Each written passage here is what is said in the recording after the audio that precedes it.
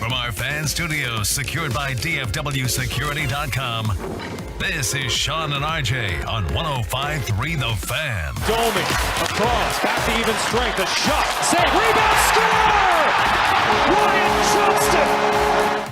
Good morning, Metroplex. That is a way to open up the Friday edition of Sean and RJ. We got Bobby Belt in Choppy's chair. RJ will be back on Monday. We got Peyton and Ryan in the back. Jane Slater will be in 30 minutes. The hero of today's show, even though she's not even here, because yesterday she was able to hook up Peyton Russell for the 100 section seats at the AAC to check out the Stars evening up the series 4-2 against the Kraken. Can you believe this guy? She hooks him up with tickets, and then the first reference of her name, he's hitting the bulging disc drop. Like, what the heck, man? Pepe, take us inside the arena. What was it like, or the build up to finding out you were getting the tickets? Were you? I had to text Peyton on the side. I forgot that Jane was hosting Total Access. They can't get another person to host Total Access that is in that city or state. Jane has to host the show on TV from her house in the Metroplex. At least yesterday she did. Ooh, I don't know why. Kind of put in my resume. Kind of put in my NFL Network resume. Go on over there. Just call me in for a guest host. But she had to host, so she was dealing with all that stuff. But she wasn't replying to Peyton and all of us saying, "Are you in? Is it happening?" Around 12, 1 o'clock, I thought it was a done deal. And Peyton's like, I still haven't heard anything, Jane. And then you're in that very precarious situation of not wanting to bother because she's doing you a favor. But you also got to know what to do because you got to drive from Rockwall and make plans with your buddy that you're also trying to bring. Yeah, I hit up my friend Adam, and I'd already told him, hey, I got tickets and stuff from Jane. We're going to the game. It's a done deal. Because I had that trust in Jane that, everything was going to be fine. Even though I didn't have the tickets already, I was like, I'm just not going to be impatient here. I'm just going to let it happen, and they'll end up in my inbox. And, man, we got till about 5:45 when I was about to leave, and still nothing. I was like, all right, I'm going to drive up there. Because I didn't want to, wait until, them show up at, 7 or something, me have to still drive in. Oh, so you drove blind. I drove blind. Ooh.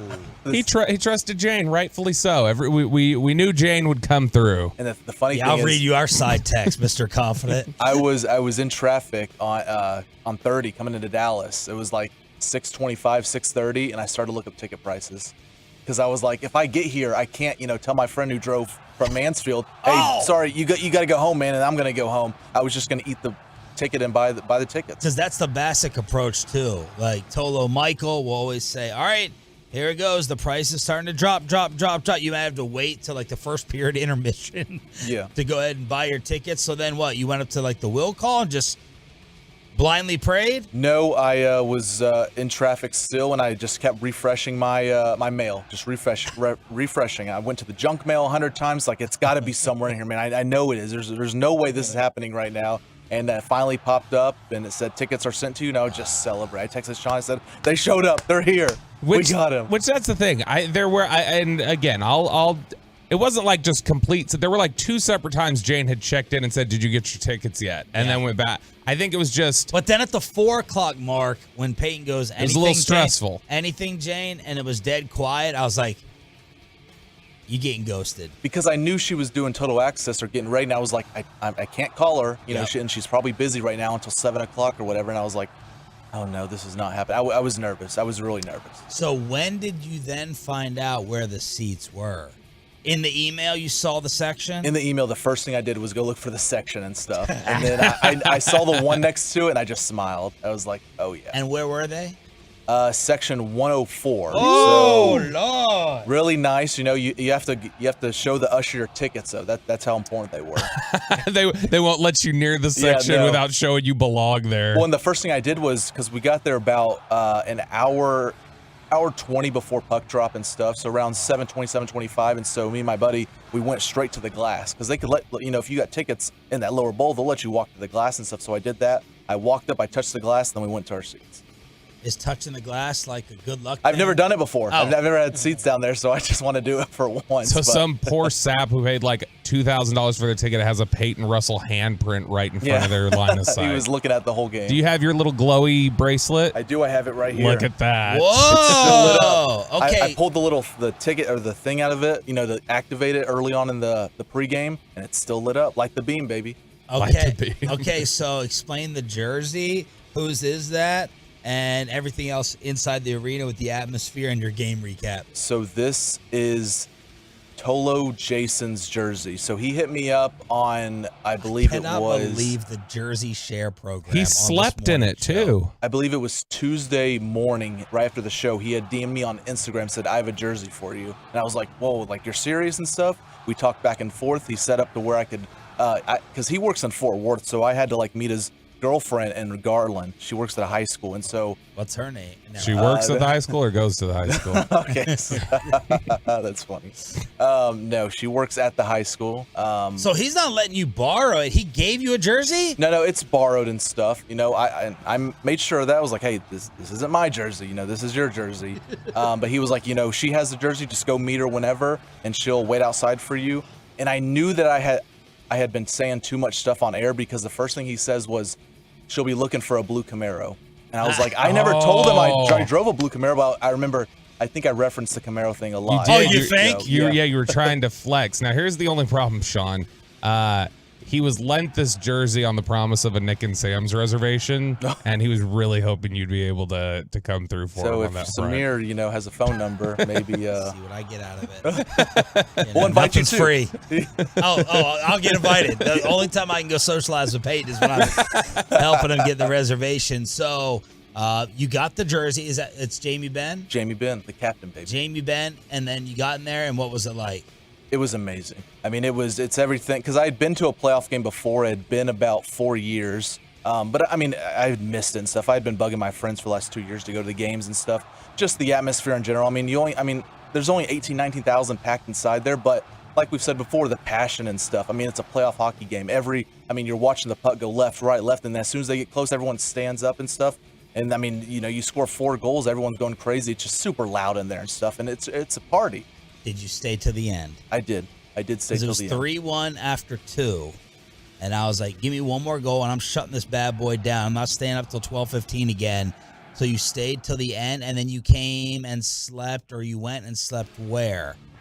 So I slept in the couch right by the elevators. Oh, for about what a the beast. 55th time in my career up here, I had slept on the couch. But thank goodness the showers were working downstairs, because, you know, I was a little sweaty in there. You know, it's cold in there, but then you had to walk outside and stuff. I was a little sweaty. It had been a long day. Yeah. And so I went and took a shower, nice cold shower, and then I was able to sleep up here. Was it a cold shower? Cooler shower. Intentionally? Yes. See, to me, that would wake you up before you want to sleep. I mean, the adrenaline stuff, I was already woken up. I mean, I had, a large Dr. Pepper at the game, so the caffeine was in me and stuff. Did you see, so no drinks?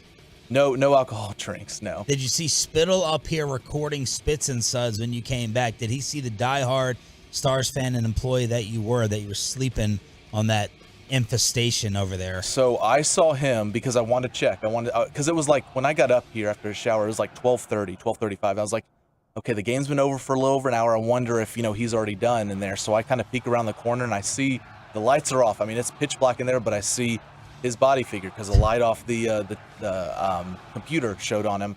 And I was like, oh, he's here. But I didn't want to go bother him, so I was like, let me just go to sleep and stuff. He might have saw me walking out the elevator because I still had my my flashlight thing right next to my pillow. Hold it up for the fan cam. Let the Tolos see it. Look at that thing. It's bright too, and it was cool because during the pregame they have like the video, on the jumbotron and stuff, and it going crazy, and like someone's controlling these lights. Like they're not just green the whole time. They'll change colors depending on the video. They change it on your. They can control it on your unless wrist? it's something synced up time wise, but that would just be crazy hard to sync up these with like the time of the video. Yeah. Because if you're a couple seconds off, it screws everything up. But I mean, the anthem was playing. They were all red, white, and blue.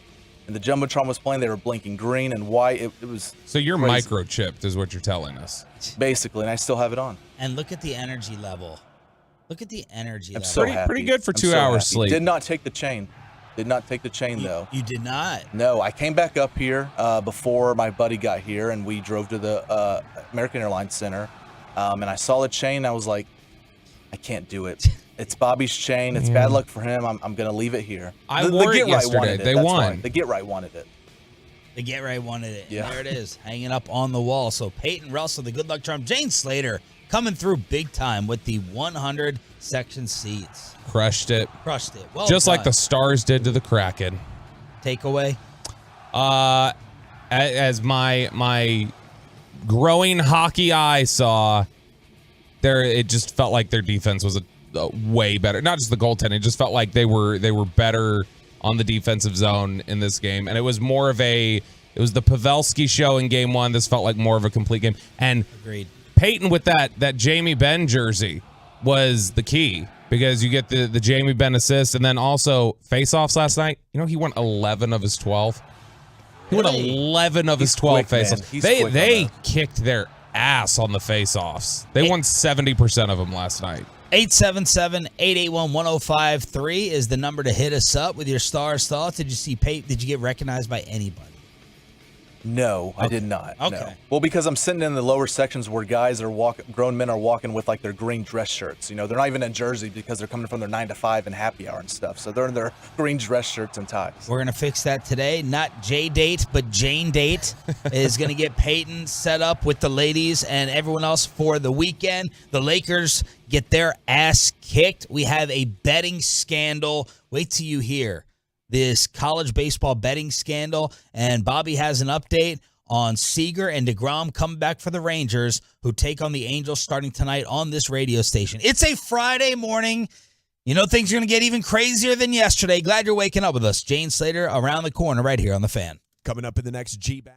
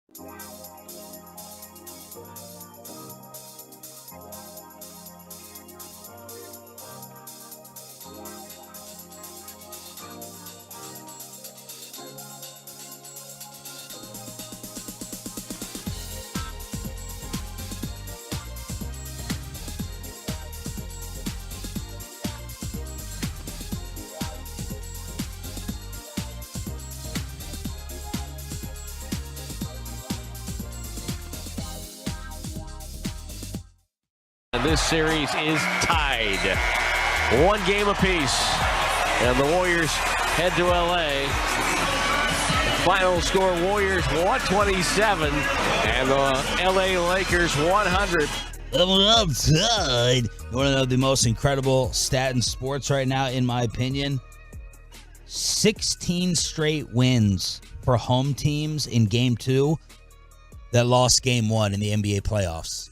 So if you're hosting and you open up and the road team gets the win, it's a guarantee. 16 straight times the home team has won game. I hate that about the NBA, where we just all knew yesterday that Golden State, they were satisfied. They did their job. They stole the home court advantage, and you knew that the Lakers were going to get beat down, and they did. The only thing that could have saved them was the impossible, a back-to-back performance from Anthony Davis, and it did not happen as Golden State kills the Lakers by 27.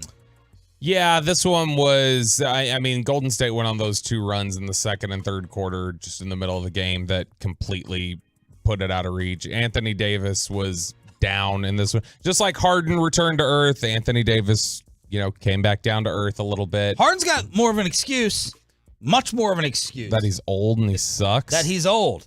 Yeah. Anthony Davis is in his prime, and the person defending him in the series gives up 3 inches at least, no matter who it is, and their best big man didn't even start because they went with a lineup adjustment and Kayvon Looney coming off the bench, and Looney was sick. Yeah, Looney was sick, so they swapped him out. It was JaMychal Green going in there. That was when it really got out of hand. I mean, it was they had, I think, a 10-point lead there in the third quarter. JaMychal Green scored 4 buckets in a row, put up 10 points. He scored 15 points in the game in 13 minutes of play, and it all came basically in that one stretch.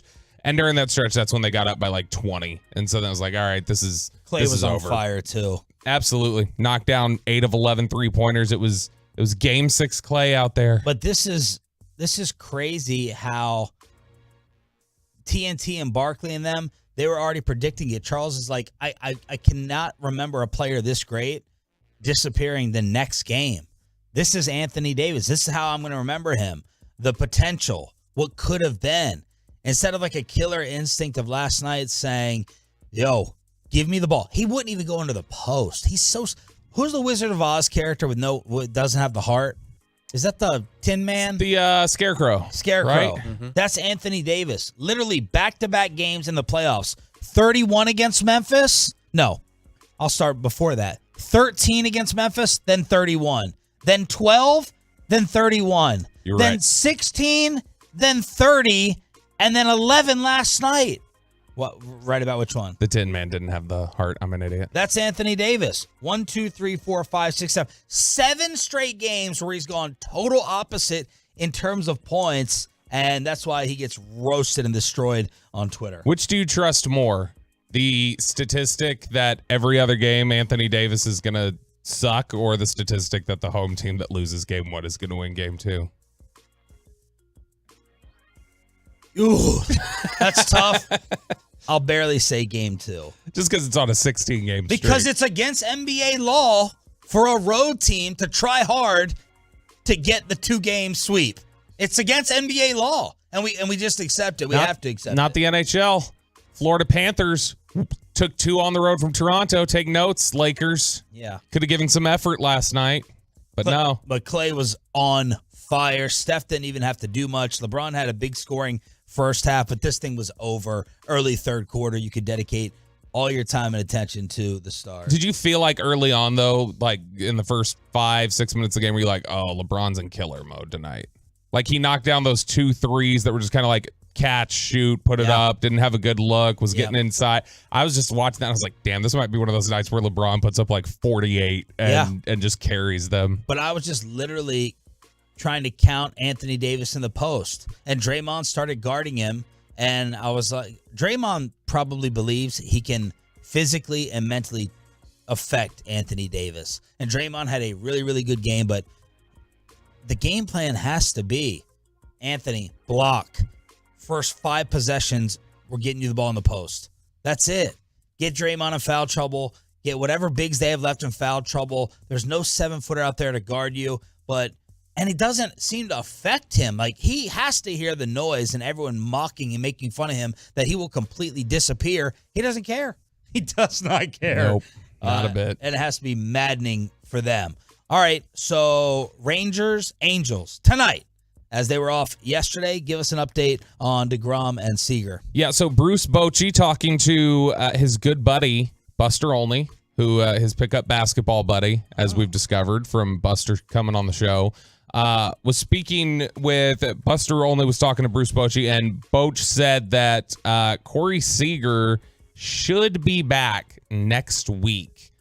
He could require a rehab assignment, but he also said Corey Seager isn't big on the idea. He doesn't want to go on a rehab stint. He just wants to come back. He's been hitting for 2 weeks now and taking grounders. DeGrom, he said he hasn't started throwing yet. He feels great.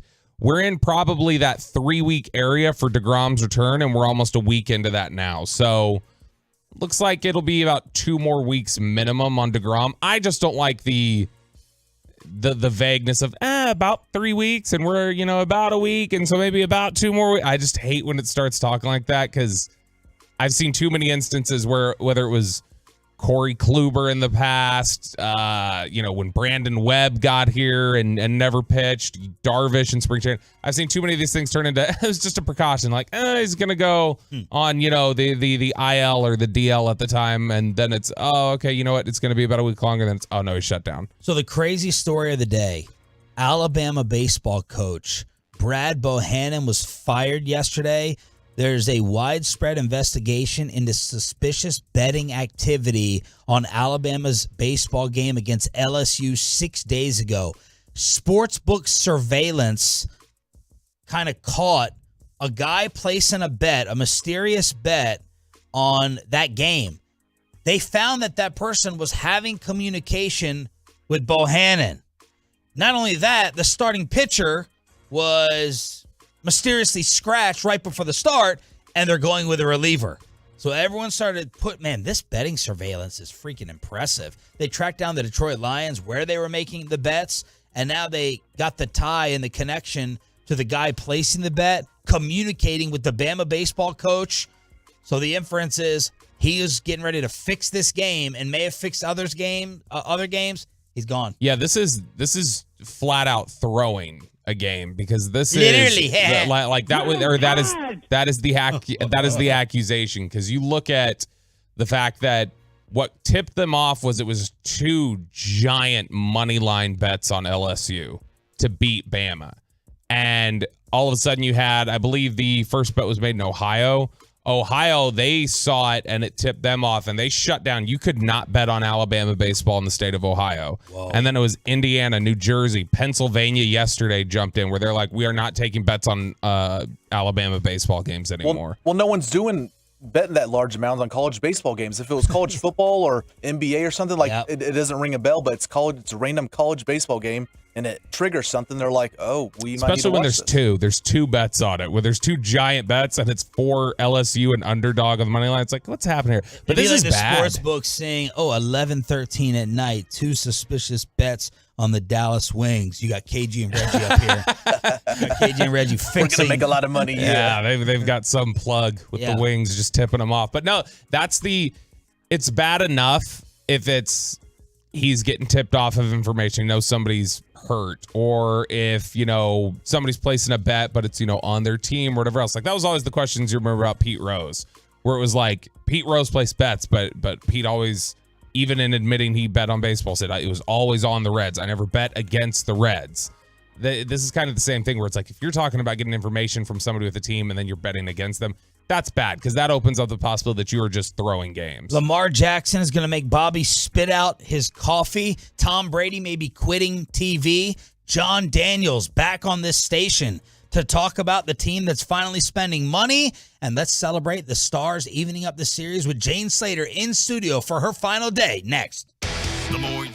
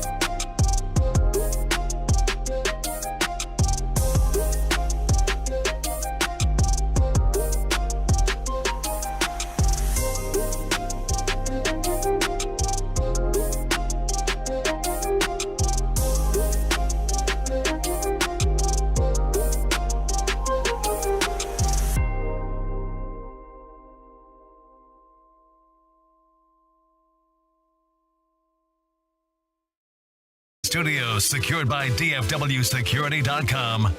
This is Sean and RJ on 105.3 The Fan. Sagan down the wall. Here's Johnston with room moving in. Fans on the shot. Got it back. Saved rebound. Score! Off the rebound. Pavelski. That was part of the call last night on TNT. The Dallas Stars have evened up the series, just like what happened against Minnesota. Sean Shreve, Bobby Bell. We got Jane Slater in studio. Peyton and Ryan in the back here on DFW Sports Station. Wyatt Johnston had the rebound in the second period. Dodonoff had the wraparound goal. His Daddy. Fourth. Good morning. Good morning. That got her. That made her sit up straight last night when she saw the tweet. Was that the Dallas Stars Twitter account? Yeah, I'd like to thank the Dallas Stars and ESPN and NHL for helping me get through the game last night since I don't have TNT. How don't you have TNT? What cable? It's Dynamite. I have Fubo, which I love, Yes. thanks to Bobby. But normally my boyfriend comes over and we just stream it, but he was at the game last night. Oh. With Okay, Peyton? so you couldn't stream it? Well, he normally just, he sends it via AirPlay. Okay. I don't know any of these terms. She can't make coffee. She's not going to be able to find a stream. I can make Keurig coffee in pods. So Daddy with the wraparound. God, you're going to get people Please worked pull up. that Daddy drop. with the wraparound. All right, she's here. She's making up for yesterday already. Seattle then scores less than 2 minutes after that, but it was 3-1. All the scoring took place. This game was decided in the second period, and the Stars ended up winning 4-2. Yeah, it was funny watching that first period. It was, it felt a little bit like, outside of Pavelski, you basically gone 4 straight periods without scoring, and it was a little bit like, man, you got 10 shots on goal. You got that power play where Robo had like 3 looks there. Who? Robo, Jason Who? Robertson. Oh. Yeah, he's missing still. Yeah, thank you. Yeah, that well, was my joke. Thank you, Peyton. Yeah, he was. I don't know what. Like I was certain all 3 of those that he took, those 3 shots or whatever. I thought all of them were in. Like I thought all of them were going in. He had a bunch of good looks there, and they were stopping everything. So there was a little bit of discouragement their goaltender from there. early on. I was like, damn. But man, that's the thing is that I think that as soon as you got that stupid delay a game penalty on the Kraken, and that gave you the first power play of the game, you had that 4-on-4 for a little bit when Ben got mixed up in that stuff. But the first power play of the game, I felt like after you got off of that power play and you had, really put some pressure on, really from that point on the rest of the night, I felt like the Stars were just in attack mode. Look at this guy, like the hockey guy all of a sudden. What'd you call me? What'd you call hippo? He called me the hockey hippo yesterday. Is that flattering? No, on this no, show, it's y'all, not. y'all would welcome it after your Lizzo takes yesterday. Good Lord. I couldn't think of another animal that had H in it, so I put hippo. Also, The hi, hawk is- Peyton. Hi, Jane. Thank you again for the I'm tickets. I'm so proud of him. Bright-eyed, bushy-tailed. I ready to know. rock. Look at the energy level. I'm so happy. You remember those days? Being in your mid-20s, it was so great. I thought I could do that forever, and it's going to catch up with you. I thought I could too. So before we get to how Peyton was there to experience it, hold up that bracelet. Let's see. Okay. Light the beam, baby. We got it. He's got the light. He's like a Taylor Swiftie for hockey. For a diehard hockey or Stars fan, explain to me how I wouldn't think that the Stars are just the better team in this series after the 2 games. You wouldn't think that, I don't think. Like it right, seems like Peyton? Seattle's gonna win and score just out of being scrappy. They're the scrappy tryhards. Explain to me why I wouldn't feel really good about the Stars winning this series right now after these 2 games. I mean, other than you're going to Seattle. I mean, really, you're playing in that environment and stuff. But I mean, the Stars, like that's the thing is like the Stars, when they played Seattle on the road during the season, they won both games they played there. They played it back to back. So like, I'm not afraid of it. I think right now the Stars are the better team. But it's the same thing that happened to the Wild. You lose game 1, you feel like you've lost the series already. You bounce back with a big time game 2 win, then you go into Minnesota. I think they probably overlooked the Kraken a little bit too when you look at the way they played. Now, granted, in the last series, the Avs didn't have a lot of their players available to them. I think to your point, the Kraken are just a very scrappy team. But as we've learned about more hockey this week from Gavin, it just takes Stars a little time to warm up. Here's Pete DeBoer after his team responded to even things up. We looked for a response. I knew we'd get one, and that's our game. I mean, we have to. We knew we didn't play our game for long enough in the first game. Still had some opportunities to win in overtime, but we wanted to make sure we put in a 60-minute effort tonight, and I thought we got that from everybody. So Stars win 4-2. It feels like Seattle's going to have to overachieve in order to beat them. Because game 1, yeah, Pavelski scored everything, but you're like, if you can just get someone else to contribute and these goalies cancel each other out, then you advance to the next round. That's my simple breakdown. Peyton, who's it looking like they could face? I mean, it's very, very early. But what are the early predicts? Of For the next round.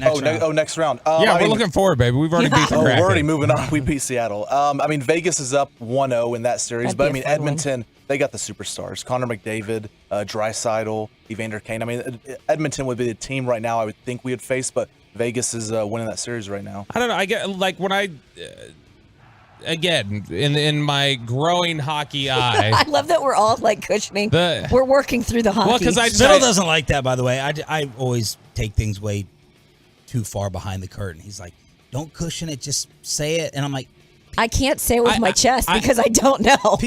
people aren't dumb. I have thoughts, and I feel more confident in my thoughts each day. But I also don't want to sound super firm on something and offend a hockey fan who like knows that's not right. So that's why I just say We're that. being respectful. I'm trying to to be. sport. I felt like in the first game, I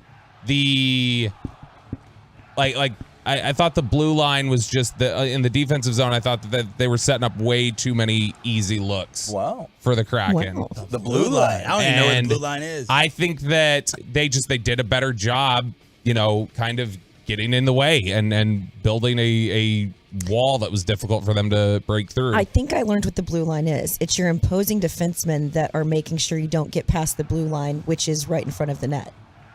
Am I right on that, Peyton? Sure.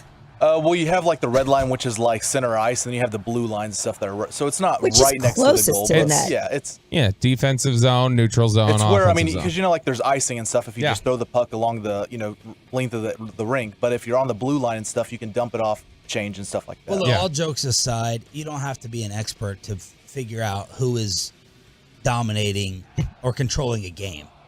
What? 945 just texts in, and a lot of people are asking for Peyton to send them the drop of Jane saying "Daddy." I'm gonna sell it $10. Only audio. Sagan with his 5th goal of the postseason to put him up 4-1. So let's go ahead and give you props for getting Peyton in the building yesterday. How are you able to pull this off? And in the 100s, not in the Bassick Pours. Listen, I wanted to cushion it because I don't know where the seats are going to be, and I didn't want him having the expectation if Slater's going to put me on the glass. But my girl Scoggins, who works for Tony Faye PR, like I said, we've been working. Tony Faye PR is like an MVP for this station. Oh, they get all the events in town. When I had to go get my tires changed last week, somebody Tony Faye PR did it? No, Tony Faye's college friend heard my voice and was like, "I know who you are." He's like, "I listen to y'all's morning show every day." He's like, "Tony Faye's one of my good buddies." He's like, "I heard y'all talking about him this morning." So Tony Faye has my old boss at outreach. CBS 11 left TV to go work for him. That's how. I mean, they're just gobbling everything up. So, anyways. Scoggins is amazing, and we have a great relationship with the Stars and Brad Alberts, and they are the ones that were your fairy godmother yesterday. They were unbelievable tickets, Shane. Thank you so much. I love that Best for you. experience of my life at a Stars game. You get to a point where, and I hate to say this, but you almost become a hook-a-po in the sense that that like I'm a little bit of a ticket snob. That definition means different things at different points in somebody's life. But when people are like, "Hey, do you want to go to this?" I'm like, "Well, where are the tickets?" Because you kind of get spoiled with the access with our job, and so I kind of lose the love of the game. So that's why I snubbed Derek Holland at the Mavs game. I went with Samir, my boy, and you're sitting under the basket in that Patron Club, and Derek's like, meet me in this regular common bar for a shot. And I was like, no, you've changed, Sean. I wanted to one-up Derek for one time in my life. I love that for you. That's it. He wanted bitter about it. He wanted to flex on the athlete. But isn't it so much cooler to see the excitement through somebody else's eyes? Yes. Like I prefer. It's like when you get older and you don't care about getting gifts anymore. You want to give the gifts. Correct. Yeah. So there you go, Peyton. You are our 6-year-old. And I loved following your Twitter last night. You kept me. That alone you helped me with show prep. So it was actually selfish of me to make sure that you went. Yeah. Awesome. No, it was great. Really I love that for you. Fantastic. Nice job. So are you actually going to go to Seattle for the next game? No, because it's a Sunday night game. I don't have Monday off, unfortunately. That's why. So, I do. I'll be going. Because I was seriously considering gifting you some Southwest Airlines points. Seriously. I was like, let's get him there. Now Peyton's like, Alec, can you cover Joey? By the way, I can always tell when it's been the station wouldn't pay for you to go to San Antonio and you want to go to Seattle. I feel like it's short. It's always a short rest night or a short rest morning whenever Peyton comes in here wearing the glasses. Whenever Peyton's got the glasses on, hurt a little I bit. feel like that's just like, I don't have time for this today. But now he's got Spittle's dank coffee that I can already smell. It does smell good. Down the hall, but he came and slept up here. So the energy level is good. He's got the jersey on. He's got the bling, the bracelet. Got 2 hours of sleep, baby. We're ready. I respect that. I had an intern. He's my favorite super intern, Garrett Padell. He worked with me at the NFL Network. He worked at CBS 11, and now he works for CBS Sports. But we went out drinking once at NFL with all the reporters. And I said, you can hang with us, but you better send me a picture of you sitting in your desk at 8 o'clock in the morning. People that I work with play hurt because I did. This kid was in his desk at 7:55, took a picture, and that's why I always ride for Garrett. So, Peyton, I now ride for you. Do you see how mother hen she gets like with all of these younger media folks that she likes to bring up? She does feel like feel like media mom. That's good. Yes. All right. Unfortunately, some depressing news. It's nice of Luka Doncic, but this story is a very, very sad one. Just to tie up the loose ends for Metroplex Sports, Luka is going to cover the funeral costs for this incident that took place, which he has very close ties to. Yeah, there was a mass shooting in, where is it? It is Belgrade. elementary school, and 8 children and a security guard were killed.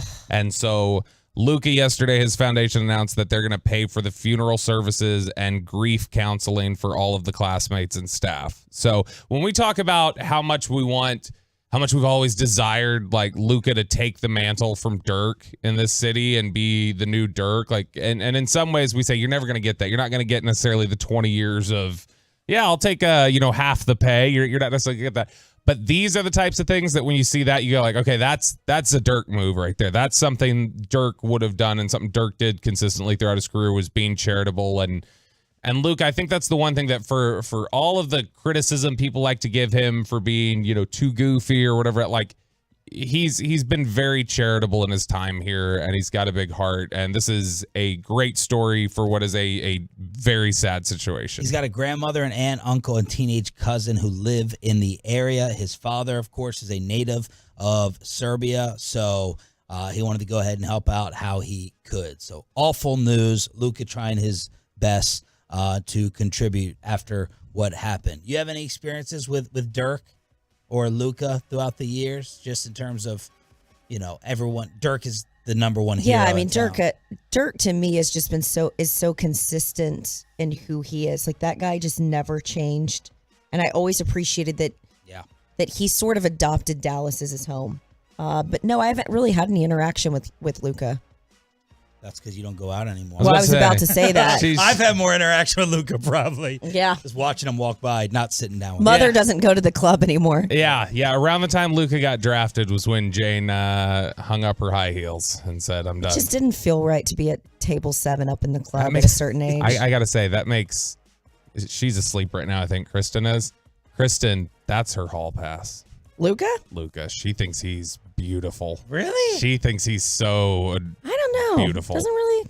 And it upsets her too, because he's not a daddy. She's like, I feel He's like not a daddy. she's like, I feel like I'm robbing the cradle, like just even by thinking not he's doing cute, anything. but just by thinking he's like She's attractive. got a lot of hall passes. Dustin Lynch was her other one. Well, that one was just a little more real and like. Who's Dustin Lynch? He's a country singer. Okay. Yeah, and Jane got us backstage to meet him, and she was very nervous, and afterwards was like, I should have had a couple drinks before I came. I was like, you should not have. No. What is more likely? Next thing you know, Kristen's trading it all. Lamar may cause a morning show fight after he set his goal yesterday. Jessica Alba responds to the New York Jets, and Tom Brady may be quitting TV already. Plus, why is this guy calling out CeeDee Lamb? Cowboys Eagles with another layer of hate. This guy's just fighting everybody on Twitter these days. Next on The Fan, but don't.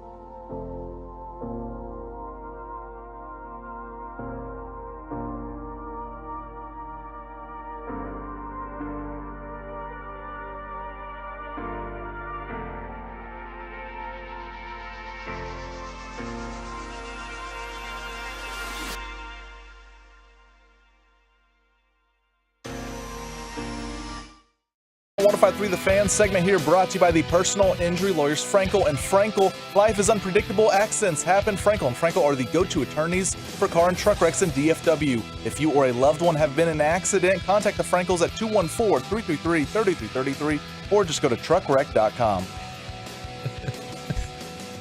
The fan cam just got a nice show. Yeah, nice show on the return for break there as Jane Get the daddy drop. Everybody wants the daddy drop. Let's get everyone in their feelings for the weekend. And well, did you watch Saturday Night Live, Skip? Like, I'm a huge Mandalorian fan, and Pedro Pascal. Take the music out, Peyton. He's also in The Last of Us. But he came on there and he's dancing with the fungi guy. And it's the Lizzo Big Energy. It's like, hey, daddy. And it's like, last night when I saw the daddy wraparound, it was like, I just kept going. I was like ready to go to bed. I was tired, but I was like, hey, daddy. It's stuck in my, you get like a song. Or it's stuck in a lot of people's heads now. Yeah. Like, hey, daddy. Twitch numbers, YouTube numbers, record set for the week. And then she follows it up with that patented Are you snort. so ready to get rid of me? Like, who would you rather have, RJ or me at this point? It's a tough one. I get it. I'll explain at 9:20. I have some thoughts to wrap up this week. Okay, let's see if we can. To be clear, Chop's job is very safe. Yeah, you had a good phrase for RJ yesterday. Not when on you the texted chop him. block. Yeah, she said you're not on the chop block. That's You're not. good. And he said good because I need to come back to this place to vacation. So he must be loving vacation. No, he's got to pay the bills from that vacation. Yeah, El Choppy out there in Mexico. No, I'm just laughing at how hard he was laughing. Exactly. All right. Yesterday, the press conference. It's a Friday, y'all. It's a Friday. Lamar Jackson sat down after the deal was finally done and made Bobby Belt spit out his drink. Well, actually, let's start off with the negotiation. Cut 14. And then we'll get to his goal that Bobby is going to absolutely mock. Lamar, why did this finally happen? I absolutely wanted to get it done because I was just tired of going back and forth about it. We've been doing it for years, but it was like, the time had come and, the numbers were right and we was all satisfied. I thought, we would get the process done. I didn't have a doubt in my mind, because like they said, they love me. I love being here. I love my teammates and I love the fan base. I really love the fan base and my teammates, so I didn't have a doubt really. All right, so the agents, someone released all the numbers yesterday. Florio said it gives him the highest 3-year cash flow of any player in league history, $93 million more than Patrick Mahomes received. Which is, you remember we talked about that recently when you talk about how, regardless of what numbers get quoted, agents, teams, players generally view 3-year cash flow, the cash in the first 3 years of a deal, as how rich the contract is. And that's why people lose their minds over these contracts. And I'm always like, look at what the guaranteed money is. Because the guaranteed money is the money that you should, I guess, be concerned about. But they typically don't see the total value of the contract that's reported. It's just agents and players love to say it's like a competition. We got him the highest contract as a defensive tackle, the highest contract as a quarterback, the highest APY. Are you totally versed? Because it still makes my head spin. I need Bobby and Choppy with all the numbers and the post-June 1, pre-June 1, and the cap and the dead money and all that crap. It's gotten very complicated over the years, but yeah, I think it was like year 5 I started figuring it out. Yeah, it's a beating. You said you were better in math or verbal? Verbal, yeah. Although there's been points this week, we could debate that. He set league highs in signing bonus, most money in the first 3 years. Also received a no franchise tag and no trade clauses. Spell clause. CLAUSE. Oh, good. I can spell. Good. I can't spell hockey players' names, but I can spell Hock and Paw. Yama. And then Lamar gave Peyton's his. not mine. Go ahead. Why not? Goal for Lamar this year. Man, I want to throw for like 6,000 yards with the weapons we have. And I'm not a individual award type of guy or a stat watcher. I just want to do that, because no one ever done it. And I feel like we have the weapons to do it. So this launched Bobby into math mode. Go. All right. Oh, God, he gets so excited. Legitimate, non-trolly question. Because he's anti-Lamar. I just don't. I think Lamar's a weapon. I think Lamar's a middle of the pack quarterback. I think the only knock on Lamar is his availability the last 2 years, right? And throwing. People have a throwing knock. Let's. Would you rather have Lamar or Dak the next 3 years? Oh my gosh. I mean, Dak, honestly. Okay. There we go. 6,000 yards, assuming he plays all 17 games, doesn't miss a single game. 6,000. 6,000 yards would be 353 passing yards per game. I think he's being a little hyperbolic. He's just saying, I want to throw for 6,000. But still, the fact that he said it, and he said, honestly, that's what I want to do with these weapons. Assuming he plays all 17 games, that would be 353 yards per game. He's thrown for at least 353 passing yards one time in 61 career starts. In fact, I think he's thrown for 300 yards like 3 times in his whole career. So I think as much as you find it unlikely, All right, Tolos, this is for you, 877-881-1053. And Jane, you'll be able to answer this. Non-trolling question. I genuinely believe there is a better shot. I shoot 80 my first time on the golf course than Lamar throws for 6,000 yards in a season. I would lean towards Lamar. I think there's a better chance. I wouldn't lean towards Lamar. I know. No, Lamar. there's 353 yards one time. He has to average that. Bobby, his first time shooting. Both are fiction. Both are fiction. But if you had to pick one more likely to happen, it's Lamar. Yeah, one's fiction like He 11, can't shoot 80 11 his first 22, time out. 63. You play golf. Like, are we playing a scramble? Are you talking about 80 in the first 9? No, I'm talking about 80 on the course. 80 on the course. Not a chance. Front and back, baby. It's more likely that Lamar does. Yeah, I no, agree. it isn't. And it's not even a hesitation in terms of having to pick one. Peyton, both back are me up on impossible. this. Back me I up. don't know many Bobby's right, people. guys. Yes. Oh my gosh. He's looking at his bracelet. I just saw him in the fan cam. Like the beam, baby. Whenever, so I've Stop never saying shot. like the I've beam. never shot 80, and that's not saying anything. I'm like, I am literally like, I can go out there and hold my own, but I'm not breaking any course records, Right. and I'm not ever going to be the best player in the group. And look, that's not but one, I don't know many guys that go out there and consistently hit 80. But just because everybody else sucks doesn't mean we all have to. not one Tolo will say it's more likely that you could shoot at 80. Dude, it is. Like whatever. If you want to say they're both fiction, whatever, that's fine. But mine is much more attainable than a guy who's thrown for 353 pass yards one time in 61 games, doing it. You've over never played. I 17 don't in a even row. know that you can make contact with the ball. I miss it a lot. Where's the? I'll show you during the break. The putting green. I'll show you during the break. We all need to do a I'm putting. talking driving a ball. Anyone can play putt golf. Oh, I know. If you I miss just- in putt. If you miss one, I would just. putting it. I'm gonna go. I will go out there. I will play with a 5-iron. That's all I'll use. I'll drive with it. I'll chip with it. I'll putt with it. And right. I would shoot 80 before Lamar would throw for 6,000. He says this was a non-trolley question. This is not. I dead serious. I think I could. This is no joke right now. This whole segment is trolling. Even if what is it? It's 6:30. I will acknowledge one time and one time only. Of course, it's a troll job that I say I could shoot 80, but it's even in a troll job. It is more likely I would do that than Lamar throws for 6,000 yards. We'll ask Bassick. All right, so Aaron Rodgers has blown up the New York nightlife scene. He's at all the sporting events, and he went. Someone said yes. Last couple fan texts are coming in saying I actually do think it'd be more likely to be Bobby. And Jessica Alba has been training for 2 freaking days because she was at the Knicks game, and Aaron Rodgers took young Sauce Gardner there, and he had no idea. Aaron's like, "You're about to meet Jessica Alba," and he's like, "Who?" Sauce was asked about it by the media. When we were getting seated, he was just picking on me a little bit for being young. You know, like we was getting seated, and he was like, "Oh, we're about to sit by what's her name? We're about to sit by Jessica Alba," and I'm just like, "Oh, you know what I mean?" I'm like, "Yeah, I don't know who that is," and he just looked at me. He looked at me like I'm crazy. You know what I mean? So yeah, it was just great, just being able to sit over there, and I got to meet her and one of her friends who was from Detroit, actually. You know, it was great vibes. But that whole night, he'd just keep asking me out of nowhere. He's like, "Do you know who that person is?" And I'm like, "Bro, that's Amari Stoudemire. I know who that is." Like, now you just picking on me at this point. Did you see Jessica Alba's tweet? Yeah.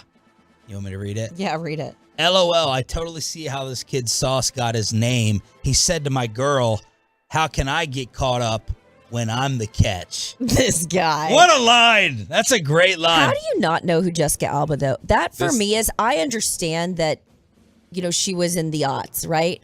But that's like asking a kid in the 80s and 90s, do you know who Farrah Fawcett is, in my opinion? Can you name some Jessica Alba movies? Because Into the Blue was iconic. The blue bikini? Into the Blue, Sin City, Honey. Spy Fantastic Kids 4. Four. Yeah, Fantastic But there's Four. a game we play. Two things. Number one, us knowing Farrah Fawcett from back in the day, we didn't have all these Instagram models, right? We're not flooded with all these girls. That's what's sad. We care more about a girl that undresses on social media than the girl that actually acts and has a talent. Yeah. Or dances. Daddy. But there's also a game we play called How Young is Peyton Russell, and that's what I was thinking of with Sauce here. Oh yeah, but I think he knows. You know Jessica Alba. Yeah, I know. Yeah, he knows Jessica. See, this is You know Jennifer Love Hewitt?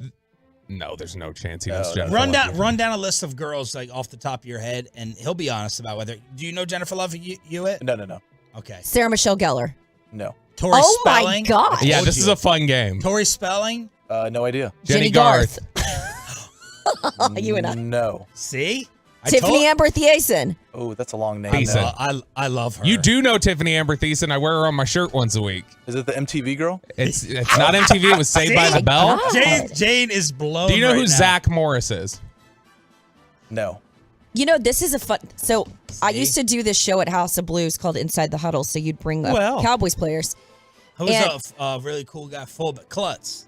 Yeah, Tyler Klutz did the show for a while, and they would have performers there during the week at House of Blues, and I had one. I forgot who the player was, but Hanson was performing. You know who Hanson is, right? Bop? Yes. This kid had no clue who Hanson was. They were. Do you know who Hanson is, Peyton? I don't think so. They were a one-hit wonder. Yeah, he didn't know. Okay, he didn't know NSYNC. He didn't know who Freddie Mercury was. He didn't know who Kurt Cobain and Nirvana were. I just feel like I've always been. thing. Here's, I think, the difference too. Both my parents worked a ton growing up, so they you were call always Peyton's like. parents unemployed. No, but my point was they they are. would always say like, "Here's the TV." So I grew up on HBO. I grew up on MTV. I grew up on TV. Like I watched every '80s flick. So I think I've always had a very large pop culture. Yeah.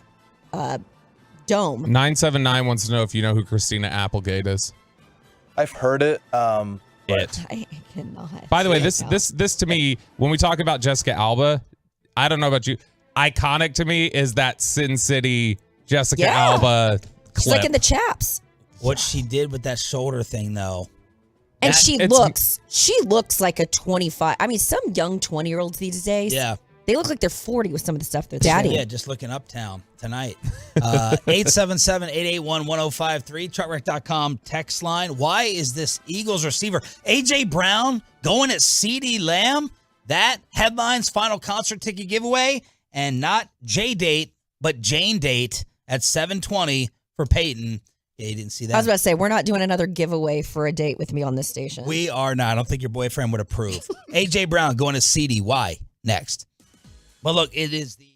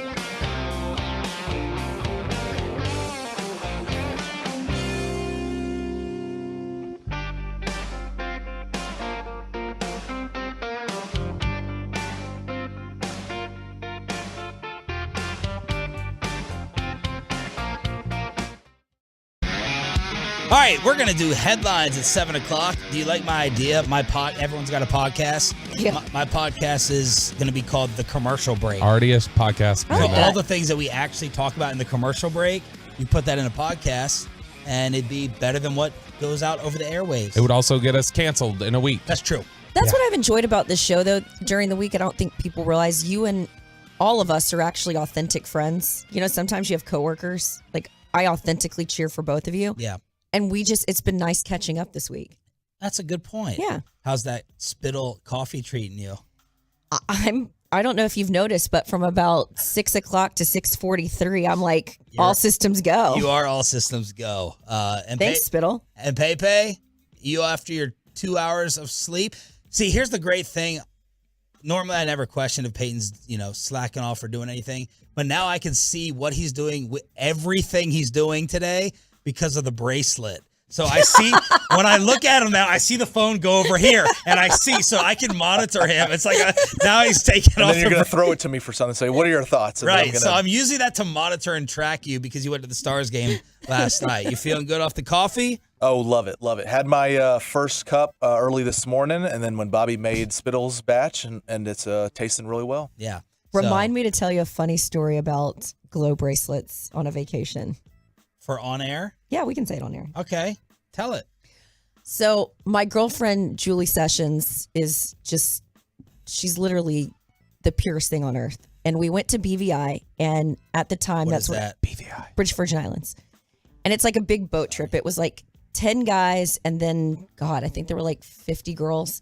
My bosses didn't love it. What a ratio for those guys. Right. My bosses didn't love it at first because they're like, what sort of optics are you putting out there on your Instagram? So good, wholesome fun. But you know me, I like to go out and have a little bit of fun. Well, Julie likes to take her glasses off, put her contacts in at night. Her mom even told us, Julie Sessions, you be careful on that boat because Jesus walks on water and he'll walk right up on there.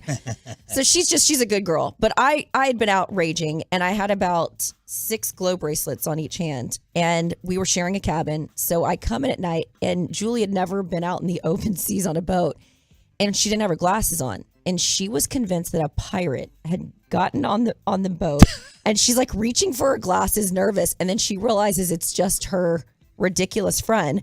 So she pulls me, grabs me, puts me back onto my bed, and covers my glow stick bracelet hands with 5 pillows. Because I was just, it was like she was gonna get Was this the period when pirates were overtaking ships? They were jumping people. In sweet Julie's mind, that's what she thought. My Lord, how innocent! How nice it would be, Bobby, to be that innocent and sweet. All right, what is going on with A.J. Brown and this CeeDee Lamb story from yesterday? Yeah, this is interesting because I think AJ and CD share the same agent. Oh. I believe Tory Dandy is both of their agent. But AJ Brown yesterday saw PFF had tweeted out, choose your wide receiver 1, AJ Brown or CeeDee Lamb, and they have pictures of both in there.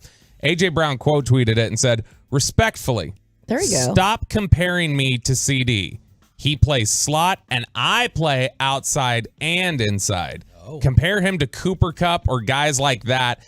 It's not the same. CeeDee Lamb went on his Instagram and posted the tweet, the quote from old AJ Brown, and said, I can play both, ... And then he goes, but facts, y'all can keep the comparisons. So I think CeeDee was trying to say, all right, yeah, sure. But he did take umbrage with the I play outside and inside. Well, I do too. I mean, getting compared to compare him to Cooper Kupp, I don't think that's a diss necessarily. Cooper Kupp's better than all of them. Right. I don't think it's a diss in that sense, but to say the what is the diss there, what's disrespectful is to say he's a slot, I can do both. Yeah. He can't do what I do. He's got a specialization, basically, is what he said. Last year, CD played 594 snaps in the slot, 523 outside. He literally split his time between both. He did both. My buddy and I have a running joke that you can say respectfully at the front of everything, and it's sort of like a bless your heart. What was it you pointed out yesterday? No was offense. the no offense. Yeah, no offense. Hey, no offense. Respectfully. I'm going to try respectfully from now on because no offense has been exposed. You know what's the equal to that? That's what you say on the front end, respectfully, or no offense. The thing on the back end you say that's passive aggressive and meant to just wipe away the rude S you just said is, I'm just saying. Like blah blah blah blah blah. I'm just saying. Yeah. Okay, is Tom Brady about to quit television Tom Brady? already? Andrew Marchand, the best media insider there is, New York Post, says it was 51-49. Tom was going to do television, and now it's 49-51 because he's an all-in guy. And I agree with that. He would want to be. You agree with what? I think he's an all-in guy, and I don't think he was ever going to be all in on the booth. Really? Yeah. So you were questioning it from the beginning, and do you think he's not going to go through with it? Nope. Do you, working with Kurt Warner and Michael Irvin and all the rest of these guys, do you think you have a really good feel for who's going to work in the booth, whether it's a Romo, whether it's a someone else, whether it's going to be a Jason Witten, or you have to hear them like the rest of us first? Yeah, I think I've got a good feel for it because I think some people actually underestimate how much work goes into it because they're not used to having producers say, okay, what tape are we pulling up? Or what video do you want shown? Or give me a couple of bullet points because they have to create the graphics package. And it's training your brain to do something else. And if you think about it, this is the one thing I got into this when I was at Longhorn Network with a couple of the guys like Vince Young and Ricky Williams. We were on the car one day and I said, some of you guys just don't get this because your whole life and Ricky agreed with me, this is why I love Ricky. Ricky's such a deep thinker. Going back to Pop Warner, they've had someone making their juice boxes, their sandwiches. When they got older, it was someone was doing their laundry. They're always had somebody doing stuff for them. And so then when we get into TV, the demands of some of these guys are they'd show up and they'd be like, here's my wrinkled shirt, like go steam clean. I don't come from that school. And so sometimes I'd be like, you guys have to be a good teammate to these people. Or like I've worked with a couple of guys, I won't say their names, but they would show up to a production meeting like 30 minutes late. And I've got literally like heads in my network looking at their watches. What are we doing? And so it's a different grind, particularly when you're having to get up at, like, for instance, if you're doing shows on the West Coast, like the studio show, I think Sean Payton even realized this a little bit. Jason Witten realized all of this a little bit. It's just a different type of grind and you have to love it. And a lot of these guys love football. I don't know if a lot of them love the TV thing. We don't say Sean Payton's name on this morning show anymore. Why? After he gave me the Heisman at Super Bowl as we tried to go up and talk to him. He literally went. You should have had a bong in your hand. 10 for 375 that Brady could walk away from. It's a lot of money. He's got plenty of money. Yeah, he doesn't need it. How do you think Tom would be on the air? I think he'd be dynamic. And I think we've seen his personality come through a lot more in social media. And you've seen how he is with Jim Gray on the podcast. But I do sometimes wonder, I think Troy Aikman is elite. And I think there are a lot of people who disagree with me. But I think you see that kind of that attitude of Tom's would come through a little bit the same way that Troy's does. And I think for some people it's a little jarring because you look at Tom as like this beautiful poster boy. I'm pimping some of my products that I've got these days, but I think there's an intensity to his game. And I think a lot of people don't like that about Aikman, but I love it. I love the authenticity. I love the competitor, and I love that it comes through when he's calling games. He's one of my absolute favorites, and I hated when he was no longer on the Fox package covering Cowboys on Sundays and doing more of the Monday Night Football. What do you think of the recent Romo criticism? Yeah. What do you think? Uh-oh, Bobby, that sounded a little... I think some of it's a little unwarranted because, again, look, this stuff is hard. But I do think some people... I wondered why that stuff got leaked about. We came down to Dallas. That's embarrassing. That happened to me at Longhorn Network. We had a consultant come down my final year that said, we don't know if you know football that well. And the guy said, I remember listening to you on the fan. I knew that you knew your stuff, so I was a little shocked. My response was, I'm never going to have somebody walk in a room ever again and tell me we question your knowledge. So I used it as motivation. Some people, they don't like that. Yeah. But I felt for him because it was kind of an embarrassing story that was out. True or not. Which one are you talking about? The work ethic? Well, they said that the CBS bosses came here to Dallas and had a conversation with them. Intervention. Right. Yeah. I thought that was a pretty embarrassing story and kind of crummy. Definitely embarrassing. Stolen jerseys at the NFL draft? This is great. Dan, you'll love this. Did you see this story? These two USC journalism students were covering the NFL draft for the student newspaper or something like that. And they went to Kansas City to cover the draft. And at 1:20 in the morning on Friday, These two students were seen on surveillance entering an area they were not credentialed for. AT&T Stadium ushers would have made sure they didn't get in there. They are hardcore there. They are. They prevent you from going places that you're even allowed to there. By the way, real quick, I found out why they're probably doing that. Because Tennessee was intense. They get graded and awarded every year because people come through and check it. So they hang their hat on getting the award. Tennessee is really intense. Oh, well. I thought you were going to say Dalrymple was back. Anyway, Kansas City Police Department said that they were seen holding a bag in the talent waiting room. They then left 5 minutes later with the bag looking fuller. And all of a sudden, there were 3 draft jerseys missing. 49ers, Cowboys, and Vikings. Just the number 1 jerseys with no name on the back. And these guys had taken them. They had stolen them. They recovered the Cowboys and the 49ers jersey. They were not able to recover the Vikings. So these guys have been fined. They took $1,000 worth of stuff. So they're under arrest, and they've probably ruined their media careers forever by just trying to swipe a couple jerseys. I mean, there are journalism Just ethics. borrow one like these guys, like Peyton. Yeah. That's call unfortunate, me. though, Call the because Tolos. have they always done that? What? The one jersey. I don't know why this is the 1 year for whatever reason that stood out to me. They were doing. Maybe it's because they had a better light show this year. The number 1 jersey Yeah. or whatever. Typically, don't they always have everybody's name on the back? They've got jerseys prepped for, I think, a number of different guys. And then how about Peter Skoronski, I loved this story. the number 1 lineman in the draft to many, saying that Falcons coach Arthur Smith, your Falcons, Jane They're not my Slater, Falcons. Arthur Smith told him that he was boring. You're really boring me. Your answers are so boring. And Skoronski's saying, I'm giving all the generic answers back like everyone in sports. The whole meeting, he kept looking at his computer. I was kind of laughing. Skoronski ends up going to the Titans. Part of me wonders, knowing NFL people, if he was doing that as just a psychological Why thing. do they? Let me see what he's... See how you respond? This is where you're going to get me to go off. What they did to Dez during was so awful. Why do people do this? Have you guys ever had an interview where they try to No. I did. Mine was at KUSA in Denver once, and I'll never forget. This guy's he had a trick question that he was so proud of. And my ex-husband was in the business, and he worked at KUSA, so he kind of tipped me off to it. Well, you know me, I'm kind of a little smart aleck. The guy goes, why wouldn't you want to work at KUSA? And at the time, KUSA was... Why wouldn't you? KUSA at the time had won all these awards. It was the sports market you wanted to go. It was elite for a sports reporter. And he's like, why wouldn't you want to work here? And I returned I said, well, I'm a good reporter. I knew this was going to be one of your questions. He did not like it. Needless to say, did not get a call back. But it's they get off on this, making you uncomfortable. This is why the combine frustrates people. Because how are some of these drills applicable to what these guys do in real life? The medicals and the comps, that makes sense. But some of the drills and then some of the questioning, I think, delegitimizes the purpose of that. So that made me frustrated for him. Good story. Jane Slater, 90 minutes in, off the, what's this blend called? Belgarian. It's Colombian. Stick tap blend. Stick tap The blend. stick tap. Woo! I'm fired up. Good segue, Pepe.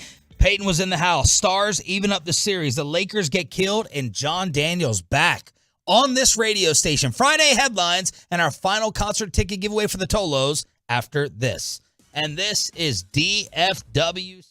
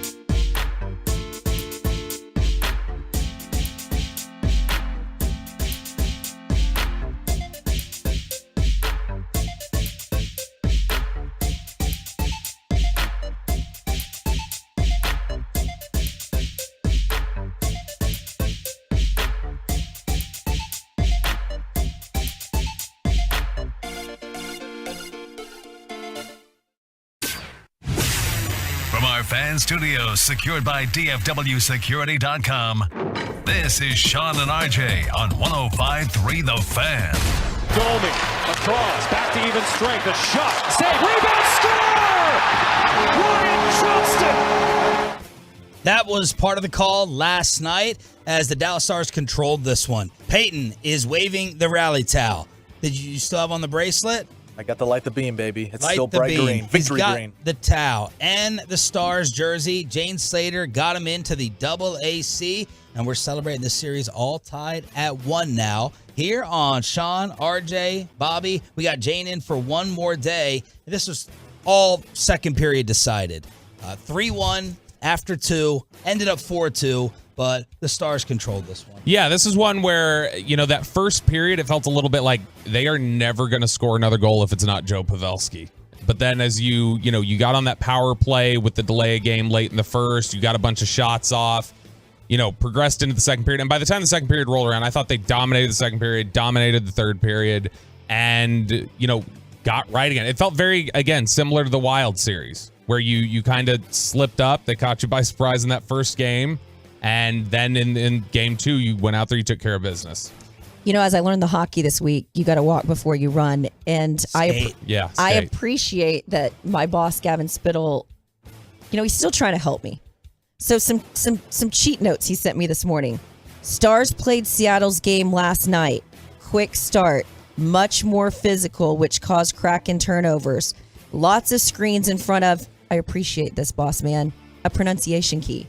Grubauer. Yes. 4 Seattle penalties, but didn't take many. Also, quick plug, Extra Fresh Spits and Studs is up when he talks Stars. Spits and Studs. Spits and It's Studs. actually really good. Ooh. I told you that all throughout this week, Gavin's excitement for it, Peyton's excitement for it, it's gotten me into the hockey. Did you hear Gavin says he's going to change the name of Spits and Suds?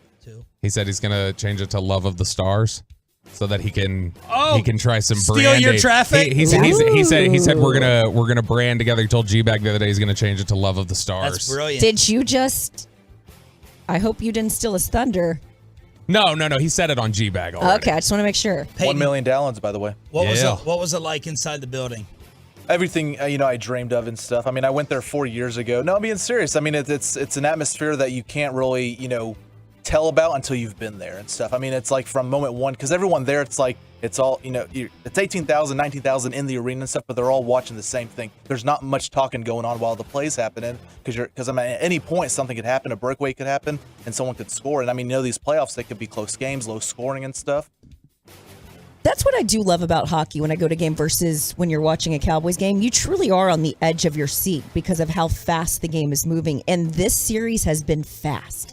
Was it harder to get a feel for the game, what was happening there, watching it versus TV?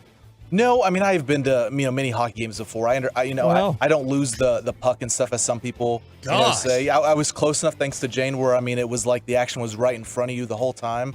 And then I knew when to stand up and sit down because you sit in an area right there in the lower bowl where it's like as soon as something happens, everyone in front of you stands up. You have to follow suit. When I go to game, I'm like, so do I clap here? Oh, when I went to game 1, there was like a couple points where I was like, oh, at a shot, and like the whole crowd didn't with me. I was like, oh, I guess that shot was not nearly as close as I thought it was. It's hard for me to see through the first 2 games how Dallas is just not the better team. Game 1, no one else helped out, and it's like, and I should have had the guts to say yesterday, like the Stars are they're gonna roll because someone else besides Pavelski is going to score, and Seattle just feels like this scrappy collection of non-stars who need that perfect team effort to beat you. I think the Hawks said it the other day where it's like, I think that the speed with which Seattle seems to play with just almost kind of caught them off guard in game 1. It looked like they were caught off guard by just how quickly Seattle moves, but they looked better prepared for it last night. I think you got better games from Hakanpää, Dodonov. Like I think they all played better than they did. Come on, leave him alone. He's on trying. the milk carton, man. He's trying his best. It's been 8 games now? Yeah. Where has he been? Last night at the same time, Jane was checking this out since apparently she doesn't have regular cable package. Stars were playing. they were trying to play. The Lakers get crushed. Down to 3 seconds, 2 seconds, and this series is tied. 1 game apiece. And the Warriors head to L.A. The final score, Warriors 127 and the L.A. Lakers 100. I couldn't get over how many stars actually traveled to Golden State for this one. I mean, it was a jam-packed crowd. Zendaya was there. I thought it was Zendaya. Whatever. Is that the soccer player? No, that's the Euphoria girl. She's in Dune, Euphoria. She's, she just actually performed at Coachella. We hadn't heard from her ears. That was the viral meme last night, is they said that Klay Thompson went ahead and turned into Game 6 Klay as soon as he saw Zendaya was there. Normally that's Jordan Poole, who sees a girl in the crowd and goes, he can't well, see you know after it was Draymond bad for hit the him. Lakers when they put Tristan Thompson in. That's pretty bad. I was actively cheering against him, and it worked last night. They've got it up here. We're looking at it right here on ESPN right now. Well, it just changed over. But between the second and third quarter, Warriors outscored them 84-47. They got rocked in the middle quarters last night. Klay was on fire, and the 10-man, Anthony Davis, does not show up. 30 and 23 in game 1, 11 and 7 in game 2, with Kevon Looney not even starting because he was sick. Anthony Davis doing what he does. 7 straight games. You can't make it up. Back and forth, back and forth. It alternates. Good, bad, good, bad, good, bad, good, bad. It's crazy. It's like clockwork. He might be the most frustrating superstar of all time. Star. He's not more than Kawhi?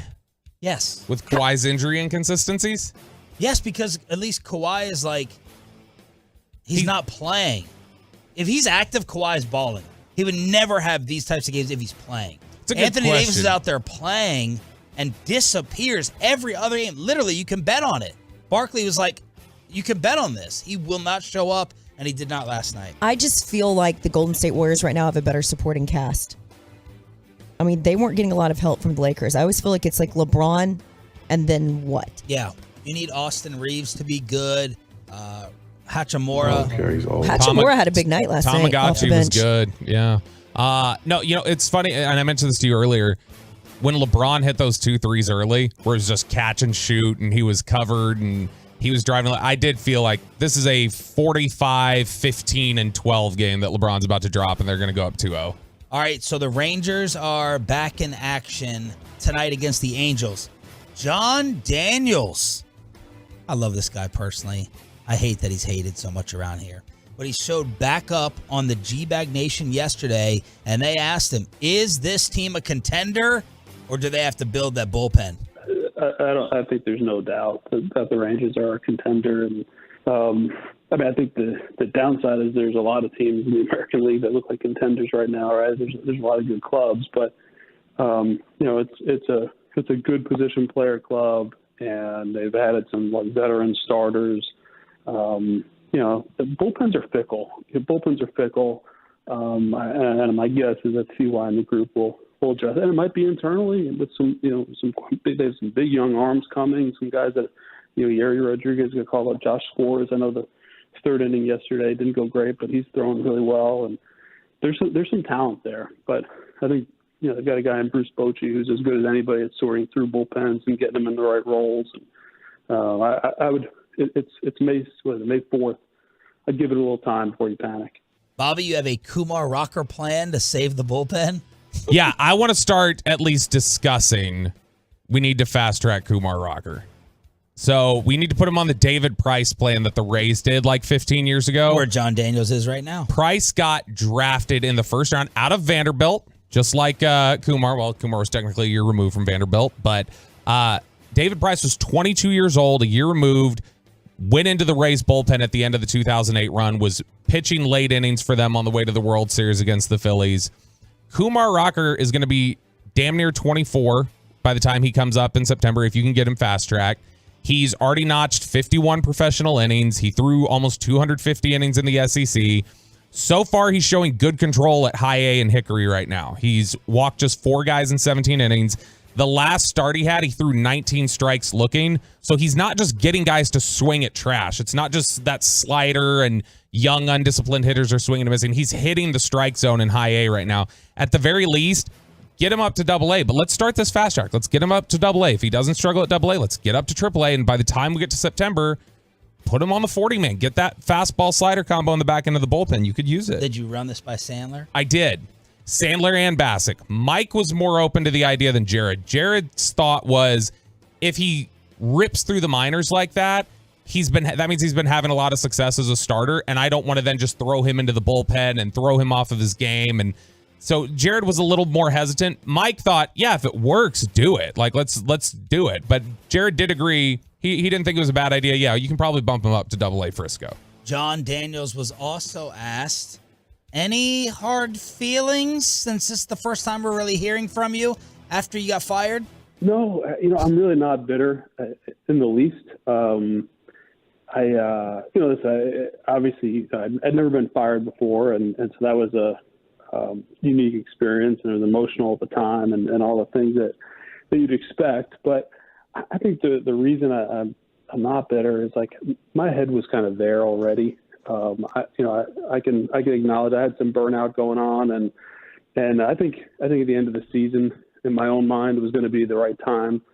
Obviously Ray's the owner and then has prerogative to make the decisions that he wants when he wants, and that was his call. And so what I've chosen, maybe a little different timing, a little different messaging, sure, but the outcome is the same, and overall extremely grateful, ton of gratitude for my time there with the Rangers, and it's afforded me a opportunity to live here with my family and really enjoy it. And so a lot of great friends, a lot of great memories, and now we move on. I was always a big fan of his when I covered the Rangers.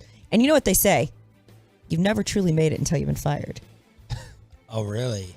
I must have made it about 3 times now. Well, so has Mike Budenholzer. What a segue, Jane. The Bucks canned Budenholzer yesterday. Overreaction? Yes. Doesn't it feel like one? Absolutely. What's going on? Giannis was missing for a lot of this 3 series. games. Jimmy Butler was playing insane. Like, I don't know. That seems ridiculous. Here's my thought on all of this stuff. I feel like just in sports in general, we are quicker to move on from people than we did in the past. And sometimes I wonder if that's pressure from social media. Yes. Like, think about it. Never before had front offices really heard from the fans. You'd hear people call into shows, right? Yeah. But never have we had in this modern era when the fan base is not happy, it's a fever pitch. And I feel like this goes across all walks of life these days. When the masses speak on social media, we are so reactionary to it. And sometimes I don't know if that's a good thing. Giannis had to have signed off. I'm sorry to put this at his feet, but I'm assuming they gave him the say on this. I would guess. He was not happy. There were some complaints about Budenholzer not using timeouts in the series, about Giannis not covering Jimmy more, and Mavs fans are lining up saying, can we get him? Can we get him and have the opposite of the replacement with Jason Kidd with what happened in Milwaukee? What do you got? So we have one more headline from the 702. Shout out to one of our youngest Tolos, Hadley. She is on the way to Fort Worth. She's got her regionals competition for tumbling and trampoline this morning. So tumbling and trampoline regionals going on in Fort Worth this morning. Go Hadley. Good luck. Tumbling's hard. You did it? I tumble for you.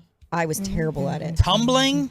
Yeah. Is that just like gymnastics? It's like round off, flip flop back, whip back fools. Is that what Clarence Hill's daughter won the state title Yeah, in? she's a very good gymnast. Headlines on a Friday So to congrats, Hadley. Good luck. get you ready for the weekend. Here with Sean Bobby, Jane Slater's final morning with us for now, and we're going to take advantage of it. Probably the highest rated segment of the week.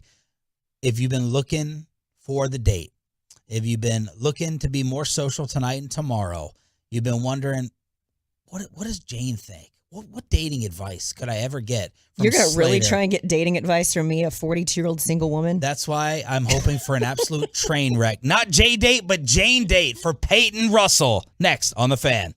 But how about some fantastic news?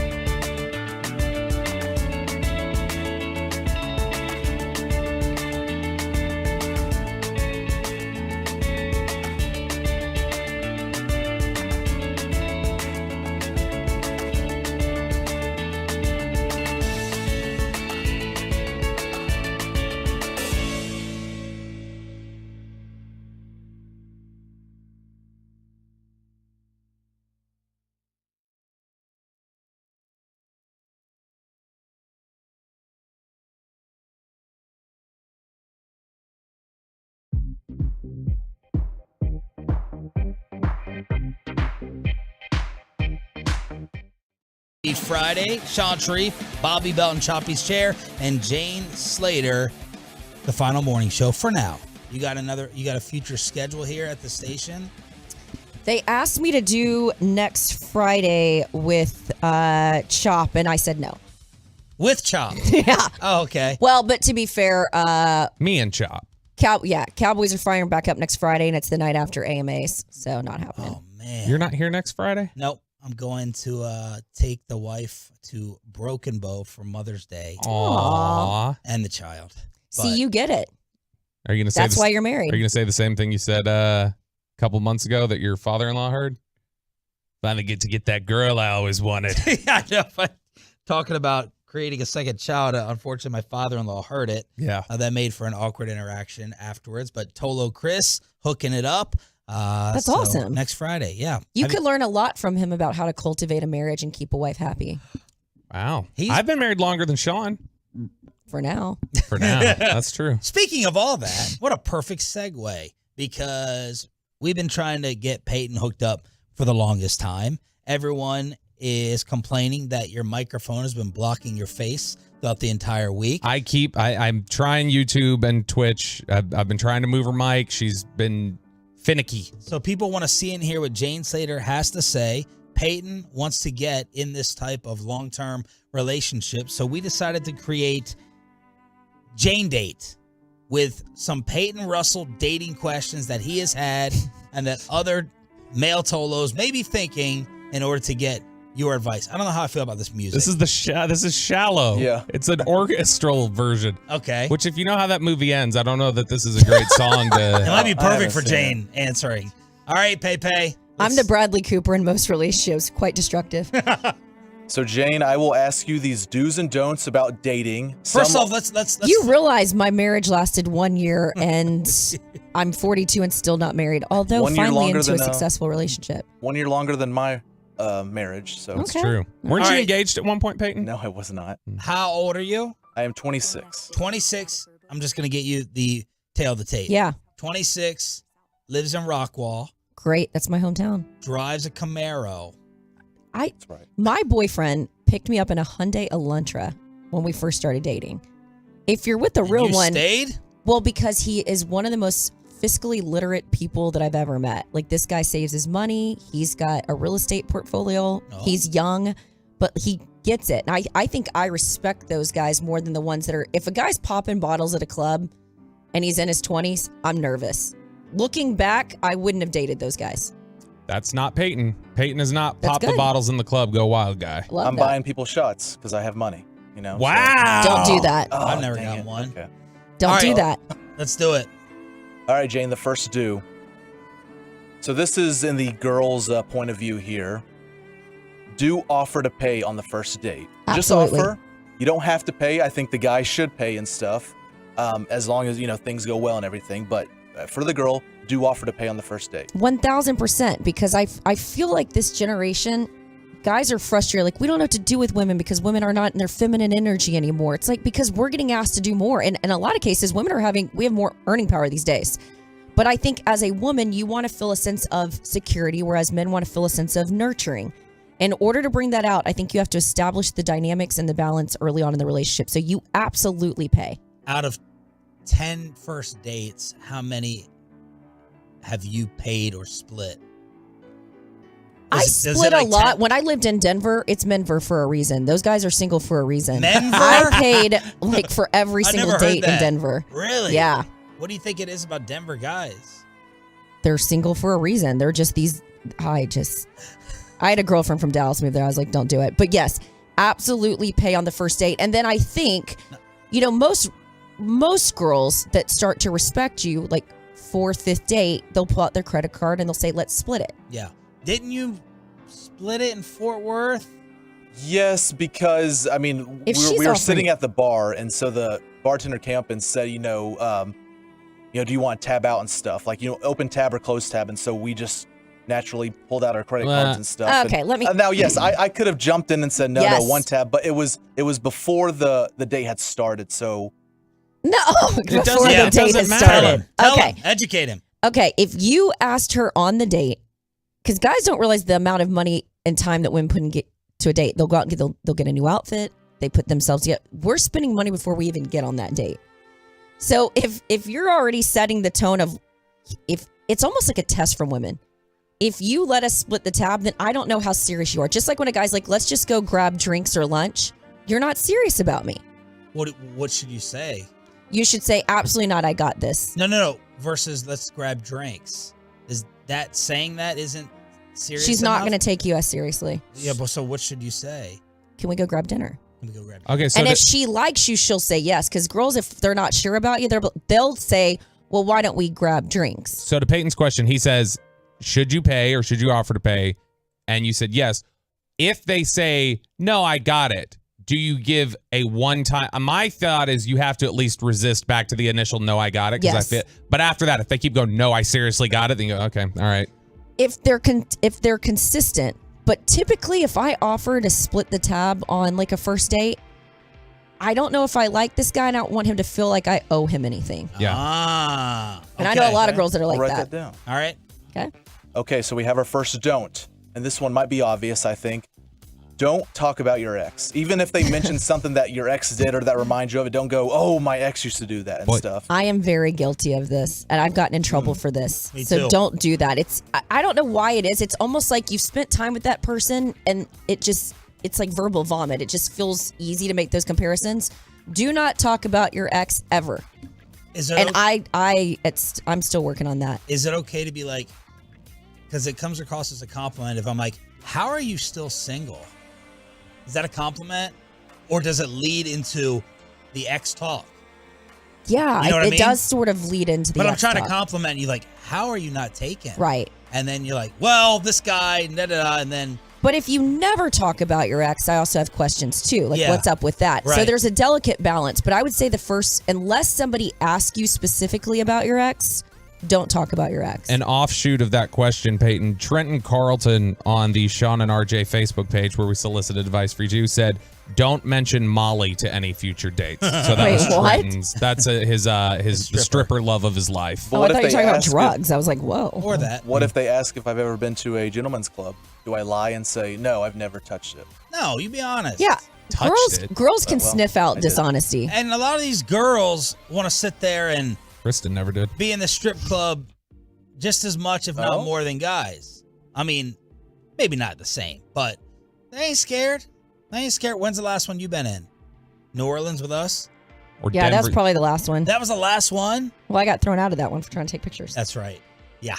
So, yeah, be honest about that. Just backtracking to the ex question, when do you bring up the ex and stuff? Do you have to be, I mean, I'm just wondering, like, Has this been a blind spot for you? No, I mean, when's the appropriate time to ask for it? Is it, do you wait till after the first date and when you start getting more comfortable, or do you just throw it out there? I mean, you don't have to just say, all right, tell me about your ex, but like, do you bring up like, okay, maybe what happened with the last relationship, or when was your last relationship? I think you get through first couple of dates, and then, when things come up like organically, what was some of the bigger turnoffs in your last relationship? Or, as I get older, I'm trying to get better at this relationship thing. What did you like about your ex? At least 3 weeks, man. Yeah, give it a little time. At but least I am 3 weeks. This has gotten me in trouble a lot. And it's not because I'm Why still do you talk pining about 'em? It's not that I'm still pining for any exes. It's just for whatever, me, I just talk. Sometimes that gets me in trouble. Yeah. It's like all right, so here's a red flag. My brother and his wife, she's been divorced. He told me, I think he's lying. He told me he doesn't know why. He never asked her, and he doesn't know why she was divorced. That's always weird to me when you don't ask questions. But I think And you and I don't are believe question. it. You and I are question people. Yeah, like I'm like Diane Sawyer. I want to know your whole life. you're not Asking gonna all them questions. You're not gonna explain to me why you got divorced and what happened. I can't. We're not gonna be together. I need context. I need context. Okay. So, Sean, you mentioned the red flags. That leads into my next do. Ask questions that could help you find a red flag. So, like, you're not trying to set them up for failure, but you obviously want to take the next step in the relationship or on the next day and stuff. So, do you ask questions that kind of trigger a red flag, in your opinion? No, because I feel like you're looking for reasons to sabotage it. The red flags will be obvious. If they're not getting back to you, if they've, I feel like the guy should always initiate the morning conversation. Like, hey, good morning. Girls like that. that means you're thinking of them. If I don't hear from a guy for an entire day, I'm like, he's not that interested. Now, there's a delicate, play Hard the game. to get. Don't ask to hang out every single day, but I would stay in touch with that person throughout the day. What would you think if a girl told you, hey, I'm super busy. Don't contact me for exactly 60 days while what would you think about that? Do you put a countdown on your phone like RJ does with his vacations and have 60 days? And Was that the girl before Kristen? No, this happened to Peyton. Jane Doe 1. Girls don't put She me on said, clocks. don't contact Jane. me Come on. for 60 days? Basically. No, it was. That's why I put her on blast. She just said a couple months. Yeah, girls don't give me countdown clocks, Jane. If she's saying that, that's not even a red flag. That's a clear indication that this ain't it. Because if a girl likes you, she wants you to reach out. But we really should talk more about the freaking game of texting, when to hit back up, when is it too much, when the hard to get kicks in. That's the delicate balance. I think as you get older, you get tired of the games. Well, for you and I in our age, But yes, when I was but younger, Peyton, the games were a we need thing. a 26-year-old advice. 26. Ugh, I wouldn't go back. Would you? Hell no. Oh. Not for dating. Well, for other things, but dating, no. Not for dating. It's tough on the streets, man. It's tough now. I heard everyone does tell me that dating is the toughest it's ever been. Well, social media's made it awful. It's like you get into one argument, you're reaching on Instagram to see what else is out there. The grass is always greener. Here's my other thing I'd be concerned about. When I see a guy liking a bunch of random photos on Instagram. All right, so you check the likes and stuff? No, it's discovery. So if most girls are on discovery and they're like, oh, that girl's cute or that girl's cute. If you see that a guy is liking every single chick and they're not even following them, that's a red flag. How do you see that they're liking it? This is what is so funny that guys don't know this, because there are guys that are like, I what thought do you Instagram mean? got rid of that. No, you don't see it on the like. But if for instance, if I click on your friend, a mutual friend, right, or if I just happen to be in the discovery, go on your Instagram, there's discovery, and if I just see every hot girl, you're like, it almost seems like you got a problem. How many photos? Don't overthink that one, Peyton. How many? No, that's weird. It's a thing. What do you mean? Us girls, we talk about. Do you like a bunch of photos? I was doing a bit here. He's back to Troll Friday. Yeah. Because you made fun of people in this station. Let me turn up my mic, though. Hissy fit. You made fun of people in this station who like a lot of photos. So there's guys in the media that I see do is it. back. Say the name. There's some guys in the media that do that. And I'm like, that's so creepy. It's just weird. Okay, how weird is it when they like your photos early on? So let's just say Peyton. That's fine. But how many? You know when you get that stalker. see, If that's I go back weird. to 2018 and like a picture, is that just too much, or is that sending That's the right weird. message? What's the cutoff time and how many? What's the limit? I think anything more than one is weird. Or when they dive back and it's 3 months ago and you're like, that's weird. Yeah. But we all do it. Because they're trying to get your look- attention. I know what you're doing. But we all look at everything, but you don't want to like something from 2 years ago. That's what I always tell people. I'm like, look, don't like. Look, don't like. Okay. Unless you're friends with them. Not J date, but Jane date with what? That reference all morning has just been making me laugh. Yeah, Sandler's definitely tuning in. All right, pay. Do and don'ts. Also, truckwreck.com text line for any of the Jane dating advice at 877. But let me also preface this. Yeah. I'm the worst person to be asking these questions to. What do you think have been your top? Is there one glaring mistake that you've made? I think people want to call and ask as well. Let's make it a caller segment. Peyton, go ahead with your next question on the list. So we have our next don't. This is for on dates at all, first date, second date, whatever. Do not keep checking your phone. Leave it turned over and stuff, because we live in a generation where it's if no one's talking or anything, you just feel the need of, I don't want to be awkward. Let me pick up the phone and just, even if it's just checking text messages or going through social media or something. You're probably the bigger offender of this. Leave the phone upside down. I've gotten better at that. But yeah, I think it's a sign of respect. If you're everyone's time is valuable these days. So if you happen to go out to dinner with someone, the only time you should appropriately check your phone is during a bathroom break. But also, let me tell you how my boyfriend won me over. We had been drinking at the bars, for a couple of months, and we hung out in a social group, and he asked me to a nice dinner, and he made the point of telling me my girlfriends thought that this would be a great place for you to go. So I knew he had done some research to impress me. That was cool. And then he said, he's talked about you to his friends. Yes. And then when we get on our date, he says to me, I kind of want to get to know you a little bit better. And so he's asking me questions about myself. Yes. And so you're like, oh, they're interested in getting to know me. And then the thing that really stood out to me is I had mentioned my mom's name once. And my mom's name is a little tricky. It's Raynette. And so I think maybe my ex-husband, I don't think even got my mom's name right. But he remembered my mom's name. And those are just the little things that set you apart as a man. That's how Todd Haley got you to fall in love with him. Said my name. He did. He remembered Sean's name at a press conference. All you coaches. It's those little things. I don't think guys realize girls don't want they don't want you taking them to Carbone's or buying them expensive gifts. Maybe there are some girls in Dallas, but they're not interested in you. But it's the little things that go so far with women. By the way, Jane, I know you said you're not the best person to ask. The YouTube would disagree. Sean and I saw this comment the other day. This was what somebody on the YouTube said. Jane is a sign of the collapse of America. In a well-functioning civilization, Jane would have married the alpha and have 5 to 6 children. I blame men, not Jane. Daddy. You have a response to that? Peyton, next. I don't know. Just I don't say know. no. I don't know at this point at my age. I don't know if my ovaries would produce 5. Pay. So our next don't here, and this is one that I have. Do not hang out in a large group before you have seen each other one-on-one. This is something that RJ kind of brought up and stuff, and I think Sean and Bobby, you kind of had an opinion too. But like, if you haven't met in person one-on-one, you have to get over the awkward stage. You have to get on the one-on-one first, because if you go into a group setting and stuff, and I imagine it's going to be your friends, not their friends, then it's like if it gets awkward, you kind of just push them off to the side. Would you agree or disagree with that? I don't know. Like I said, my relationship was the result of hanging out in larger groups and then wanting to actually go hang out there. Let me give you another piece of advice that this is kind of bit one of my guy friends. He's back out in the dating world, and we have an attractive group of guy friends. And his dating profile is him and 2 of the more attractive guys in our group.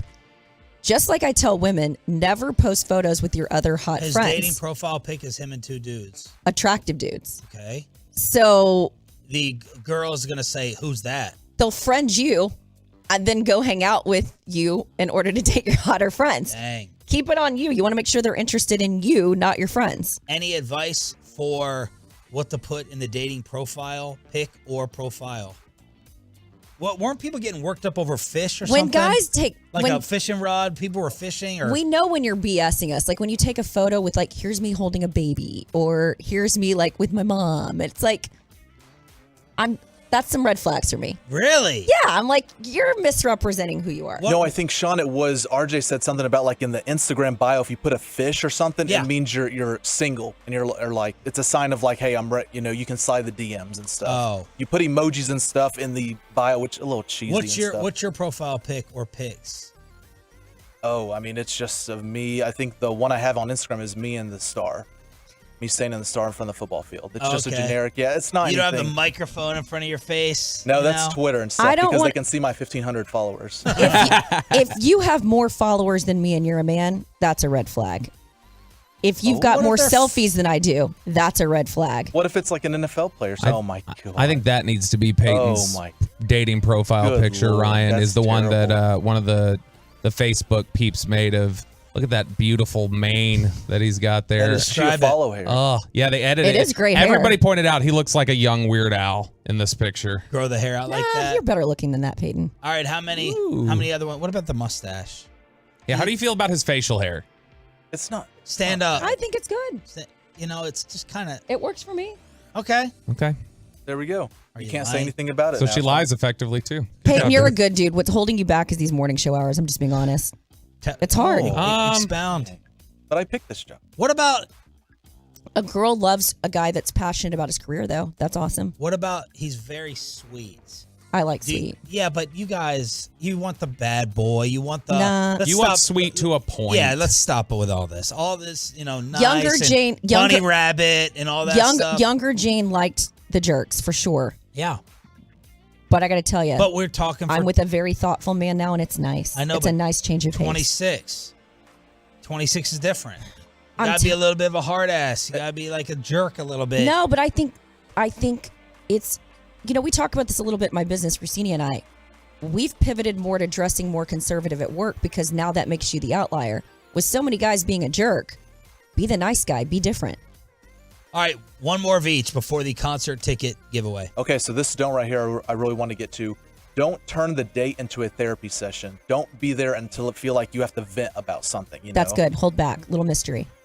That's probably one of Jane's problems that she's talking about. Just keep it going. Yeah. See, if you're an analyzer, I like to analyze, and you're like. You want to interview them. I want to interview them. Mm-hmm. Amanda tells me, she's like, why do you have to go and interview everyone? I'm the worst at it Mike too, Fisher Sean. would always say, oh, you're always on. You're just doing a talk show in the bar. Same. And I'm like, it's curiosity. Yeah, you need to be drawing girls. And that's Fish's specialty. He's money at that. That's actually, we could have scrapped this whole segment and had you go out with Fish one time and you get us some cocktail napkins and a pen and you'd have a girl because he makes everyone look like Jessica Alba. Peyton. Just be a normal guy and don't try too hard. Honestly, it's not dating. Just be yourself. So many games. So much BS. Just be a normal guy. You like games. All right. Makes it interesting. Final one. Final do is talk about what you're interested in finding a partner. We kind of touched on this earlier and stuff, but don't be afraid to throw out the interests and stuff about, what you're looking for. Cause you don't want to, leave the date not knowing, okay, is this person right for me? Cause you don't want to keep playing mind games and stuff like that. I'm good with that. I think you're saying, look, I've been dating for a while and I'm not really interested in casually dating anymore. I'm kind of looking for a partner. I want to do life with somebody. That's exciting to girls. Girls like that. Unless they're just trying to. Or if a guy's like, I'm just dating around. I'm just kind of looking to have some fun right now. That don't work. That's what you should say. No. Because then she's like, how do I get you to be different? Yeah, younger Jane's like, I'm going to change him. Exactly. Nah. See? Don't do it. I'll just keep mentioning. It's like Rod Marinelli with a flawed draft prospect. I can fix him. I got him. I can make him right. You know how I feel about I know. I love Rod. I just compared you two. I love both of you. How about him name dropping his work or he's at a big when you talk job. about your work, talk about it in the context. I love my job. I'm so lucky to have my job. I have. What about to make himself look important? I hope to have. A certain girls can see through the BS just like guys can. I wish I'd simplified dating earlier in my career. Is all I'm saying. So it's honestly not that hard. Should I be like, well, Jane Slater told me this because I know Jane Slater. Yeah, don't do that. Jane. Name drop Jane. Jane can get us tickets. Sometimes when you drop my name, it really upsets certain women, so I wouldn't do that. Perfect way to hit the button. All right, Tolos, the last time this week. Caller number 10 right now at 877-881-1053 wins a pair of tickets to see the I Love the 90s tour, the totally cool show featuring Vanilla Ice, Rob Bass, All for One, Two Live Crew, and Young MC is going down Friday, July 7th at Toyota Music Factory. Get tickets and information now at livenation.com. That's caller number 10 at 877-881-1053. Jane, we got a couple questions on the truckwreck.com fan text where they're curious for your thoughts on some things. The first one, 972, they want to know, do you talk sports on dates? No. Oh, great question. So this is a funny story. When I first started at 105.3 The Fan, there was this win a date with Slater thing, which, So I go on this date with this guy, trying to be a good sport here for the station, get an advertiser. And the guy shows up and gets incredibly hammered. And at the end of the date, I'm like, all right, so this wasn't a win a go home with Jane Slater. This is, I'm leaving. And so he literally balled up this piece of stationery on Wells Fargo and he threw it at me. He goes, I even prepared for this date because I don't even like sports. And he had a pronunciation key, like Zach Greinke, to just talk sports to me. I want to talk about, I actually do like talking politics on the first date. I like talking about music. Peyton, I like talking about your family. No, I want to talk about everything but sports. So no sports at all? You don't want that, even once you say what your job is, you don't want them to ask about your job in that context? No. How do you weigh? I've got another friend in the business that is the biggest turnoff that because she has a pretty cool job in working in sports. The biggest turnoff is when he comes across as a fanboy asking tell me about this person. Tell me, that's not interesting to us. Oh, I did that with Amanda. 817, how do you feel about women making the first move? I don't have a problem with it. But again, I think it offsets the boundaries early on in the relationship. If a woman truly wants to be with a guy that, kind of is in his, this is proof that I've read a lot of books over the years. If you want a man to be in his masculine, you want the female to be in the feminine. even though I feel like I'm fairly progressive as a woman, I'm still traditional in the sense that, I like the dynamic of man-woman. And then how much, from the 469, how much is too much texting early on? I don't want to hear from you once an hour. But I think an appropriate is in the morning and then in the evening. But this is the other thing that guys do. Like when they're not really that interested and they've got about 5 other girls in the hook, it's like, good morning, beautiful, to about 5 girls. And at the ending, how was your day? And then that's all you get. You have to text, but you have to text with some intention. Like you text and then you make plans for the end of the week. There it is. Jane Date at 877. Bobby's like, I got more questions. No, there was she's thick-skinned. She can take this joke. And it hits me too. 214. Taking dating advice from Slater's like taking tipping advice from Bobby. I preface this whole segment with, you're getting dating advice from a once divorced, still unmarried 42-year-old woman. So, you know what they say, those who can't, I'm just going to leave it there. That was a good analogy, though. I like that. Your tipping advice, you're a great tipper. Yeah, I know, but they just think it's a bad to listen to me on that topic because I am reckless. No one should listen to me. I'm just being honest. Yeah, she's clarified. She's put out the disclaimer multiple times. Okay. So Bobby is turning me on people in the media. Yes. Day by day. I've won him over on like 3 different people. That you don't like? Yep. Bobby has convinced me that these people I need to attack. Like I attacked Warren Sharp for you yesterday. Yes. I didn't see it till way later and then I felt I couldn't respond. Warren I didn't Sharp even know did the this answer. Cowboys-Texans comparison, and Bobby let me know that Warren Sharp, analytics guy who I used to love in the very beginning, he gets paid by certain teams. And I didn't know if that's public information. And I'm like, he doesn't disclose it. You should disclose that. That's a conflict of interest. So okay, but I get paid by the NFL Network that's owned by the owners. Do you not trust the things that I have to say? No, but I know that. I know you get paid by the NFL Network. Okay, that's fair. Warren Sharp hasn't disclosed that. Who pays him? The Ravens? The difference is capping for the Ravens aggressively and not disclosing he consults for Baltimore. Like, that's an issue. Believe it or not, there's a lot of people in the media that do that. Do what? That are consultants for teams. Really? Yeah. And that's fine. I think it's all about being fair, though, right? Just like Jerry Jones says for his own Dallas Cowboys media, you can say what you want as long as it's fair. Yeah, as long as it's fair. And if you balance it a little bit. But yesterday you put out this Cowboys versus Texans, and I was like, are you on the Texans payroll? Like, where did this come from? What was the impetus for that? What was that launching point? He tweeted it. It was, I don't know. He just wanted to stir things up. Go Texans are better than Cowboys or something. So one of the guys that you've now starting to slowly turn me against is Jay Williams over at ESPN, who is the second guy over there now to go on a rant against Mount Rushmore. Let me handle one thing off the top before I address you, Mr. Stephen A. Smith. I'm sitting in your chair today. I feel the power. Feel it? Can we first off just stop with the Mount Rushmore talk? They're not even the 4 best presidents this country has ever had. Everyone in this room was not even able to vote. I just want to say that off the top. That's our metric for success. That's our king. I'll leave that conversation for another day. We just use it as a metaphor. I understand. I just had to. I'm with you. I had to say it. And I don't disagree. But Stephen A is completely right. Where he's like, I get your point, but dude, it's a metaphor. Nobody is actually drawing this as any sort of. What do you agree with? So when I first started in radio, I didn't quite understand the whole Mount Rushmore thing, and obviously now I get it. But it's just like, take this the right way, respectfully. It feels like over the years, offense. Nobody's come up with something different than a Mount Rushmore. It's like, where's the innovation? What's the problem? But you're not agreeing with him because it's offensive. I don't think it's offensive. I think it's just a lazy way of ranking your top 4 guys in whatever sport. Jay clearly thinks it's an offensive thing to do. Right. And to me, it's like, and Stephen A's like, it's just a jump. To me, what that means, so what Stephen it's code for. Everything's offensive today. I think he was just like, okay, fine, your general point about Mount Rushmore, the thing. Okay, maybe I could talk to you about that, but this is just something we're trying to talk about. Who originated it? I don't know, but to me, it's just shorthand for what it means is give me your top 4 on anything. That's all it means. Yeah, I don't think that so serious. I don't think it's offensive. I'm just like, can't we come up with it? Like, here's your trident of sports. Like, give me like another 4, number 3, a top 3.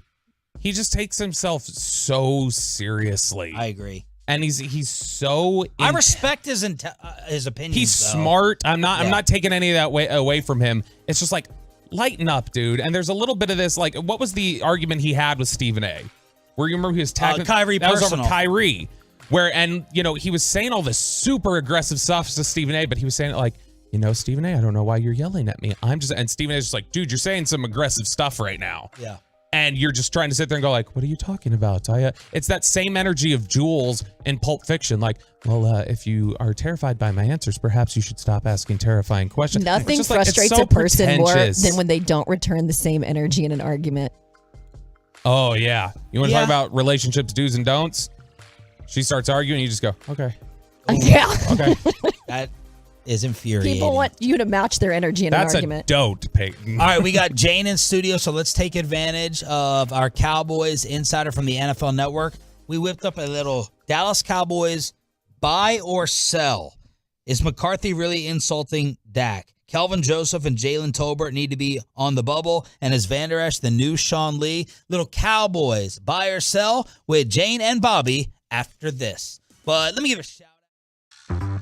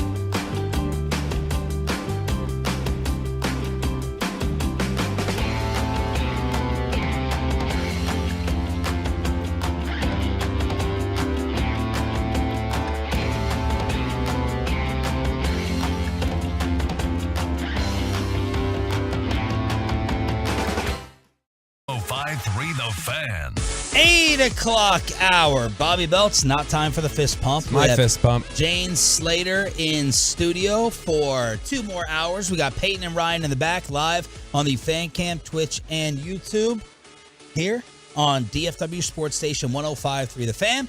And while we have Jane, we got the 2 Cowboy Powers, Cowboy Insider on the radio, Cowboy Insider on television. Let's take advantage of it with some questions from the Tolos at 877-881-1053 on your home of America's team with a little Cowboys buy or sell. We're going to Cowboys. We're going to take a couple statements here. These are not necessarily, nobody freak out. These are not necessarily statements that I agree with. These are just questions. And are you buying or selling the statement? So, okay. Jane. Bobby. When Mike McCarthy says he wants to run the ball, and add to that their identity, he wants it to be defense, what he's actually saying is he doesn't trust Dak Prescott. Disagree. I think he's trying to help Dak Prescott. I think running the ball actually also helps your defense. Sean? Buy. Oh, I have to pick buy or sell? Yep. Well, you said disagree, so that was sell. So I sell. You sold it. I understand Jane's point. It could be that. But I think that this draft was taking my advice. I think that this draft was... So this is your fault. It's not going to be my fault. You're going to be thanking me when you don't get eliminated in the first round again by San Francisco. They getting a tight end that can definitely block. Adding to the defense. Let's go ahead and try to build this by not dropping the 40 burger and airing it out everywhere. We know that the quarterback has some limitations. Let's go ahead and try to win in a more balanced way. It may not necessarily be I would take it as an insult if I was Dak, because we all think that we're the best and we're all really, really good.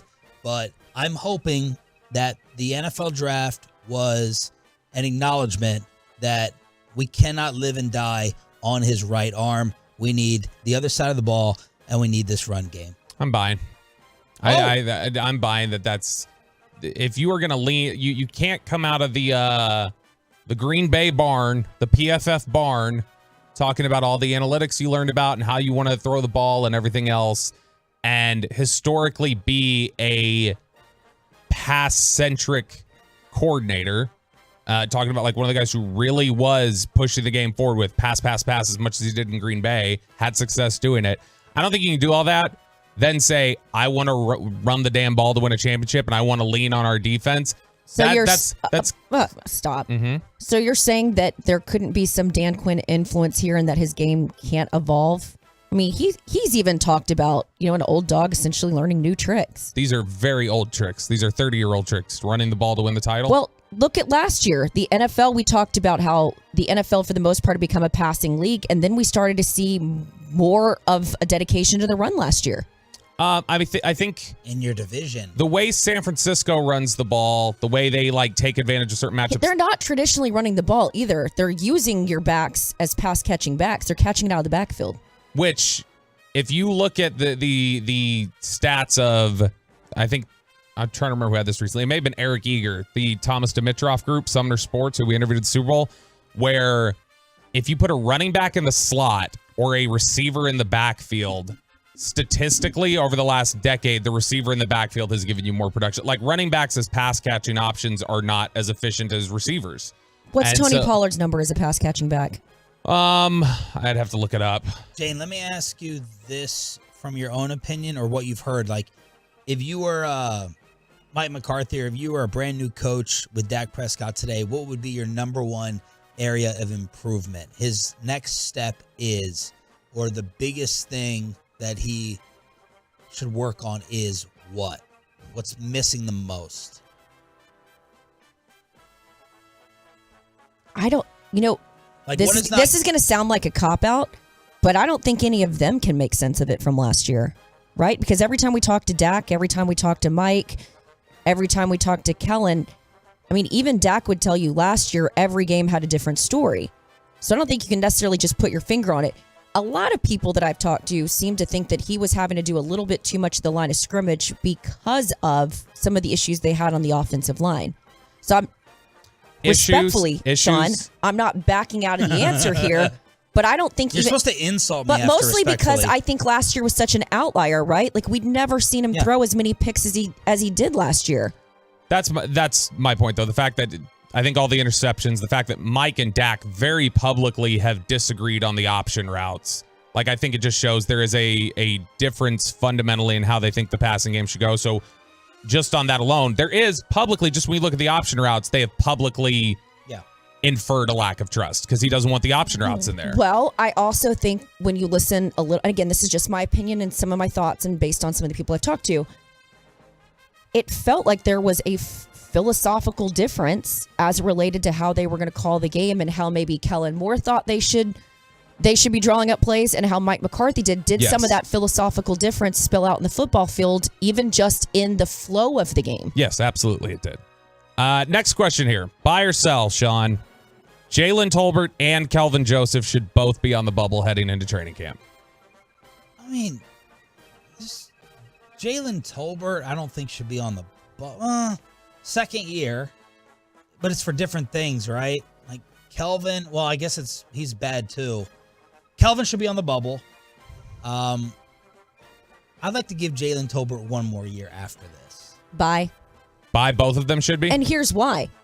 You needed guys to step up last year at wide receiver and at corner. Mm-hmm. Deron Bland stepped up for you. Yep. You had to go out and get T.Y. Hilton to address your wide receiver concern. Yep. You had 2 guys on your roster, draft picks. They draft these guys to draft and develop, and you hope that when their number's called, they're ready to play. For whatever reason, we weren't calling Jalen, and I don't think we ever got really like a real set answer on why Jalen Tolbert wasn't utilized more last year. And Kelvin Joseph had his opportunities, and they literally went with Izzy, and they went with Deron. I would say sell just because Kelvin Joseph should be on the bubble. Kelvin Joseph has been really bad. You've got too many corners right now, and it's year 3. It's time to figure this out. Jalen Tolbert, I would say sell because I don't think he should just be on the bubble naturally. If he comes in with the same issues they had last year as a rookie, which were not knowing where to line up, not understanding assignments, things like that. It felt like he was given a lot, and maybe it was too much at times. Right, and that's into circles. Exactly, triangles into circles, Kendrick Perkins. But that's why I say if that's a continued issue 1 year later, well, now we've got an issue. So it's kind of a caveat. If it's still that, yes, he should be on the bubble. If it's just he's not producing yet, but he's showing improvement in that area, I'd give it a little more time. By the way, I think you tweeted this or someone sent it to you. Where's T.Y.? Great question. It's my understanding in talking to his camp that he wants to be here with Dallas, but I think Dallas is waiting to see what they've got, heading into, obviously you've got, your camp's coming up, you've got OTAs. I think they're going to be making a decision on what they need at receiver when we sort of get closer to camp. I think that's when we'll start figuring out, do they need T.Y.? I mean, ultimately, I don't think they want to bring in a free agent to help that room. I think they're hoping, and what's Simi Fioca's going to do next year? Are they converting him to tight end? There was chatter about that at one point last offseason. I don't know. I mean, he's a big guy. He's a good athlete. I don't know what they're going to do with Fehoko. That'll be one of the things to watch once we get into OTAs is where he's lining up, who he's hanging out with. But I think they want to see what they've got from their wide receivers right now. And I think the big thing is where's Michael Gallup's development going to be before they bring in a T.Y.? All right, Jane, buy or sell. Barring injury, Chuma Edoga will be the starter at left guard in week 1. No. Sell? Sell. Who's going to start at left guard week 1? I think it's going to be Tyler Smith. Okay. So Tyron at left tackle, Terrence at right tackle? Yep. So you're not buying the Jerry negotiating line of Terrence Steele, he's our swing tackle. No. Sean? Ugh. Brian Baldinger and Jane just now are swaying me because I had heard that they were going to do the smart thing and play Tyler at left tackle.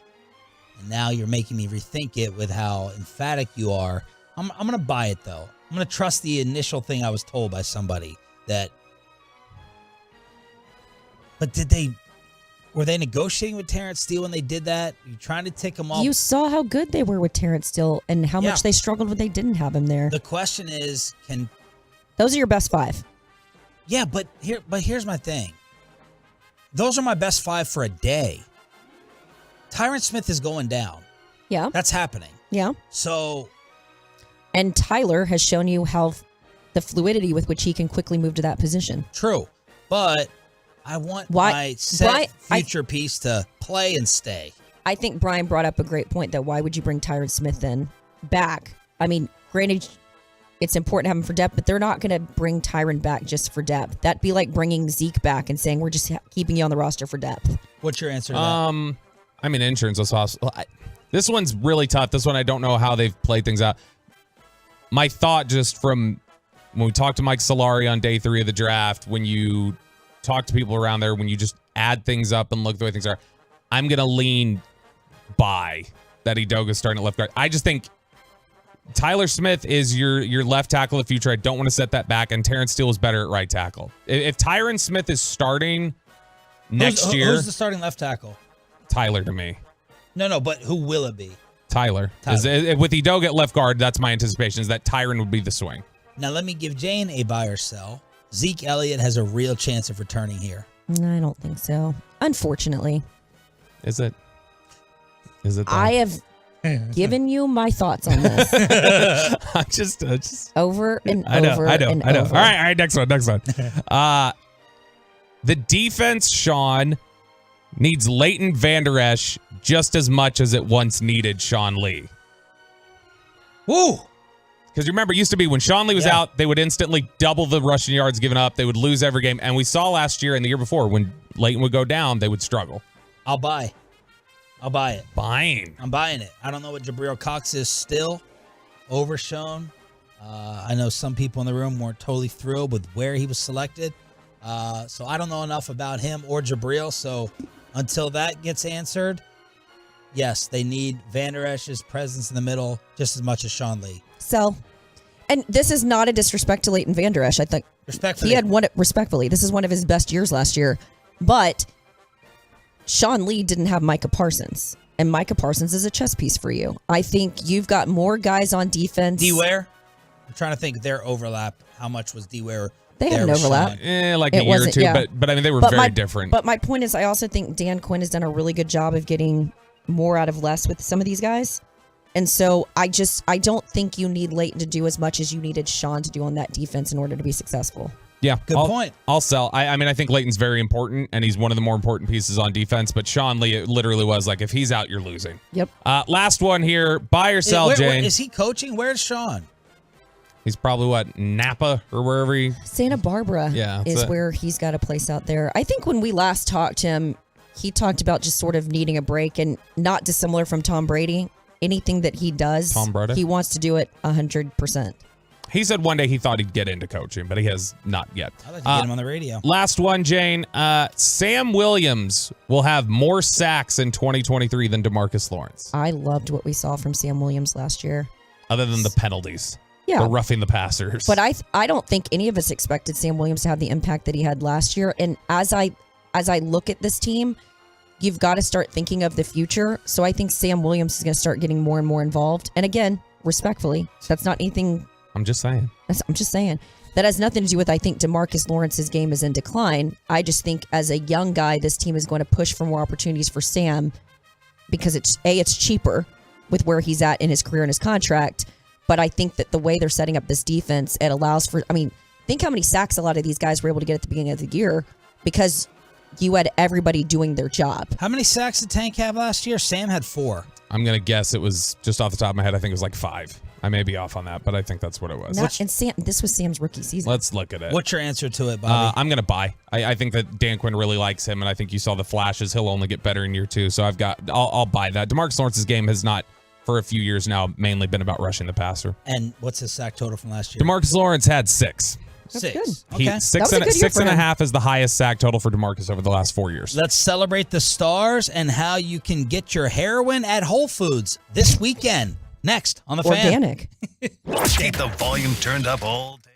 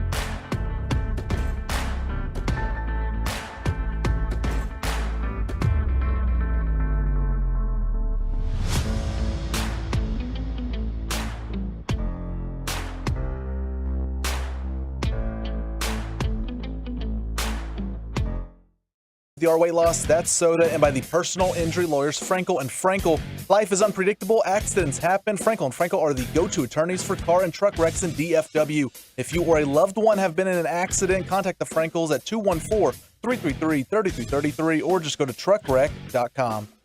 Sagan down the wall. Here's Johnston with room moving in. Fans on the shot. Got it back. Sagan score! Off the rebound! Pavelski!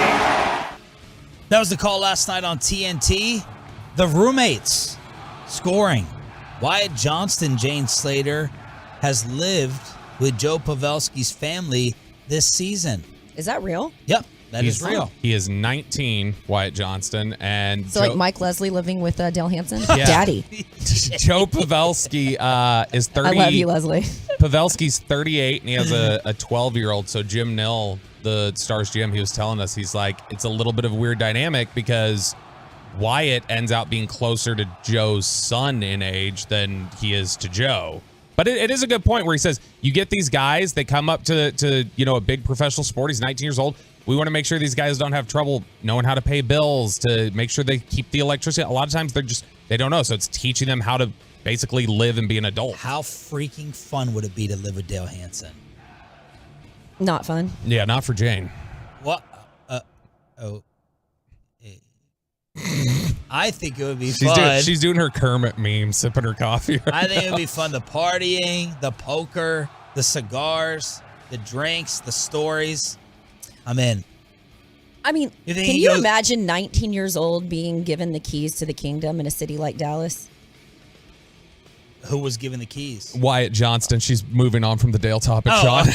But seriously, can you imagine you score a goal in the second series in the Stanley Cup playoffs, you're 19 years old.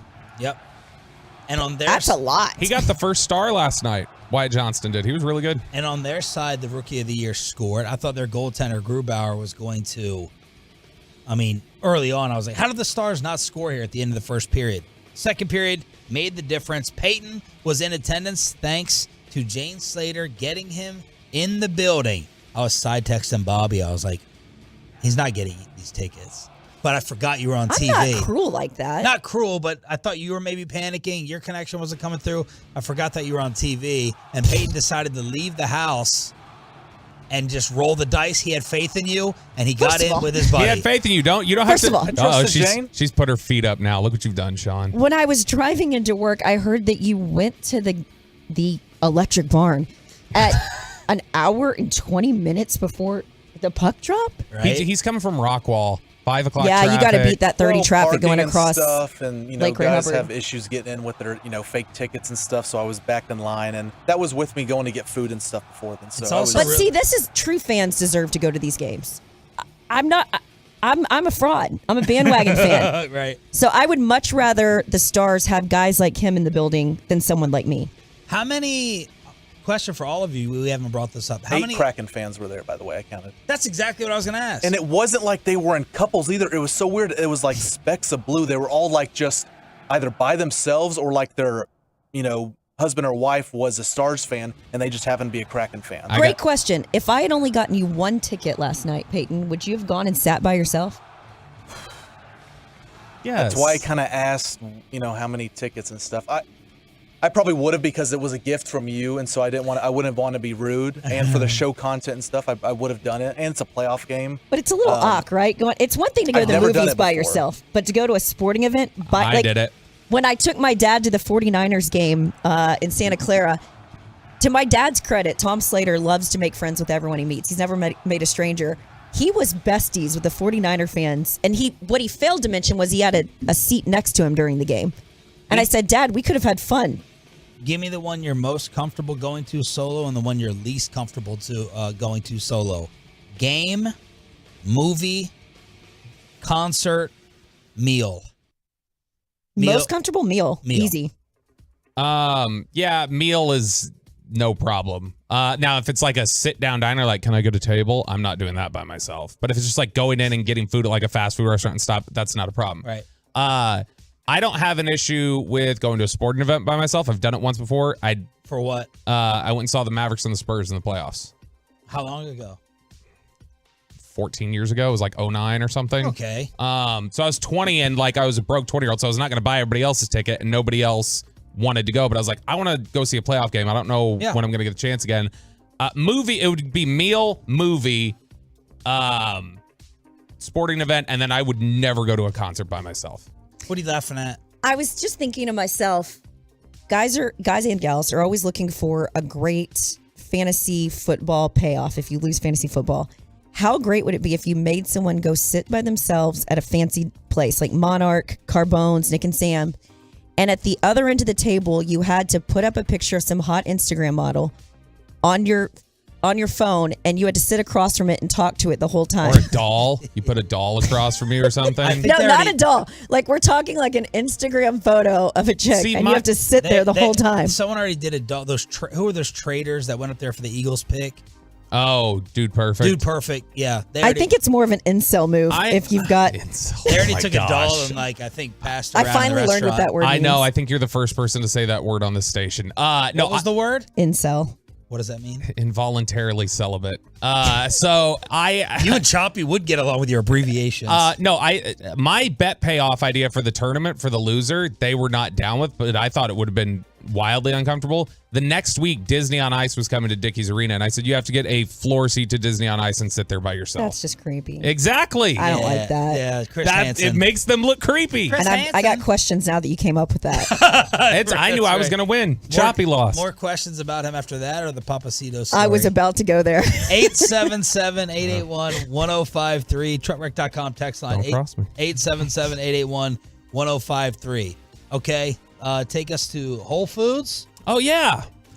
So I don't know about you guys, but my least favorite thing about buying heroin, cocaine, methamphetamine, whatever, is just the seedy Who's places. Your plug in Dallas? The seedy places you have to go and make these sorts of transactions. Like, I miss the days of the mom and pop drug store, like the literal drug store. Just go to Portland and San Francisco. It's a vending machine. You can go to Vancouver now, which is basically Seattle. Peyton, you could have stopped there if you would have gone to Game 3 here on Sunday night. Jerry Martin has opened the drug store in Vancouver, and he is selling clean cocaine, heroin, MDMA, other drugs. And he says if he gets arrested, he plans to launch a constitutional challenge.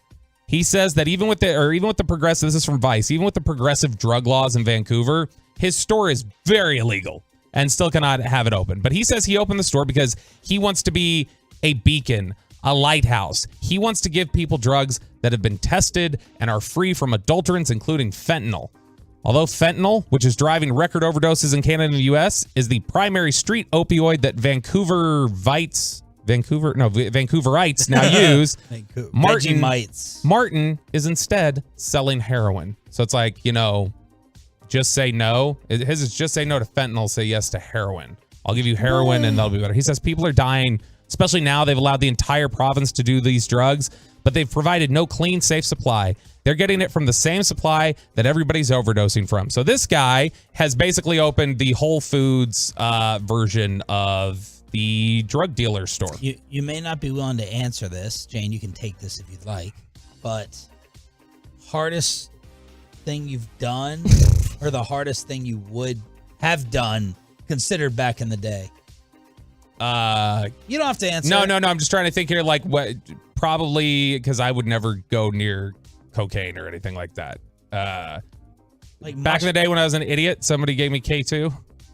That was it. Is that a pill? Am I smelling a little of the ganja? It was basically fertilizer that they said was, this is close to marijuana. Right. And it's banned now. You can't have that. Did it have like a crazy effect? Yeah, I was literally scared for about 36 hours. It would not wear off. But I haven't done, I have not, dead serious, taken no illegal substances in probably 13 years. Are you counting weed as legal? Yes. Illegal? Yep. He would freak out. That's why I stopped. I'm paranoid as hell.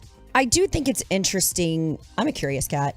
I do think it's interesting that as I've gotten older, the taboo around certain things that I actually think are better for people that are looking to decompress and escape than alcohol. Alcohol to me is so dangerous. and so detrimental to so many people's lives, and yet there's no stigma. In fact, it's cool to go out and get hammered. Yeah. Where I actually think, as I've gotten older, there are other ways to sort of decompress that I think are more beneficial to your life. That's very well said. Without like meditation. Like meditation. Pepe, you scared of the hard stuff? I don't do the hard stuff, guys. You know, my parents raised me right. Oh, the DARE program worked. Judge DARE. I sip on my alcohol and go about my ways. All Nancy Reagan back there. 877-881-1053. No vape pen here. 1053, truckwreck.com, text line. And then I'm challenging and throwing a flag on Nicolas Cage. Oh, gosh. He is up for the Looney alert right now. Man, he was on Colbert the other night, and they were talking about his memories and how far back his memories go. He says that his first memory, he's pretty sure is in his mother's womb. He said, listen, I know this sounds really far out, and I don't know if it's real or not, but sometimes I think I can go all the way back to in utero and feeling like I could see faces in the dark or something. I know that sounds powerfully abstract, but that somehow seems like it maybe happened. Now that I'm no longer in utero, that was my hardest drug. I would have to imagine it was perhaps vocal vibrations resonating through to me at that stage. That's going way back. I don't know. That comes to mind. This dude has been... Do you ever date a Hollywood type like this or a California kid and they're just different and spacey like this? Yes. Does the stereotype fit? Yes. I went through a phase where I dated some guys like in Venice Beach, and it's... Look, I love the beatnik bohemian culture because you know me, I'm so high-strung type A.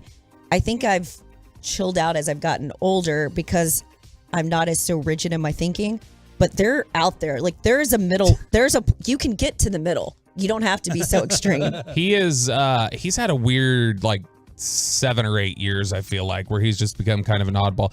What is your earliest memory? Great question. 4 years old, shrugging at my dad, actively lying about not doing something.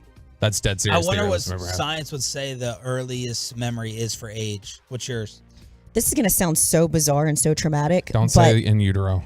No. Oh, okay. But my grandparents used to have a fairly deep pool, and my mom taught us all how to swim at a pretty early age. That throw you in the pool and kids learn to flip over and breathe. Did they do that with you? They did. My mom taught us all, I think we were 18 months when we knew how to flip over. But one time I fell in the pool, and I remember it was winter, and I had those little school bus things that you'd ride around the pool.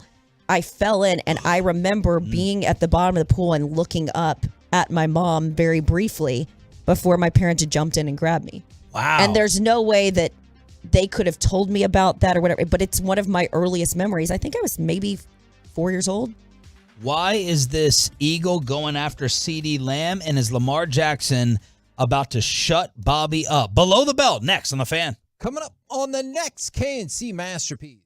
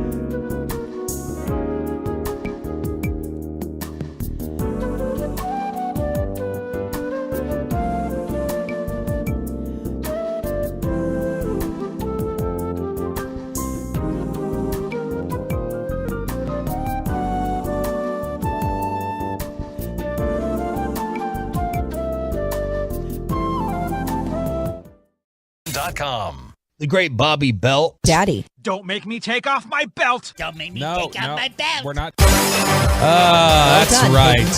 Daddy. Wait, Peyton, cut the music for a sec.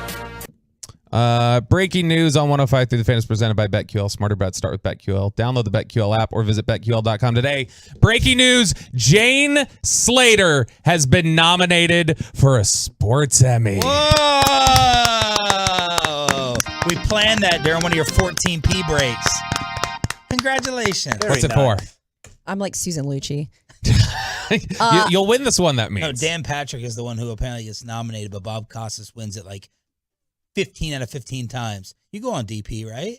Yeah, I love Dan Patrick and the Danettes. I wasn't nominated personally, more part of a women's special. We did Dump it. Dump all that. Dump it. Erase it. Get out of the system. He's actually going to the. Don't hit the. I'm joking. He was joking. We're now live, guys. No cussing. He was going to the system. We take it all back. No congratulations. No, but I'm excited. We're going up to New York, get to hang out with all of the people, and I'm going to sit there and not get an award, but So what it is is it exciting for? to be part of. We did a women's special. I did a profile on Gail Benson, the owner of the Saints, and we just talked about sort of our career and our pivot, and I know some people roll their eyes at that, but it was a powerful stories that we had in this, and Melissa Stark, who I grew up being one of the biggest fans of, she anchors our NFL 360 show, and I mean, that department has won so many Emmys. So to be a part of it, very exciting, and I get to go to New York in May. Congratulations. Thank you. I'm just happy to be nominated. She's Just 18 years I've been at this. No awards. 18 years. 18 years. Yeah. All right, Peyton, you can bring the music back up. That was a Kanye reference. It was. Wasn't Thank you. I'm glad you get it. He never gets any pop culture reference I make. I'm waiting to win an award one day so I can use that moment to blast all the things I hate about the industry and the business. Because you can't do it when you don't have the award. Yeah. So I'm waiting to get an award. Just be like The Weeknd and boycott it. I'm not going to be a part of this thing. Well, I got to get nominated first. Yeah, we got to get you nominated. That doesn't happen. Put in a good word for him, Slater. Okay, you can bring the music back. Well, can we do the intro again? Sure, since you loved it. The great Bobby Belt. Daddy. Don't make me take off my belt. Don't make me No, take off my belt. we're not. AJ Brown might be an idiot.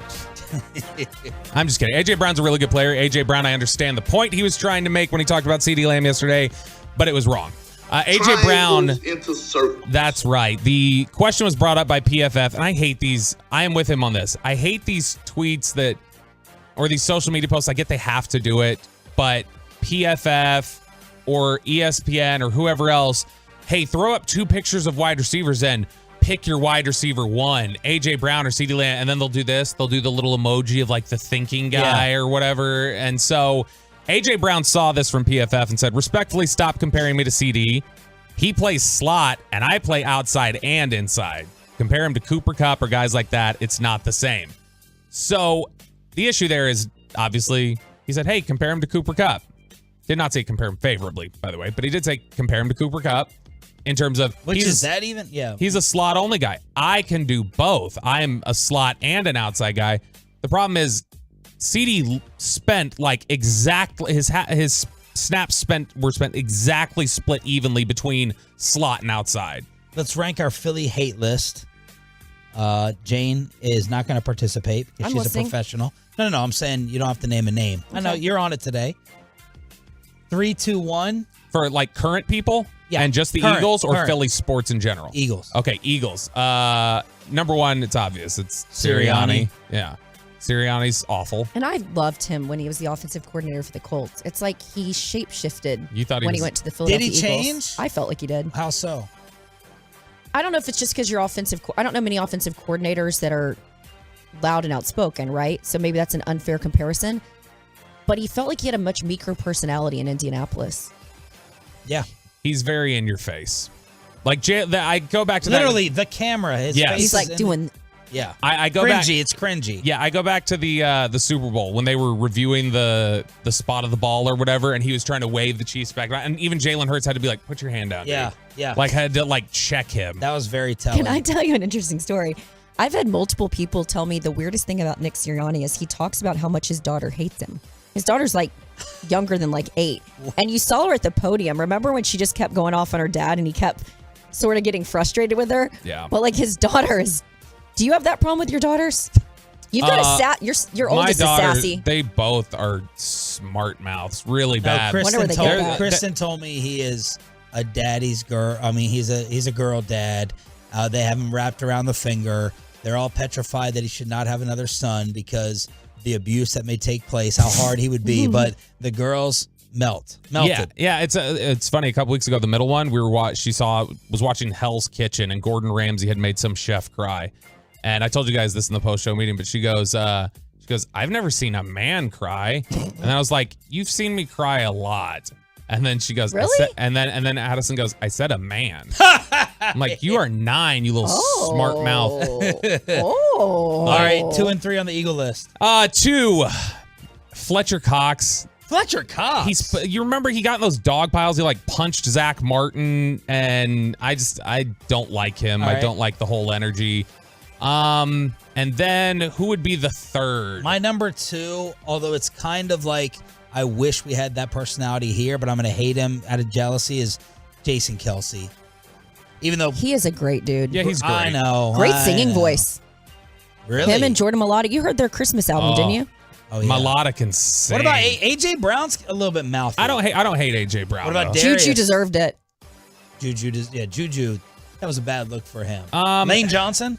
No, Lane's a great guy. Texas guy, East Texas. We're having a hard time coming up with a 2-3. Jane, stop with your pen, please. No, I do think the 2 is definitely Fletcher Cox. The guy this would have been, it would have been really easy for me. It would have been. He didn't even get fazed by that. It would have been Chauncey Gardner-Johnson.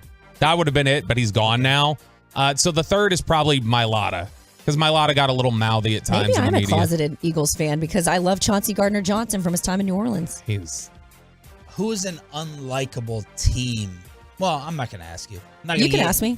Who's like, you can just tell like this would be an unlikable team that you've gone around and covered or that you've heard. Like the reality of a group of guys is like, if there is one. Yeah, I feel like for the most part, most of the teams I've covered have been pretty respectful. I'm not a huge Sean McVay fan. You mentioned that last time. Yeah. You told the story. Remember he was being like weird to her at Combine where he was like, I was standing too close to him. He didn't want the optics to look like I might be into him. What's your angle? Yeah, exactly. That's exactly what it was like. We're good here. So there you go. AJ Brown taking maybe some shots, maybe not. They have the same agent. CD responded to it and was like on his Instagram and said, I play outside too, ... And then he went, but I agree, stop with the comparisons, yada. Clarence Hill Jr., Fort Worth Star-Telegram has a report out that I think is half correct. Uh-oh. Be careful. No. I love Clarence. I'm just saying you'll understand what I mean here in a second. Okay. The first half, I think, is right. In this headline from Bleacher Report talking about what Clarence wrote. Ezekiel Elliott returning to Cowboys, unlikely. 100% agree. Chill. Follow up. Running back has... Chill, or you saying no, follow. Chill. Yeah. Clarence Hill. Running back has multiple options. Don't know, chill. I don't know if he has multiple options, but I do know there was at least one team that was interested, and from what I understood, maybe what they thought his value was different than what the team's value thought he was. So they drafted another center? And that deal didn't happen. Stop it.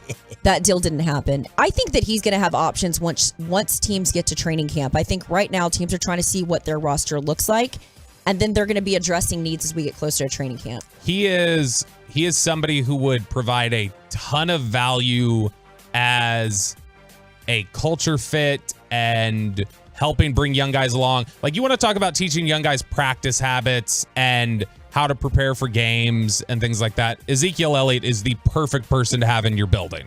Not just for the running back room, for everybody. Like, he definitely, what the Cowboys felt like they probably lost when Des Bryant left, in terms of what they lost in practice intensity and forcing guys to level up. I think they probably thought they were maintaining at some level with Zeke, because Zeke does bring it out of guys.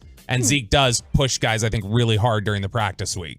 So there's that aspect of it. The problem is, I don't think he's very effective anymore. You think that they have the same level of intensity? I mean, no. I think Des is different. That's not what I'm saying. I'm just saying, I think that they felt like it was supplemented some of what they lost by Zeke being here. And Zeke chatters, and Zeke hits the sleds hard, and Zeke will, get chirping at people. I had an interesting conversation with someone that questioned, because they've got a new running backs coach in Jeff Blasco, and I'm not saying Zeke ever disrespected Jeff because Jeff was a run game coordinator. But as he takes over that new role, how hard it is to have a veteran like Zeke in that room as you're trying to bring these guys along. Like whereas I actually thought it would be a good thing to have, because as it was described to me, that's the moodiest room on the roster. I thought it'd actually be good to have a guy like Zeke in there. But I was kind of pushed back on that, which again, it's just one person's opinion. I could understand that though, because they would say this is Jeff Blasco's first time coaching a running backs room. And so there might be a default if there's any disagreement on something between Zeke and the coach, the players will probably automatically go, this guy knows more about the running back position than you do. This is your first year coach. You're an offensive line guy. What are you doing? So finish that up with your Deuce Vaughn reporting. Yeah, so I know we talked about this yesterday. It's been a discussion a little bit. And Baldinger did not sound as high on Deuce. No. He kind of said the speed felt like it wasn't too He's a mid 4.55. He's a 4.55 type. I think his concern was similar to someone else that I had spoken to in the league, that going up against some of these NFL linebackers is different than going up against, college linebackers. So because of this, I was curious, all right, I think Dallas had him graded in the 5th round. They picked him in the 6th. I was curious, all right, I wonder how the rest of the league viewed him. So I reached out to a few different people that I know, people who are talent evaluators, personnel people across the league outside of here, and trying to figure out, do you guys agree that was my question. I said, what did you think of Deuce Vaughn? Did you feel like that was a charity selection?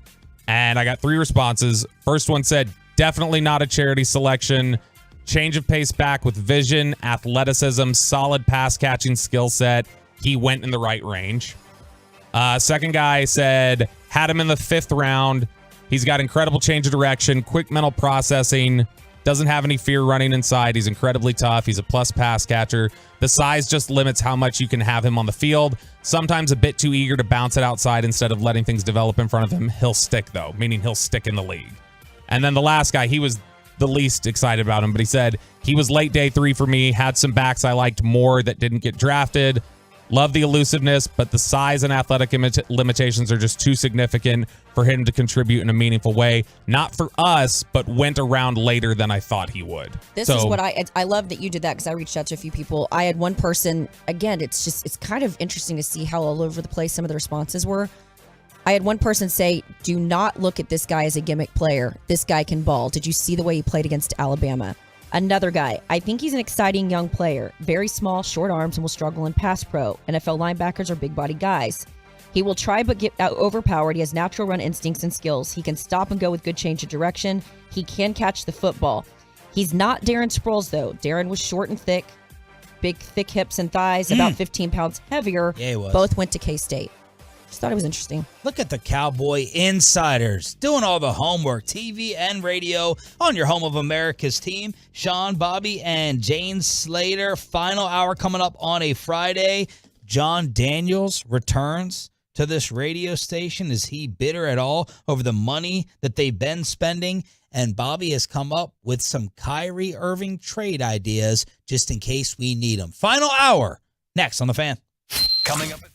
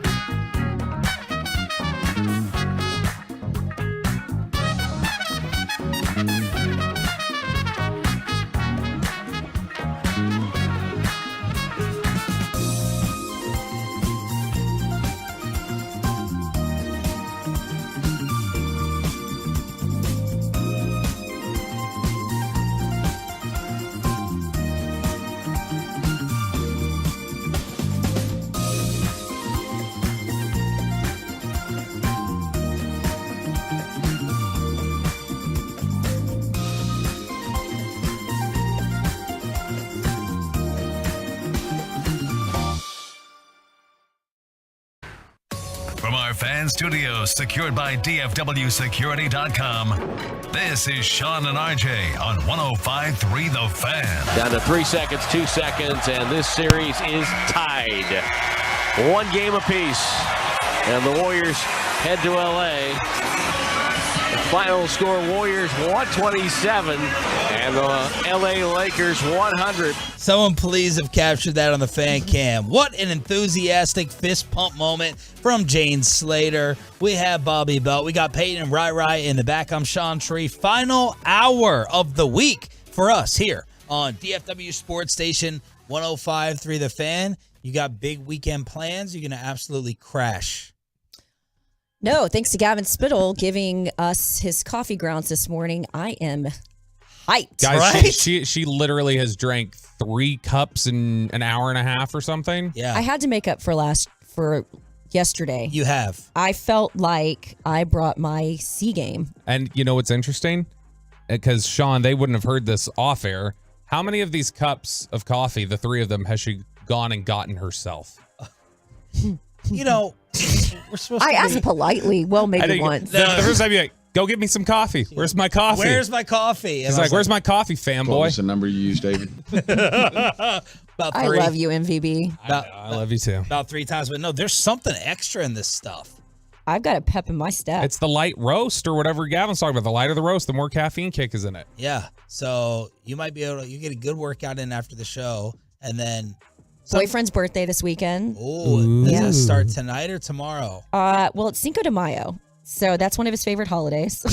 So I got a hair appointment, so I'll be meeting him after that, and then tomorrow I think we're gonna have a fairly chill day. Okay, but tonight's the rage. I think tonight he's gonna have 1 tequila, 2 tequila, probably 5. Okay. Yeah. Very nice.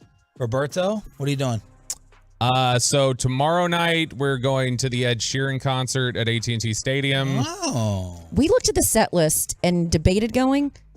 Some of it's his new hits, and I liked his old ones. Yeah, I mean, I would prefer that, but I also know, like, he stopped touring for a while, and so we were kind of like, oh, crap, I guess we're not going to see him, and now that he's come back, it's like, we got to take advantage of it. So we're going to go see... Are you staying in Arlington? No. We're taking the middle one with us. Okay. And so she's going, it's me, Kristen, the middle one. And then Sunday, I'm just going to rest until we got to get on the road for Arkansas on Monday morning. Oh, that's right. This is vacation week for you coming up. Yep. Arkansas. Well, half a week. I'll be back Thursday. Where? What are you doing in art? I mean, He's going to be an entrepreneur. He's going to the Ozarks. A lot of people don't say Arkansas. With No, vacation. it's saying at the Eatman residence. No, it's a spot called Lake Hamilton. It's like right around Hot Springs. And they've got some really nice houses like on the water out there. And we found this one a couple years ago that we Airbnb'd, and we just have gone back there a few times. Lake Washita is great too. I know everyone thinks my family is billionaires thanks to UK Daily Mail, but when we were growing up, we had like those pop-up tents, and you can rent a barge on Lake Washita and put your pop-up tent. I'm talking like not like an actual tent on the ground, but those ones that it's like, you attach to your car. Yeah. But it's like a Jayco, and you'd be able to float around the lake on this bar. I mean, it's real hillbilly stuff. You may as well have said another language because I'm not that sounds like camping. I love camping. I know you do. I despise it. Never. Why? I don't want to. I want to be in I want to be in the air conditioning, Jane. I'm not doing this grungy hippie stuff that you love. That's good for you, but give me a hotel room. I couldn't do. My sister lives in a van, and I couldn't. Down by the river? Yeah, I couldn't go around the U.S. the last 3 years like she has and just live in her van. So she's true, like. She built it out, like shiplap in there. It's got a kitchen. It's got an outdoor shower. Wow. It's an old news unit that she converted. What's the longest you've stayed in there? Oh, I literally got in there for like 2 minutes when she said she loves that thing so much. She parked it outside my house for when she came to visit me when it was like 42 degrees out. And I said, come in, I have a guest bedroom. She's like, no, my bed's more comfortable. She stayed in the van? It looked like an FBI surveillance van outside my house. Be like Bobby at the Disney show. I did. That would have been Choppy. He lost, so it would not have been me. What do you mean lost? He lost our tournament bet. That was a tournament bet payoff. I was not just suggesting let's go to Disney by ourselves. That's like when It's a Troy would go and watch like Minions by himself, and I'm like, bro. Yeah, that's weird. Would you just eat lunch at Chuck E. Cheese solo too? What are you doing? 877-881-1053. He goes for the music. He goes for the. That's right. So you heard Warriors radio call coming back. Golden State destroys LA last night while the Stars were getting their win. We'll get back to the Stars coming up at 9:20. 27-point win for the Warriors. Anthony Davis fails to show up, and now we are tied at 1 apiece. I think you and Choppy picked after the Lakers series got started against Memphis that the Lakers would win. What's your feeling on who's going to win this? Probably Golden State. I mean, they just dog walked them last night. It was bad. They don't have enough contributors. You don't know what consistency you're getting from Anthony Davis. If I had that answer, I might be inclined to pick the Lakers, but I'll say Warriors, and I really hope they get bounced in the West Finals. Like, I'm just tired of the Warriors. You want Denver in the finals? I'm just tired of the Warriors run.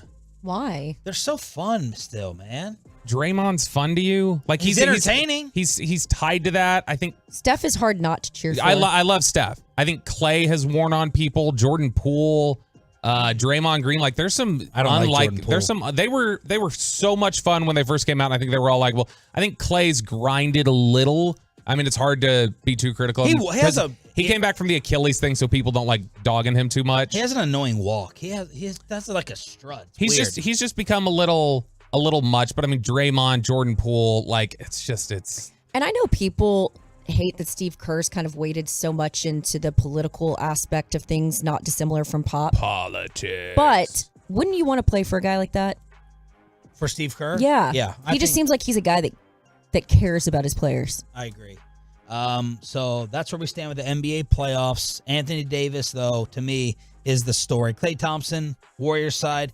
Anthony Davis, Lakers side. John Daniels showing back up on this radio station yesterday. And honest. Man, maybe the best dinner I've had was through Sandler's charity auction. Well. And John Daniels was a part of it. Just ask him anything you want. He's going to answer it. And you and I love those people, don't we? Yeah. Because we annoy people with questions. Right. We annoy people with questions, but I also feel like I want to get to know the real you. Like, I want to know who I'm working with. And it's the people who give the canned answers, which I get why people do it, because anything you say can and will be used against you these days. But I love these people like we had Beetle on yesterday.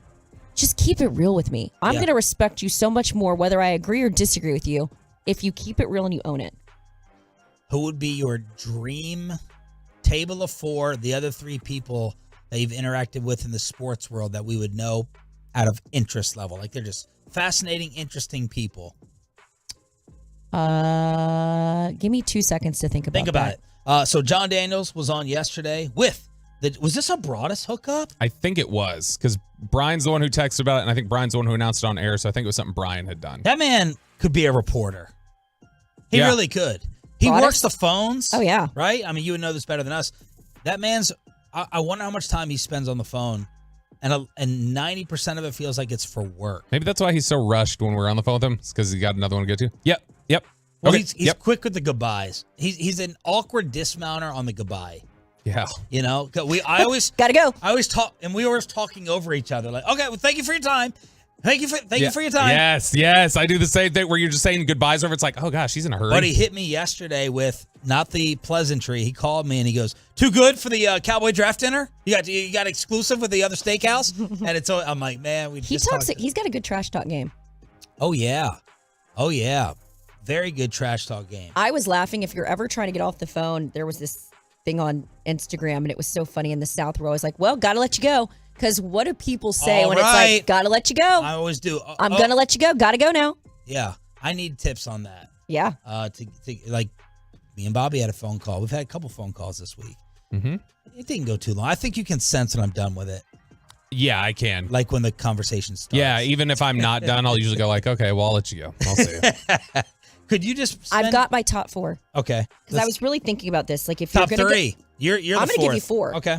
And we'll pull up a chair. One may shock you. All right. If you're going to sit down at dinner, you and I like storytellers and people who keep it real with you and honest. Yes.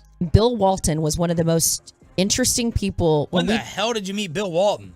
I was with Elfenbein, and we were in Atlanta for the Final Four, and we got to do a dinner with him through like this radio deal. Fascinating guy. Wow. Loved that dinner with Bill Walton. He would be on the Mount Rushmore. Sean Payton is another one. If you can sit down and have dinner with him. In fact, I think at Combine one year, I was sitting at a table with a bunch of people in the media at Prime 44, and he stood up on a chair to illustrate how he stood up on a table for Alvin Kamara. The guy is an incredible storyteller. Wow.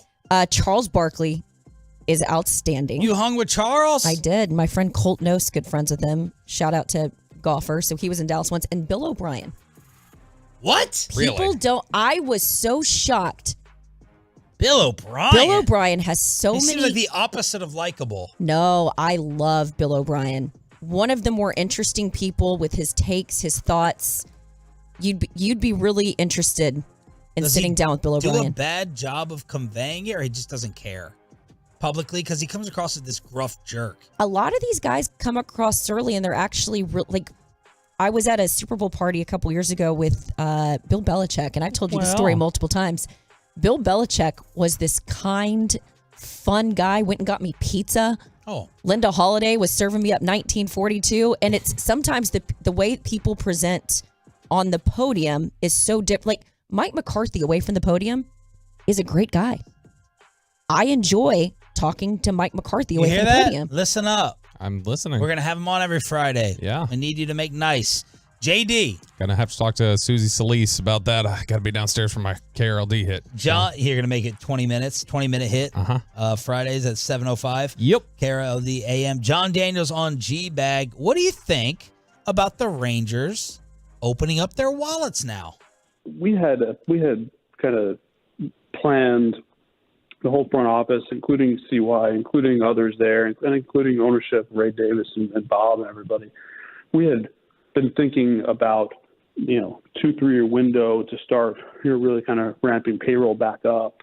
The specifics of which, the players of which, obviously you could go different ways with, but there was the feeling that we would go this direction. Now, ultimately, I think that the payroll is even a little bit higher than maybe we'd anticipated a couple of years ago when we started that, but it was very clearly discussed and very clearly laid out that was going to be the next step, that we were going to try to really accelerate the rebuild by a year or two by putting some of these anchors around some good young players that are coming through the system.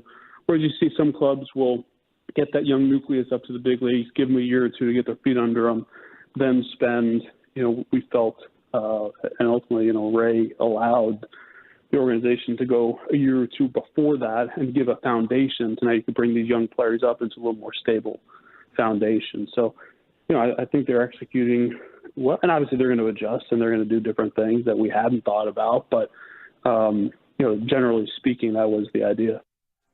John Daniels get any type of break off of the 2-year spending spree that they've been on with CY? Does his legacy get a break? No, I know what his legacy will be, but does it change in your mind? Like, they didn't spend. You compare the spending with DeGrom and Seager and Simeon to what they did with John? Yeah, I understand that's probably not helped a ton in terms of that put him at a bit of a disadvantage, some of the free agent spending. But look, John Daniels. They spent on Prince. They spent on Shoe. They spent. They spent on guys. They made deals. You remember they would sacrifice capital to go for it. They made those trades at the deadline for Jonathan Lucroy and Carlos Beltran that one year, where things failed under John Daniels was developing the minor league system into pro-ready players after the World Series run, and just missing on some draft picks, missing on some trades. I think John Daniels largely gets a bad rap around here, but it was time. Hypothetical, would you have rather held on to him or AJ Preller? Woo!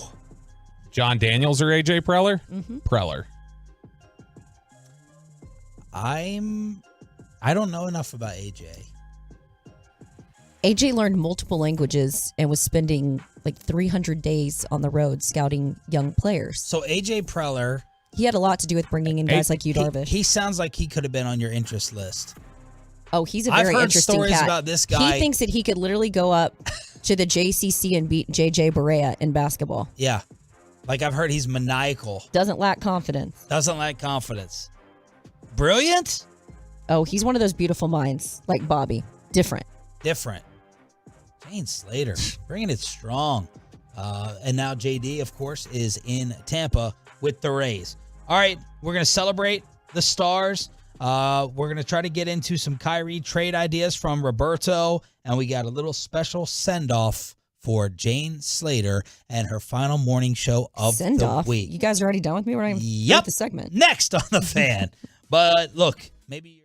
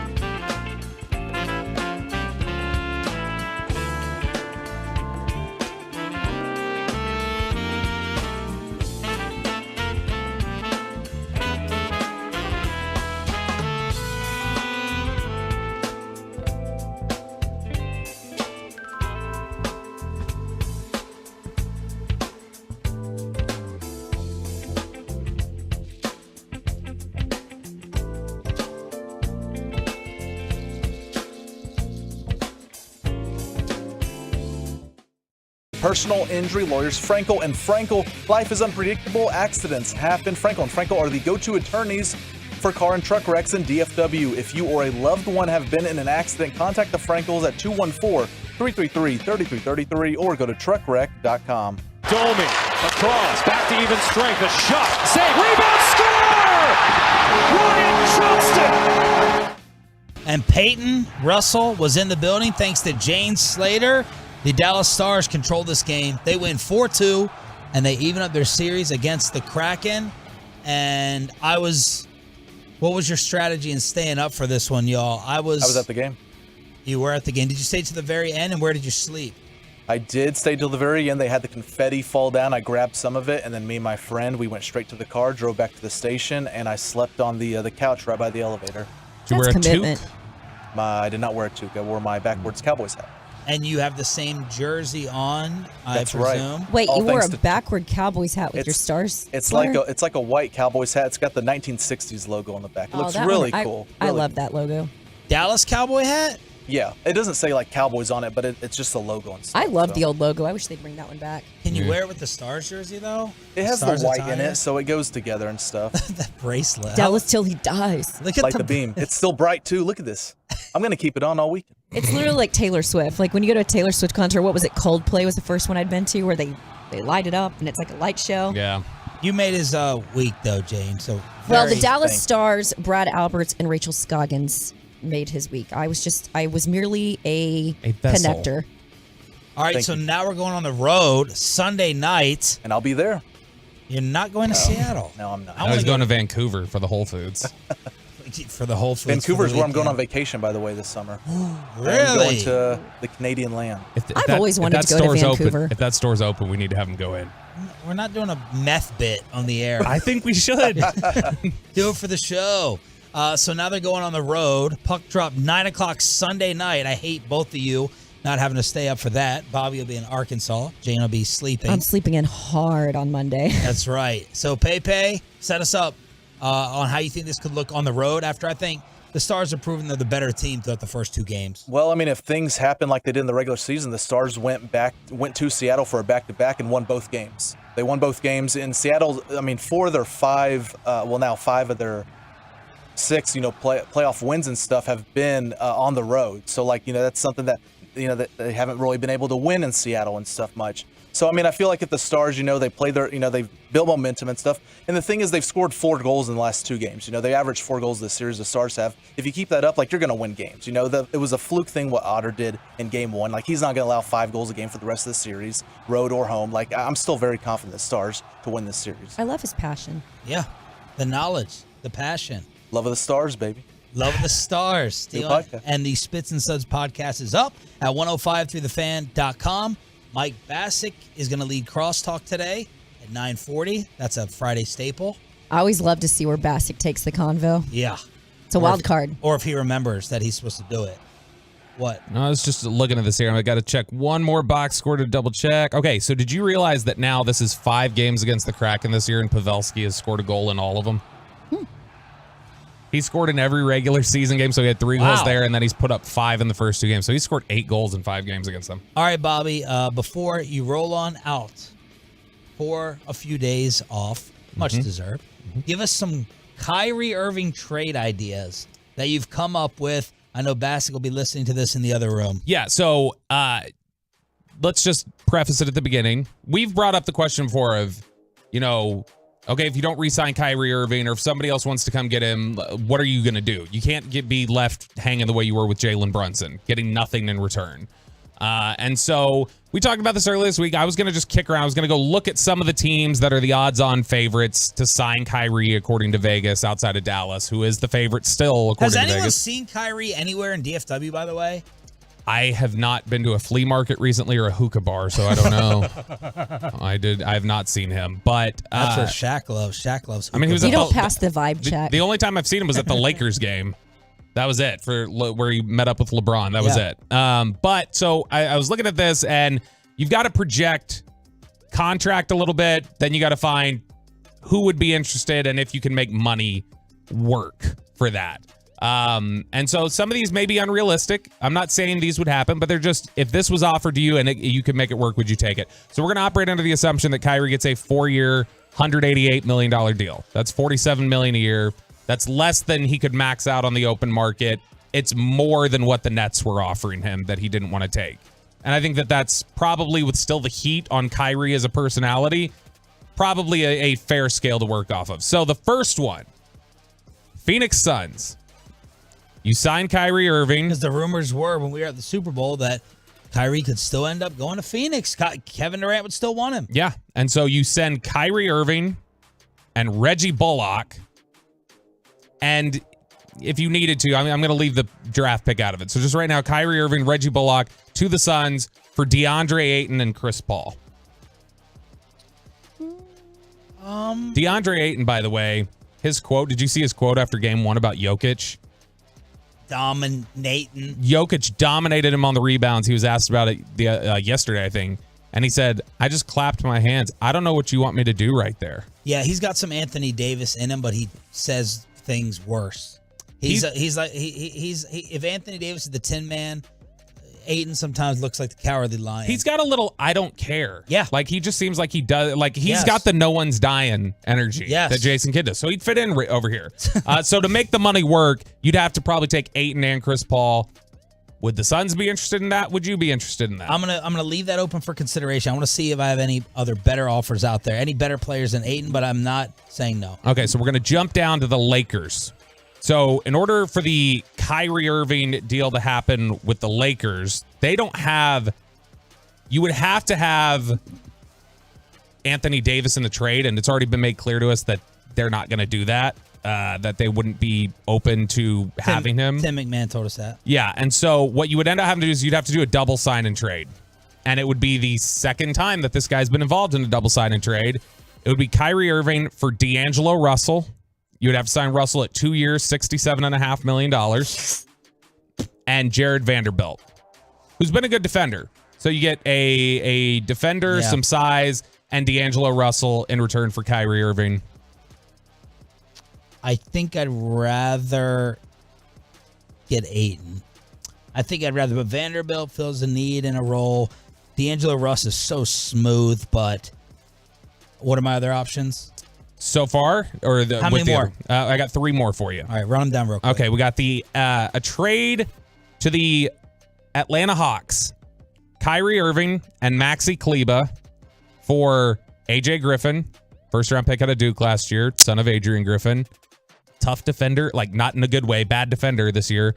And then you take off their big man contracts that are weighing them down right now, John Collins and Clint Capella. No. Okay. John Collins, I knew, was overrated. They never should have given him that money. I don't know enough about Griffin. Not even with, I was going to say, not even with the upside of Griffin, who was not a good defender last year. His defensive rating was like 120, which is awful. Okay. Next trade would be to the Miami Heat. And again, to make money work, you're going to have to take on some bad contracts. But you could get a pick back. You send Kyrie Irving for Kyle Lowry, Duncan Robinson, the upside of Nikola Jovic, and then you get their first-round pick in the summer draft. No, you're out. Okay. I thought you were going to say the next Chandler Parsons, Tyler Hero, so Choppy could be in love with his man crush, getting Hero here. And again, these teams neither team may be interested. We're just trying to make money work here. The Chicago Bulls. Give me some Zach LaVine. Kyrie Irving for Nikola Vucevic and Lonzo Ball. No. Lonzo Ball's broken. Do you take any of those? I would consider the Ayton deal. And Paul? I mean, Chris Paul is basically done. But to get a big man, I think that's one I would consider the most. We'll ask Bassick. All right. Thank you for the creativity. Where's our boss? Is Gavin here yet? Usually around Crosstalk. Because I'm shaking a little bit. I'm wondering if I got a bad batch. I think it's that you drank 3 cups of coffee on basically an empty stomach in 90 minutes. I feel like I need to ground down. Let the ground down. Okay, Jane, this is recap time. Is there anything, any topic, any subject, anything left to say that you need to get off your chest? Recap of the week as you are starting to look cracked out. I'm unraveling a bit. He laced our coffee beans. We do have a little bit of a goodbye. As once in a while, apparently my son also has the gift for Gab at 3 years of age. So a new edition of the Cribcast saying bye to Jane Slater after her morning shift for the week. To my dearest, sweet Jane Slater, did you enjoy doing radio with your future father-in-law this week? I know you are nervous to seek his permission for my hand in marriage. Don't deny it, Jane. When I met you, something funny happened in my diapers. I thought it was the black olives I had for lunch, but in fact, it was you, Hurricane Jane. We will be the ultimate power couple. We will use Dad's cardiologist inheritance to travel the world. Small hands aren't genetic, Jane, but Latino heat is. Anytime you want to be on the fan, you know my dad runs this place. You can move in with us. Nothing says love like 3-day-old barbecue. Oh, the sounds from our crib. Like the interactive pop-up animal game. That hippo sound gets me every time. Miss Jane Sharif. Sounds like a rock star, doesn't it? P.S. If for some reason you say no, I will gladly accept one of your 15 other hotties you hang with. So listen, look, I'm into young guys, but I'm not Jane Epstein. I'm just. What a send-off. That is a great walk-off. Hard to top that. Let's cross. But Ollie is so cute. I love that. Thank you. Let's crosstalk with you. I'll be your godmother. And in all seriousness, it's been great having you. You delivered the monster guest, the whales. The energy recovery today has been fantastic. And you do have a lot of guts. You always jump and dive into things. And to do this for a week, it's a shock to the system. So, once again, way to go, Jane. Bulging dick. I love working with you. You know that, Sean. My dream show when I was sent off from here was you and I doing this. I have such a respect for this show, for the fact that you've done it for 12 years. I mean, Kay Adams did 6 years of an early show at Good Morning Football and was like, peace out. But I respect the hard work that you put into this, and thank you for letting me come on the show because I know you have high standards. Great addition. Y'all let her know on the Twitter account and the truckwreck.com text line at 877-881-1053. She's not going anywhere permanently. She is a new member of the Fan yet again. Let's crosstalk with Mikey B and KMC next. But first,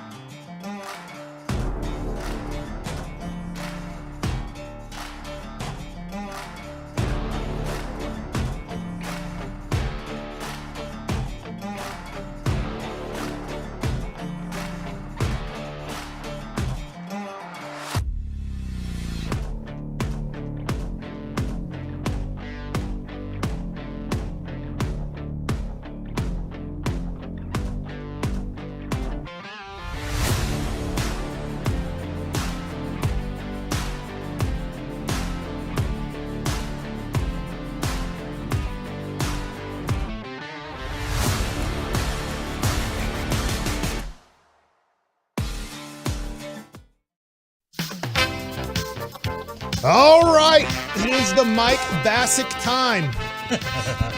Now, I have he came in ready today. NBA basketball last night. Now, obviously, didn't really watch much. I feel like I should bet all of the stars last night. What was your stars NBA ratio? Well, I didn't have TNT, so I actually was watching basketball. 80% hockey, 20% basketball. Wow. It was a blowout. Yeah. And so I talked to these guys before, and I wish I would just bet all of my college fund money on my 3 kids.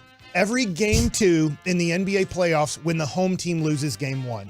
It is Milwaukee doesn't have Giannis. They win by 40 in game 2. Do you know the number? 16 straight. 16 straight. 16 if straight. you lose game 1. 16 straight game 2 wins by the home team if the road team wins game 1. Yeah. 16 times. It's almost like at halftime, guys, every team in the NBA looks at each other and they go, hey, this is a close game. We're working our asses off right now. Do we want to work that hard to maybe come up with another upset victory? And all 15 guys look at each other and go, let's just drink some beer and get on the plane and go back home. Put Tristan Thompson in. Yeah. It really is maddening. Like, and it may be the most maddening effort thing in sports of the game 2 NBA issue. What we did our job. We got the road win. When essentially you're setting yourself up to end the series. Yeah. If the Lakers won last night. But is it, or is it like, look, it's not a sprint, it's a marathon?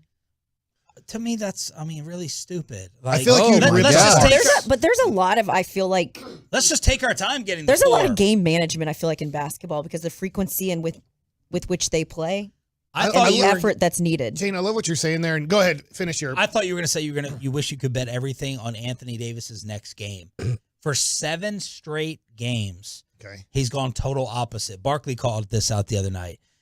13 against Memphis, and then I'm just going to give you in order. 13, 31, 12, 31, 16, 30, last night 11. The most maddening start in sports. I do think this. I think in today's science of we understand the human body better than ever, I think when you don't push the body at all for 6 months and then you get to the playoffs, your body, like an Anthony Davis, LeBron can handle it even at 38, even though, look, he's not as athletic as he used to be. But because when you play 75 of the 82 games on a consistent basis, your body now can handle the playoffs. I think when you go, hey, let's just play 40 games.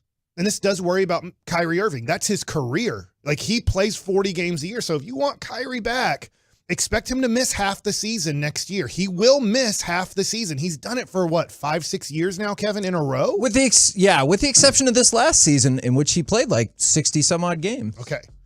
But I look at it and go, if I only pitch 15 games in a season that I'm supposed to start 30 or 32 games, and we get into the playoffs, and I'm not anywhere close to like a Jacob deGrom, but then you ask Jacob deGrom to pitch game 1, game 5, game 3, and game 7. Let's just say you were lucky enough to play in those series. He'll break down. He will break down. Yeah. His arm cannot handle that stress. Or you get lucky enough that it handles that stress, and then next year he misses the whole year because his arm is dead by the time you get to the next season. Here's the other insane Anthony Davis stat everyone's making fun of. Last night was his 20th consecutive game played. Longest streak since the 2020 title in the bubble. Wow. So they're celebrating 20 straight games. Oh, just played. 20 straight games in general that he played in? 20 straight games in general. That's amazing. He's missed 44% of his Laker games. Oh my gosh. Good for him. And I think Van Gundy called out that Steph has actually missed more games recently over time, but Anthony Davis catches all the heat. Okay. Which to me is deserved. So next, Mike likes it here during Crosstalk. Peyton, I saw your tweet, or maybe I saw Jane's tweet on your tickets.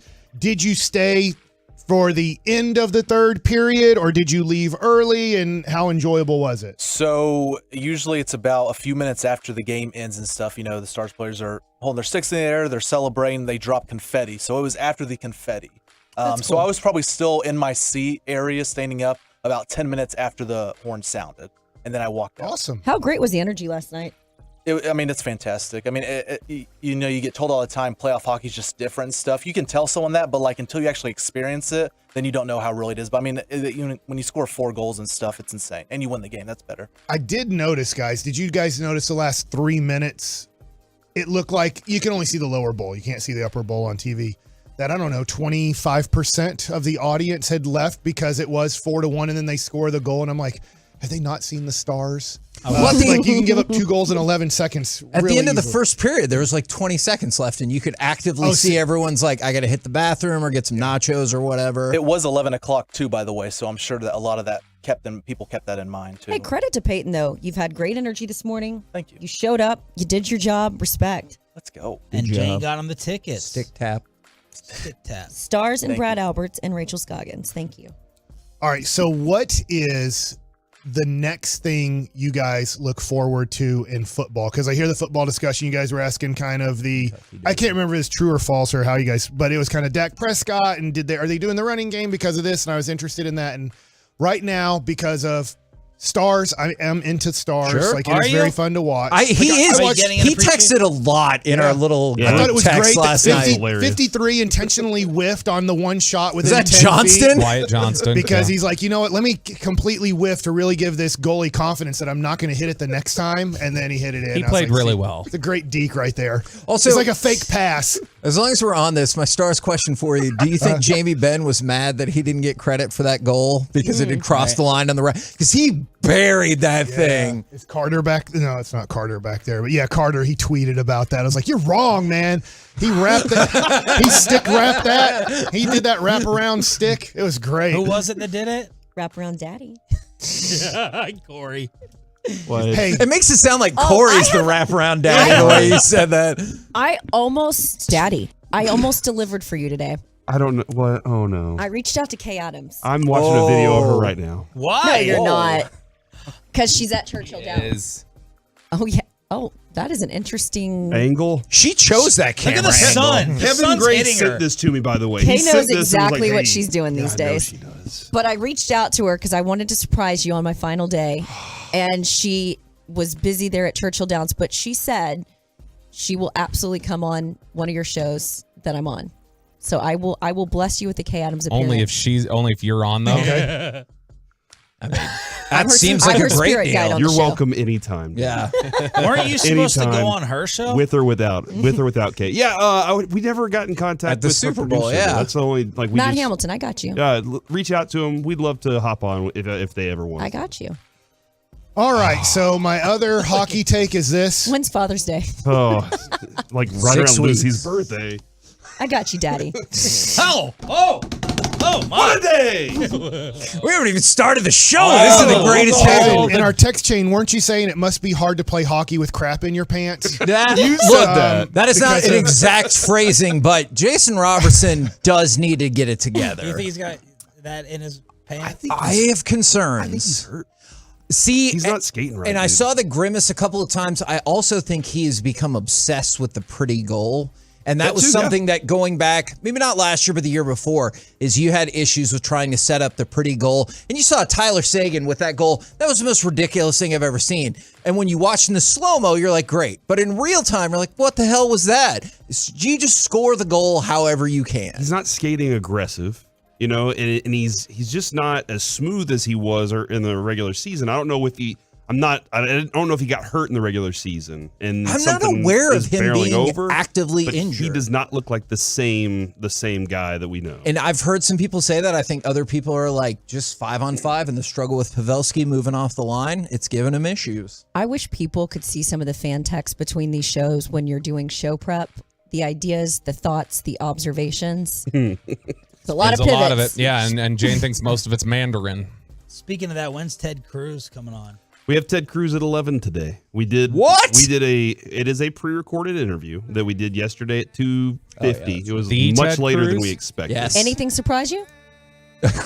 Yeah, I was surprised a couple of times. Did you like my last question? I think people who are angry about this interview will very much enjoy your last question a lot. Peyton, you messed up here. You should have been playing deep in the heart of Texas. I told Sean this in the conference room. Our old program director told us one time, because we had a guest on and we were it was awkward. And he was like, look, man, invite them into your world. Y'all are who you are. You're a little zany. You're a little weird, but y'all are who you are. Be you. Don't be like to them. And so we did that with Ted Cruz. And I think. Did he play ball? Yeah, he absolutely did. And I mean, he's a politician. He knows the game. Yeah, but he some knows of them, it. I always find sometimes the politicians they don't pivot really well in the sports world. No, he did. They're awk. I think it's a very interesting interview. I think there's a lot of good stuff that comes of it, and I think a lot of our listeners that know us, they've told us we're along with the ride for you guys. Y'all go somewhere. We never know where we're going with y'all, especially with Mike. And Chris Christie, awk, when it comes to sports. And if they get mad, we set up Forgiveness Friday right after that. Yeah, So they exactly. can vent their frustrations in that spot. Smart. All right, well, we got to go. Last thing, weekend plans, anything super fun, or you guys have a pretty calm weekend? We got community ball this weekend. Me and Corey are hosting My Possibility event. Oh, sweet. I'm driving to Melissa, Oklahoma to watch 14-year-old baseball. Look at you. I think it's in Texas. Going to but it Ed feels Sheeran like- on Saturday. Oh, yeah, really? Yeah, I am. Really. All right. Bad He thinks habits. that's hilarious. Good felt for you. judgy. He would have liked it if it was the Lumineers. Oh, yeah. Yeah, I would have. I like They're good. the Or the Lumineers. truck He has girl. European taste. He's 10 years behind. Yeah, it's fine with Shots me. fired at the Euros. I know. It's so The music much. always comes out like 10 years behind. 10 years ago, the Mavs competed for like. Oh, my stuff. God. Hey, All you right. got to get Bobby's Kyrie trades in the commercial break. All He right, came up with commercial break. all of them. All right, coming up next, the KNC masterpiece. Let's see how engaged I am today. Oh, no. On the fair. Oh, dear. Daddy. The latest from the Star in Frisco, as well as inside information.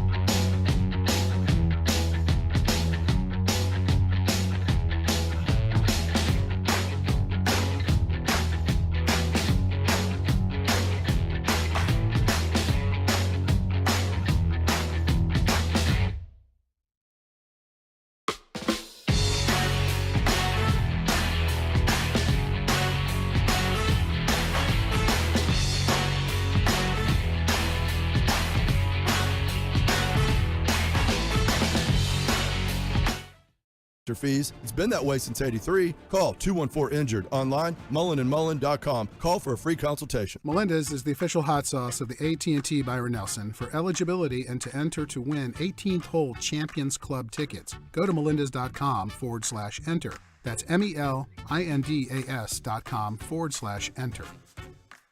This is the exclusive home of Dallas Cowboys football. KRLD FM and HD1, Dallas, Fort Worth. Let's go, Cowboys. Always live on the free Odyssey app.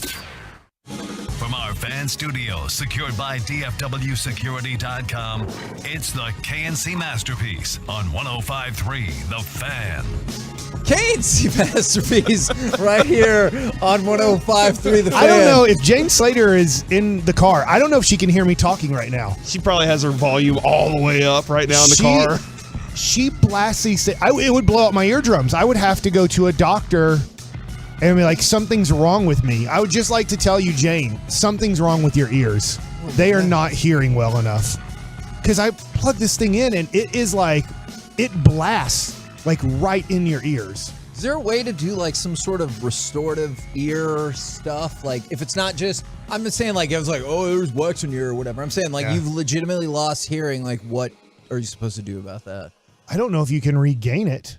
No, I don't know. Maybe you can. Not, I don't know. You can get an earpiece, right? Isn't that how it works? Yeah, like you just get you can get hearing aids. That's about all I know. I have not heard about regenerating the little bones in your ear that create the. You'd think you'd get better because your ears never stop growing. So you'd think you'd be great at hearing. Right? Yeah, that's why old people have big ears. Oh my gosh. And nose, right? Your nose. Yeah, never for stops some growing. reason, everything else. 22 years old, my body said, you know what? Hair on my head?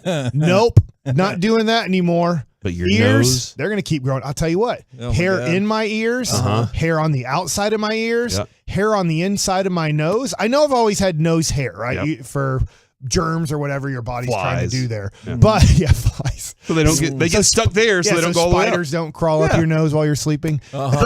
I mean, the amount of hair growth that I've had inside my nose and in and outside my ears is tremendous. Yet it refuses on my head. You want to know something really weird, And for Mike? Jane. I don't know if This I do. is something, I don't know how many people have this.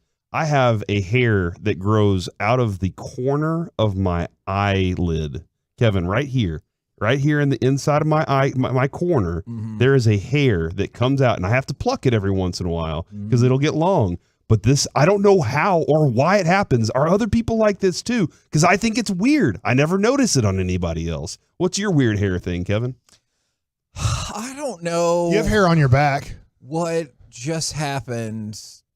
Do you have hair on your toenail, on your big toe? Stars won. I don't know. Yes, the Stars did win. See, and that's how you transition. And perhaps we should move Jason Robertson into the Pavelski house.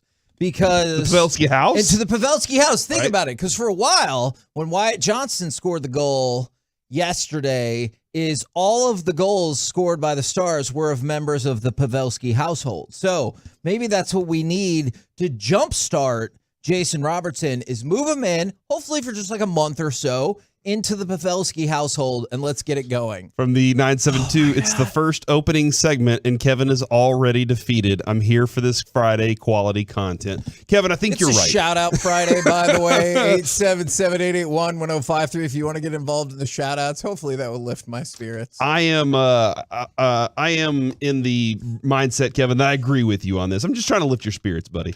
I'm in the mindset that You hey, know what? As long as we're dealing with business on air, hey, will you tell your wife that the second copy that she sent with the updated script isn't attached in there? oh, are you kidding me? Are you serious right now? Which wife? I have it. What do you mean? He only has one wife. Yeah, no, it's right you're there. about my wife. Yeah, no, it's there. It It's, is? oh crap, no, it's not. See? Jeez, this lady. All right, okay, that's Who even is Yo, she? Adrian. Yeah. all right. I'll You know text what? her in a We're minute. gonna rebuild. Here we go, Alec. It's up to you to save this thing. Cut number one, because if you don't play this, we're in a lot of trouble.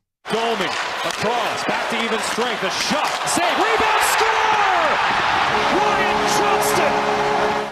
That's go ahead. I was just gonna say, so That's our Ken Griffey Jr. because he's 19. Yeah. Have you caught Wyatt Johnston fever now? Yeah. He's really good. We told you that would be the guy. We said this is the one that we think you'll And what's get his interested nickname? in. Does he have a nickname yet? I think he's about to make up a nickname. Are you about to create a nickname for Wyatt Johnston? Yeah. What's his first name? Wyatt. We can go with 2 different nicknames here in Dallas. Either the nickname that is a little bit newer, Wyatt's Cafeteria Johnson. I don't know because there's Wyatt's Cafeterias all over Dallas-Fort Worth a long time ago. You have a more contemporary idea for a nickname? And everybody actually, around it goes him way eats. back when there was a movie called Tombstone. Okay. And there was Wyatt Earp. Right. Now, Earp Johnson would be Johnston. There's a T in there. Johnston. Yes. Is that you would be taking that guy's name. That's not right. But what did they give Wyatt Earp? Gun? True. And then how could he shoot and kill people legally? Oh, because he's the sheriff? He was Deputy U.S. Marshal in Tombstone City Marshal. Wyatt the Marshal Johnston. Okay. I like that better than the cafeteria one, probably. It feels... All right, well, you choose. Oh, no, his brother was the marshal, but he was involved in it. Yeah. Well, we'll have to That's find good. another nickname, whatever he was. The star guy. It's going to go back to the cafeteria. You just know that's the I case. think we should put a vote up. So I know something that has particularly caught your attention. First of all, I thought this was a really interesting stat going back to round 1. A couple of positive signs for the Stars. Did you know that the loser of game 1 in the first round won 6 of the 8 series?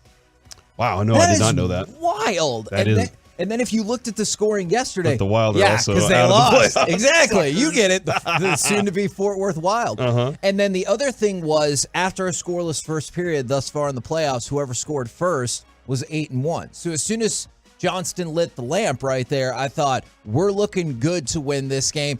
And clearly that was the case. It felt comfortable for a lot of the night after that, though not all of the night, because when the Kraken score 2 minutes after that sweet wraparound goal on a goal that I thought was soft that Ottinger gave up, I was a little concerned, but the Stars controlled a lot of this. For the most part, Ottinger was pretty good last night, man. Like, he was really good last night. I Very thought for effective. sure it was going to get to 4-3. I'll just be honest. Really? Like, when it got to be 4-2, I'm like, they're going to score with like 45 seconds to go or something and make the last 40 seconds of this very nervous. Yeah, they played a different brand later in that game than they did throughout most of the early part of the game, and I think that they did a really good job at keeping the pressure that the Kraken were putting on them earlier, keeping that at bay. But that being said, the Kraken still, once they see the opportunity to go, they go. Yeah. And that's where I get a little concerned is when the Stars, we talked about it with Joey last week, the Stars love to have their defense players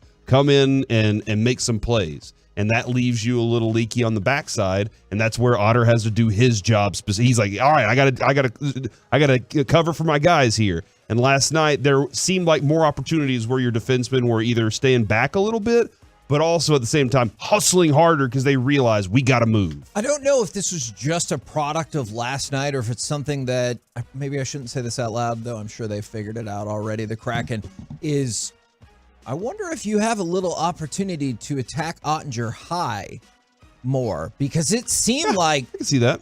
It seemed like the one-on-one goal, obviously that one right went over his high. right shoulder. Yeah, and then the other one clearly was a different situation, but they went high again. I wonder if they'll attack high a little bit more, because especially when they pulled their goalie for the extra skater, it looked like they were attacking low a lot, and those were getting shut down pretty expertly by Ottinger. So that's just a thought going forward, is I wonder if that's what they're going to do. Ooh, and what if that's a setup? You know how pitchers, Michael, set up hitters with pitches? Right. I wonder if Ottinger's right now saying, hey, look, I'm defending low, but once they start going high, I'll make sure that I got them on this one. Now, They're always going to be a hole, though.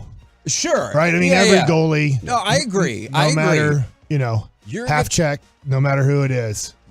That was Hasek that you're referring to. He missed out on our groove text. He was like, half check never would have done this, going back to game 1. Uh-huh. Now, Mike, you're going to be By the way, so we could pleased. call Wyatt Johnston either the lawman or the gambler. Yeah. How about that? I've got even more I like both ideas of for them. Okay. you, and I All think right. you're going to What like about the some of Lambler? these. From the 214, Cafeteria Johnston, because Yes. he's serving up the goals. Yeah, see? I like And it. Wyatt the Kid Johnston. Wyatt the... Oh, my God. Billy the Kid was one of those. Yeah, his name's not Billy. Yeah, you got a good point. You got Wyatt a good the point. Riot. You like that one? That one rhymes. Hey, that it does. I mean, when you're thinking about rhyming words, I don't know. What about Moose? I feel like that one. Daryl Moose Johnston. I like it. Now we're going with the last name. What about Tombstone Johnston? That's not a bad one either. Okay. What about? No. We're doing good here. I was just gonna say, you can tell with Mike. He'll let you know immediately. He'll be like, no, or ooh, I kind of like that. I think though that they made really good adjustments, really sound adjustments to what, because when the Kraken came out early in the first game and just said, "Hey, this is the style we're playing at," Sure. And it kind of caught the Stars off guard. They are, I think, they're clearly the more polished team. The first period last night, they didn't look great. Like there were still those moments of, "Hey, dude, get it in the zone and keep it in the zone." And they weren't doing great at that. But as this goes on, I think they'll continue to make those types of adjustments. Man, I can't wait for Sunday now. Now, like, I'm excited about Sunday. You get to go up to Seattle. It's late again, yeah. It's going to be a very similar thing. Actually, I think it's 5:30 game. Are you sure about that? I think so. You can revisit if you want to. Yeah. But it's one of those moments where it's going to be very similar to Minnesota, where it's going to be a rocking crowd. But remember when they went up to Minnesota, it was Friday night. And so everything was loud and popping. So so it's not 5:20. Yeah, 8:30. It's okay. I'm off work Monday, so I'm gonna stay up late and watch it all. Man, I am too. Okay, but you mean you're gonna stay up and watch the game, right? Not that you're gonna be off of work? And did you just arbitrarily decide that you're off of work because Corey's off of work? I think so. We're gonna party together. Okay. Yeah. A lot of business to clean up here. We're going to find is there a Wyatt's cafeteria still around?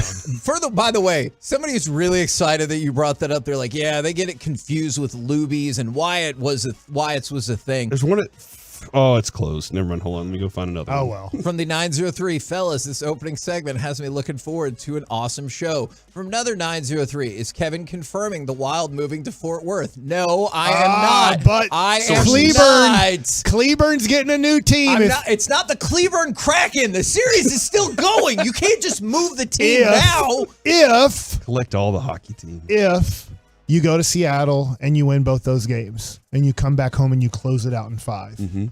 I think that the Kraken should think about moving to Cleburne. They have a beautiful area out there. They have the new minor league park out there. It's not super new, but it's new. A lot of land out there, undeveloped.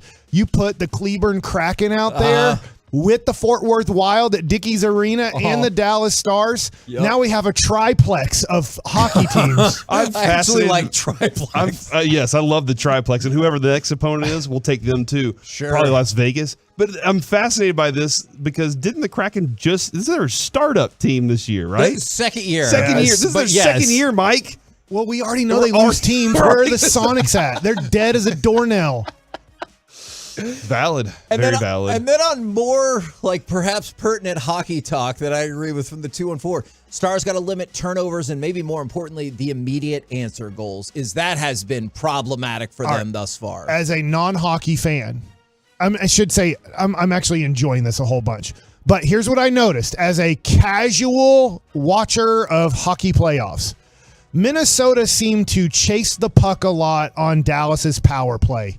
It looks like, correct me if I'm wrong here, that this team here, Seattle, is just playing like a packed-in diamond. Yeah, kind of a zone versus man like a 1-2-1 yeah. almost. And they're like, we don't care. Do they call it the point near the blue line? Yes. So it's like you guys can do whatever you want around the point. We're not going to come out and try to steal the puck from you. We're not going to put pressure on you to make a ill-advised pass. We're going to let you do whatever you want, but we're going to stay in this packed-in diamond defense. It seemed effective, too. Like, the second power play for the Stars was very frustrating. Text in if I'm way off. I don't mind being way off. I'm an uneducated, enjoying hockey playoffs person. And you know what? We might answer one of these questions too. But another thing that we brought up in the crosstalk from the 817, Jason Robertson needs to find a way to be a factor. Absolutely. Whether you think they get by this series or not is the viability of this team in the playoffs going forward, at least partially depends on Jason Robertson being able to contribute, hopefully specifically for goals. Now, Mike, I think you'll love this question. I always love questions. That is not true. From the 214, why doesn't some team just put a 500-pound guy in the goal where there's no openings? We actually researched this a while back because while there is no regulation on the size of your goalie, there is a regulation on the size of their equipment. And so you would be leaving that human being up for their body to be destroyed. Sports Science also did an episode on this too, and they just found that like their reactions, it was more difficult for them to even react to get that. And the net's a lot bigger than you think. Like though it's not a It's a lot wider and taller than you actually think. The Kraken's goalie gave up a wraparound. Yes, he did. And then Jamie Benn, just in case, like I know obviously that didn't end up being the official goal, but Jamie Benn buried that thing as if there was any question about it being a goal. I do think it's amazing after skiing and being totally pathetic at it. And I know that skiing and skating, although a hair similar, aren't very similar. How they're able to go 1,000 miles an hour right at the goalie like Jamie Benn did and then be able to veer off or stop right in front of the goalie is amazing to me. Some of the simplest things that I'm watching right now on how they skate backwards, I know that's stupid. I've watched hockey enough, but sometimes after skiing and seeing how pathetic I am at it and how funny my family thinks I am at looking stupid trying to ski. It was hilarious to watch those videos. Is that they are amazing skaters. I want to congratulate every hockey player out there for learning how to skate so well. I brought this up, Mike. You spent most of your life on metal cleats, right? Somewhat, yeah. On metal spikes. And can you imagine spending most of your life on a line of metal? Like just one line of metal, and that's how they're getting around. I can't imagine what their bodies are like afterwards and all that, but it's I agree with you completely. It's insane. They're better than basketball players. They don't have load management. That is true. And from the 817, it is a Shout Out Friday, so I promise we'll continue to get to these all show long. Shout out to my cousin Oliver for graduating from LeTourneau University with a sports communication degree. Congratulations, Oliver. Coming up next, thanking refs after a game came up again in the NBA playoffs. Is this problematic, or is it time to put this conspiracy theory to rest? We'll do it next on The Fan. Where you going? Your day gets better with the Cheap Bag Nation starting at 2 o'clock on 105.3 The Fan. Paid for by Rain Finance Group. Attention all U.S. business owners. If you have 5 or more...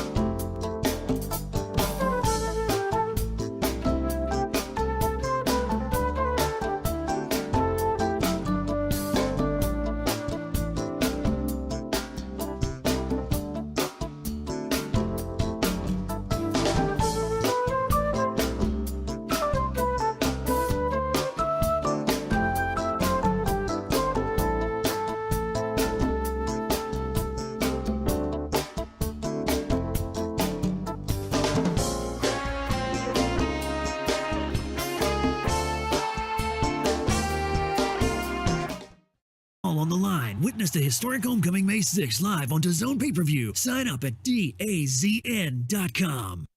This segment of the KNC Masterpiece is brought to you by state-of-the-art weight loss and the personal injury lawyers Frankel and Frankel. Life is unpredictable. Accidents happen. Frankel and Frankel are the go-to attorneys for car and truck wrecks in DFW.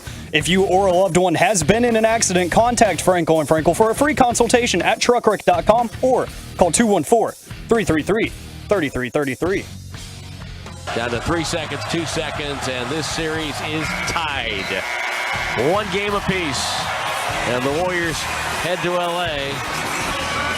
Final score, Warriors 127 and the L.A. Lakers 100.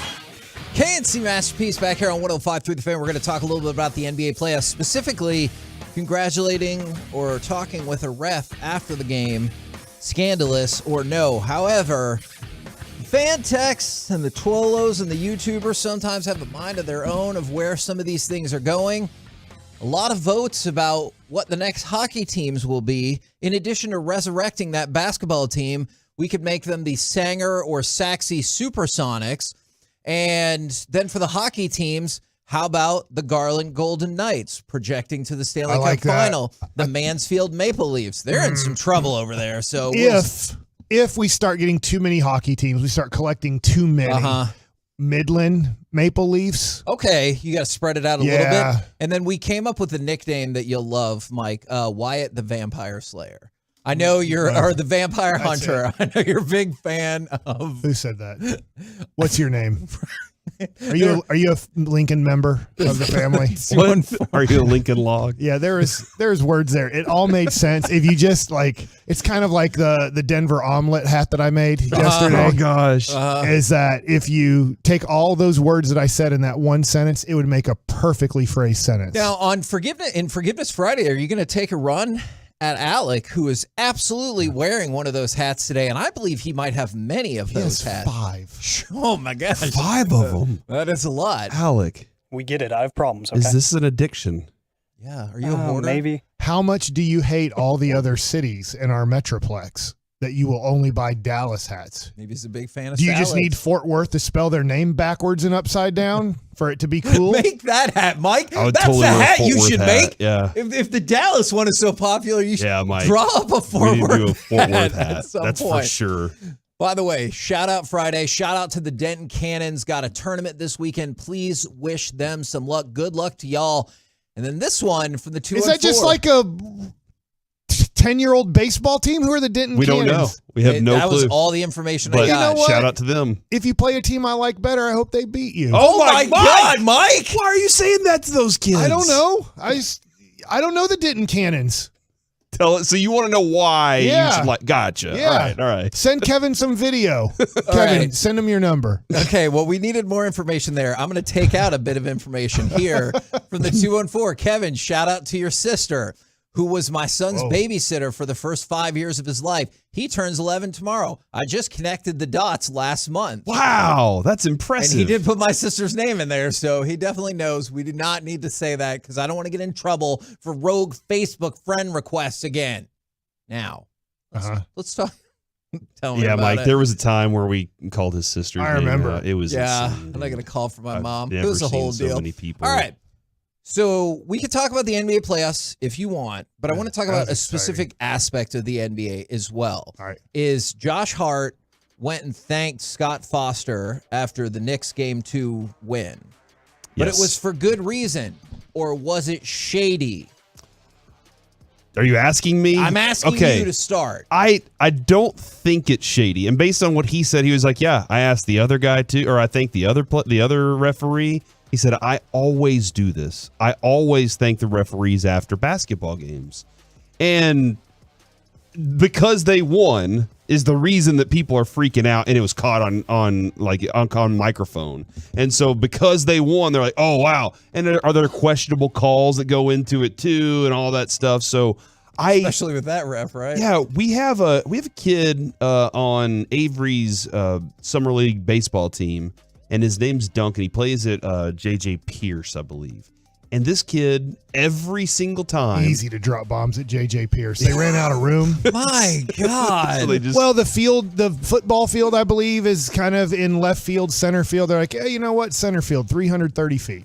And yeah, it is kind of. Anyway, that being said, after You're like the games, the anti-shout-out Friday, Mike. I'm sorry, Corey. After the games, Mike, he goes to third base and says, "Everybody behind me," and everybody lines up behind him. He's the oldest on the team, and he's trying to lead the team and everything. And then they go do the handshake with the other team, like everything. And then immediately says, "All right, we're going to home plate." And they go talk to the umpires, and they say thank them for what they did for the day. What if they didn't do a good job? He doesn't care. Screwed me over on that one. Just wanted to let you know before I go home. He just wants to go thank them. And my first thought here is like, is it kind of kissing butt when you do that? Because it feels like it, right? Does it ever work in your favor? Like some of these umpires you're going to know. And Mike, I just watched the Will Clark video. What happened in the Will Clark video? Have you seen this TikTok? I'm not sure which one. All I right. do watch his TikToks. Damn it! I wish I would have gotten It's the with audio Eric from it Burns. last night. It's with Eric Burns. Is that correct? And he has his shirt on, and he's talking about Angel Hernandez. Oh, I have not seen the one on Angel This is Hernandez. fantastic, and I wish I would have gotten it. He said he screwed him over in the middle of a game one day, and he was really mad at him. Later that night, he's at a bar, and he looks over, and Angel Hernandez and those umpires from that crew are all sitting at the bar. And he says, you know what? Send some drinks over to those guys. So he buys them around a beer. Angel Hernandez is like, hey, you kind of got jobbed by me today. Why are you? And he was like, no big deal. I'll see you tomorrow. And just leaves. He said that for the rest of his career, always got good calls from Angel Hernandez. It's not good for Angel Hernandez. It's not a good story. But yeah, he's like, it was $20 worth of beers, and I always got good calls from him. He never screwed me over again. And so, Kevin, I'm surprised to hear that. Sometimes, though, just being nice to people, like instead of just being in the referee's face and berating them the entire game, maybe just being nice to them and saying thanks after the game can work out in your favor. I know they're supposed to be robots, but they're actually humans, and sometimes those things can affect. See, I kind of thought it only worked against you. Like, if you're nice to an ump or a ref or whatever, they're like, that's fine. But if you were mean to them, then they like, I'll never forget who you are. So it's interesting to hear that the positive aspects of it. I do think there is. I think that for the most part, umpires and referees are trying to be as objective as possible and not let all of that affect them. But like you said, Corey, they are human. I think it has to be a special case, as in, I hate this person consciously, subconsciously. Yeah. I like this person consciously, subconsciously. And you give the person you like the benefit of the doubt when it's a close situation. I don't think they go, well, I like him, I don't like him, I'm just going to ruin the game. Right. But I think when there's these very tough calls, I think that they look at it and go, I don't like this guy. And I think Luka runs into that, unfortunately. I think Mark Cuban has berated the referees for a good 20 years now. Right.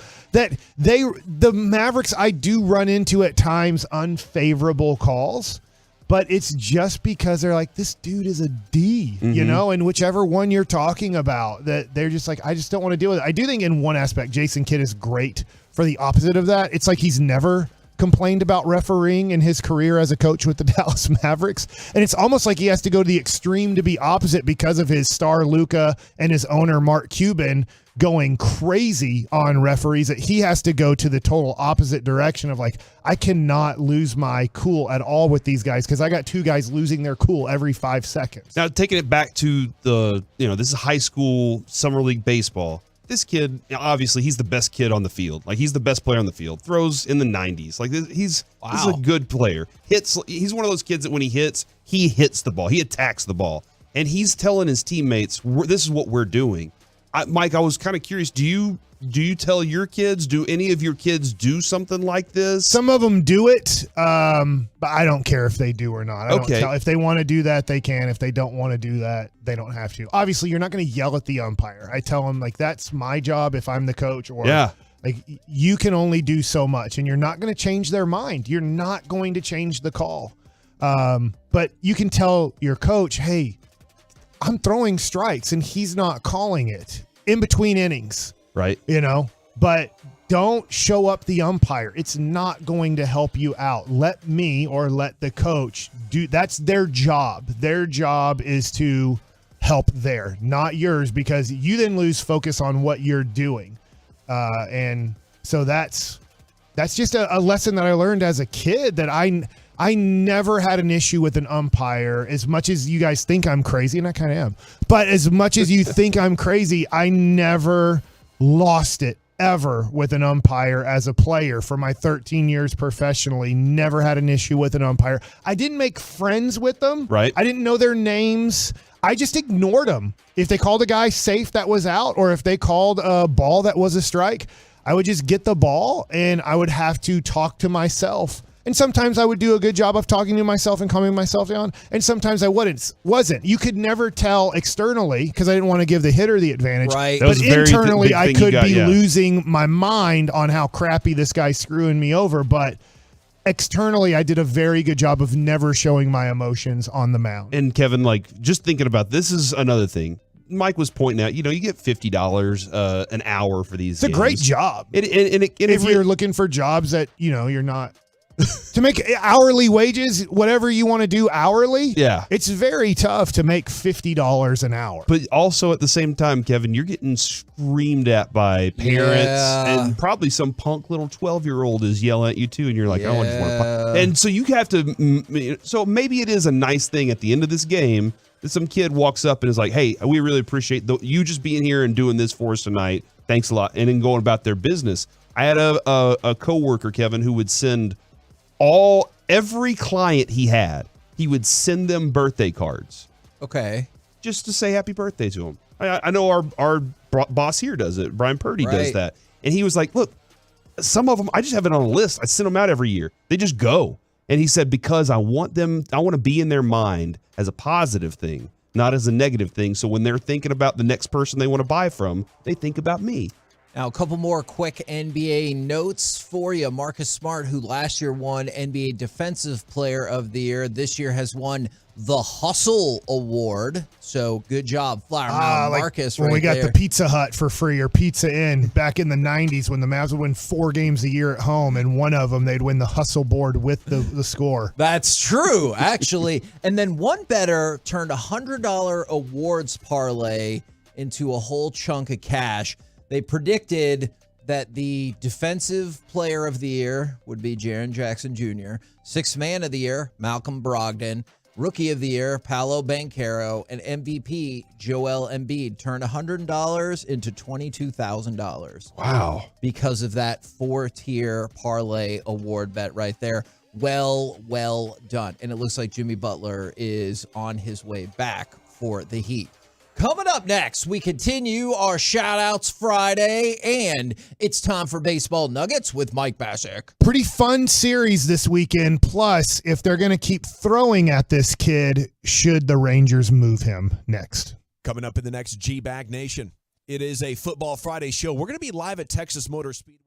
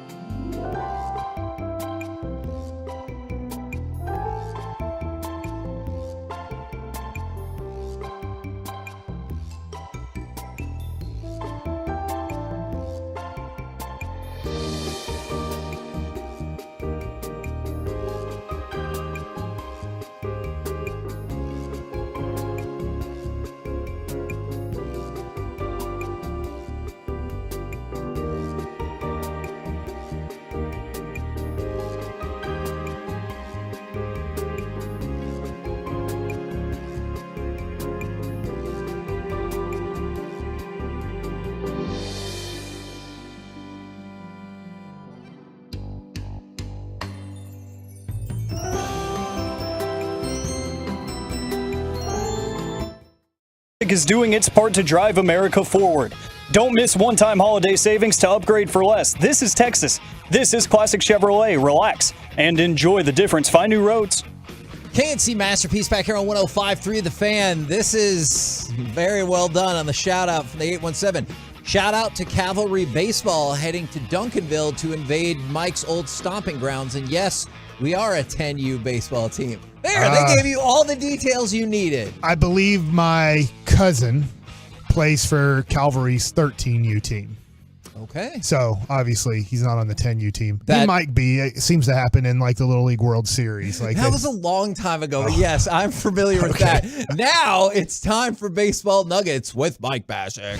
All right, Corey, I'm going to need you to help me out on this first nugget. All right. Because either late last night or this morning, I can't remember which one, I looked at who's pitching for the Rangers today, and it said TBD. I'm looking at ESPN right now, and it says Dane Dunning is starting tonight versus Tyler Anderson. Tonight, here's the great news, guys. I don't know if this is great for you, but it's great for me because I'm doing pre and post. The Angels are playing this game at 8:38 our time instead of 9:05. I'm finding this interesting. I think a lot of teams pushed up times because games were taking 3 hours and 15 minutes and they wanted them to end before 10 o'clock their time. But now an 8:30 game here is probably going to end at 11 o'clock. Now, that's not the best. I get it for people that are going to bed. But it used to end at 12:15 or 12:30 a.m. for most West Coast games. And I do know the next two games, Saturday and Sunday, are 3 o'clock games. I believe in LA because I have those games too. But I was surprised when I looked at either last night or this morning at the game time. I'm like, oh, pregame's at 8 o'clock tonight. It's not at 8:30, and the game's at 8:38 first pitch. But I'm surprised if it's Dane Dunning. And here's why. MLB.com, a Rangers website, has TBD as well. Okay, so this is where I don't know if it is Dane Dunning, and I would be surprised if it is Dane Dunning. Let's just look at the timeline of everything that happened. Nathan Eovaldi pitched after Jacob deGrom on Saturday and threw a complete game. He has now had an extra day's rest. If you just look at he had Sunday, Monday, Tuesday, Wednesday, Thursday. That's 5 days off. Usually he would have pitched if there were no off days, he would have pitched yesterday. So he already has an extra day. So I'm not saying I'm smarter than Bruce Bochy. I am not. If you ask me if I'm smarter than Mark Cuban at basketball, I'll say I am. But if you're asking me about managing a baseball team, I'm not smarter than Bruce Bochy. I am smarter than Mark Cuban at owning an NBA basketball team if it comes to general managing. Right. Not saying I would be one of the 30 best in the world, but I'd be better than him. I would think that Nathan Eovaldi, you would start him today. He already has one extra day. And so with Dane Dunning, I would possibly move him back some days. Now, you might want to start him in front of Heaney. Heaney had a little bit of a rough start. I totally get that. But if I can get Eovaldi, maybe one extra start this year. If I can get Martin Perez, maybe one extra start this year, I think I can here. According to Evan Grant, Dane Dunning is starting for the Rangers tonight. Okay. He tweeted that out about 30 minutes ago. Okay, and so we talked to Boch on Tuesday, and we asked him this question, and he said TBD, right? Yeah, kind of. They were going to sit down and talk about it and see what they thought the best plan is. And I guess with the veteran guys that they have to make sure that their arms stay as healthy as possible, they would give them the extra break and just throw Dane Dunning into the Jacob DeGrom slot. They wouldn't push everybody up a day, but with 2 days off, you're still giving guys, you're still giving Evaldi, Martin Perez, you're still giving them a free extra day. They'd be pitching on their 6th day. They're going to say, hey, we're going to still keep them on their 7th day this time through the rotation. So I've always been curious for you specifically, like, because everything is so routine oriented, normally I would think extra rest is good, but like when you went through it day to day, were you ever like, I'm supposed to be pitching today? I don't like having a 7th day. I don't like pitching every 7th day. Early in the year, you feel really good. Yeah. Your arm's feeling good, and you almost feel like, hey, I still want to get that feel for my breaking ball. I think Evaldi found his curveball last game. That was one of the reasons he dominated, is he found his 3rd pitch that he had been struggling with this year. His fastball and split had been very good, but his kind of cutter, slider, whichever one you want to call it, and his curveball, especially his curveball, had not been very consistent. And sometimes your slower breaking stuff is the harder one to command early in the year because it's a little bit more of a feel pitch than a power pitch. I can't just power through a curveball. You do have to finish that one more than you do a fastball. You want to finish them the same, but if I finish a fastball and let's just say simply just general terms, decelerating my arm after releasing the ball, which you shouldn't. But if you do with the fastball, I can still somewhat place that fastball where I need to, but it's going to lose a lot of velocity at the end. It's going to be more hittable. I might even lose a little bit of movement on it by decelerating. If I decelerate through a curveball, it's going to be what we call a cement mixer. And it's going to be spinning, but it's not going to be going anywhere. And so it's going to be hit really hard. So sometimes feeling that, where's my release point? Where is it feeling like coming off of my fingers? Making sure that I'm finishing the pitch, getting the break I want, the location that I need. And I think Evaldi found that. So sometimes early in the year, like, man, I don't want extra days off. I finally found that breaking ball that is really making me a complete starting pitcher now. And so all of that makes sense to me. I would just say, that being said, I am interested to see how the Dane Dunning start goes, since he had been doing so well in clearly lower pressure situations as opposed to starting. I am surprised that the Angels are playing so well early in the year. They're playing great. They are, and they won yesterday. They had a day game. Mike Trout had the day off, so he's probably going to play in all 3 games. I guess here's good news, if this is good news for you. I don't think it's good news for Corey.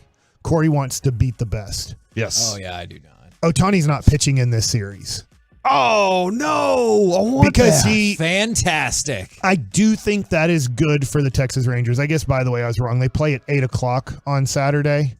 On Sunday, it is a 3 o'clock game. But here's the deal, Mike and Kevin. Whenever you beat the non-Ohtani pitching group, everybody goes, what do they say about the Cowboys? Oh, the schedule. You're playing tin cans the whole way. And you're like, that's cool. And I'm going to get a bye. But then they can't say anything when you beat Shohei. They're just like, well, I mean, y'all are beating everybody right now. Still be like, I'm in first place. We beat Garrett Cole. Everybody's like, holy crap, you know? Well, guess what happened, though? We lost to Garrett Cole. Exactly. So if you would have got some person who Mike would have made up the name for, we would have beaten that person. Make up a name for Garrett Cole. Reed Detmers. He's pitching on Saturday. It's the same. And then tonight is Tyler Anderson, and Sunday is Jose Suarez. I get asked this question quite a bit, like on a pregame show, and I get it. It's a fun question to ask.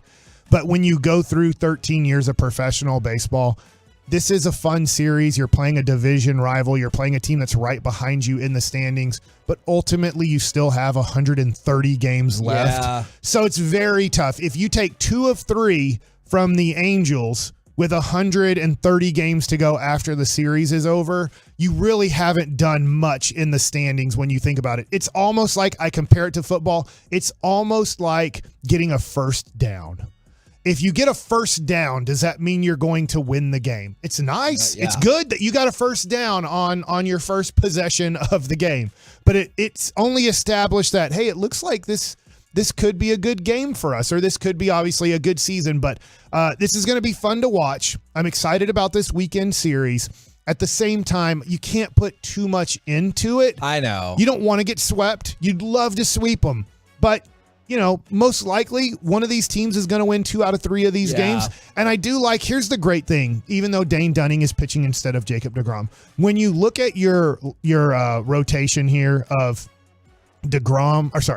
Dunning, Evaldi, and Martin Perez. I'm taking that into LA. I feel good about those three guys. I get Dane Dunning will be limited on his pitches tonight. I'm assuming 80 would be max they would go on his pitches. Yeah, because I was going to say a lot of his appearances have been 3 to 4 innings, but that's still a big step. Yeah, you would hope to get 5. I think, if you get 5 from him, that is great. I'd expect more of a 4-inning start, and then he is going to have to start at least one more game where they're putting him in the rotation. Yeah. And I'm going to guess. This is only a guess. I'm going to guess he does get 3 starts here. Okay. In this rotation. And then I'm really hoping that DeGrom is back after 3 starts and feeling great. Man, I was going to get to Evan Carter, but I can always hold this right now. I got to talk about this. I got a call from a doctor randomly on Wednesday. And he's a doctor out of New York. And I need to pull up his name and everything. I'm sorry I don't have it on me, but I just remembered this story because I was laying down on the couch watching the Ranger game and I answered the phone and it was a New York number.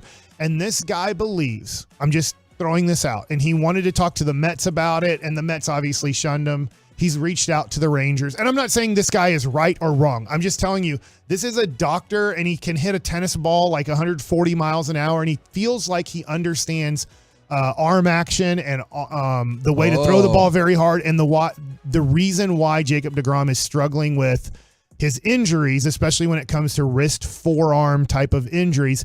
And he says that he grips the ball too tight in a basic way. There's other things that's going on, but it was very interesting. I actually told him, look, it's very, I think, easy. I'm not saying it's easy to then get to talk to this person, but Dr. Meister is a world-renowned doctor who has to deal with surgeries. He would know that or have told somebody that, right? Right. So I'm like, I'm not the person. I'm not Mike Maddox. I'm not the team doctor. I'm not the team trainer.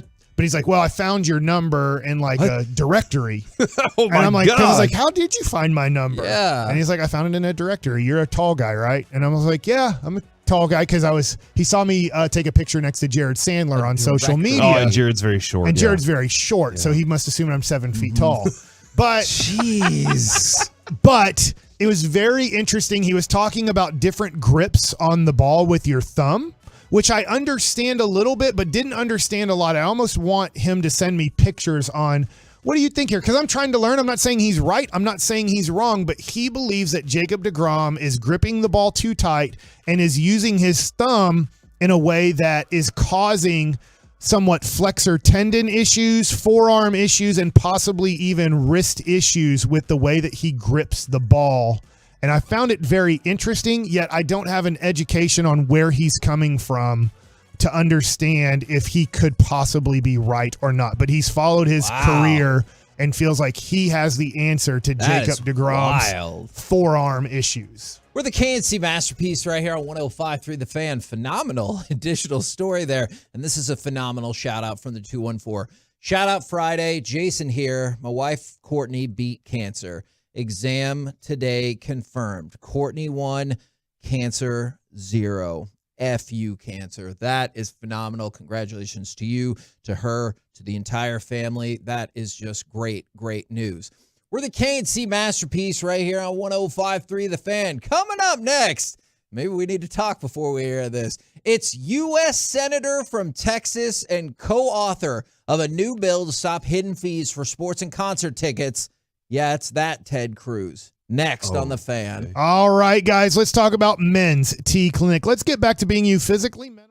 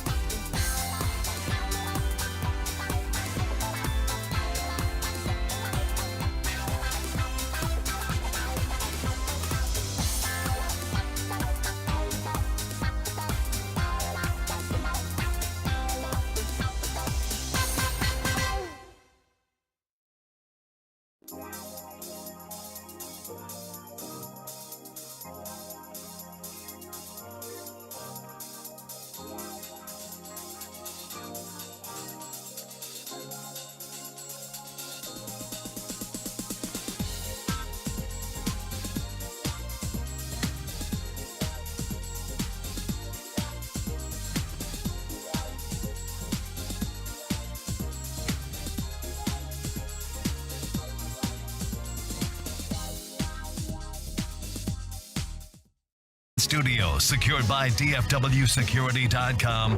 It's the KNC Masterpiece on 105.3 The Fan.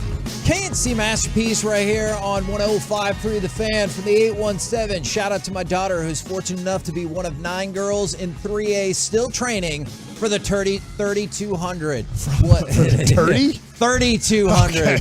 Was Wow. the only freshman to take first in any event at our regional meet. Good Lord. And will run at state next Thursday. Congratulations. Sorry I butchered some of that. A lot of playoff sports are happening around the Metroplex right now, right? Because all your spring sports have ended their regular season, and a whole bunch of playoffs are happening right now. And happy Cinco de Mayo, right? Yes, indeed. With that in mind, we transition, interestingly enough, we had the chance to interview Ted Cruz yesterday. We did not tell him in advance happy Cinco de Mayo. I wonder. Oh my gosh. Oh, we didn't? Hold on. What is Cinco de Mayo? What do you mean? I have questions. You've never heard of that before? Yeah, but what is Cinco de Mayo? All right, we'll talk about that later. Right. But we got offered Ted Cruz because he wrote bipartisan legislation or co-authored it about making ticket fees more transparent in terms of, it feels like a problem we've all had. It's, I'm going to this, just for you, Alec, we're going to go to this wrestling show. The tickets are $40 a piece. And then you're like, all right, I'll take one. And they're like $73.42. What? It's $40. Mm-hmm. I know that's not how tax works. And so you see all these BS fees and stuff. So essentially, it would change the system so the ticket says it's $65, and then you'd still have to pay the regular tax and everything like that. And I understand, I just took a quick look at the fan text. People want to separate politics from sports and everything like that. And for the most part, I hope we did that satisfactorily and you guys enjoyed the interview. Yeah, I'm not one of those that's like looking for anything controversial or salacious most times, even in sports, because sports is fun. It's the toy program, right? Sure.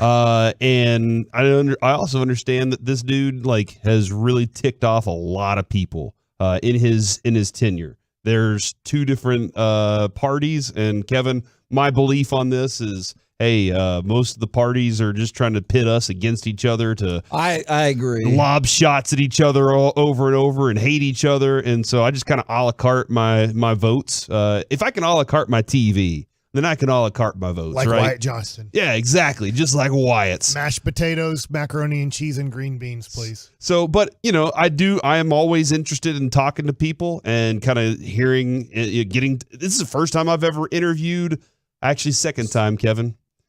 When I was working at the newspaper, I had Sam Johnson. Oh, yeah. So whenever I was working over at the newspaper in the news section before I started on that side. So this was my first time to radio interview a sitting senator. So I thought the opportunity was fun. And I'm very interested to see how the Tolos who've been with us for a short period of time or a long period of time respond to what we are. And look, I already got a text that says, this is where I leave for the day, and I'm disappointed in you guys. A lot of thought went into this. A lot of conversation went into this. So, And hold on. One other thing. And if you're like, you know what? I am not listening to this. It's we'll be back in 20 minutes. So Forgiveness Friday. Yeah, come right back Forgiveness for Forgiveness Friday. All right, take it away, us. KNC Masterpiece back here on 105.3 The Fan. And right now, we have on the line with a senator from Texas. It is Ted Cruz. Howdy, sir. Howdy. Great to be with you. Thanks for having me. Absolutely. Now, I know we got to get to some stuff in the Transparency in Charges for Key Events Ticketing Act. But first, you're a Houston guy.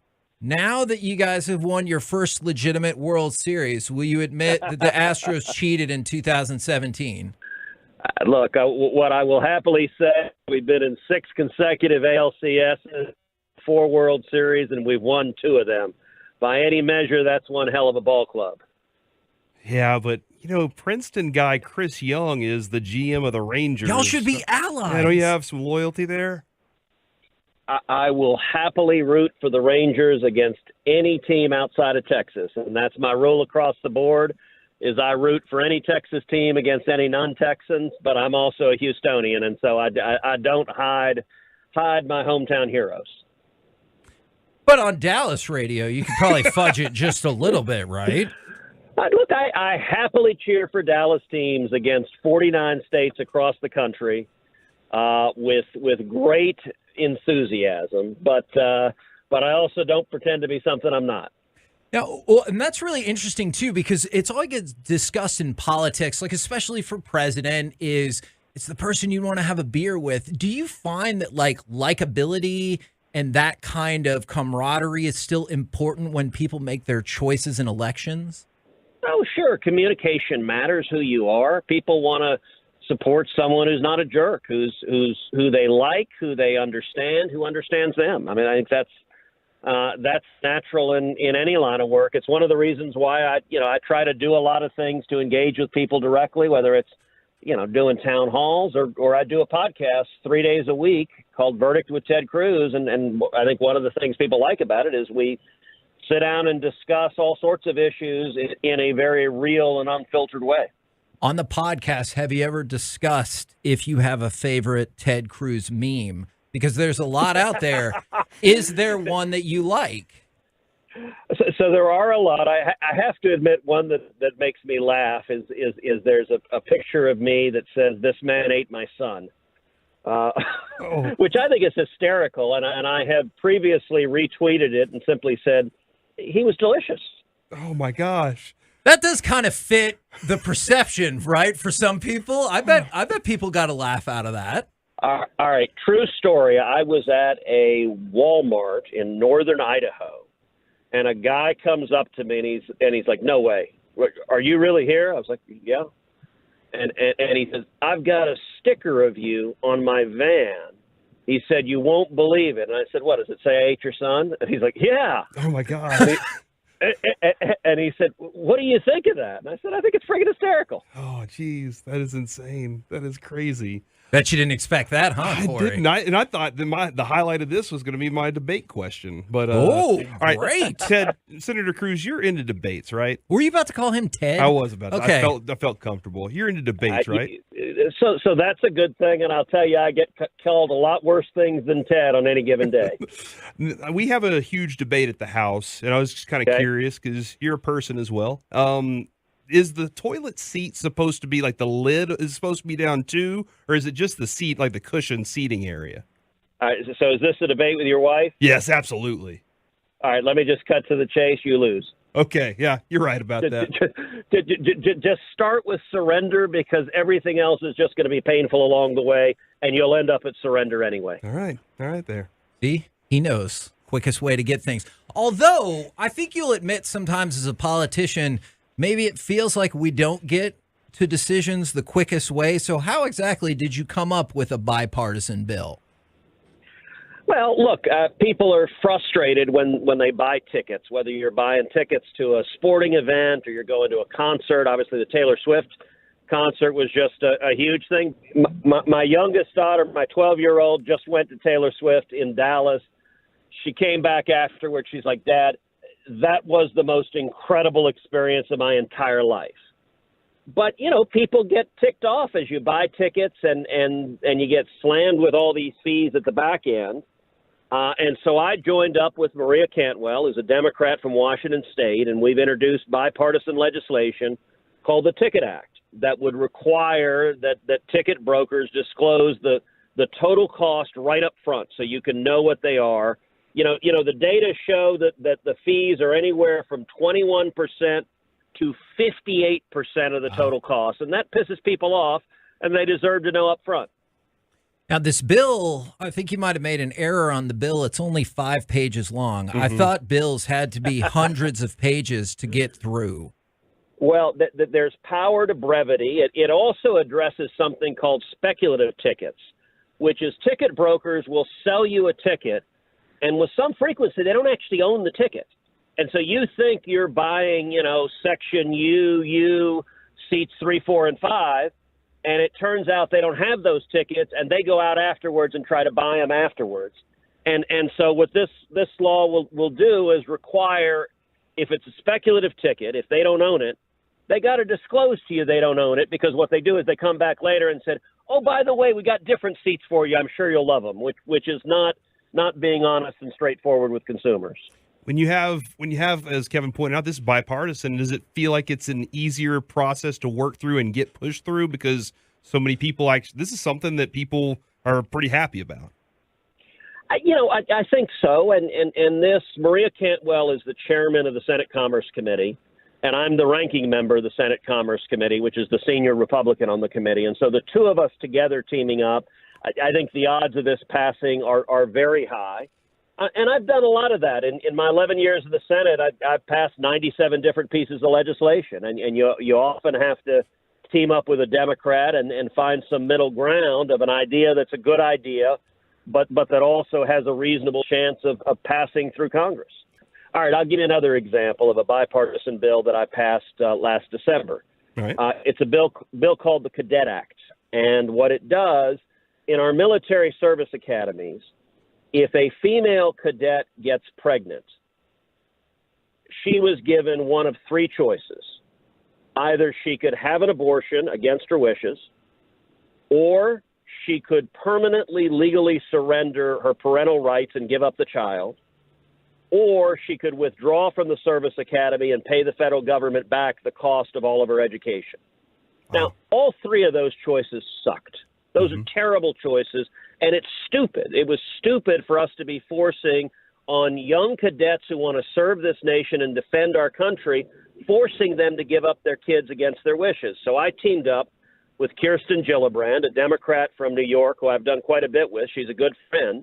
And we introduced legislation to change it, to allow female cadets to be moms if they get pregnant and they choose to keep the child and raise the child. And we passed it in December. And it makes a real difference in the lives of cadets who have stepped forward to serve and defend our nation. Senator Cruz, before we let you go, I'm just kind of curious this winter, if things get pretty bad, where we heading? What's the plan? Dude. What? Well, the winter, since it's Texas, I think it's going to be warm for most of the winter. And you know what? I may see you not quite the winter, but in October, I'll tell you where I hope I'm headed is to another World Series for the Stros. For the Rangers! Senator Cruz, for the Rangers! Can I at least get a Go Stars to try to salvage this?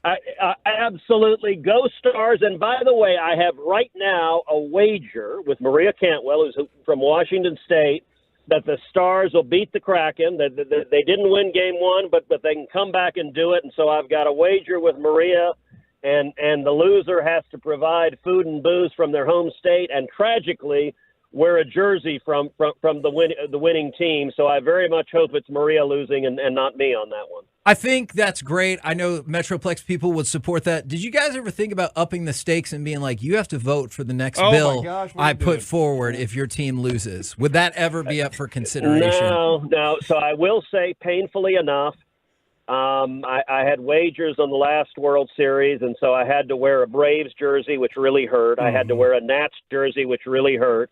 But then I got Pat Toomey to wear an Astros jersey from when we beat the Phillies, and even better than that, in 2017, Kamala Harris had to wear an Astros jersey. So the wins are better than the losses. That much I'll say. Well, we appreciate it very much, good sir. Transparency and charges for key events ticketing act. Thank you very much for the time.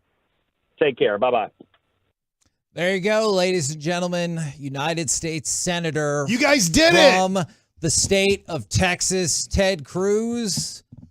And like when he has somebody coming down the hallway in his office, his secretaries have trash cans and like it's just give him the signal. Yeah, odd They're amount like, of drum. It's a beats. Democrat. It's like Democrat. It's a Republican. Coming down. So he has a good idea on what's about to happen. 2 nights ago, Wednesday night, Kevin, I looked at my Twitter and I was being followed by one of his assistants or associates. And I was like, holy crap. I don't want to be on the government's radar in any way, shape, or form. You are. Right? You are. And like, that's where I was sitting there. I was looking at it and I was like, ever since you said you don't wear underwear, you got put on a list. They were like, we got to check this guy out. I think it's ever since you go, hey, where are you going on vacation in the winter? I think that's what's going to get you on the list. I've gotten 2. All right. So from Los, I love Los. I met him through Derek Holland and through B. Bach. That was an amazing final question, Corey. So I appreciate that. And then somebody else said that they liked that question too on the text. So. May 817, I'm going to address this super quick. You're never getting him back with that winter destination question, LOL. I don't know, man. He came back with a pretty good follow up. Corey. What? This is from the handler. I don't know. No way. Texas Communications Advisor. Oh, there we go. Crap. Thank you guys for the interview. The senator said it was one of his favorite interviews he's ever done. I'll take that for what it's worth. Feel free to save my contact info. Hold on, what's this last part? Especially Corey will be monitoring him. Okay, it doesn't say that last part. I kind of like the idea that last part. I was so frustrated you guys wouldn't let me ask a question. He was sitting over there just pounding his fist on the table going, I kept guys, let raising me my get hand. one in. And you guys said, Yeah, nope. you're like, nope. You're too independent. Because Mike's like, I got to ask him about Mark Cuban. And I was like, no, we're not doing that. Oh, they hate each other, right? Probably. I think they do. We're the KNC Masterpiece right here on 105.3 The Fan. Coming up next, Charles Barkley, Churchill Downs, the Milwaukee Bucks, and maybe us. Do any of these entities deserve Forgiveness Friday? Maybe not. I haven't totally looked at the text yet. Do you? 877-881-1053. We'll do it next right here on The Fan. Blasting out 100,000 watts of FM sports talk.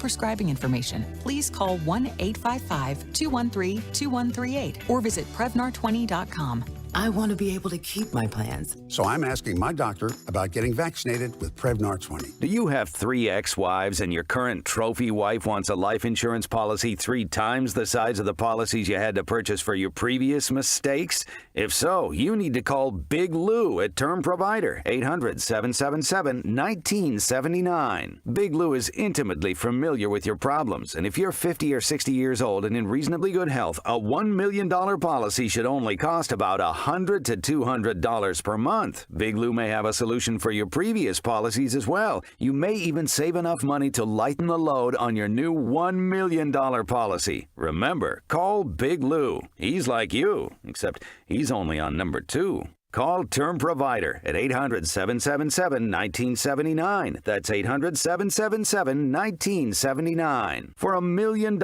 in term life insurance that you can live with. Call Big Lou at 800-777-1979. 800-777-1979. Becoming mostly cloudy with chance of showers, high 94. Weather brought to you by Staples. Staples stores are a new world of possible with innovative tools for small business and remote workers and learners. Explore more at your local Staples store or staplesconnect.com. It's 105.3 The Fan, brought to you by DAZN.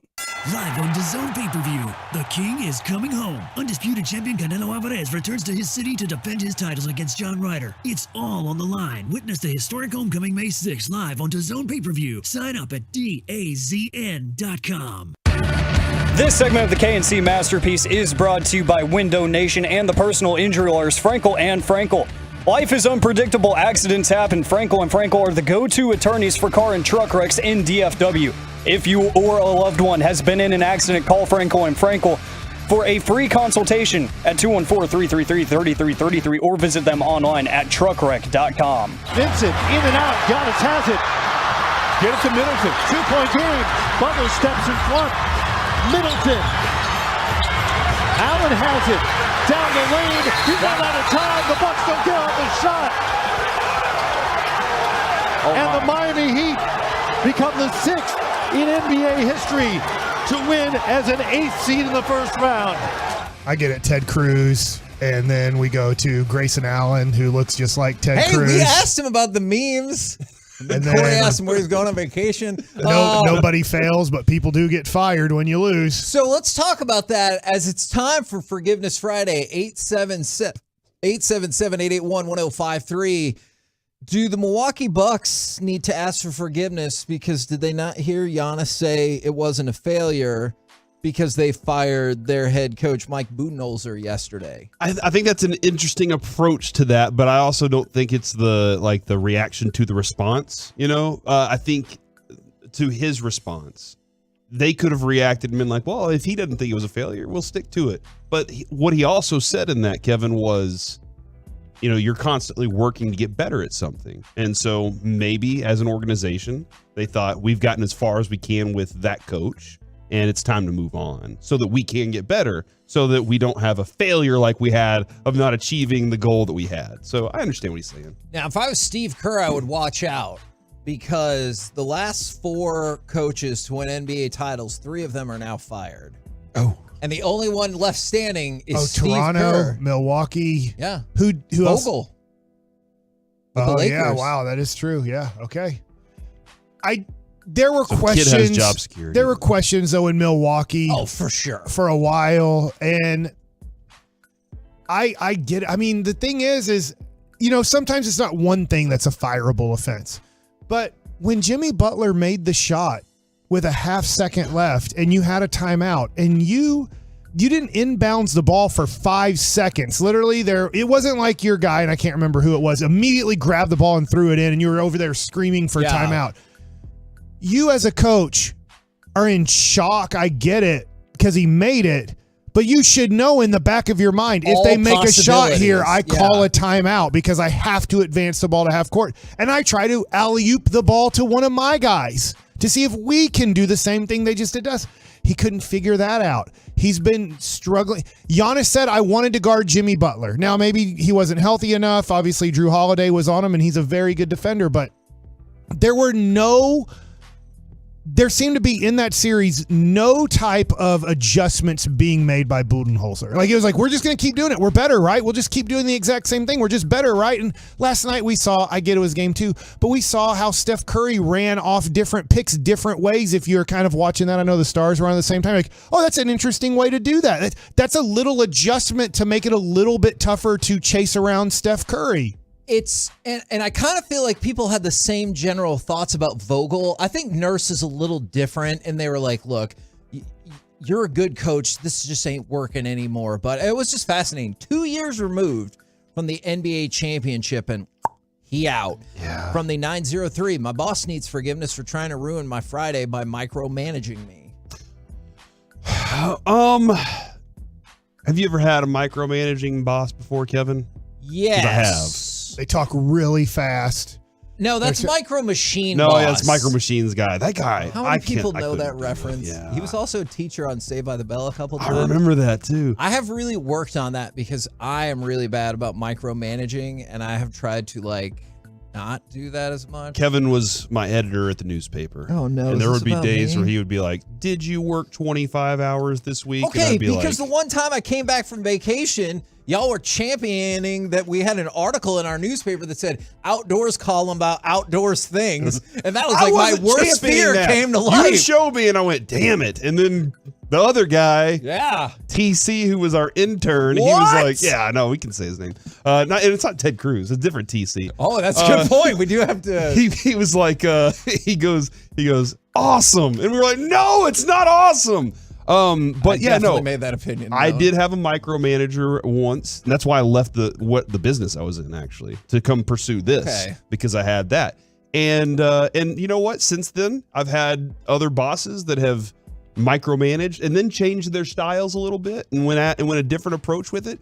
Hopefully, look, get through Friday. Enjoy your Cinco de Mayo. All right, that's what you're trying to do. Enjoy some chips and salsa and drinks. Now, we're going to go from that to, I've been wanting to talk about this for a day or two. Does Charles Barkley need forgiveness? Look. Or does he deserve forgiveness? Oh my God, what? It's because those are the shoes. I got on some 92 Barkleys today, the Force. But you also have, those shorts feel shorter than yesterday. They're the exact same shorts. Okay. I wear underwear, so Okay. I feel like I can wear the same shorts the next day. Okay. I feel like, Corey, you should never wear the same pants back-to-back days with your butt crack hitting the shorts I or don't the care. pants. Yeah, I don't Butt care. crack is your top concern? Clean your butt crack. Yeah, we went from Senate to butt crack within this next segment. So that's like a this or that. Which one smells more, the front or the back No, of Corey? we're not going to do that right now. Did you see Charles Barkley cleaned off his cell phone screen the other night by licking it?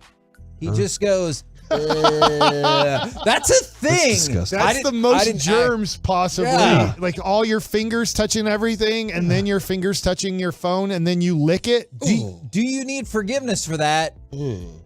So I've taken Corey's no. Alec, have you ever licked your cell phone? Can't say I have. Okay, that's good. Does he need and does he deserve forgiveness for licking his cell phone? And anyone listening right now, have you ever licked your cell phone just like Charles Barkley? I think I actually have. Why not? What? Why not spit on it and then rub it with like a piece of paper or a Kleenex or something? I've probably gotten. I some, was saying just a normal thing, and you turn your mic off, and like, hey, mark that and take out certain words. Okay, you listen here, buddy. I'm talking about a cell phone. Sure you are. I may have gotten some saliva on my fingers before. And then wipe that across the screen, and then use that in some way, shape, or form. But for the most part, Kevin, finding some sort of cleaner is pretty easy. Like, I don't need to lick my phone. But like, when you're on set or you're working, like right now, would you be able to immediately find a cleaner? I know we did. Okay, well, that really backfired on me. Well done. Let's say all-purpose, 99 kills 99% of viruses and bacteria. Let's say, and the WHO recently said that COVID is over. So I wonder what the 1% is. Yeah.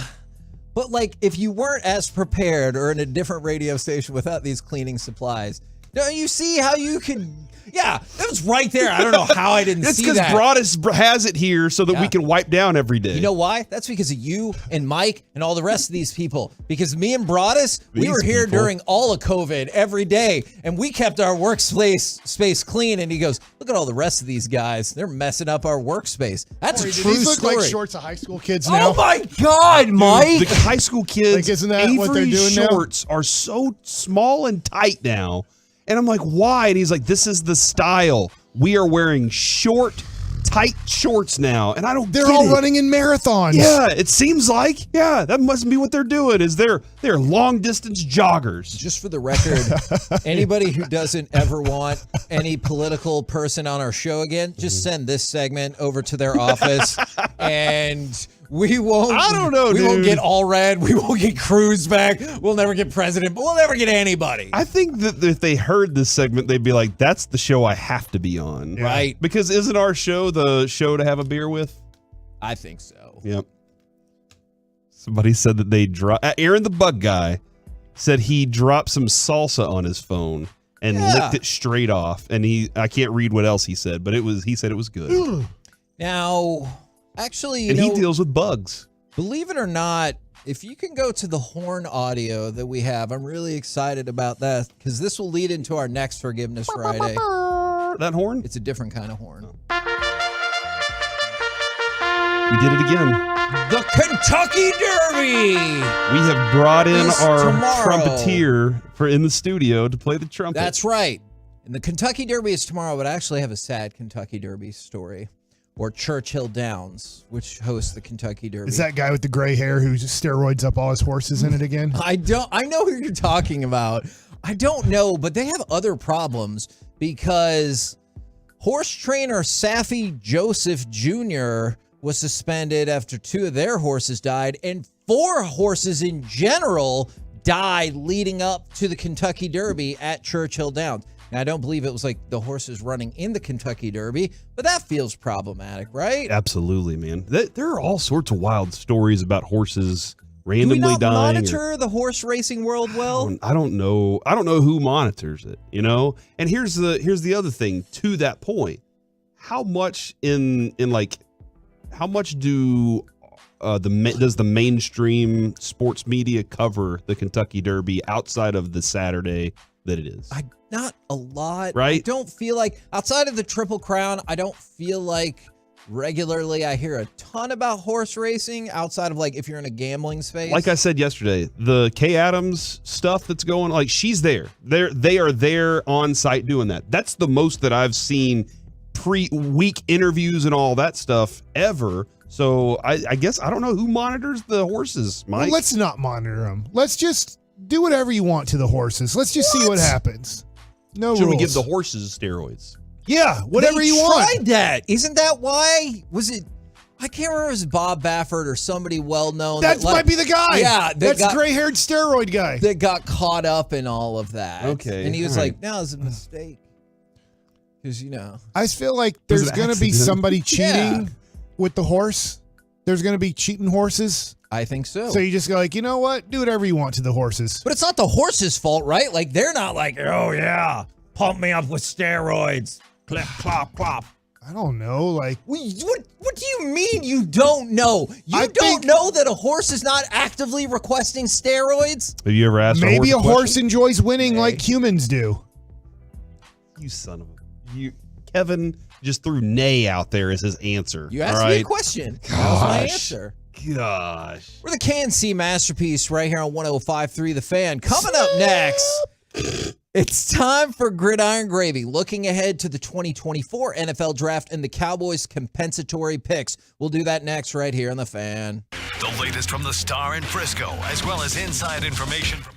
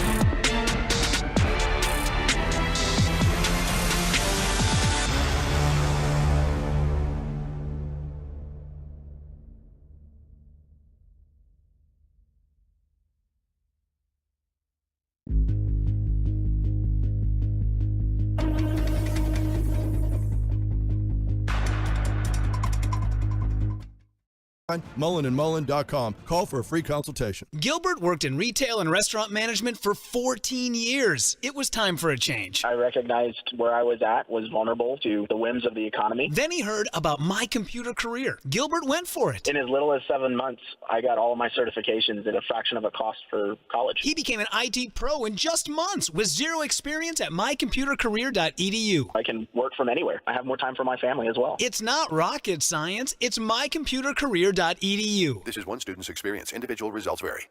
Get the top stories, exclusive podcasts, video content, and much more 24/7 at 1053thefan.com. Classic Chevrolet has the Memorial Day savings you want, just like Texas Classic is doing its part to drive America forward. Don't miss one-time holiday savings to upgrade for less. This is Texas. This is Classic Chevrolet. Relax and enjoy the difference. Find new roads. Fake. Mahomes a lot of time. Now over the middle. He's got his man. Kelsey at the 15. Gets a block inside the 5, and he's in. Touchdown, Kansas City. KNC Masterpiece back here on 105.3 The Fan. I just want to say, it's nothing against this song. This is the Josh Jung song. I hate when we come back with this song because every time Mike has his own lyrics and they're so ridiculous, they usually include curse words and it makes me laugh when we have to go back on air. Right now, can't stop the hippie with the strippy. That was actually a cleaner version of most of what you hear, and I appreciate that. Right now, we're going to talk about Patrick Mahomes as we go around the entire NFL and dip into some gridiron gravy. Mahomes. You know what? Since we mentioned Mahomes, go ahead and let's hit the horn one more time. I'm feeling it. He has a horse? Are you dipping Pat Mahomes in the gravy? Is that what you just did? He deserves it. Okay. He's that good.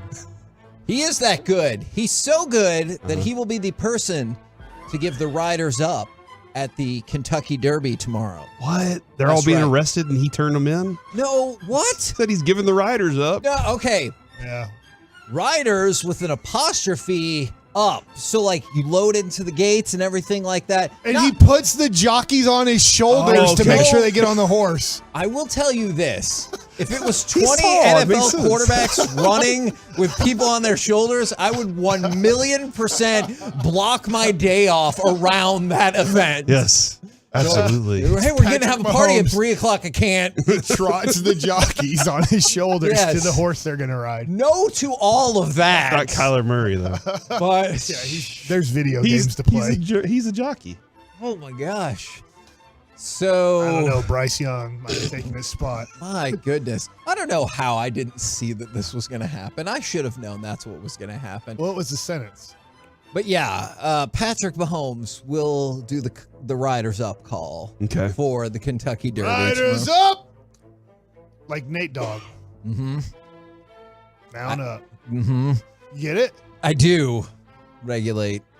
Now, let's go from that to Lamar Jackson. By the way, so we talked about the 5-year contract plenty of times, but the new contract contains a no trade clause and a no tag clause per source. So when the contract's up in 5 years, he'll be a free agent with no restrictions. Even though he didn't get the guaranteed money, I want the fully guaranteed money.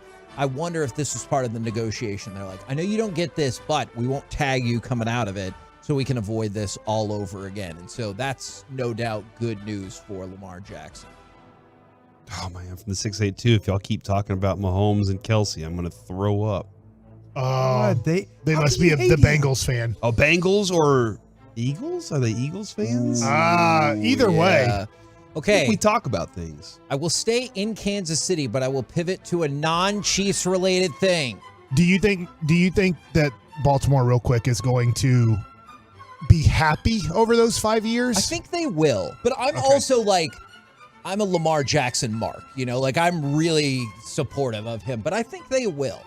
Is the Kansas City Police Department arrested 2 people because they took thousands of dollars worth of jerseys from the first round picks. Okay. So like you put on the jersey and stuff, but you don't like wear it the rest of the night, yeah. or maybe you just hold up the jersey or whatever. So 2 people were at the draft and they stole multiple jerseys worth thousands of dollars.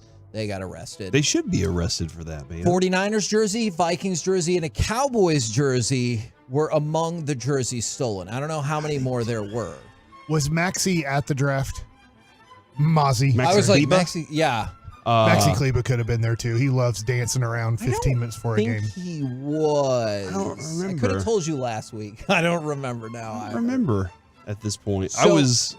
Look, man, Mike, we were at Pluckers. I was listening in the car. We were at because Pluckers. the Ranger game had ended, yeah, so that's I was right. driving home, listening in the car to 105.3 The Fan when the pick was made. So the USC School for Communication and Journalism paid for these students' trips, but they probably didn't know that they might be stealing stuff. Stealing stuff. They got busted at the airport when they were getting ready to board the plane back to Los Angeles. So they were probably like, They were all wearing number 1 jerseys. yeah, we made it. Tipped them off. Well, hold on. Were they in their bags then, maybe? Yep. Or they as weren't- Mike says, they weren't wearing them? They were wearing them like a bunch of they were idiots. not wearing them. They were in their bags. We're number 1. Yeah, at being stupid, and that's why we got caught. Mm-hmm. But yes, no, they were not wearing them, and they got busted. How much are you? Do you guys know how much did you say those are worth, Kevin?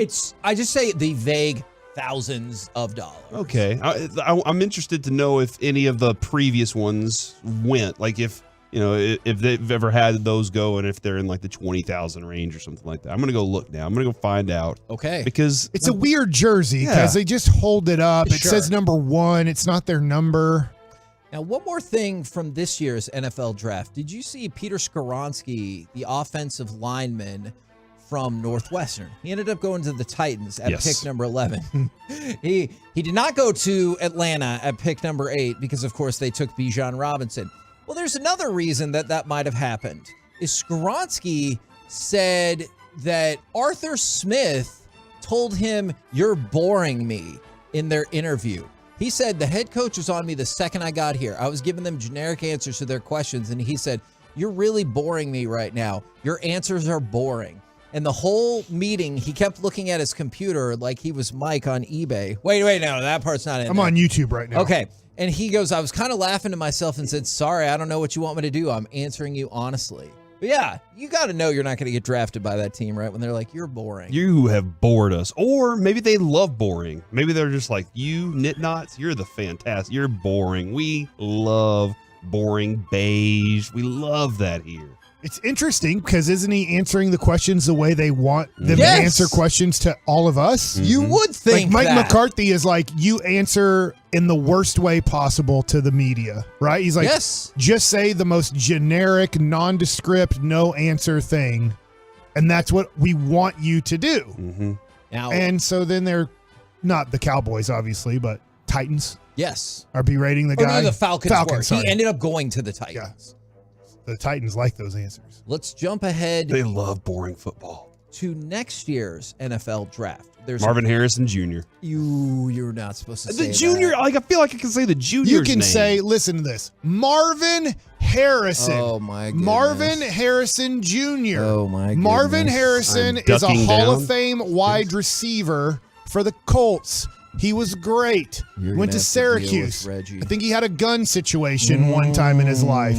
Everything is fine. Marvin Harrison isn't traveling down to Oh my Dallas, Texas to threaten me because I said his name. Alec, will you go ahead and make sure you forward that on to the Get Right? I think they're going to need that. Now, NFL.com has a look about compensatory picks for the 2024 NFL Draft. Now, this is just a projection based on the wheelings and dealings of free agency. They have the Cowboys at 2 compensatory picks for 2024, both 6-rounders. Okay. With Connor McGovern and Dalton Schultz. We really got screwed by the market not wanting to pay Dalton Schultz. That would have been a lot nicer. But Pay our guys, I know. other people. But potentially 2 6-round picks come in the way of the Dallas Cowboys in the 2024 NFL Draft. Now, back to the division. Did you see the massive contract extension the Giants handed out to their defensive tackle, Dexter Lawrence?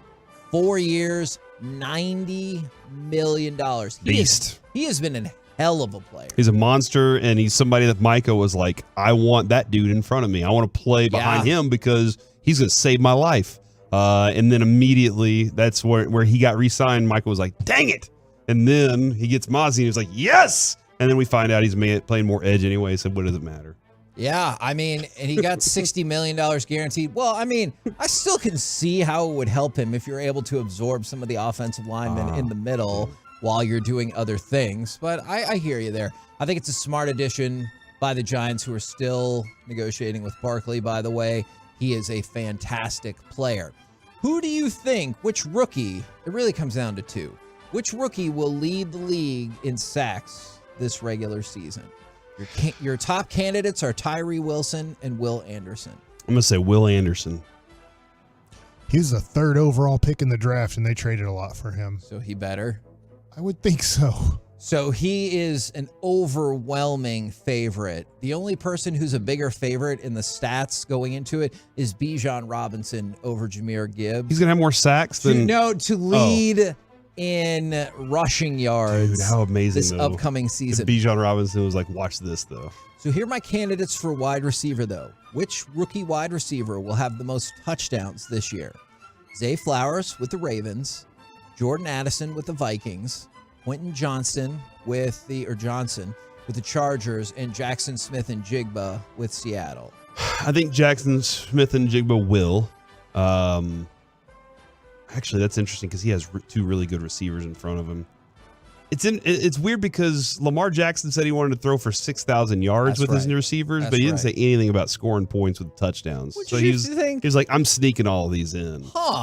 So I'm going to say Quentin Johnson. I think Kellen Moore got a guy he wants to make score all the time. I'm not going to answer the question. In your face, Kevin. But I'm going to ask you a question. Oh, crap. How many touchdowns do you think will win this? 4. 8. 6. What? Okay. I'll stick with 8. I was answering for Mike. Okay. Thanks. I appreciate that. Quentin Johnson and Jordan Addison are tied for second, right behind Jackson Smith and Jigba with Seattle. Zay Flowers was the top pick, and he's the least likely. Yeah, and it's like by a good margin. Is all three of those guys are about 2-1. Zay Flowers is 4.5 to 1. Zay Flowers. That's your pick. Yep. Going with a it. Z. I mean, that is accurate. What if it was an X? X makes the Z sound sometimes. Then you know he wouldn't pick him because he would be like, well, Zay Flowers or whatever his name is, and we'd be like, it's Zay. And you're like, well, that's not what it says. That's not Mike's style. Mike has respect for people's names and how they spell them. I appreciate letters. No, you don't. We're the KNC masterpiece right here. 2 L's cancel out each other. It's like it's like negative and negative. Yeah, throw 2 L's together, unless your name's Will. Coming up next. Castillo. What happened to the L's? Could this picture from 2015 predict the next 3 big rules changes for Major League Baseball? That and some of your shout-outs and hopefully nothing else. Good luck. Next, right here on The Fan. Hey, thanks to Rockwell Ford, it's 35 minutes.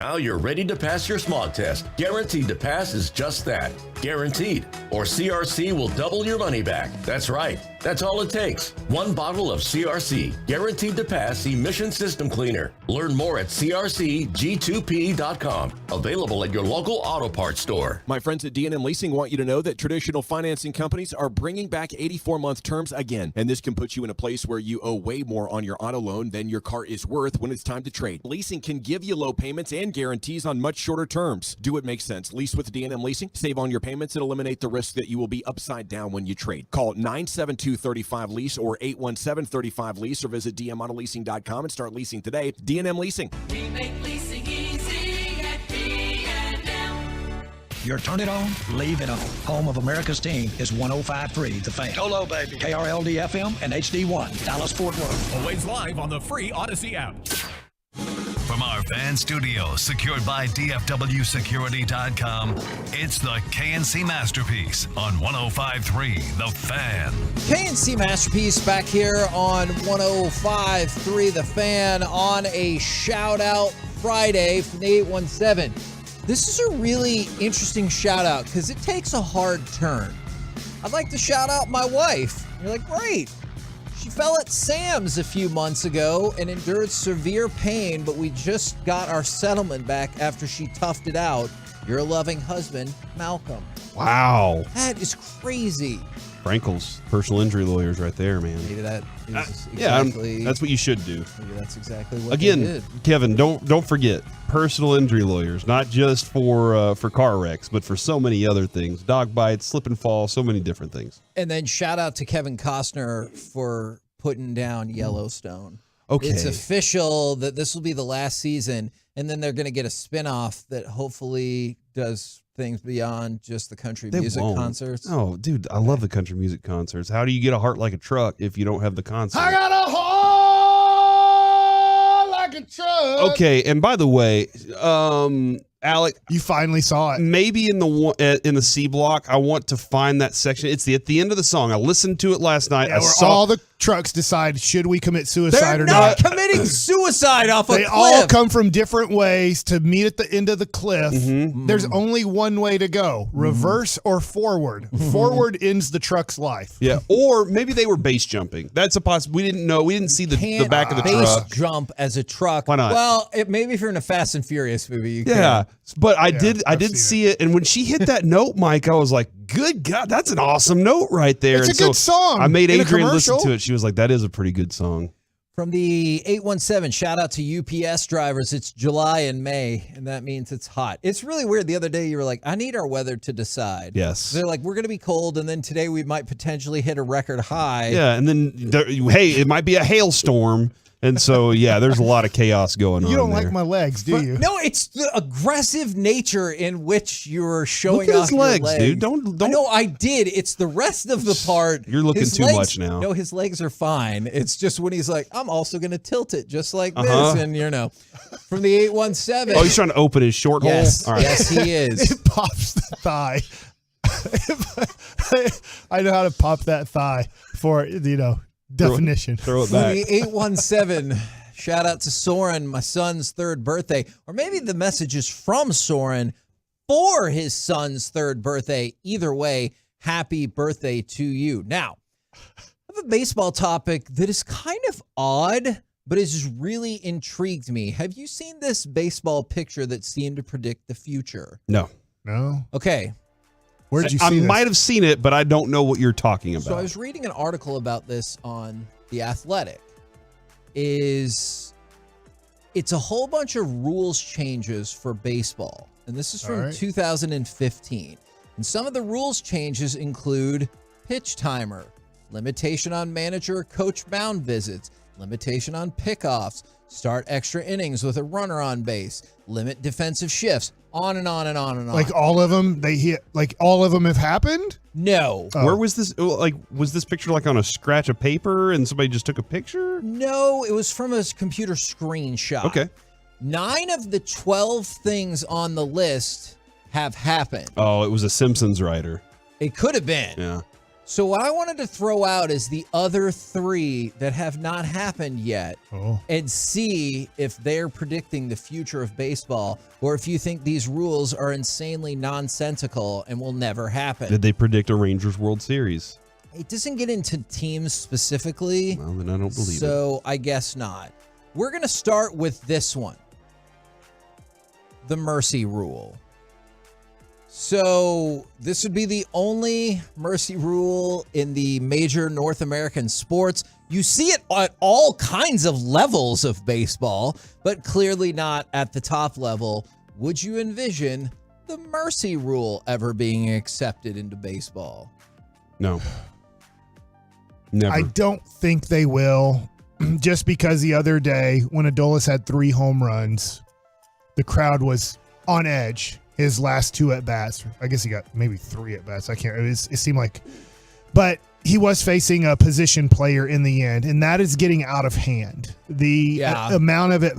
It feels like every hitter is going to get 10 at-bats a year where you don't even face a pitcher. Yes. You're Is it facing Lindor that got struck out by a position pitcher? I must have missed that, but it was like a major name, and he kind of chuckled and But Acuna, I'm not, thank you very much. Yeah, it was Acuna. I did see that, yeah. I'm not 100% against a run rule, but it has to go 7 innings. You can't do a 5-inning game. It'd have to be 7.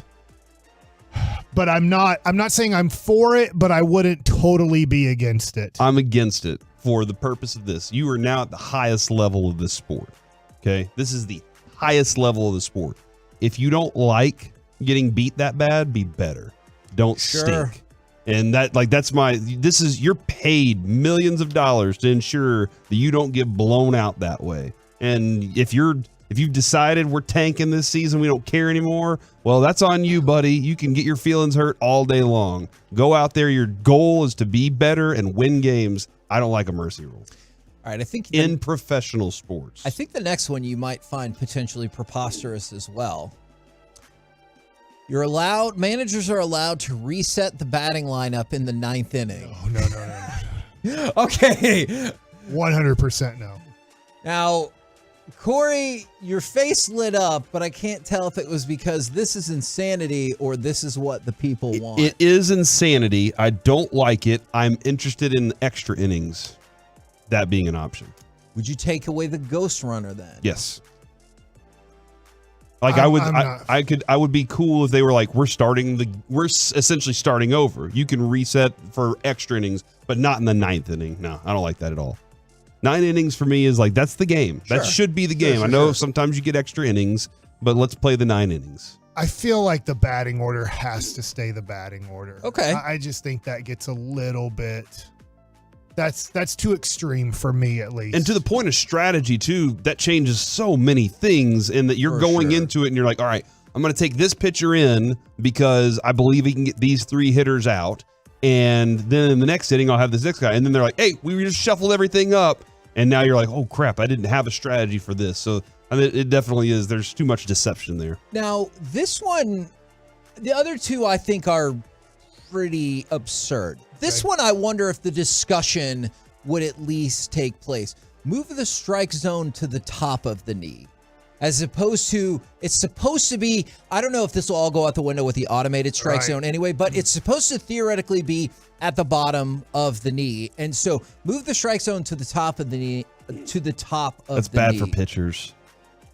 I mean, I think it's good for hitters. I think it's bad for pitchers for sure. And so, especially pitchers like DeGrom who can live low in the zone. That is true. But just not consistently on the mound. Surely this is the most viable of the 3. Because I thought the other 2, I was like, that doesn't feel very likely. This at least feels like something that there's probably been a conversation or something about it. I feel like the strike zone has changed over time a lot, right? Sure. I mean, you'll see that, highlights of, let's say, the Atlanta Braves, or when they face Levon Hernandez in there, look like to be 2 strike zones, like 2 plates. Yeah. Like, the strike zone has changed over time. If you ever go back, I've had some fun recently because I've been somewhat into vintage cards lately and mostly baseball. Sure. So I want to go back. I'm like, I want to see Mickey Mantle play. I want to see Hank Aaron play. And you will have full games of the World Series. I mean, that's pretty much the only thing you can see full games of is the World Series on YouTube. and you do notice a different strike zone back then. Sandy Koufax's curveball is a great curveball. I don't want to take anything away. I think Sandy Koufax would be a Hall of Famer if he played today with the stuff that he had. I don't think that also Aaron Judge would be a bad hitter back then. I think he'd dominate back then. I think that, yes, players get better, but I don't think you have to trash on Willie Mays or Sandy Koufax or Mickey Mantle and say they wouldn't have been good in today's game either. But when you watch Sandy Koufax's curveball, it is shoulder high and ends up belt high, and they call it a strike. And I'm like, there's no way in the last 30 years of baseball at least that would even be considered a strike. It's a big breaking curveball, but it's starting so high and not really finishing that low. So I get the strike zone has changed over time, bigger, smaller, outside, inside. So if they changed the strike zone a little bit and they thought it would be beneficial to the game, I wouldn't be opposed to that because I feel like the strike zone has kind of randomly changed over time. So the viability of this is way higher than the other ones. My other question for you about this was, if I would have taken you back 8 years and run through limitation on mound visits, limitations on pickoffs, pitch timer, would you have thought any of that was viable? I honestly wouldn't have. I wouldn't have thought that. Okay. But I'm glad that they've inserted the pitch clock. I really am. And I think now over time, people will appreciate it. Just like when Villanova beat Georgetown in basketball. There's no way in hell that Georgetown doesn't win that game by 20 points if there's a shot clock. Sure. Because Villanova wasted time to make sure that there was only going to be pretty much every minute they would hold the ball till they would maybe think about shooting. So you had to do something in the game, and it improved it. And I get that they're like, oh, but you can't do North Carolina, Dean Smith, 4 corners. Well, 4 corners stinks to watch. Yeah. And so I get why you have to do these things, and I'm glad baseball put in the pitch clock. All right. Now, Corey, I'm going to kick it over to you because we're moving away from the rules aspect, but I appreciate y'all's participation in that, to talk about baseball, but a different aspect of it. All right, Mike. So the conversation about Alabama that we've been kind of keeping up with all week, team. A new updates come along on this. I think this is where it kind of gets more interesting. And now, Kevin, there's going to be some more information that'll crack this. But the man who placed wagers with a BetMGM sportsbook at the Reds' home ballpark, in connection with Bohannon, the coach of Alabama, is a former high school baseball coach. That's what we know, that part. He was on the phone with the former coach when a decision to scratch the team's best pitcher was made before a contest. So I don't know if he was like, hey, by the way, I'm scratching this guy, so just go ahead and be aware of this. Or he was like, oh, hey, we're scratching. I don't know how it was. Right. But there are normally limits in college baseball games, usually in the $500 range. Those limits makes sense. Those limits are ordinarily confined to online sports betting apps. In person, with cash, those rules don't apply. This is why the former travel ball coach was able to place substantial wagers on the LSU money line and a parlay that included the game, a source said. This is from Darren Rovell on the Action Network. So that's the part that I find fascinating, is usually you can do $500 online. Nobody cares, right? But this dude was like, hey, I have insider information. I have cash. I can do this right now. I might be really ignorant on this, but I'm going to bet, and I don't know, I guess I wouldn't bet on it, but that... Did you not learn from this story? That they're not paying millions of dollars to set correct college baseball lines. Probably not. I'm just assuming that. I know that they're inclined to agree with that. They're probably in the 9 figures in making sure that they have the right people setting football lines in professional and college football. Same thing in basketball, same thing in like professional baseball or hockey. But I have a tough time going, they've hired people and paying them close to $1 million and multiple people millions of dollars to make sure they have college baseball betting lines as perfect as possible. I would be inclined to agree with that. That makes a lot of sense to me. There's also no evidence, they say, that any of the players knew what was going on. Okay. I think that's important too. And this is the little story that could, from like 2 or 3 days ago. It feels like we've had consecutive updates on multiple days. And with all that in mind, I wonder what's going to come out next. I don't feel like this is the very, very end of this story. Yeah. It is a shout out Friday. I'm going to shout out this person, even though they said they might need forgiveness, because they took a shot From the 469, last week I was on Shoutout Friday. I asked for my son's hot daycare teacher's number. Well, it's turned out to be an epic failure. She's just not interested in me, so in my face, I guess. Oh, you know what? You took a shot. Absolutely. Shoot or shoot, baby. Absolutely. Go ahead and take your shots. Do you know how many people Hardaway. in this We call it office? the Hardaway model. Yeah. Yeah. Well, Hardaway Jr. model. yeah, Right. but even still, man, listen, you won't know if you don't ask, right? That's always That's true. You got otherwise Be it's always respectful. it's always no. From the He's 214. got that swaggy P in him. Shout out to my work partner, Justin. He's 40 today. Happy birthday indeed. We will keep the shout outs going, but coming up next, we're going to talk more about the Stars, no doubt. As part of National Concert Day, it's time for the combo platter. Give us a sports opinion. And then, what is the best concert you have ever been to? That and Stars, and Mike likes it. All of it next right here on The Fan. Are you ready for some commercial-free KNC masterpiece? Yes, of course.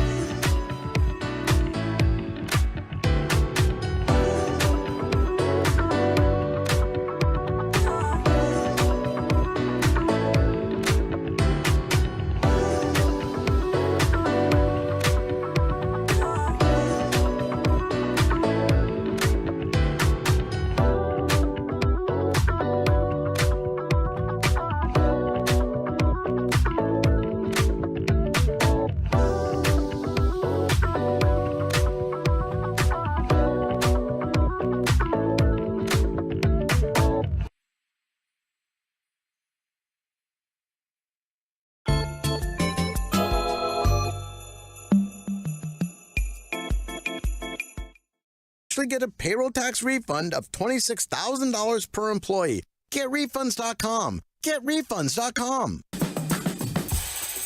Kelley Blue Book is the one-stop shop for pricing, fixing, selling, and instant cash offering. Instant Cash Offer is exactly what it sounds like. An official offer to buy or trade your car. Woo-hoo! Just enter your VIN or license plate, answer a few questions about your car's history, and what kind of condition it's in. In minutes, you'll receive an offer to sell or trade your car that you can be sure is fair. Then choose a dealer to purchase your car and schedule a time to meet. For all of the its, KBB.com. Navien tankless water heaters, the proven leader in condensing technology. Request a Navien because you deserve the best in endless hot water delivery. Learn about Navien's condensing tankless water heaters and find a Navien contractor at tanklessmadesimple.com. I used to get frequent heartburn at night, so I made Prilosec OTC part of my morning routine. One pill in the morning, 24 hours, zero heartburn with Prilosec OTC. It's possible while taking Prilosec OTC. Use as directed for 14 days to treat frequent heartburn, not for immediate relief. If you're within 10 years of retirement, listen up, because I know you're seeing what's going on with the stock market and you want answers. This is Sean Sharif sitting here with Jeff Jr. of Trades and Wealth. Jeff, is there anything we can do to offset our losses? Well, you might be surprised that there is. If your goal is income in retirement, you may qualify for an upfront bonus of up to 25% for opening an account and guaranteed growth of up to 10% per year for income. That'll certainly offset some of these market losses. So if I invest $100,000, I can get up to $25,000 up front and up to 10% per year guaranteed? That's exactly right, but keep in mind it's designed for income in retirement. So if you like the thought of getting a check every month that you can't outlive, this could be a great option for a portion of your assets. If you're within 10 years of retirement and want up to a 25% bonus just for opening an account and up to 10% per year income growth, call Trades and Wealth today. Call 469-579-3500. Guarantees are based on the claims paying ability of the issuing insurance company. It's 105.3 The Fan, brought to you by DAZN. Live on DAZN pay-per-view, the King is coming home. Undisputed champion Canelo Alvarez returns to his city to defend his titles against John Ryder. It's all on the line. Witness the historic homecoming May 6th live on DAZN pay-per-view. Sign up at DAZN.com. KNC Masterpiece back here on 105.3 The Fan. Got Mike Likes It coming up in just a little bit. But first, it's National Concert Day. So it's time for the combo platter. 877-881-1053. Also want to hear from the Tolos and the Twolos. Give us a sports opinion, then what is the best concert you've ever been to? I'm going to start with our Carter, because usually a lot of times I don't look at my phone. Carter? No, the show's Carter. Oh. In the midst of the segment, and I miss his sports opinion. Texas Tech makes a surprise run to the Big 12 football championship game this year, and the Taylor Swift concert in Arlington last month was a religious experience. Everybody that went said it was phenomenal. Who else do you know that had somebody there? Who do I know that went? Yeah. Anybody who's been on our show lately? I don't know that person. Oh, okay. Ted Cruz, his daughter went there. His daughter went, yeah. I was listening to the How was the interview. experience? I heard it twice. I was listening so well, I kept going, guys. Mike was like, I want a question here. And we had to move on. Yeah. Lots of other family friends, though, definitely. Okay. Were there, and Adrian was so mad at me. From the 469, yeah, you need to roll on that. Rangers will be in the ALCS, and the Stone Temple Pilots and Audio Slave concert that they saw was the best. From the 561, Florida Panthers, Dallas Stars will be the Stanley Cup final. And I don't know how many people like this music, but Rob Zombie puts on a hell of a show. I like Rob Zombie's music a lot better than I did his movie House of a Thousand Corpses. Yes. That I hated right up to when it says the end with a question mark. Whenever that movie ended, Kevin, I hated it. I immediately looked at my roommate who was like, yes. And I was like, I have never wanted an hour and a half of my life back so badly. So the way I described it was I would rather go through what those people went through than have to watch that movie again. And then Adrian wanted to watch it. She was like, I want to watch it. And I was like, no, I don't want to. And she's like, I need you to watch it with me. Break up. And so I had to. Well, I mean, we're married now, Kevin, so. Were you married at the time? We were dating. Yeah. But if I'd have broken up with her, I wouldn't be this happy. Marriage, I stay with. That one I would have bailed. She makes me happy. Also, you know how I like to run my mouth? I definitely quoted Happy Gilmore on the way out, even though I was filled with a room of White Zombie diehards. Because I like White Zombie. I was like, well, that was a nice piece of... And some people around me, I don't think they cared for it. But, I don't really care. And then a shout out from the 972. Shout out to Aubrey Watkins and the Royce City Bulldogs softball team. They beat Mansfield Lake Ridge, number 2 ranked nationally in the playoffs last night. Congratulations. Was it a 3-game series or a 1-game series? Don't you think if it's already done, it was probably a 1-game series? Yes. Yeah, you say it's over. But maybe they're playing today in the second and third game. That's a great point, Mike. I apologize for my snarky response. You're right. Okay, thank you. You ready for mine, Corey? Absolutely, man. I know Kevin's not ready for it. I have 2 guesses, Kevin. I have about 2 what I'm going to talk about? on his band. Oh, no, I think I know his concert. Two guesses on the concert. I'll write them down. Okay, you guys are going to get it. I see the Player of the Month awards. I'm going to not bet a lot, but I'm believing that Josh Young will win Rookie of the Year. Mm-hmm. So I know it's just 1 month. I think there's a lot of competition. I was forgetting kind of the competition. My son was bringing it up. Obviously, a guy like, we've seen this recently, Anthony Volpe has a lot of steam behind him because New York Yankees shortstop type of deal. He didn't have close to the month that Josh Young did. Or Garrett Cole, really, his teammate. But I do think there's obviously Hunter Brown of Houston. There's going to be competition if Gunnar Henderson picks it up. People want to vote for him. We just saw that on MLB.com. Yes, they do. So there is a lot of competition. I do think Josh Young will end up being Rookie of the Year, and I believe that going into the season. The other one I'm just going to point out real quick is I do think Ronald Acuna Jr. for winning Player of the Month, I do think he's going to be the MVP of the National League. Okay. Because I think Atlanta's going to have the best record in the National League. He's going to have great numbers.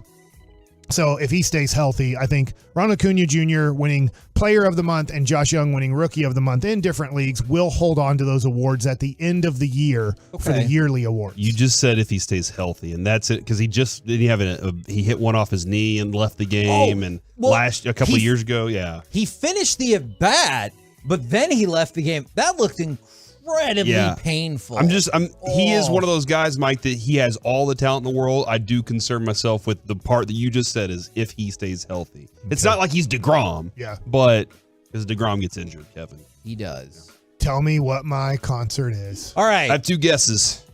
So can I give my guess first? Give your guess first. I couldn't remember the other band, so I wrote, it was at Wrigley Field with the Lumineers, and I put Pop ? There was some other band that I don't remember. So I wrote Lumineers or Camp. Not Pop. They were together. Okay, there you go. They were both at Wrigley Field in early September. So being at Wrigley Field with my wife, my daughter, and my sister-in-law was awesome. It was just it was great weather. Wrigley Field, the Lumineers were awesome. I don't care, Jane Slater. I like the Lumineers. If they were like good 10 years ago. I still think they've put out some stuff over the last 5 years. I know they're touring overseas a lot this summer. So they're not going to be in the States a whole bunch this summer. And then Camp is somebody we saw at Red Rocks, which was an awesome concert too. But they're good, man. Having Camp and the Lumineers at the same concert, that was a dream come true. That was awesome. So that's my favorite concert, Wrigley Field. My sports opinion is that when Corey Seager returns, possibly next Monday, not this Monday, Mike, but the next Monday. Right. I think that's his first, maybe possibility. I think there's a possibility of that. My prediction that's not my prediction, Kevin, is that he's returning. But when he returns, he will not miss a beat. I think his batting average, slug, I think everything stays the same because aside from needing maintenance every once in a while, this dude's a robot. All right. Every once in a while, he's got some injury maintenance, but I think this dude, he is primed for, and Mike said Acuna for possible MVP by the end of the season. There's a possibility, if staying healthy, that Seager could put himself in that opportunity. Yeah, good luck. There's some dude who pitches and hits for a living. Yeah, that's that the guy, tough thing yeah, about that's the a American problem. League. I don't know how you vote against Ohtani if he stays healthy for Never most of the have year. an error. They have to hit 62 Yeah, home runs. exactly. And then so my music option here, Kevin. I've seen a lot of really good shows. Right. So narrowing it down to one is very tough because when you have the George Straits on your Rolodex, it's very tough to top that. But I'm going to go Unless with he played at AT&T Stadium, which it wasn't. No, it was at Texas Stadium, and it was Alan Jackson, Tim McGraw, and Faith Hill are there and everything. But that was fantastic. I love that show. Where was old Timmy McGraw? He was there too. Yeah, Really? Yeah, him. Is that where they performed met? together. Yeah. Did you see his love? Did it shoot right through him? Oh my god. Okay. Anyway, That's a song. y'all know I overly love He Bob took Schneider. the girl, though, at the end of the concert. Please don't take Jimmy Johnson. Take Tommy Thompson or something like that. You're right. Those are the two names. The Bob Schneider That's the right names. I know, Mike. was at the Granada You nailed Theater. it. And opening for him was Josh Weathers' band, and he had a group pitcher. with I him. played with him. He has a son now, No. lefty Ryan. No, but who pitches for the Padres. He did play at Eric Nadell's birthday May one 18th year, coming up. and he has. If you go look up Josh Weathers, the dude's voice is amazing. But he has a story where he was at Coach Joe's and he was warming up and he played "I'll Always Love You." Oh yeah. As Whitney Hughes, he kind of did that. He said, and his story is that they only had one tape in his mom's car, and that's what he listened to all the time was the Bodyguard soundtrack. Nice. And so he plays this song, and Coach Joe walks up and is like, "You have to play this song tonight." He's like, "I don't play it as my How does thing." the start of that song go? That's all I know.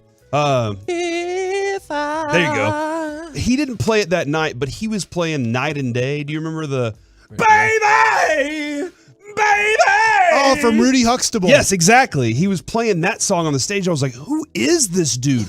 They were awesome. I loved them. And then Bob Schneider Ray comes on Charles. stage, and he crushes it too. So that show, specifically the Josh Weathers Band, along with Bob Schneider at the Granada Theater, was awesome. Now, as you might have guessed, there is an immense amount of feedback here from the 817. Stars make it all the way to the Stanley Cup, and the Rangers make it all the way to the playoffs, and they saw Iron Maiden at the Houston Summit. Fascinating.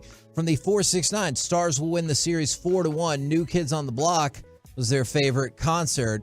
Is that Blythe Beck texting in? New Kids on the Block was super popular, right? Yeah, I know, but I know that She's a she's huge our fan. friend, and she loves New Kids on the Block. I went on a cruise with them. Didn't you go on 2 cruises with them or something? No, I went on Blythe and one her cruise with husband? them. Huh? No, the New Kids on the Block. From the How do you know them? The New Kids? They went through. There were some times, and they had to keep hanging tough, and he was there for them. Why don't we have him on our show? Yeah. You got your buddy Teddy We've Cruz had today. Joey McIntyre on our show. It's Yeah. a process. You got to take it step And by I step told to get him, him on the show. you need to stop this right now. With this, I like this bit.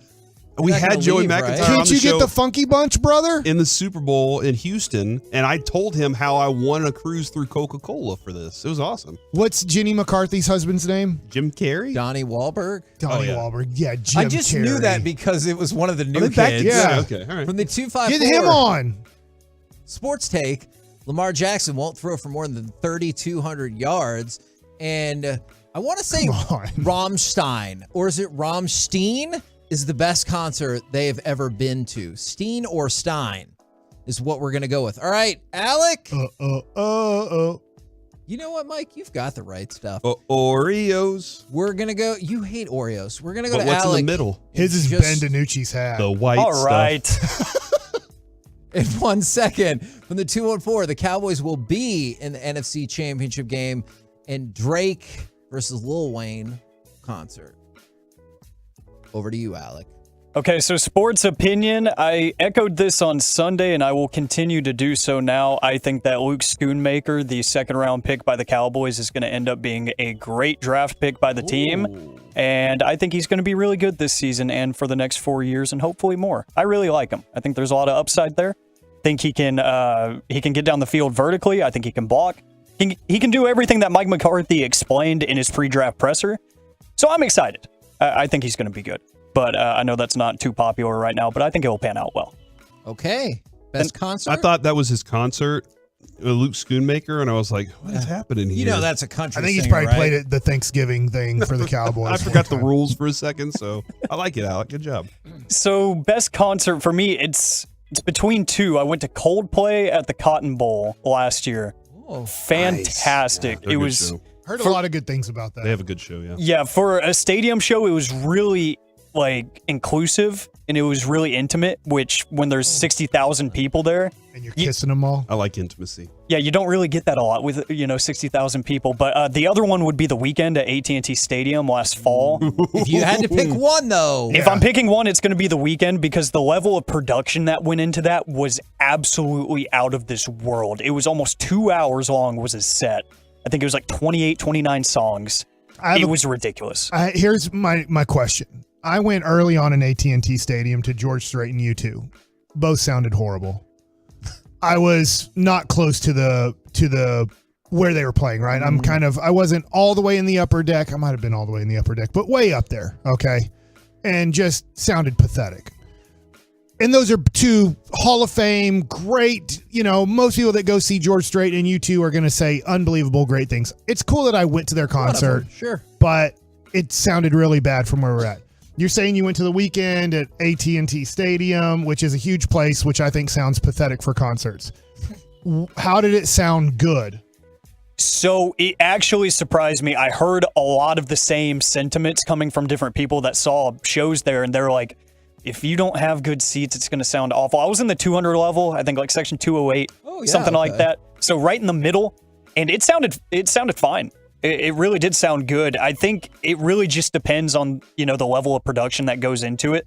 Because I think less is more with the acoustics there. There wasn't a lot of big rig speakers there. There was just two towers and that was about it.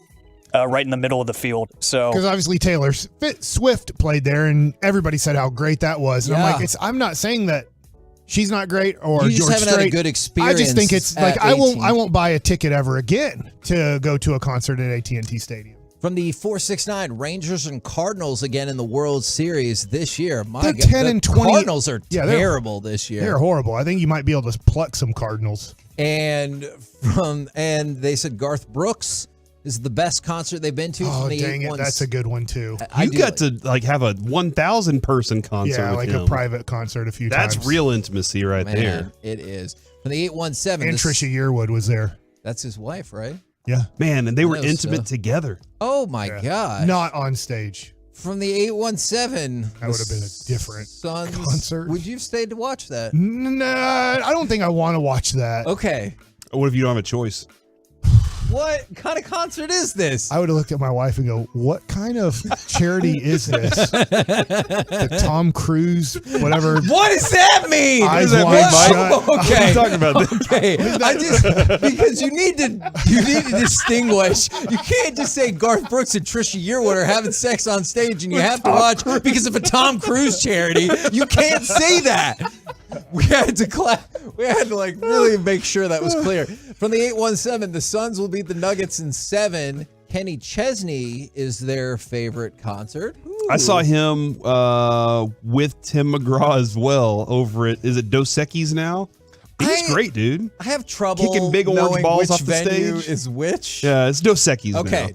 And then for the 903, the Stars in 6 and Kiss was the best show ever. My sports prediction, I'm also going to go with the Stars in 6. I wonder if this will play out very similarly for the Stars, but I bet Miro as the first round series. I wonder if Miro is focused now. He was left off the list of finalists for the NHL's Norris Trophy, and he's going to be more motivated than ever. Well, it would be nice if he'd hold on to his stick. You know what I mean? That is true. That was really agitating, and then it cost you. You saw it happening, and as his stick fell out of his hand, I was like, do you think it would be funny if Pavelski asked Robertson before they go on the ice in Seattle, like, have you gone to the bathroom yet before the game? Because we can't have you crapping your pants on the ice again. I don't know how he Probably gets not motivated, his approach, Mike. But I think it'd be that funny. would be amusing. I do too. I don't know if he's motivated like that. The best concert I ever saw, it was Bush and Garbage. And it's when Shirley Manson, she goes, oh, blimey, I ripped my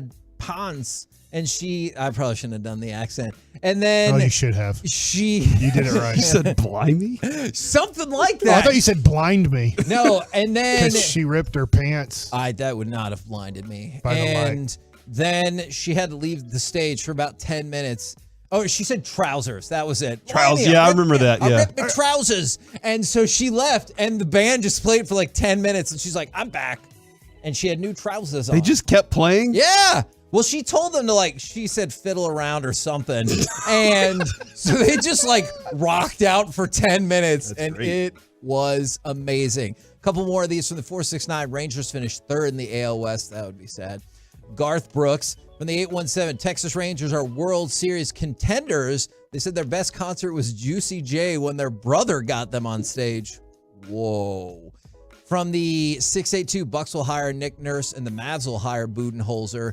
And Kanye West, All the Lights tour was their favorite. Yeah, Adrian got on stage with OK Go one year when we were down at the Granada. Did they have her do some wacky video and No, stuff? that would have been awesome. She just got up there and was dancing and stuff. They shot confetti cannons, Kevin, around the Granada. There's just everywhere every time a beat hit. And it was really funny because at one point I saw they must have run out of confetti because the guys were running around with trash bags and recollecting it and throwing it back into the confetti cannons. That was fun. And a lot of positive sports opinions revolve around the stars. And I like hearing that. Now, it's time for Mike Likes It. All right, so Mike Likes It is going to go into scammers. And this is pretty scary from what I enjoy collecting, and that's cards. So Evan Mathis, even if you don't collect cards at all, I think this is a very interesting story. He's a former Philadelphia Eagles offensive lineman, and he retired a little bit early. People thought he still had time in the game, that he could play another year or two. There was definitely going to be a job for him available in the NFL. And he said, you know what? I am so big into cards and believe I can make money in cards. And I have been playing, but I'm going to go full time into this. So Evan Mathis, early this week, and I'm finally getting to it here on Friday, and Kevin just watched the video. I had not heard of this video, so I watched This has rocked the card world. I get that. And people understand that this could happen maybe once in a blue moon, but Evan Mathis has been taught and has perfected how to trim cards. And what that means is that when you take, let's say, a Mickey Mantle card, and it is going to get graded, let's say, a 3. Now, that's a $50,000 card.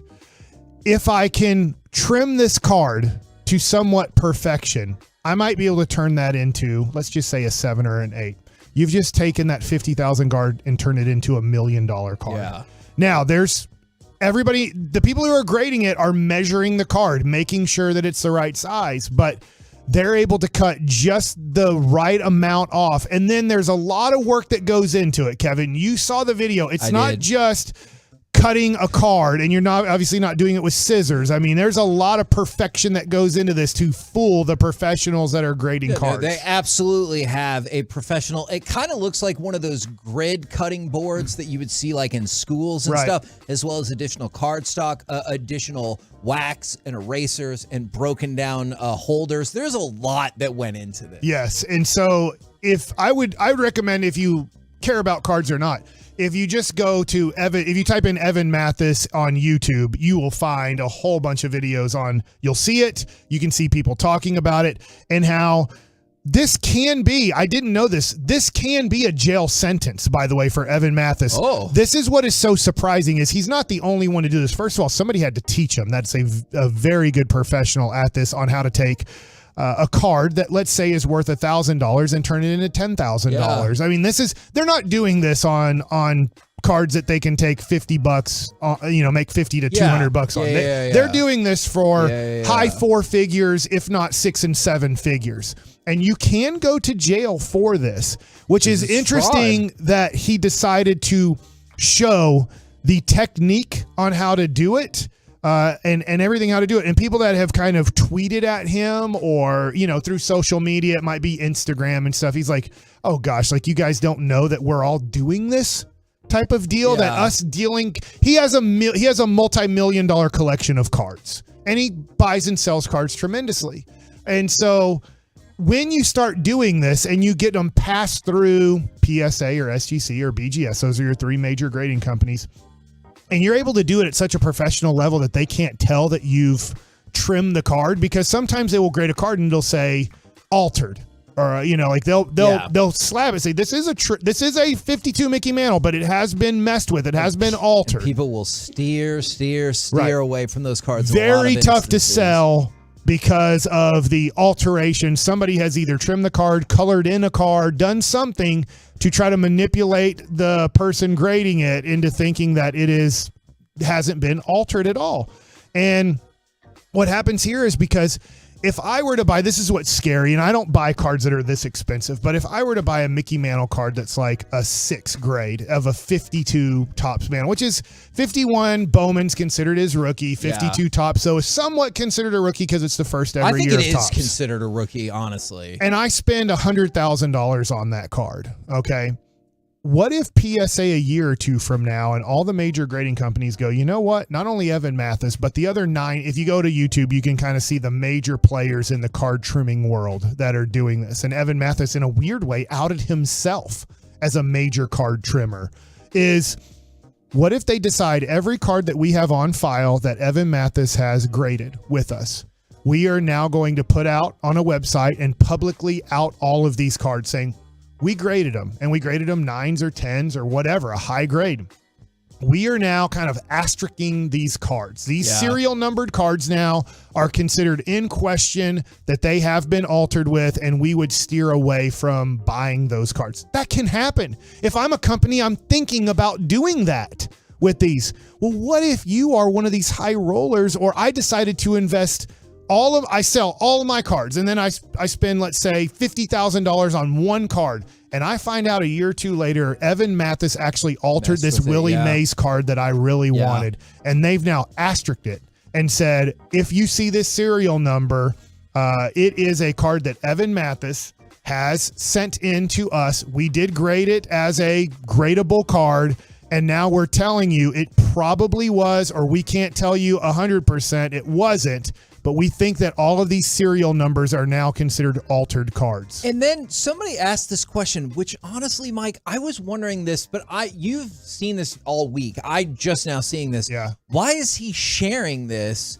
if he is, I guess, trying to get over on people? That's a great question from the 214. I don't know that either. Usually when you're doing criminal things, you don't put them on social media on here's how I do it. And do you think he didn't realize it was criminal? Like, he thought it's cards. People don't pay that kind of attention. Like, I know people in cards do, but you talked about it. Like, when you had your cards stolen, $50,000 worth of cards versus $50,000 worth of diamonds is the cops would have been all over the... Right? Yeah, exactly. They don't care as much about cards. So I wonder if he just didn't think, like, there's no real trouble in this. I guess in this, I was watching a video on YouTube last night somewhat about this, and it did say a person did go to jail for 20 months for altering cards and what they call shill bidding.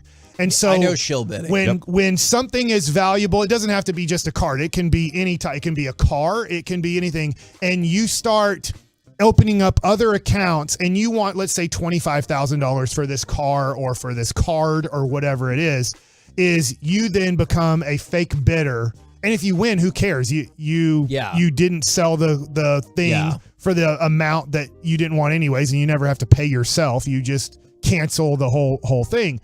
And so you can go to jail. You can get in big trouble, because when you are talking about cards that are worth 5 to 7 figures that you are altering, that you can get into very big trouble. So I don't know why Evan Mathis did this. So now he's kind of on a list, and most likely people are saying it's going to be very tough for him to ever get cards graded again, because when this happens, PSA and under all these, his name, but he can go through other companies. You just have to worry that if you are a major company that grade cards for other people, like I'll shout out, I go through Sappies, and I think they do a tremendous job. That's who I get my cards graded through now, because I got a whole bunch of things taken from me because I trusted the wrong people. And they have been very trustworthy and honest and great. But if Sappies, I'm giving you an example of a local card company, took Evan Mathis cards, and they knowingly took Evan Mathis cards and sent them to the grading companies, if that were to ever be found out, if Evan Mathis outs himself, why wouldn't he out? You know what? Just got 1,000 cards back through Sappies. And now Sappies can never grade cards again either, I would assume, because they knowingly took Evan Mathis cards and then sent them in to get Evan Mathis to grade through kind of a third party. So it gets probably worrisome for major kind of graders. And from the 682, if the end product of a trimmed card is so good that graders can't tell it apart, what's the harm? But not like this one. That was my question. Yeah. Actually. Okay. And I was thinking the same thing. A group of graders couldn't figure it out. But like as you go along, it would just really suck. Is like eventually if it got regraded or you cracked it open and it got examined again and you found out it was a fake. I think the same thing about like art and stuff like that is eventually I do wonder if someone would come across and be like, this is altered. And this is what's tough. And I don't know this. I'm not part of the art world at all. But if you bought a Picasso or something that is really old, and I know that there's things to try to keep them in pristine condition. But if somebody went in and started with themselves technically painting in different things to make it shinier, to make it crisper, would you still consider that a Picasso, an original Picasso, or would you say, well, this is Picasso and Steve Walters over here? Obviously, it's not the purest form of it. It is a not restored, but continued storage. What's the word? What would be the word on that? They're continuing to keep it stored. Yeah. That would be my mind on it. But I would, of course, I would want the only piece that was originally created like that. I think it's very tough on this. I know I'm almost out of time here. I have a Mike Trout game issued jersey. It's beautiful. I love it. It's a Road like Angels 1986 jersey when they played the Texas Rangers. Why am I saying the word game issued, which is very important? I can fool people by this because if I say game worn, that jersey turns into a $10,000 jersey because Mike Trout wore that jersey in a game. Those are not easy to get, but it's game issued because he was hurt. So they had to make Mike Trout jerseys for this series against the Texas Rangers. He didn't play in the series. He didn't make the trip. So then this jersey was made for Mike Trout. It was game issued, but not game worn. So there's a big difference in that. I could fool people if I wanted to be a slimy person.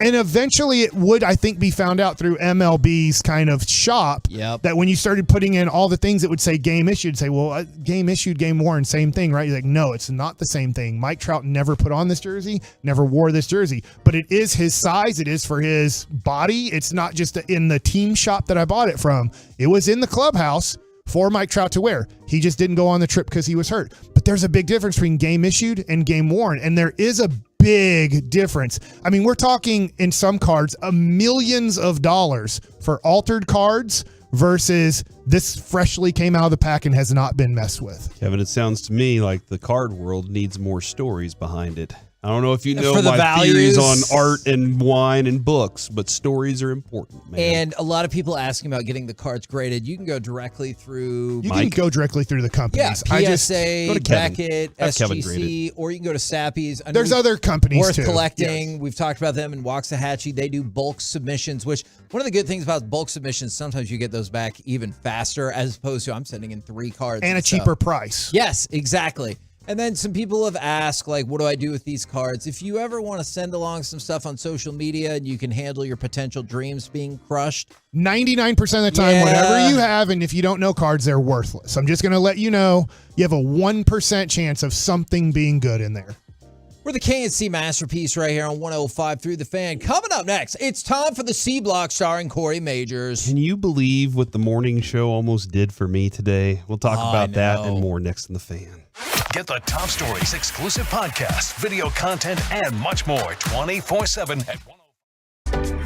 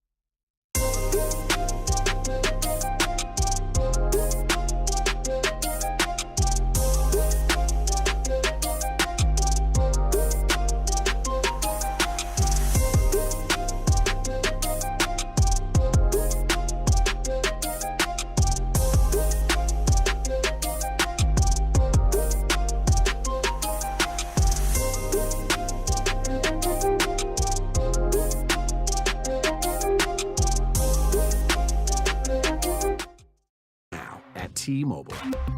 Pay off via virtual prepaid MasterCard in 15 days. Free phone via 24 monthly bill credits for well-qualified, plus tax and device connection charge. Contact us before canceling to continue bill credits or credit stop and balance on required finance agreement is due. See T-Mobile.com. Hello, I'm David Figueroa, co-founder of Melinda's. We make 32 craft pepper sauces that are thicker, hotter, and better than ordinary hot sauces. We use fresh, plant-based ingredients that you can see and taste. One try, and you'll fall in love with Melinda's. Melinda's is proud to be the official hot sauce of the AT&T Byron Nelson. And right now, you can register to win 18th hole Champions Club tickets. For eligibility and to enter, visit melindas.com/enter. That's MELINDAS.com/enter. Hurtado Barbecue, the official barbecue restaurant of the Texas Rangers, is your go-to for the best barbecue around. Voted top 50 barbecue in the state. Hurtado Barbecue is now available permanently near Section 101 at Globe Life Field. Hurtado Barbecue and the Texas Rangers, where great barbecue meets baseball. Hurtado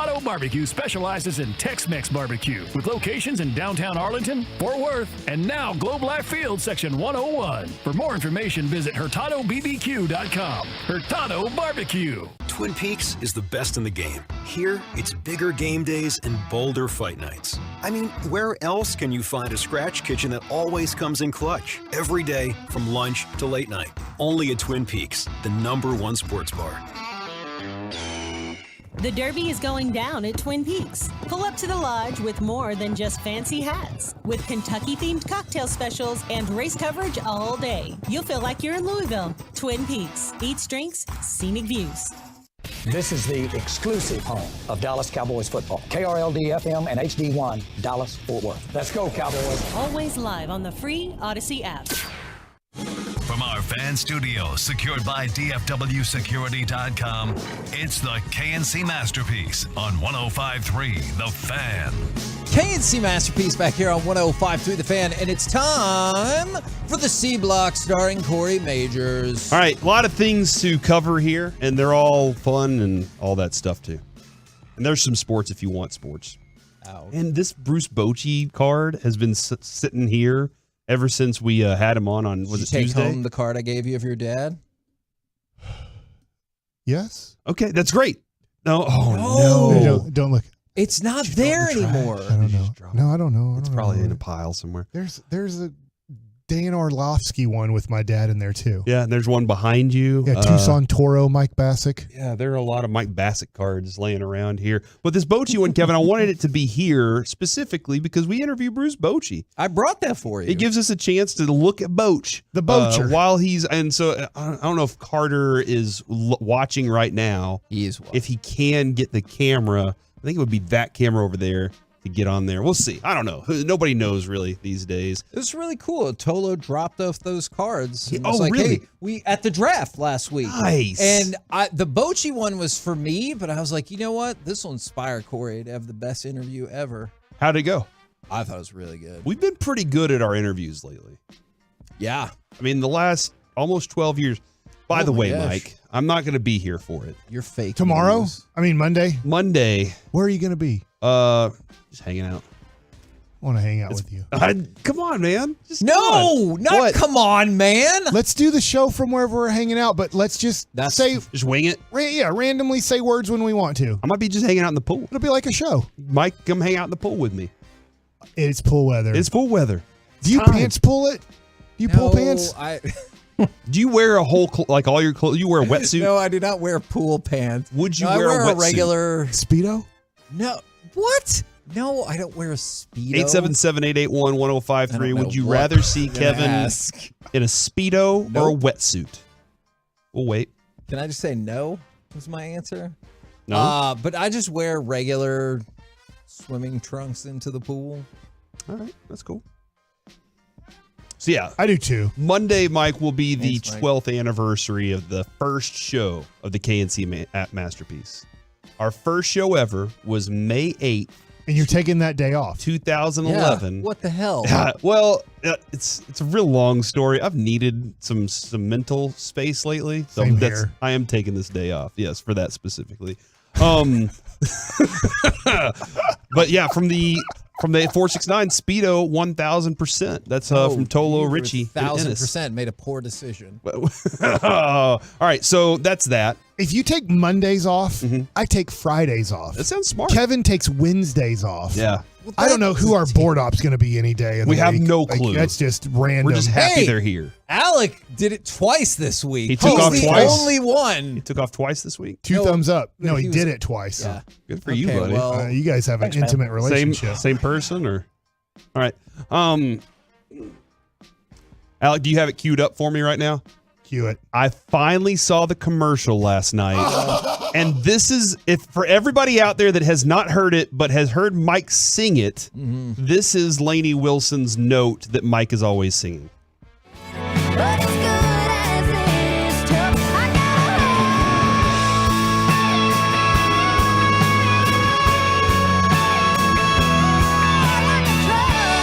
So that is the Laney Wilson version that Mike has been singing, and Kevin is like, I have no clue. I didn't. Kevin, your thoughts on that note? Man, that was a really long note. That was impressive. I told you, it's great. And that's why they use it for Dodge Rams, because they're like, that heart is thinking about ending everything. No, the trucks are not committing the oil's suicide. pumping through its veins. Yeah, and they decide not to. They all stop. Yeah, they all. Well, that's we where have the to assume commercial they had a stops. conversation and then they put it in reverse and they don't jump off the cliff. You don't know that though, because the commercial stops. So like it goes, "Hey, Dodge Ram," and then moves on. We don't know what happens after. But are you insinuating that the next part is, "Hey, Dodge Ram, our trucks might commit suicide"? No, That's, why would we ever say They that? won't. Yeah, they stop. Or they have horrible GPSs and they're like, there's supposed to be a road here. What happened? But I was also curious. We're not going to Michael Scott it into the river. Yeah, gosh, everything got wet, even the basket. Kevin, what do you think about Mike's version of that note now that you've heard it? Mike's more powerful. All right. in I can't shorter sing like a span. girl. I can. What? You can? I mean, I feel like I already did that on the show. Oh, okay. You want to do it again? Nah. All right. Probably not. I got a heart like a truck. Is that's you trying to sing like a girl? Girly enough? From 817, that note lasts longer than the trucks. Come on, that's rude. No, Dodge Rams are good trucks. I drove a Dodge Ram. I loved it, man. You shut your mouth about Dodge Ram trucks. In fact, I said I loved it. No, I know, but that person. Okay. There's a lot of good trucks out there. Ford, Chevy, Ram. Like Was that the end of your sentence? I'm a huge platinum I think Chevy I'm person, positive so. on trucks. I love platinum Chevy. He's positive on trucks. That's a good approach. Good to know. I'm optimistic. Also, tomorrow night, Kevin and I will be hosting and emceeing community ball for My Possibilities. Now, every year, the day before Thanksgiving, a lot of people ask, when is Peace-a-thon? I'm always like, it's the day before Thanksgiving every year. Very simple. Very like we convinced the bosses, give us a whole day, please. And they finally did it. And it was awesome. We had a great time this year. Dummies. We were exhausted by the end of that sucker. Oh, I mean, thank you. But did you call our bosses? Oh.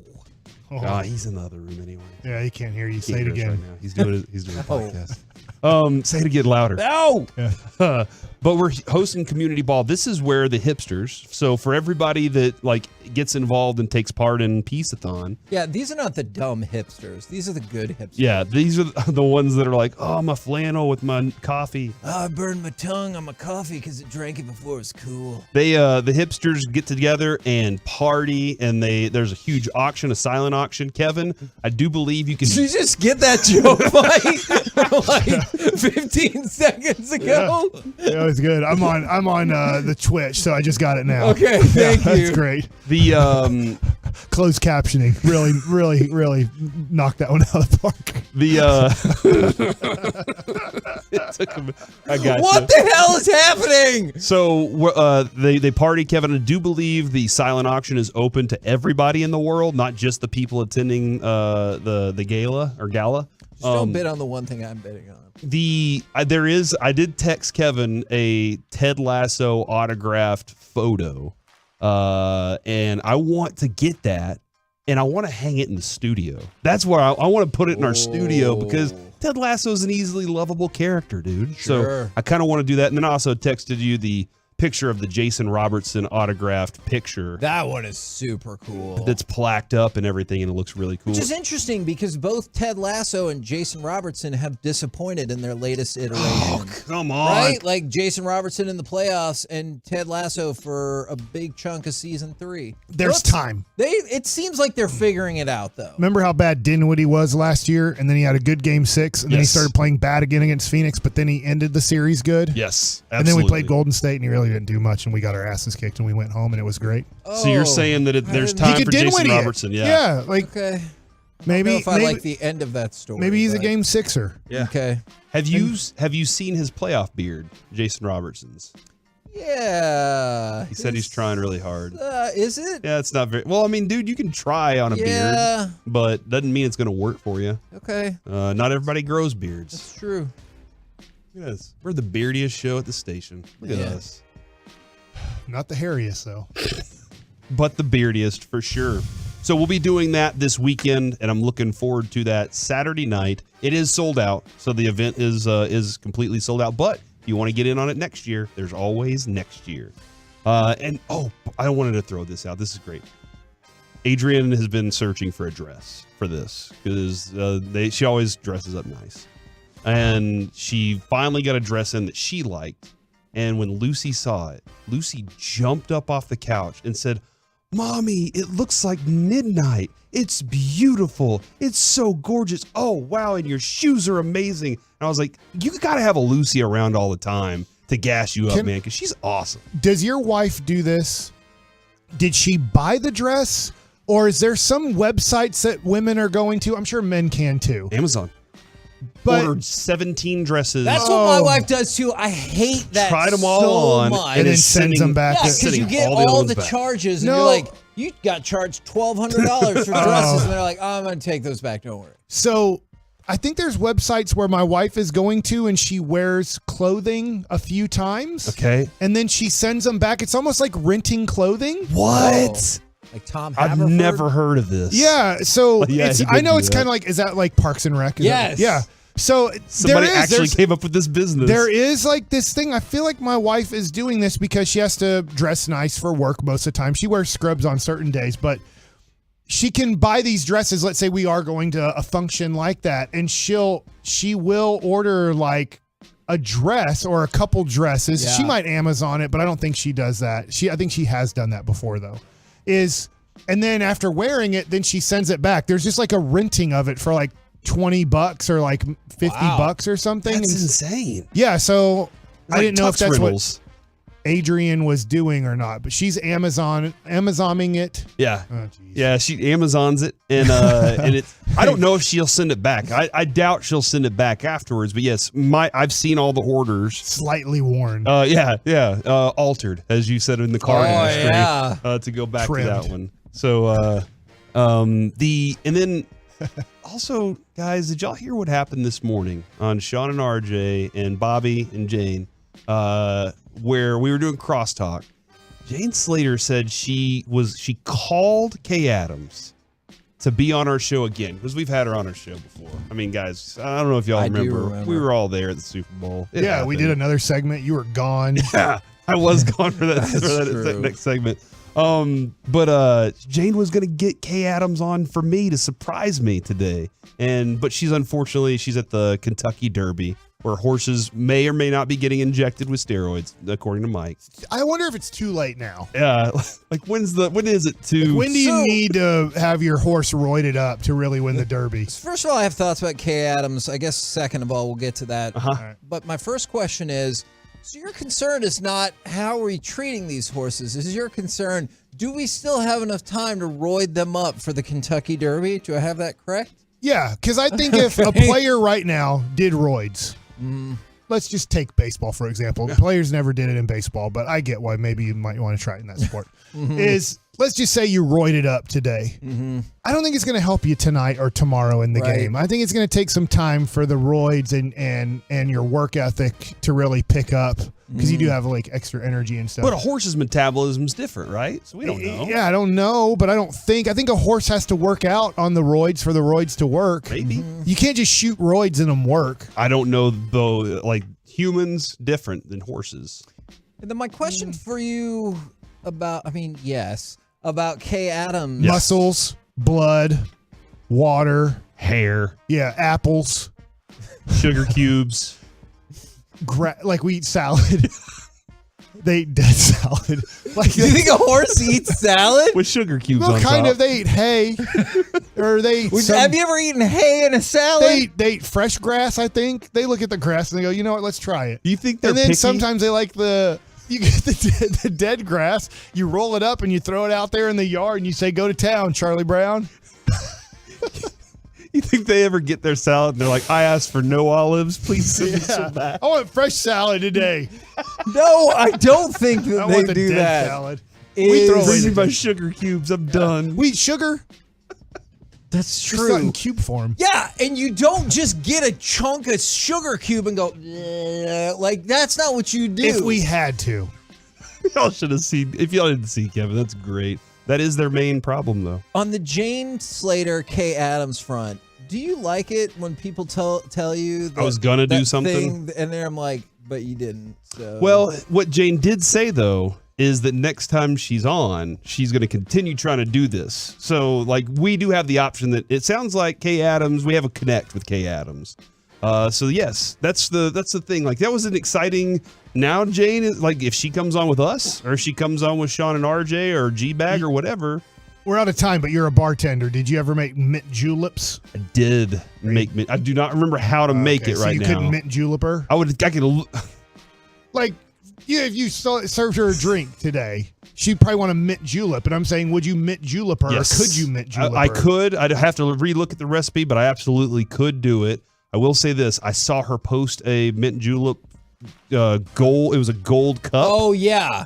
$3,500. It was the Secretariat mint julep, and it was a $3,500 cup. Her podcast is kicking butt. Yeah, man. It's pretty good. That's so much Let's get on it.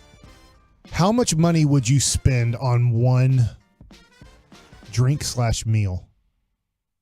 Oh, Let's save that for after the. What's coming up next? Coming up next. $1 billion. Just for you, a bonus NFL this or that. Yes! Plus, Masterpiece of the Week. It is the fastest segment in all of radio, and good news for you. It's up next on The Fan.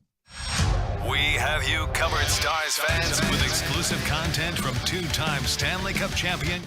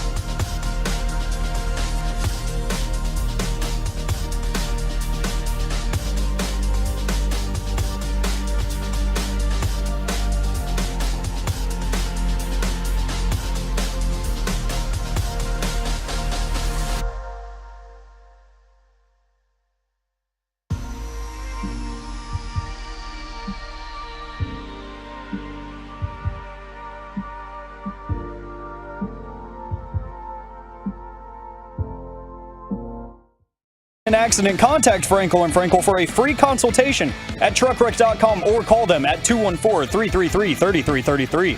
It's 3rd and 9 at the 21. Snap to Prescott. Good block from Smith. Throws it right. Caught. Lamb. It's good. Oh, he broke a tackle. Runs to the 10. Runs to the goal line. He's in for the touchdown. Oh, he stole one. He had no business scoring that touchdown, except he's CD Lamb. I love that. And it is a shout out Friday from the 972. Can I get a shout out from my son Peyton? He is turning 11 today. Absolutely shout out right there. And then this is a shout out and kind of a warning, and this is a good message. An 817, last week I had a family member pass away from getting hit by a car while riding his motorcycle. Can I please get a shout out to the DFW to watch for motorcycles and be careful, please. So outstanding shout outs right there. Now, we're going to do a little bonus NFL this or that, and then we'll get to Masterpiece of the Week. We're going to start with this. A.J. Brown is really angry and tired of being compared to CeeDee Lamb. Would you rather have A.J. Brown or CeeDee Lamb? CeeDee Lamb hasn't been really injured yet, has he? A.J. Brown has had some like hamstring, soft tissue type can't stuff. Play other positions is what A.J. Brown thinks. Okay, and that's ridiculous too. I don't know what A.J. Brown's talking about. Maybe he's saying CeeDee Lamb is better suited for if he gets to the slot, then he's a mismatch. But I dominate on the outside. Dude, like all receivers at this point need to be able to do everything. That's where we are right now. And if you can find a mismatch on the inside, then you win. But I understand. I would take CeeDee Lamb mostly because I do know that the dude can be in so many different areas. It is tough when you have a monster like A.J. Brown, though, who, like, he does. He gets open, he bullies people, he pushes them around, and he can do those things. So I'd like to have CeeDee Lamb, though, to start with. And that's Homer.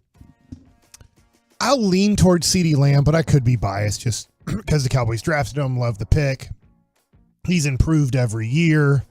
I get A.J. Brown's really good. They're both very good receivers. Sure. Both of them I don't think even come into the conversation of top 5 receivers in the game today. But I think they both come into the conversation of top 10 receivers in the game today. Yeah, absolutely. So I think it's a tough choice. I think you're happy with either guy you have. And in the history of the game, they're still very far off from getting to that point either. My next this or that, Jalen Hurts or Justin Herbert? Man, this was an easy question last year at this time. I do think that Hurts has it set up for him to go back to the Super Bowl. I love the Cowboys' chances. I love the 49ers' chances. I think it's a 3-team race. Yeah. Can Herbert beat Patrick Mahomes in his own division? To me, the answer is no. Can he beat Joe Burrow? He couldn't beat Trevor Lawrence last year, even though they were up 21-0, and Trevor Lawrence started off that game horribly. There's so much competition. Aaron Rodgers has now gone over to the Jets. Josh Allen is considered the second, third, fourth best quarterback in the NFL. I will lean towards Hurts because at the end of the day, how far did you advance in the playoffs? Did you make the playoffs? How far did you advance? Herbert has a close to impossible job to get through all of those guys. Hurts has Dak Prescott and I guess Brock Purdy. Justin Herbert's completion percentage last year was 67.7. Okay. The highest was Geno Smith at 69.9. Nice. Jalen Hurts was 66.5.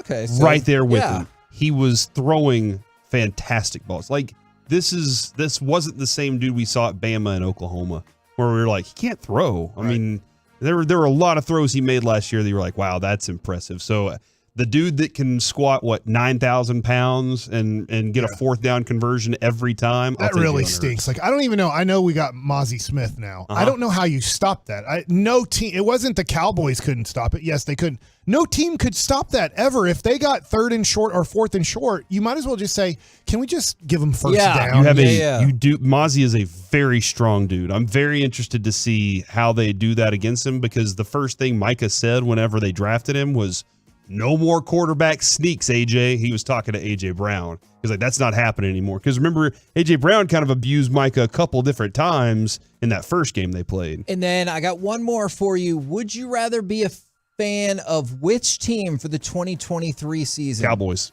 Cowboys or the 49ers? What are you even trying to do right now? Let's What's just your go problem, ahead. man? Come on, bro. You want to be a Lakers fan too? Which team's going further? The Cowboys. Mike said the Cowboys are going to the Super Bowl. So you better pick the Cowboys then. Gosh. Cowboys. I'll tell you what, no matter how good the 49ers get, the only 49ers gear I'll ever buy is a trash can. Okay. Because that's where the trash goes. Oh, okay. I thought maybe there was a story behind it. All the trash in the world ends up in San Francisco? Is that what you're trying to... No, that's where, like, I think homeless people and they poop in the street and stuff like that. Yeah. I've seen it. They're like, we got the world's curviest street and the world's turdiest street. Yeah, I mean, this guy, he was nice enough to poop in a like cup and then throw it in the trash. I hope. I don't know. He put it in a cup, but I don't know where he took it afterwards. I stopped watching. We're the KNC Masterpiece right here on 105.3 The Fan. And now it's time for Masterpiece of the Week. She said, list this. Yeah, I saw it. With my own eyes. Yeah. What's up, boys? Hey, Alec. How rate the show today? I don't feel like you have much to choose from. It's I'd give it a 12 out of 10. Yes. In your face, Kevin. I told you during Roger a break. Staubach style. I thrive off of the chaos, and that's what this show has been. So thank you for that. That's a great way to end the week. And I would call this Masterpiece of the Week, where we revisit some of the funny and weird things that are said throughout the week. But it's really Mikesterpiece of the Week with a few features. That's a great way to put it. Featuring Corey Majors and Kevin Hagler. There's just a few features Let's see here. what I did. So, Mike, we'll start with you where, doctor's visits sound kind of interesting. She's a rough doctor on me. And his wife's a doctor, and that's... Yeah. She diagnosed us with the deal with it mantra in our family. She's probably very nice to Noah. She is very nice to Noah. I feel like with me, it's like, just deal with it. This is interesting because we talked about this with Avery. Every time he was sick, we'd go to the doctor and they'd be like, it's viral. You can't do anything about it. Just take some Motrin. And we'd be like, what? He's sick. And they'd be like, There are times where I know my wife does have to do, there's not, I can't give medicine except for you just have to let the virus kind of run through. Just deal with its it. course. And it's even it's to not this great day. for parents to hear, but that is the diagnosis sometimes you have to give. He's 15 years old, went to the doctor the other day, sick. And they were like, you're just going to have to deal with it. And I was like, oh. So, but you have a doctor, right, Mike? Like you have your own doctor. I guess so. hold on, you don't know if you have a doctor? Yeah, Well, I would I do. also like to know Have this you ever had information. the- She's a that's real Noah's doctor. doctor. Went to TCOM in Fort Worth. Went to UT Southwestern there for residency. Okay. But she's a kid doctor. No. You personally, you have your own doctor, right? Or do you? No, he does not. No, he does. So not. I went to a lady one time, right near North Park Mall. She's a real doctor. I got a physical. I think it was before COVID. She's like, "When's the last time you've been to a doctor?" I was like, "The last time I played baseball." And she's like, "When was that?" I was like, 2008. And this was like 2019. When we get to a certain age, though, and why was it relevant? we are that it was supposed by to North have Park? something checked. Well, I was telling you where it's at. Right? I remember the location. Have you ever had the doctor check that yet? I'm not to that age yet. I'm not either. And Mike, you're I getting am close. 45, right? This is where I have to From the 903, y'all pray for my friend. He's got a prostate exam today, and he is scared. Kenan. You should be scared. Why? Whenever you got to go do that one, you're going to a different doctor, right, Mike? You're going to have to reel them in, Alex. Yeah. I don't know. She doesn't do that test. Okay, all right. I don't know if she had to do that in medical school. Yeah. I think she did, honestly. Well, Mike, But- is this what you said when you walked into the North Park doctor's office? I'm a heterosexual. I just have sex with a whole bunch of women all the time throughout my life. As Magic Johnson explained. You're out, rough doctor. You're in. The that doctor's one. like, oh, we got all Yeah. these other tests now we got to run. That was a good one. Good job, Mike. I'm proud of you. That one, I gotta tell you what. A+. Here's one of our features, Circle one of it. our few Need features a red pen. from Hagee. I don't even know the context of this. I'm not even going to try. Like, I can see a cow and be like, I get it. What, do you want to rip off a chunk of that beef and eat it? Yeah. Yeah. We're talking about fish and stuff because fish look weird. And like, do you look at a fish and you're like, I would like to eat that. But if you see a cow, you're like, yeah, we could take part of it. I stand by that statement. I don't think that's Yeah, weird but you'd at think all. the same thing about the Kentucky Derby. And then you'd eat that horse and go, this doesn't taste good. Have you ever had a horse? I haven't, but I've heard it's not the best. Heard from who? People. What people? On the internet. Okay. I've seen the internet. Type it up. Is horse good to eat? And it'll tell you, nah. Not really. Yeah, if you have to, go ahead. They're like, eat other things But instead. yeah, cows, man, they're fat. And fat is flavor. It's true. Oh, is horse good to eat? The big answer that pops up, yes. But it probably meant like you won't die. You're on the from wrong eating it. internet. Yeah. You're on the wrong internet, Be on bro. The dark Is that web. company internet? Oh, yeah. Yeah, you can eat anything. Oh, why you really should, but also probably shouldn't eat horse meat. There you All right, go. I'll read some of these Because articles of later. steroids. Back to you, Alec. I think Mike was talking more about his doctor's visits here. Maybe she should have slapped me more. Where? Yeah. Wherever it works, I guess. Oh, my God. I know what we're talking about. I actually do, too. Any given Sunday. Dan Quinn. Yeah. Marley Quinn. What's the Quinn name that does the acting? Bob Quinn. You know what I'm talking about. The rookie dude, the lefty rookie. He's the quarterback. Wife is like, you know what? You're not retiring. Slaps him right in the face. I think but if you're it works, looking it works. for Randy Quaid is what you're looking for. I got the Q and W right. You guys had Derek Holland on the show on Wednesday, and he struggles with the concept of his headset mic, being on unless he turns it off. So we can have a little bit of fun. It's our brand new segment. It's called Useful or Useless, as Derek drinks all of the water that has ever been made by mankind. Now, this started... Delicious. I was inspired by this in the parking lot. Sorry, I know he likes when you do that. I'm just sitting next to you guzzling water while your mic is still on. Turn off your mic. Turn your mic off. I loved it. I thought it was amazing. Thank you. You know what I remember the most about that moment is in the aftermath, people on the fan text was like, water's not man-made. I was like, man. You got me there. That's fair. We had another ocean made. Another feature here that actually happened today. Hello, Corey. All right, so my other hockey take is this. When's Father's Day? Oh, like right 6 around weeks. Lucy's birthday. I got you, Daddy. Oh! Oh, my. What a day! Jane's awesome, dude. Jane's awesome. Oh, really? She's so fun to hang out with. She said that today. I know. She said that a lot of times. I think that there was some other, not just to me, like there were other daddies out there. What?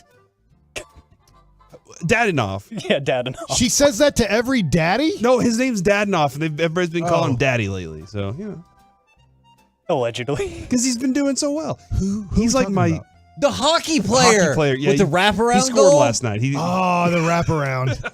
He's 53 Is is Wyatt Johnston. Yeah, he did the whiff. Did you just mark down the Jane one as one you're potentially voting for? Yeah. That was really nice of her. Oh, I've just put A+. I forgot what that was for. It was fun to have her on. I can't Saying wait. How heterosexual you Can't are. wait for RJ to be back. I'm excited though. Oh, in your face. What's another one that I can remember? I've got. Let him keep going. I've got one more here from Mike, and is this about the horses or I don't know? Why is he so good, Mike? Well, he did steroids. He was really skinny with the Yeah. Rangers. Then he did steroids, got caught, and he came back with a huge ass and good thighs. That's what Emmanuel Claus say. Yeah, it worked. I remember that. They did work, Kevin. I just still don't think we should be going like, well, look at him. Steroids work. That You're right. feels like a bad idea. You're correct. Don't do steroids. Did you say Don't do them. You get caught. They test for them and everything. And there are some side They effects. have negative health effects. Yes, as well. for sure.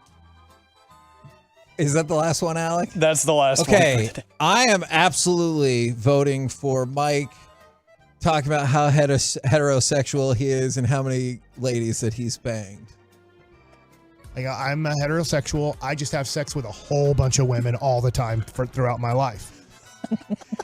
It's a brag. Like, Yeah. Mike's just bragging about it. What do you call those when it's not true? A lie? Well, yeah, that's a great term. I don't know. That's a great Calf? term. Is that what you're looking for? I don't know. Like a omni something? Hyperbole? A Maybe? what? Yeah, hyperbole. Yeah, hyperbole.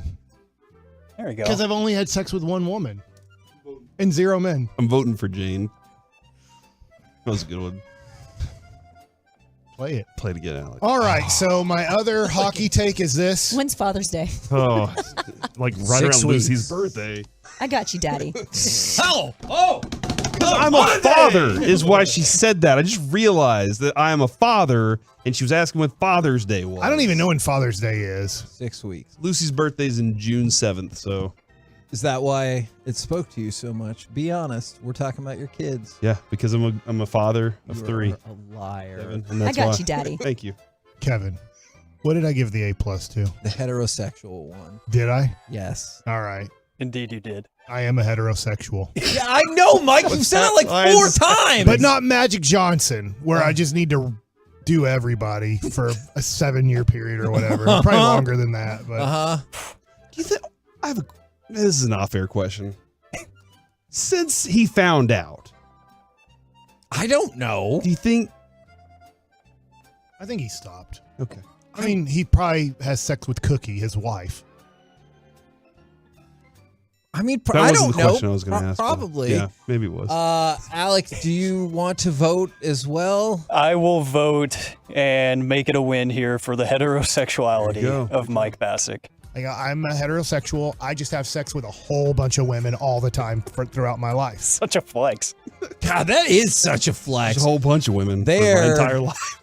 Is But I haven't. I'm slacking. I know, Mike. I know. I'm aware. Kevin has. Came out of the my womb God. and was like, "What's How up, many, ladies?" Kevin? I'm not answering that question. A handful? Not answering that. 2 question. handfuls. Stop what you're doing. Both right hands. Now. How many hands do you have? Dude, you can't say how many handfuls of women have you slept with. You should not say that as a thing. Coming up next. I can't. Coming up next, we will chit chat with the fellas from G-Bag Nation as they are on location. Kevin! We'll do that next, Whoa! right here on the Fan. The hands. All right, Tolos.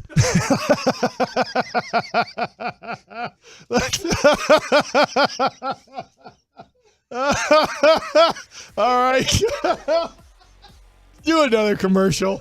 I'm Michael Jenkins helping you beat the books with BetQL. After hitting on the Braves money line on Thursday, the BetQL model is looking at another play with Atlanta on Friday. The Braves welcome Baltimore to town as Atlanta is fresh off a sweep with the Marlins. Baltimore is a much better hitting team than Miami is, but the Orioles bullpen could be worn down after the team gave 23 runs up in 3 games to the Royals. Atlanta is too juicy to play on the money line, but the BetQL model still loves the Braves to grab ATL on the run line for today's 5-star best bet. Without the ones like you, who work tirelessly to keep things running, everything would suddenly stop. Hospitals, factories, schools, and power plants, they all depend on you. No matter the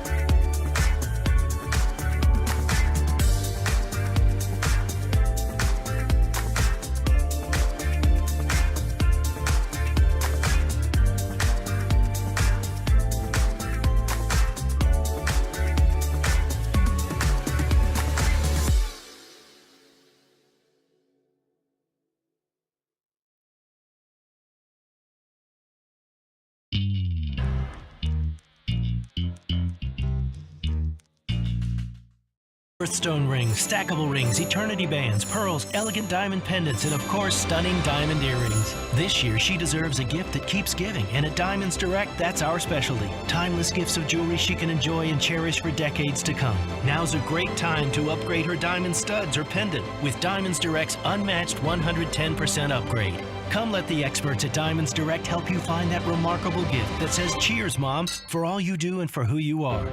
Diamonds Direct. Get locations and store hours at diamondsdirect.com. Hey, this is Eric. And I'm Adrian, and we are Black Pumas. We partnered with Don't Mess with Texas to turn up the message. Keep Texas clean.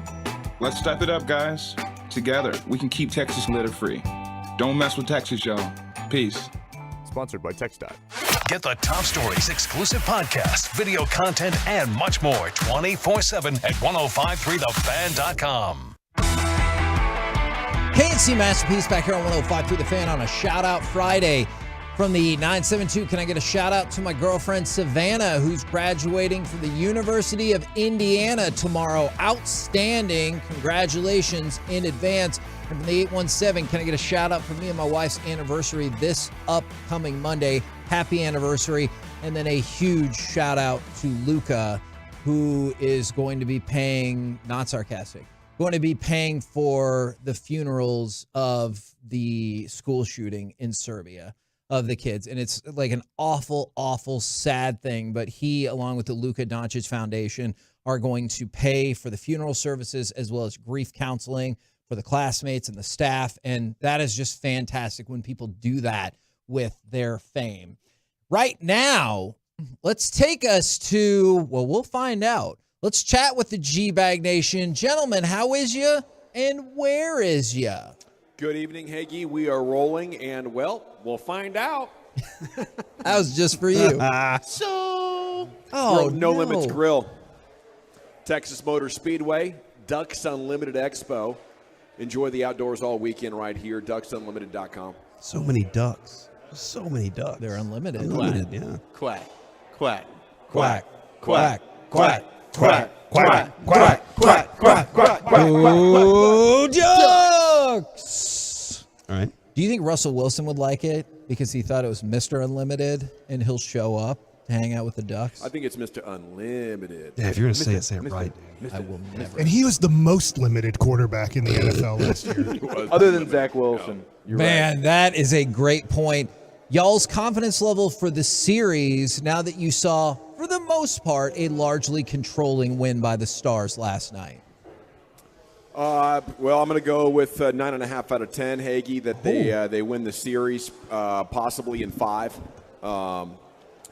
There's always things that can happen. You know, that somebody might take a cheap shot again, and you never know how sports go. But I'm as confident as you can be 2 games into a series when you're tied 1-1. I'm with you, man. I'm up 9.9 out of 10. Wow. I really am. I mean, I think Grubauer was playing excellent for the majority of the game, and the Stars were still able to put 4 past him. So, to me, I think that they did a good job of making adjustments. You saw they came out a lot more physical. Segs set the tone early with a big check into the boards about 5 seconds into that thing. I think that they definitely, I think, Gavin, you had a good point yesterday where you played against a Minnesota team. Their pace was much slower. You had to adjust to that after a 6-game series. They did. They looked like the far better team. I think that carries over to Seattle. It's interesting you thought Grubauer played well because the way the Stars were firing at him, I thought he looked like Groups. Well, they were there, not Grubauer. They were peppering the hell out of him early, man.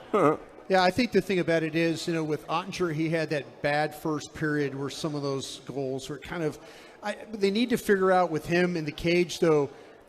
Maybe their game plan is the Kraken is to go top shelf. They're hitting some goals. That top left corner. Yeah, he top cheese. He plays right where I keep really the peanut butter. well on the ice.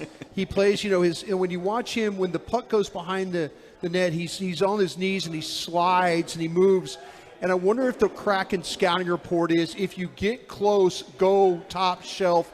Shoulders looked a little slow a couple of times.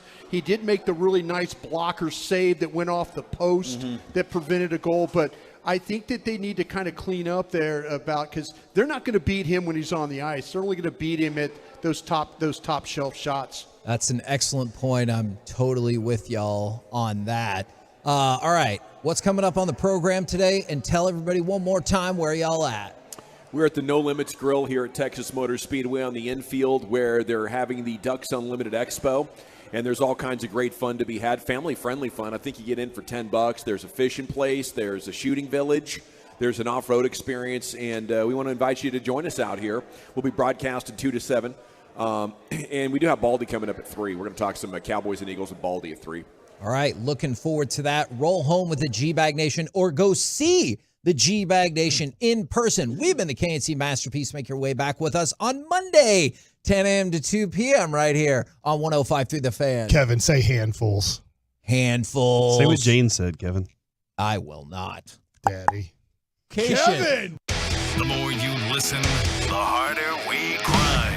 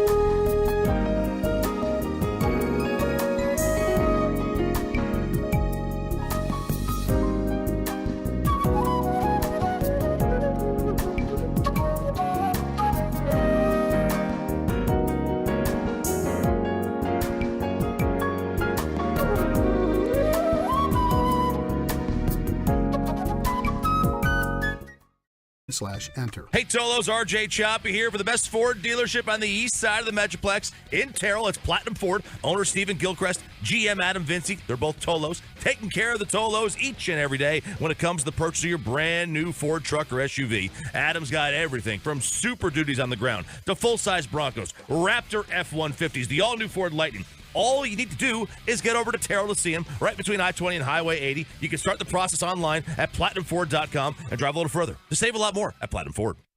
This is the exclusive home of Dallas Cowboys football. KRLD FM and HD1, Dallas, Fort Worth. Let's go, Cowboys. Always live on the free Odyssey app.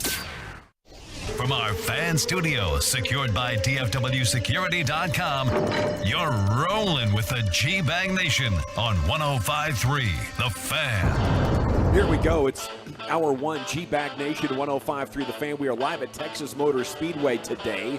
It is not a race weekend. It is the Ducks Unlimited Expo. Enjoy the outdoors all weekend long here at TMS. We are inside the No Limits Grill if you want to swing by. Looks like they have some amazing burgers and Tex-Mex items.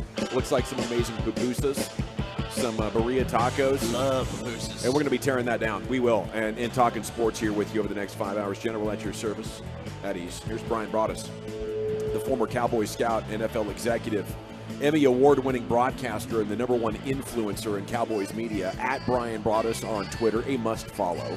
Lucius Alexander is back in the Pimp Cup, host of the #1 rated segment in Afternoon Drive for all of DFW Radio. That is LA Live, coming up at 5:40. Here's Wolchuk and Chiafalo. Carter Freeman, coordinating your video back home there at 105throughthefan.com, Twitch, and YouTube. And you can step inside the No Limits Grill right here through the power of video technology. Boys, how we doing? Wonderful. This is an awesome event that they're doing out here. I mean, they have tons of things to do, super family friendly. And this place, this No Limits Grill, it's the first time I've been in here. Bro. I got to come a couple weeks ago out here to TMS for that truck race, but I did not hit up No Limits Grill. This menu is not good for me being on soda. I'll tell you that. Yeah, no, it looks great. I've done many a show here in the past. I've done shows here with Greg Henson, okay, one of the original members of the G-Bag Nation back in 2010 right here for a race weekend when it used to be Fuzzy's Tacos. Right. And now it's the No Limits Grill, and I think they're still kicking out some delicious items by the looks of it, Brian. I'll tell you what, they've got quite a group of folks in here trying out the fare. I've noticed out my window that I can see out. We got a pond over there, guys. Yeah, people That's right. are wetting lines over there. They are. I wonder if I could go over there and maybe show them how it's done. Maybe a cast or two. I think maybe a catcher. Maybe somebody over there can show me how to fish. Probably, you probably could. Probably could. They got a lot of different booths and things to look at here. So if you are into the outdoors, this is your place this weekend. And coming up in about 20 minutes, I'm going to ask you the question: what's the best outdoor thing you've ever done? We could add one to the list right now if you brought your Whopper plopper, Broaddus. Gosh, I could walk out there with you and we can plop one down. You could teach me because I'm a fishing novice. I'm not a taco novice though, and this is a great place for anybody with taste buds. This is going to be outstanding. They've got the burrito tacos. Yeah, we got the burritos. We got the whole nine, dude. And this is a home game for me. Texas Motor Speedway on Cinco de Mayo. Are you kidding me? Happy A Friday in the Cinco G-Bag Nation. de This is incredible. Let's go. Okay, as we predicted yesterday, the Stars did even up their series against the Kraken, and they did it with style. Pavelski scored again.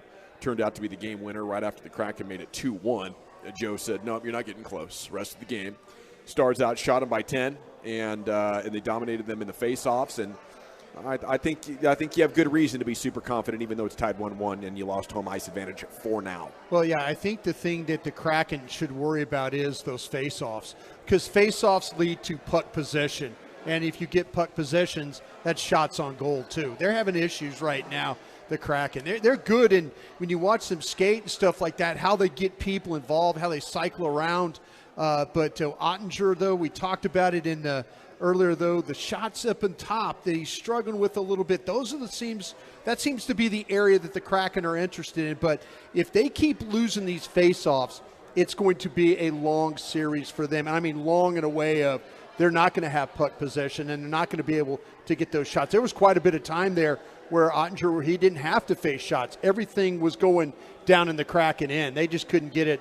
they couldn't get to win those faceoffs in order to start any kind of offense. Were you in Woolly Bully heaven over there, Zach? I was, man. This was absolutely awesome. And, they've been dominant when it comes to the face-off dot all season long. That's a great point there, Brian. And that's somewhere that they definitely have the edge in the series. What's amazing, and I didn't realize this, I knew Pavelski was sensational in the postseason, but the fact that he scored his 69th postseason goal last night in his professional postseason career, the only players ahead of him, you've got Alexander Ovechkin, who leads the league in 72, Crosby with 71.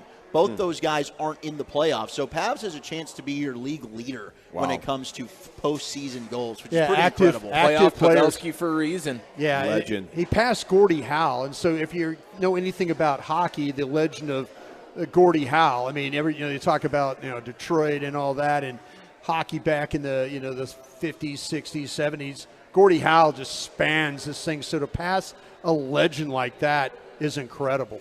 You sound like you're about to add Hockey Insider to your resume. Yeah, we got to get you working some on this over Stars here or what? No, Brian? I just really enjoy hockey. I feel like that during the year I don't get enough of it because I don't. You're busy on doing football things, college football things. We got the Mavs we have to cover, but the Stars. I feel ashamed sometimes jumping in when it's playoff time.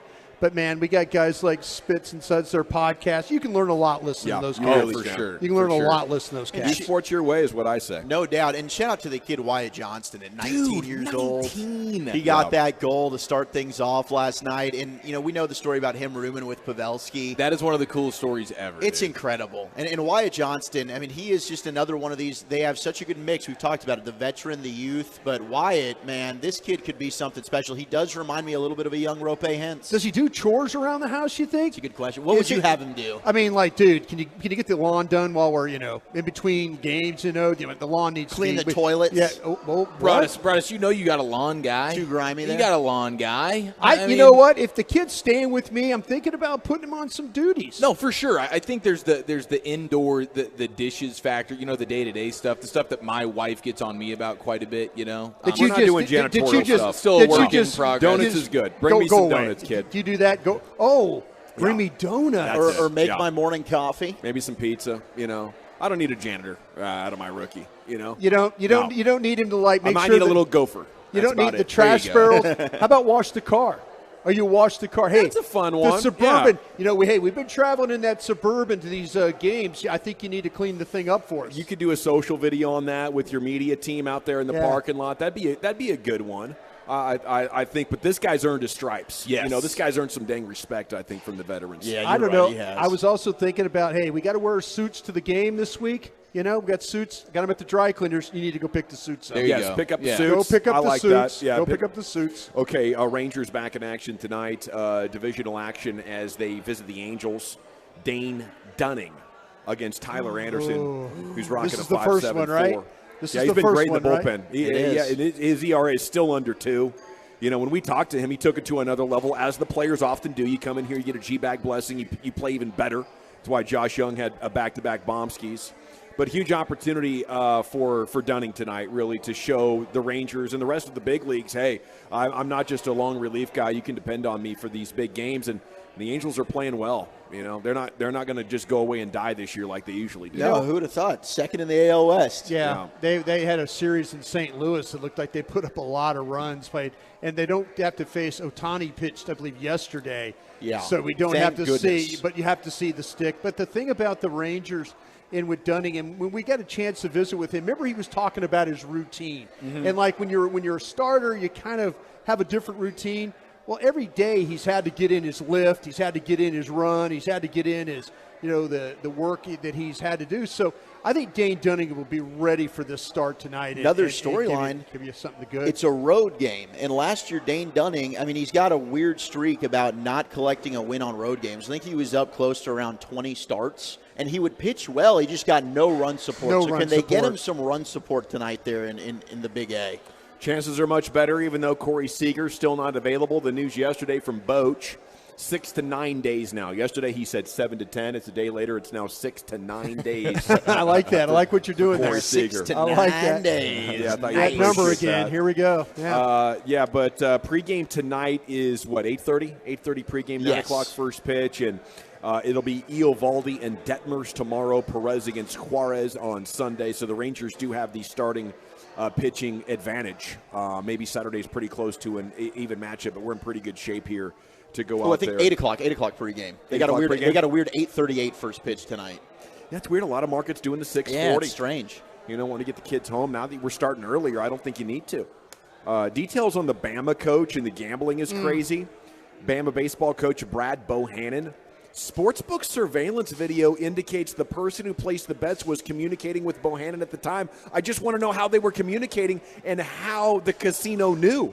Well, that's what we have now. The more you dive into with all these states trying to legalize gambling, the irregularities of the bets. And so they have an ability to, when you place a bet and it's a certain number, then all of a sudden it automatically triggers that gaming commission in that state. So how did they confirm that dude was on the phone with coach? Apparently, college baseball insider Ben Upton confirmed the reports.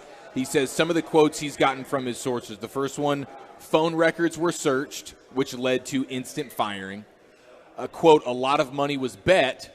Third quote, not the only time it's happened. Okay. Here's just probably so a they stupid question. checked coach's phone records. He might have been on a school. He might have been on a school phone there with the GPS. Okay. So could have been a school phone. Because you can see the timestamp on when the bet was placed. Right. And then I can look at your phone and see 2 minutes ago. you got gotta to be careful. Well, I was wondering. You got to be burner phone, bro. I mean, you got to think smarter. You're right. Do they just have the ability to check the phone? Like they don't need permission or a warrant, but if it's a school phone, they have. He did the Hugh Freeze school phone. Gosh, come on, he dude. did the Hugh Freeze, like fool me once, bro.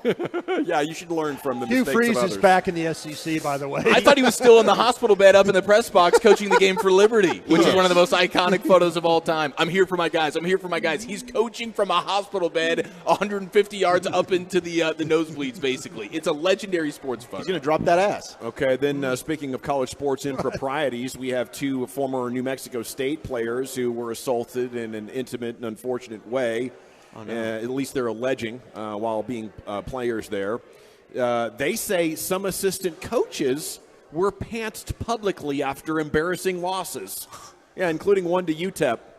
Do you think they did it the way I did UTEP beat them. They pantsed the assistant coach. Do you think they did the stomp and push, too? I don't you know. big bully. It was just a pantsing situation. No Stomp and push still is a great idea. I mean, if it's a run-of-the-mill pantsing, it's a ha-ha situation. When you get the step and push, now sometimes you could have an injury. Could have a broken wrist if you fall the wrong way. I've seen broken noses. Oh, have you? Okay. Yeah. Wow. Yeah, and that's a don't tell policy, right? Broken nose? That's absolutely, yeah. Well, you fall right down on your face, okay. For the small guys. A trip, coach. A trip, I'm mom. thinking for the small guys. Yeah, for the small guys. So there's your improprieties from college. No, that's crazy. To do that to a coach, I will say, that's a wild story. Yeah. I've never heard of that. Yeah. Like somebody having the cojones to go, like messing with the coach in some very, very small way, maybe. Like you swapped out his coffee for a different drink, in the film room. If you have that kind of coach. To pants a coach is a pretty next level confidence. And apparently these guys knew they could get away with it because the other coaches just ignored it and acted like it didn't happen. Good players. It must have been like really good players. Your best players and biggest deviants on the team. Yeah. They're not kicking to be the same dude. They're not kicking Brian. They're kicking Brian Broaddus off. Yeah, I'm gone. I am. The guy that's always wearing the T-shirt. The guy that wears the T-shirt in the showers. Get him the hell out of here. Tonight you got me, man. Celtics and 76ers tied at 1. Nuggets go to Phoenix up 2-0 tonight in the association. I'm not quite sure what I think of either of these the Celtics 76ers teams. Like, do they have what it takes? I do expect Denver to put their foot down on Phoenix and get one of these two and go back up 3-1, take control of this series. But, hey, if the Suns are hot, nobody can keep up with the Suns when they're hot. Yeah, their offense is electric. Some of the thing, though, when you parse through some of the teams that they were playing, in that very small sample size since bringing in Kevin Durant, you can chalk it up to a little bit, okay, who were they playing? What was the load management like? And so when you go up against a legit team, now you've lost Chris Paul, DeAndre Ayton, okay, but it's pretty much like you send the dogs at Booker and Durant and make anybody else beat you. And the Nuggets right now are playing really, really dominant basketball, and Jamal Murray's playing really well for them as well, which is something that's even new for them since the regular season. It wasn't like Jamal Murray had this dominant season, and the Nuggets were still good this year. And now all of a sudden you get the Murray playoff bump, and it's like, dude, that's the benefit of the Nuggets have a heck of a lot more chemistry and depth. And they got great, at least a great player, and Jamal Murray plays like one from time to time in the playoffs. So versus a team who got basically two guys, and they've been together for 5 seconds. Right, and we talked with Kevin Harlan about that, and he echoed the same sentiments. Like, it's very obvious the Nuggets are so much deeper than the Suns. The Suns gave up depth, but they also gave up their best defensive player when they traded Mikal Bridges. So, I don't know, maybe you get – we talked about the desperate team theory last night. Maybe you get one last surge here from the Suns, but I did love when a reporter asked Nikola Jokic, do you expect the Suns' energy to be up now that they're back on their home court? And he just said, no, my friend. I expect they surrender and give us the win. He's pretty funny now. He is, man. He's got a sense of humor. Yep. That's fantastic. We're live at No Limits Grill here at Texas Motor Speedway on the infield. It's the Ducks Unlimited Expo. Come have some delicious food, and here for $10 you get in, and they got a fishing village, a shooting village, so much more. I mean, I can't even do it justice. Brian, what do you know? No, I'm looking again out the window at the pond. I'm seeing boats off in the distance. I'm seeing a pontoon boat. It's just a great vibe. I love it. It is a great vibe, and a really nice day to be out here walking around and checking all this out. Do they have all these set up in the pits? Yeah. Yes. The garage area. Just a bunch of different stations you can walk around and check out. Yeah. Well, if you like the outdoors, this is the place for you. And in honor of our hosts here, Ducks Unlimited Texas Motor Speedway, we want to ask you, what is the best outdoor activity you have ever done at 877-881-1053. That's the topic, and we're back with you on the text here on the Fan. We have you covered, Stars fans, with exclusive content from two-time Stanley Cup champion Greg Ludwig and NHL reporter Sean.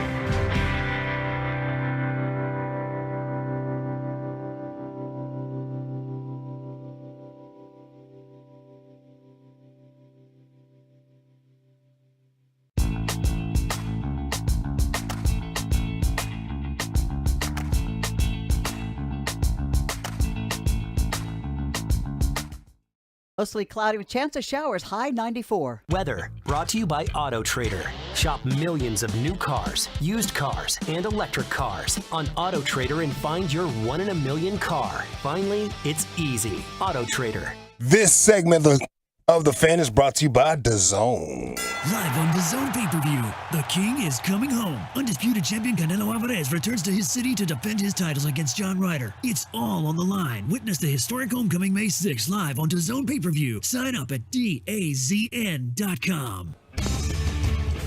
Welcome back, G-Bag Nation, and salute to our friends at Texas Duck Blinds and Sanger. Gentlemen just came by and dropped us off some free trucker hats. These are great hats. And now we fit in here as we're broadcasting live at the Ducks Unlimited Expo, Texas Motor Speedway. We're on the infield here at the grill, so no limits. Please swing on by. Now, the topic is truckwreck.com fan text is open. What is the best outdoor activity you've ever done? You can either share, an activity in general or maybe a specific story from a time you were doing a said outdoor activity that was particularly amazing for you. Segments brought to you by the Frankels. There's a reason you need a special license to drive a big truck, so companies that hire drivers and put them in a big truck should be held accountable for what happens when one hurts you. Frankly, you need Franklin. Frankel consultation's always free, truckwreck.com. Where are you going, Brian? All right, let me ask you this. Does tailgating count as an outdoor activity, or does it have to be snow skiing or mountain hiking or something? I don't think tailgating makes you an outdoorsman. Okay. Can I get a ruling on that, outdoorsman in the area? No, I would say, no. does tailgating make you an outdoorsman? No, it does not. I don't think so. No, okay, then I'm just going to go being on a fishing boat. Anytime I could stand on the back of a bass boat and throw my lures.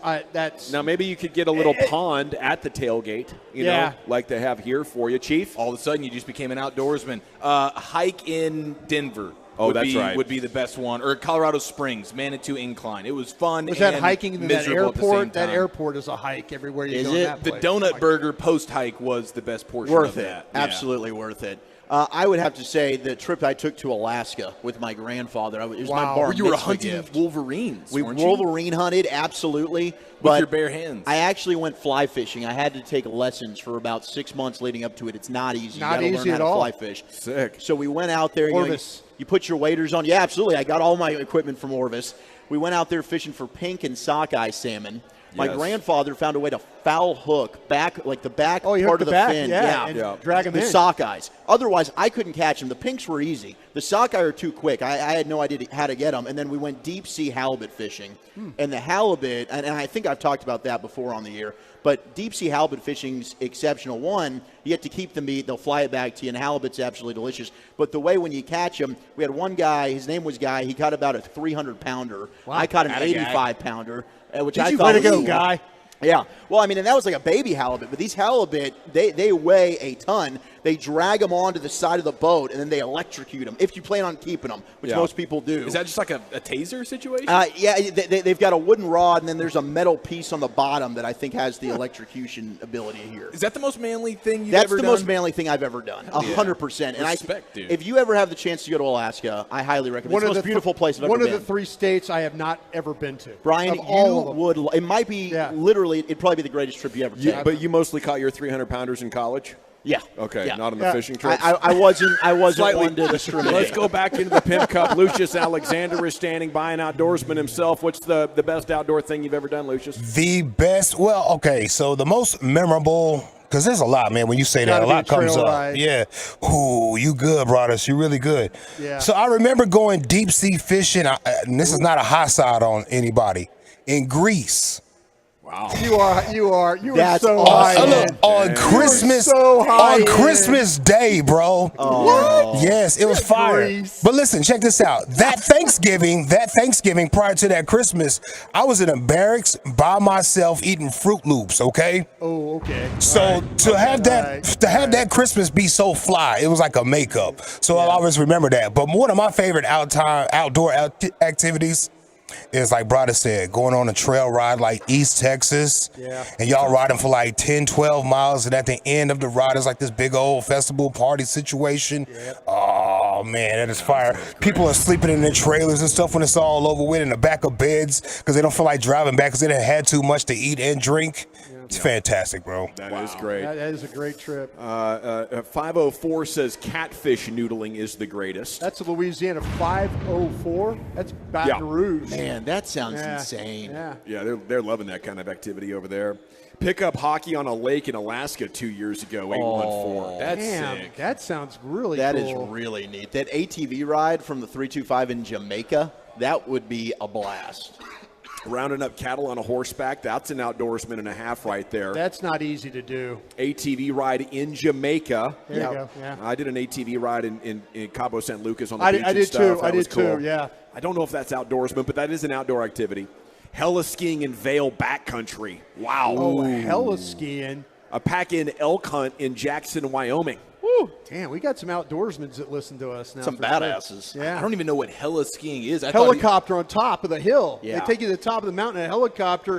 They drop you and they you go? drop you, and you jump out with your skis on and you go. Yeah. Can you imagine I thought that? he was saying, like, I did hella No, skiing. no, YouTube that stuff. That hella skiing. I've never is heard of that. No, it's incredible. I'm a hella skier. Yeah, dude. Hunting for ducks, wading in frozen water, Missouri, eating duck fat, fried duck breast. I don't know if I've ever had duck. Dude, that it's sounds delicious. freaking You would love phenomenal, it. It dude. is. You got to watch for that shot. You know, sometimes the shot when you bite down. Yeah. You got to. Ooh, what a What is little, it? it's a pellet. Little pellet.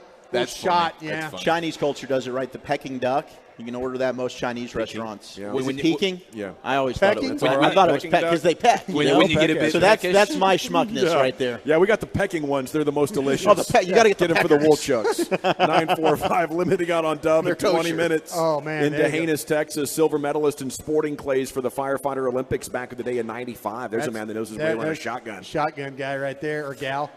Were you guys bonfire guys at any point Oh, in your time? absolutely, Like a good high school bonfire. Hell yeah. Was Just dominant. camping with a pack of heaters and a 24-pack of beer. You know, that is an amazing outdoor activity. We used to go up in the Olympic National Forest in Washington State and drive way up on this gravel road on the Quinault River. And it was like 2 hours up the mountain, up into the middle of nowhere. And then we get out. It was like some picturesque music stuff, movie stuff, where we would like just throw spinners for bull trout and stuff. But it was so remote, you wouldn't see anybody. Right, You wouldn't see anybody for the entire weekend. And that was super cool whenever you can get way remote like that. But I do love the outdoors, and I love being here at Texas Motor Speedway, where it's Ducks Unlimited Expo.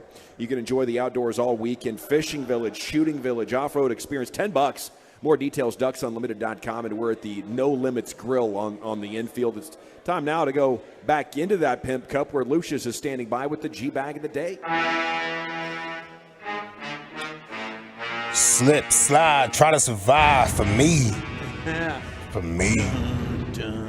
For me. Let's see. Where we last left off, the Cleveland Guardians broadcaster, Tom Holland. That's not the right word. Hold on. Spider-Man, baby. There's a little misprint there. Little misprint there in my production. Yeah, Tom Hamilton has a word for Trevor Bauer is our winner. Right here, Trevor Bauer went overseas and disrespected the people, and Tom Hamilton has some words for him. That was the year his teammate Trevor Bauer was the third pick in the draft to Arizona. Now Bauer's making enemies in Japan. Now the 2-1. Check swing, strike called, another curve. Bauer wants to celebrate a strikeout by pretending he's shoving a sword into a sheath. And his Japanese teammate said on Twitter, that's disrespectful. Get him, Tom. Now the 2-2. Check swing, down and in. Did he go? No, full count. Absolutely shocking that Trevor Bauer would go to another country and make enemies with teammates. Nobody could have seen that coming. Could you have predicted an international incident? What's the over-under on that for him? What an idiot. What? It's just oozing with so much sarcasm. Yeah, Chef's Tom. kiss to Tom Hamilton right there. Chef's kiss to mwah. Yeah, mwah. Yeah. Let's see what we got for you here. Celtic. Well, I don't know if I should play this. I should have had this previewed by the bosses first. Damn. Celtic, we got a it's a Celtic Friday. thing? The Celtic fans were giving King Charles their love about his coronation coming up. When is that? This weekend? Today or something like that? It's coming up. I think he's hanging out at Buckingham Palace. I think they got the carriage and everything ready to go. I think it's this weekend. Yeah. I think that is. They brought the stone from Scotland, this special stone that has these powers and stuff. So. The stone powers. Yeah, the stone powers. Like, people looked like they were having trouble carrying. Yeah. Oh, the stone. Yeah. Okay. We're all stoned. We're all stoned. Stoned. We like the Rolling Stones. Yeah. Dang. I guess I'll play it. If it gets dumped, it gets dumped. Celtic fans gave their love to King Charles and his coronation coming up. Man.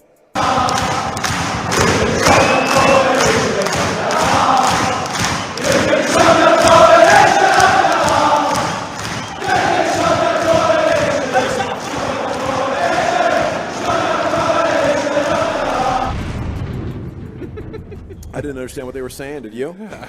No, you set me up for But failure. it sounded on that good. They were in unison. Sounded disrespectful. I love it when the fan base comes together like that over there and has a song. You know, they got songs about everything. They do. That's why I love sports. They'll man. sing about some dude in the '80s that saved them from relegation. They got an underrated fan base over there. You're right. You guys want to hear Mike Bassick struggle through a live read? Yes. Please. Yes. Coming up next, we will chit-chat with the fellas from G-Bag Nation as they are on location. Kevin! We'll do that next, Whoa! right here on the Fan. The hands. All right, Tolos.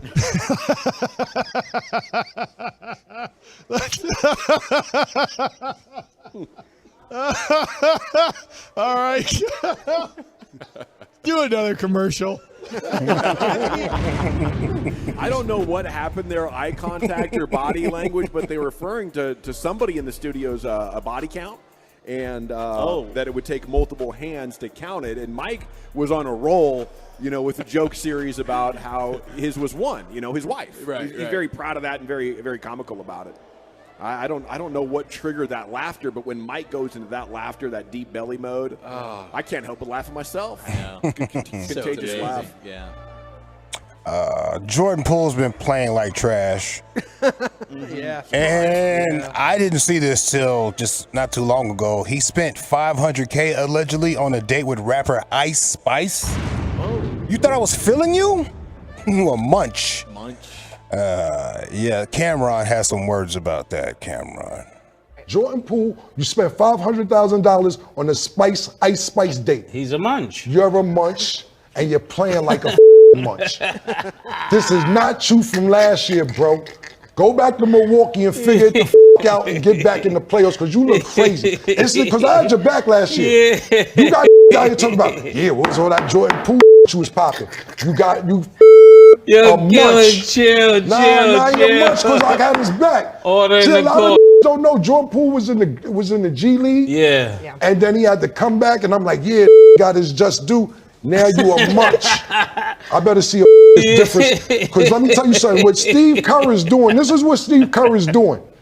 He's putting you out there against your age. Ja Morant's killing you. Yo, get him a towel. Killing you, sweating too much. He pissing me off. What happens is this: when you start dating the Ice Spices and the people, they say, "Boo watching." Boo watching. Let me get all crazy because you gonna see what you spent $500,000 on and be like, "Yo, I was wild." You was wild. You could have got her a pizza. Yeah. That's good. Cameron and May's podcast. Jordan Poole actually had a better regular season, but man, the expectations, I don't know what to make of this. Jordan Poole's collapsed, but they're going to have to get that figured out. Stars got to get Jason Robertson figured out if they want to win the Cup. Warriors got to get Jordan Poole figured out if they want to get back to the finals. $500,000 on a date. That's crazy. That's sad. You're a professional NBA player. Yeah, get yourself together, bro. What are we doing here? 500K, bro. Stop it. You're a munch for real. Yeah. You really did it. Munch? Like Beavis and Butthead? Kind of like that. Front butts. Okay. Yeah. And a munch is like paying for the meals too. You're a doormat. Yeah. You're never really hitting the home base type of situations. You're always almost there. That's sad. Yeah. Got to get that Tom Likas 101. Remember that? Hey, man, what you talking about? I subscribe to Tom Likas' tweets. He's out of control. I'm still following Tom out Is he here. around? Okay, cool. I got to follow him, too. Yeah.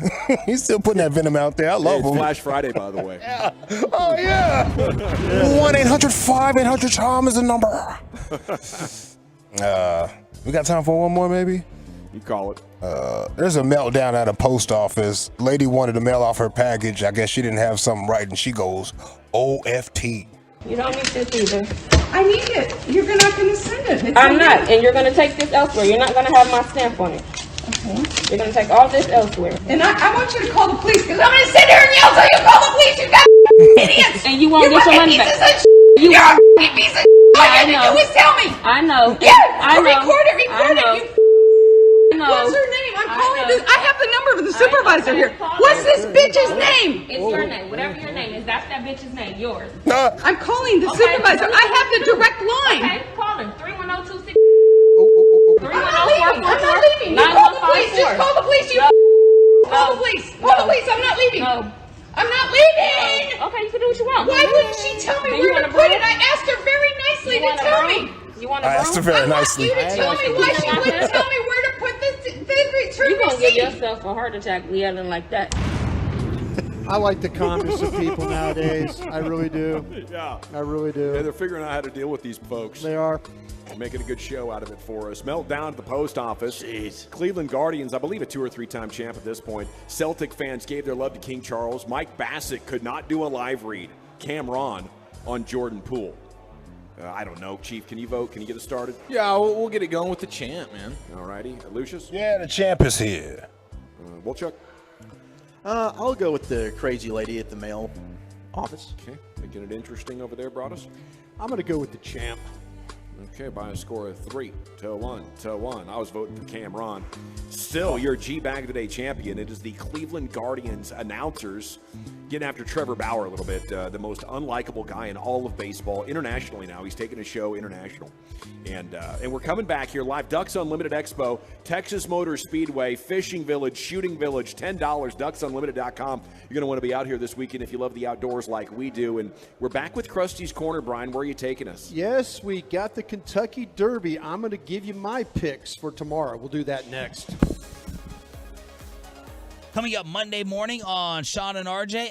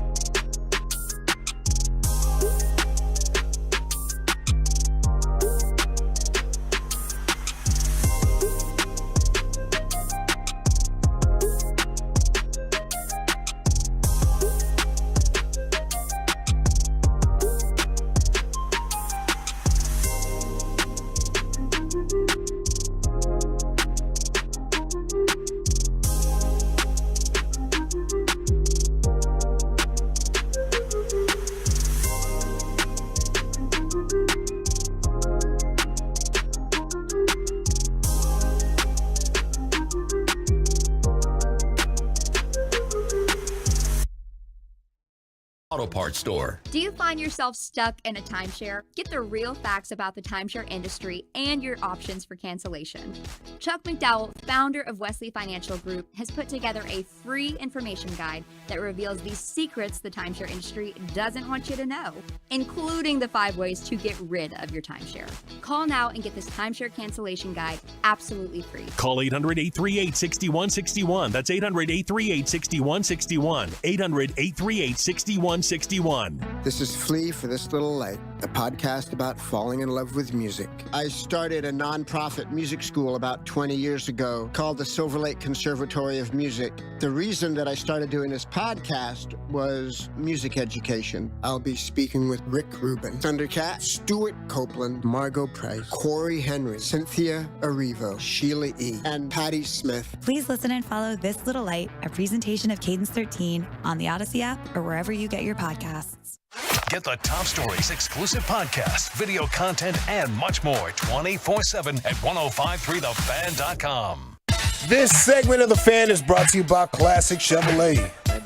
Thank you, Lucius. And thanks to the No Limits Grill here at Texas Motor Speedway for having us out here as the Ducks Unlimited Expo is going on right over there in the garages. Enjoy the outdoors all weekend long right here at Texas Motor Speedway.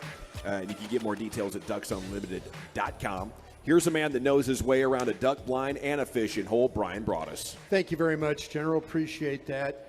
You know, the duck blind part of it, not so good. You hang out, though. I do. You leave the gun. You're taking care of the coffee and the whatever. I buy the breakfast. Breakfast? I'm the guy that, like, I'll sit in the duck blind, and I've been in some of the most hunting and fishing states that you can imagine. Lived in Louisiana, lived in Florida, lived in Wisconsin. So I've been in some states where you should go out and one of my funny stories, you talk about hunting. We were driving down to Milwaukee to play a game. It was the time when the Packers were still playing at County Stadium. And me and one of our scouts were driving down, and we're moseying down the highway. And you could see, because it was deer season, you know, there in Wisconsin at the time. So you can see the people in the trees and stuff with the orange on, kind of, you know, right by the highway. Like literally right there. So you're driving along. And I'll never forget, we were just kind of moseying down there, and I see a car in the distance, and then all of a sudden, the closer I got, like these splotches were getting on my window, like these.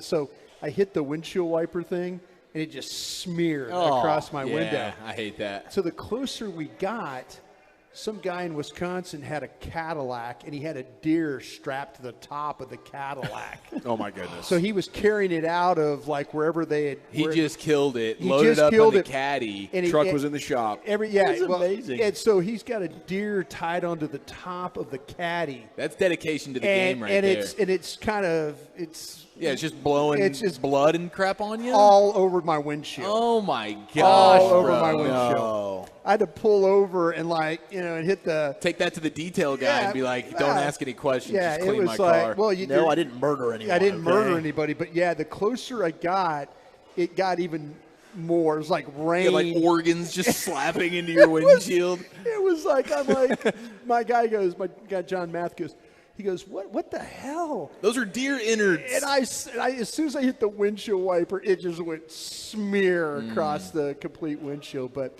yeah, the whole thing with a duck blind too.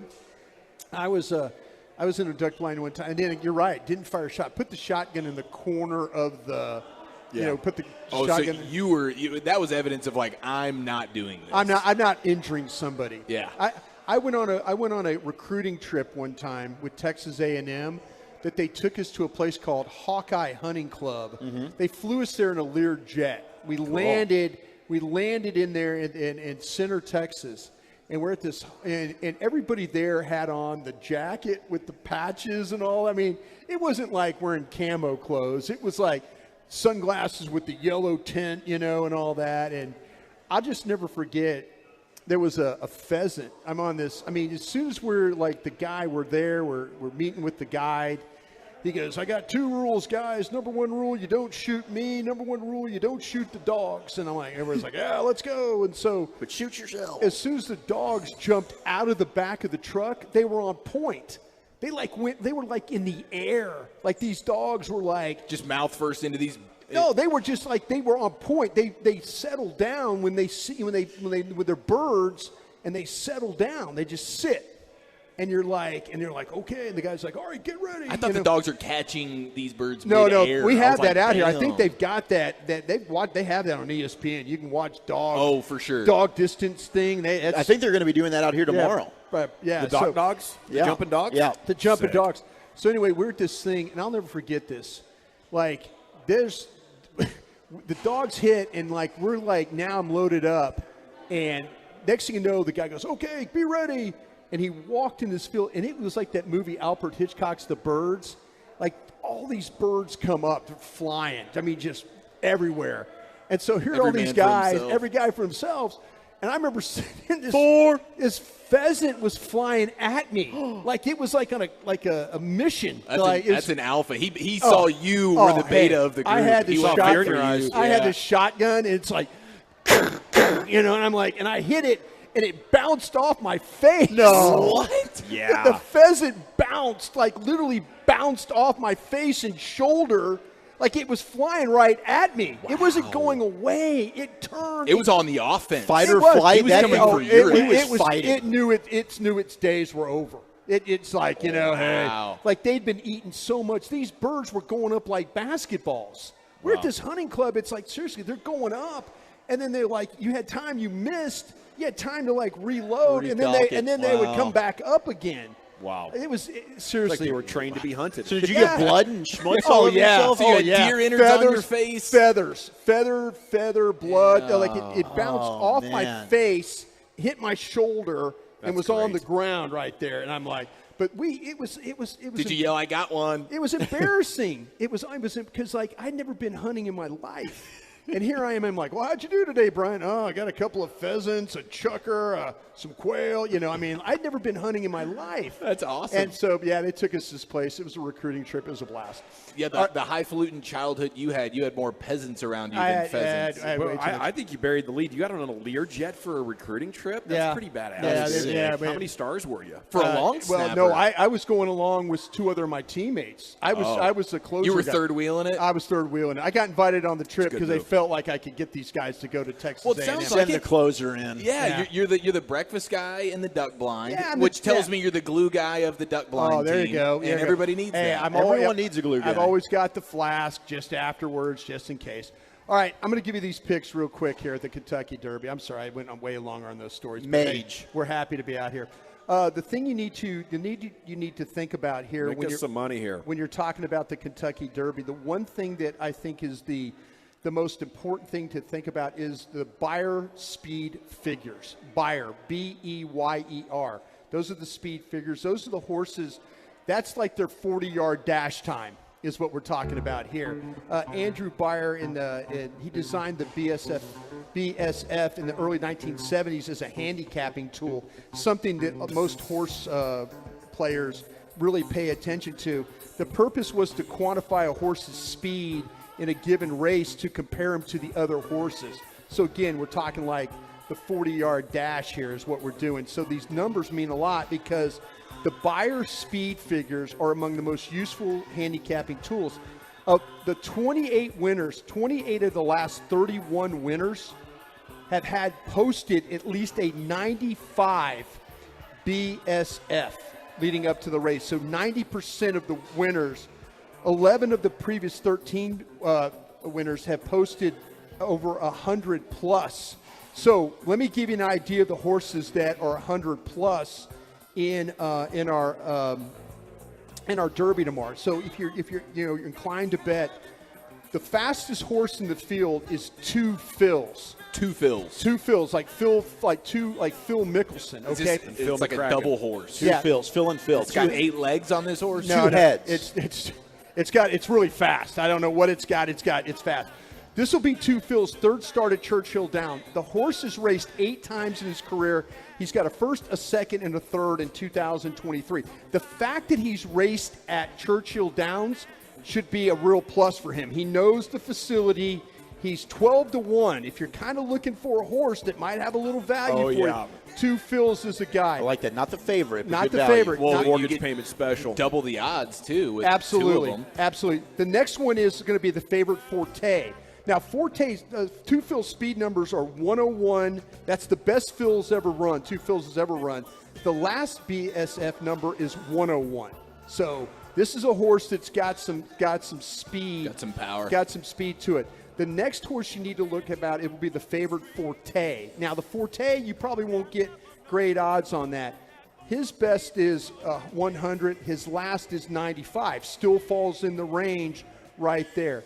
Tappet Trice is the next horse at 99 on both of the speed numbers. Skinner was a horse I really liked because he was 20-1 in the Derby, but they scratched him. So to me, keep an eye on, like I say, these horses that have the high speed numbers. If you could go online, you could Google it, you could get the same information I've got. 12-1, Two Phil's. That's right. That's the one. I'm doggle hunt. I'm going for Tappet Twice. Yeah, Tappet Twice is a really, really good horse. I thought it was Tappet Trice. I mean, Trice. I'm a Tappet Twice kind of guy. You know, once in the Uber, then another time back at my place. Forte will be the favorite. But again, and another horse you need to keep an eye on too is Mandarin Hero at 20-1. Okay. Should have done Mandalorian Hero. Mandarin Hero was a horse that was just added. Finished second at the Santa Anita, which is a big event. And it has a speed score of 105. Ooh! The problem with Mandarin Hero is horse got wheels. It's all the way out at the 22. It's coming out of the 22 spot. That's a long trip, but you need speed. Mandarin Hero, a score of 105. That at 20-1, another horse you might want to put on your ticket. Which Give me to go. I want to go. So that 22, I mean, last year we had the horse win that had ridiculously low odds. It was a massive shocker. Didn't he also come out of one of the weird gates? Wide gates. Yeah. See, the wider the gate, sometimes the harder the trip, the longer you have to go. So that depending on, but you got to have speed. Sometimes you miss the muck, though. Yeah, you you do. run Sometimes in you front miss. of the bunch. There might be some weather tomorrow there in Louisville at Churchill Downs, but I just want to say, like I say, the horse I really like there to me is Two Phil's. Love it, coming out Brian. of the 300. Great cash. Book over. it. Yeah, I'm going to bet on him too. to at least show. There you go. I'm going big on Two Horses Phils. with speed. Horses with speed. Okay, I love it. Thank you so much, Brian Broaddus, and thanks so much to Ducks Unlimited for having us out here today at Texas Motor Speedway for the Ducks Unlimited Expo. DucksUnlimited.com. These guys know how to do the outdoors right. Everything outdoors is here. So come on by, and if you'd like something to eat and say hi, we're at the No Limits Grill, and this event is just $10 to get in. We'll be back Coming up next, look at this. Baldy, Brian Baldinger, former Cowboy and Eagle. Great lineman. We'll talk draft and where we go from here in the NFC East with Baldy coming up next in the G-Bag Nation. I want to chat with you about my friends at Twin Peaks.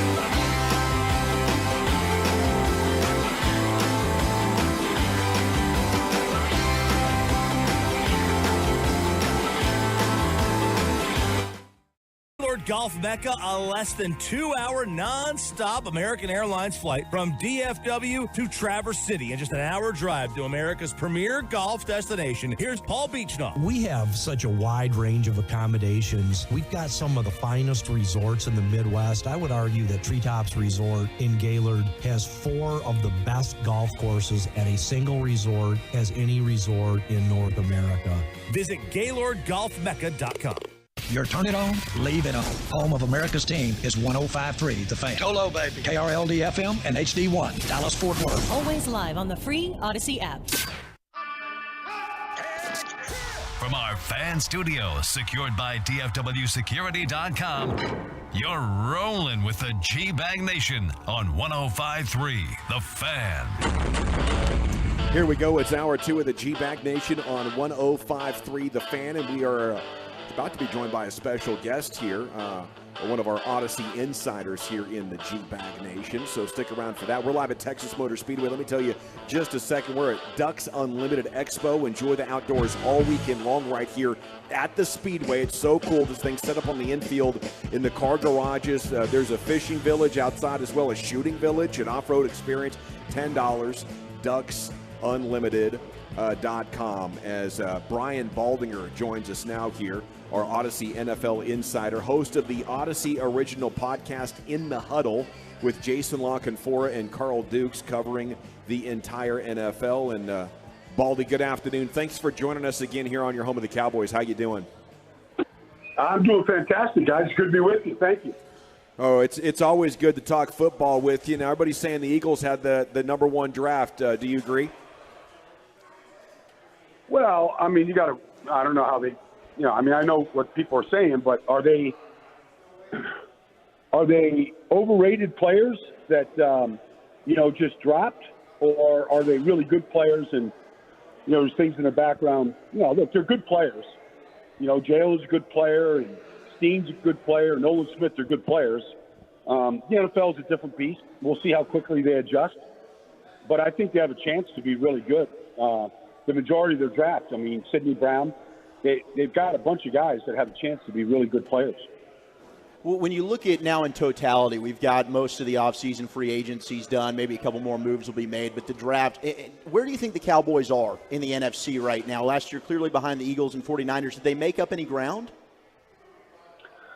Well, I think both those teams have gotten better. The 49ers picked up Javon Hargrave. He wasn't, he was like literally free agency hadn't started. He was already signed by the 49ers. They knew exactly what they needed. So, just adding him and playing him next to Nick Bosa, that's going to be a lethal combination. So, if they get the quarterback situation healthy, I think the 49ers and the Eagles are still above the Cowboys. But, I understand that, Dak is sitting down with Mike McCarthy and going through all of his throws this year, the good and the bad and the ugly. And, if Dak takes a step up, which I think he needs to do, and if he does that, then, the Cowboys' defense is good. They probably got better throughout the offseason with Stephon Gilmore and Mozzie Smith. They shouldn't be very far away from either one of those teams. Baldy, I'm one of these guys that I'm looking at the Cowboys situation, and I'm not so much focusing on the roster because I think the Eagles and the Cowboys can be very similar in their rosters. I just feel like there's so much turnover on the offensive side of the ball for the Cowboys. A different play caller, different offensive line coach, running back coach is new.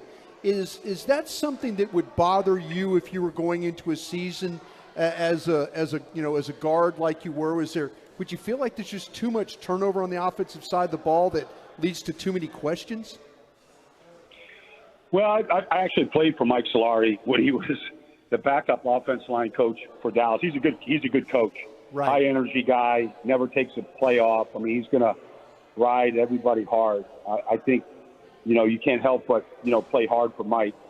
Mike McCarthy, I think he should have been calling the plays all along, to be honest with you. He's been a good play caller. I've talked to guys who played for Mike, Brian, so I feel like maybe they got better. I felt like they needed a change. They couldn't get past the 49ers. They played poorly in 2 playoff games against them offensively. Like, something had to change because they could go out and win 12 games or 13 games. They can score a lot of points like they normally do. But they've kind of, gotten stuck in the mud in the playoffs, and something I think has to give. And so maybe these changes will be good. Like it's hard to gauge, but I think they had to be built better and have to play better in the postseason. How much do you respect Mike McCarthy as a play caller?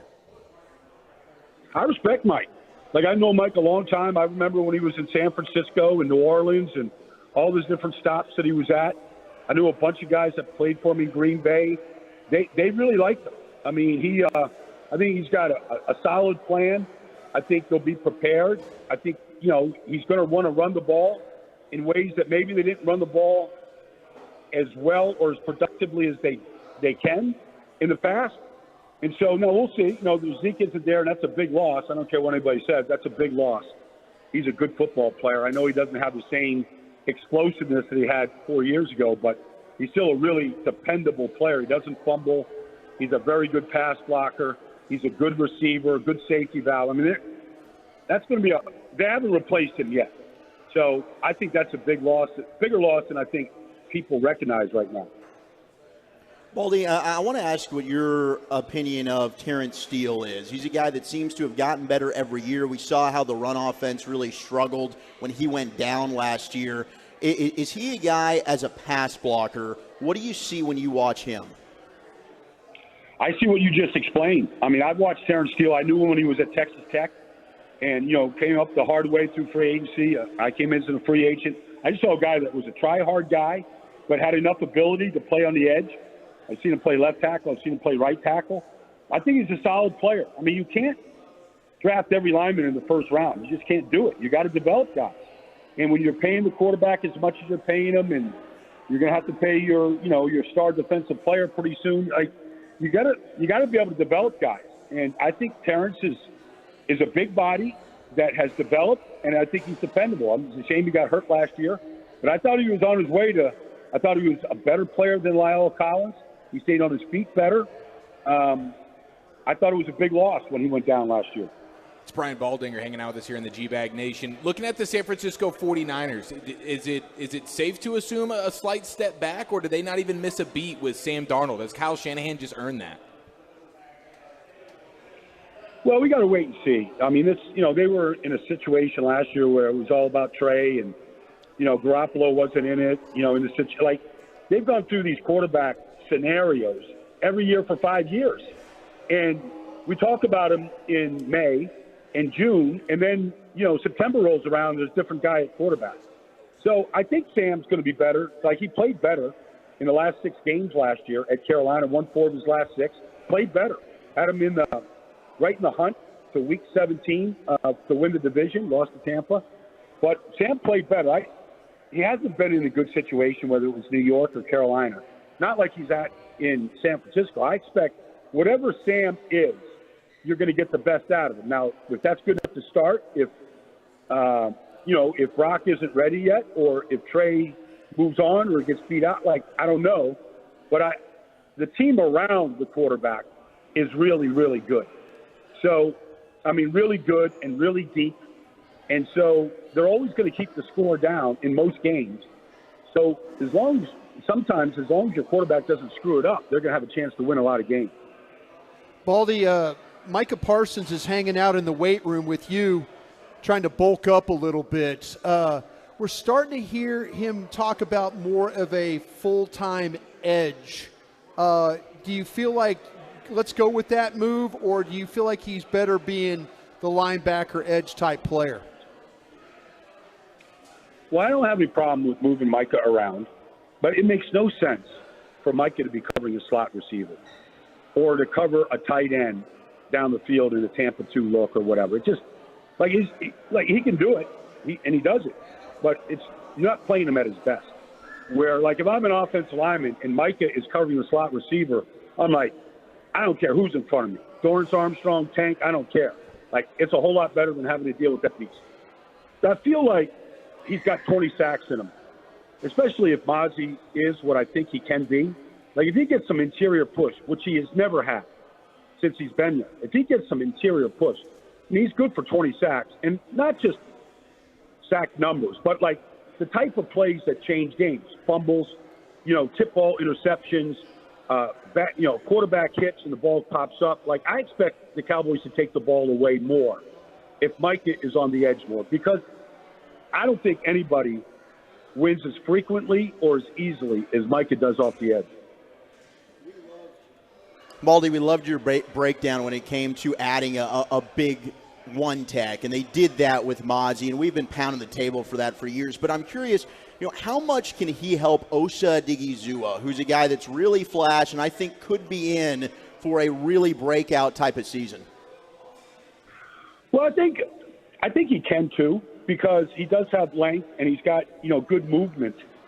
But you just don't sometimes you just need power. Like, I think he's good when he's moving, like whether it's stunts or one gapping and he's just going, and he looks better like that than he does if he's just trying to push the pocket. And that's where I think Mozzie can come in. Like, if you get a guy, just one guy, look at the difference Javon Hargrave made last year in the middle of that defensive line of the Eagles. Like, he was the difference maker for everybody. Everybody ate and fed off of him. They need a guy that can just collapse a pocket routinely, regularly. You're going to get 20 big-time pass rushes in a game on average, where you're going to have a chance to affect the game. Now, you just can't have guys stoned at the line of scrimmage. Like, any quarterback a good quarterback is going to be able to handle edge pressure. But you need more than one guy. And so I think Mozzie can do it. I think Odiga has a chance, especially if Mozzie is really good inside. I think he can benefit from that. Baldy, we are at an expo right now inside of Texas Motor Speedway that is it's for the outdoorsman. There's no question. I presume you to be an outdoorsman, Baldy. Is that a safe assumption? You're such a man beast. What's the manliest outdoor thing that you do or have done? Well, I mean, I've done, duck hunting in the bayous of Louisiana with knuckleheads. Like, that's a dangerous situation, Like, guns are being fired and, I don't know, like, it just seemed lawless to me. But I just got off a paddleboard here in Fort Lauderdale to come in and do this interview.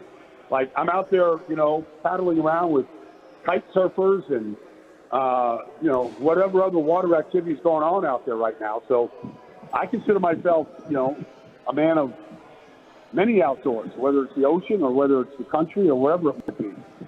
You are the man, a beast. Indeed, Baldy. We love having you on, and we look forward to doing it next time with you, brother, as soon as we can. Enjoy the off season, and we'll catch you up with you real soon. Sounds good, guys. Thanks a lot for having me. I appreciate it. Have a great weekend. You too. Got it. Love talking football with Baldy, the Odyssey NFL insider, Brian Baldinger. Make sure to follow the Huddle in the Huddle on the Odyssey app or subscribe wherever you get your podcasts. Yes, we're having a great time here. Ducks Unlimited Expo, Texas Motor Speedway, and we're at the No Limits Grill on the inside. They got some delicious food here. And over there in the garages, they have all kinds of great fishing and hunting and outdoors kinds of expos. You want to get some fishing done? You can do it right here at the expo, Yeah, you absolutely could. Yeah, they got a good shooting village, too. So whatever you like here, join us at Texas Motor Speedway, and tickets are just $10. We got to run, though. It looks like it's time now for the NFL News of the Day with Wolchuk. Where are we heading, sir? How did the Bills make their trade up ahead of the Cowboys? Playing with hangovers, and are these the best rivalries in the NFL right now? Next on The Fan. Hey, thanks to Rockwell Ford.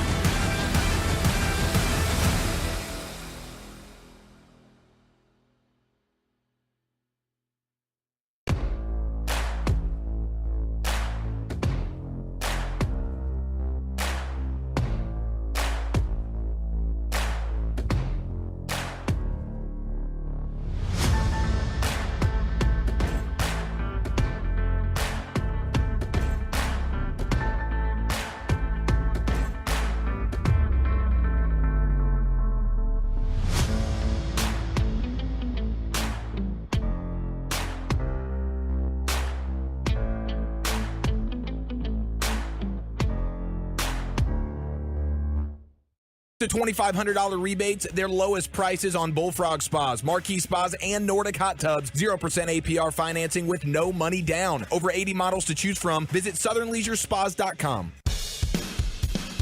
Yes, sir, he does. It is the G-Back Nation on 105.3 The Fan, and it's time now for Wolchuk to give you some NFL news of the day as we broadcast live Texas Motor Speedway, Ducks Unlimited Expo. Go to ducksunlimited.com. You can get in for just $10. We're at the No Limits Grill on the TMS infield, by the way.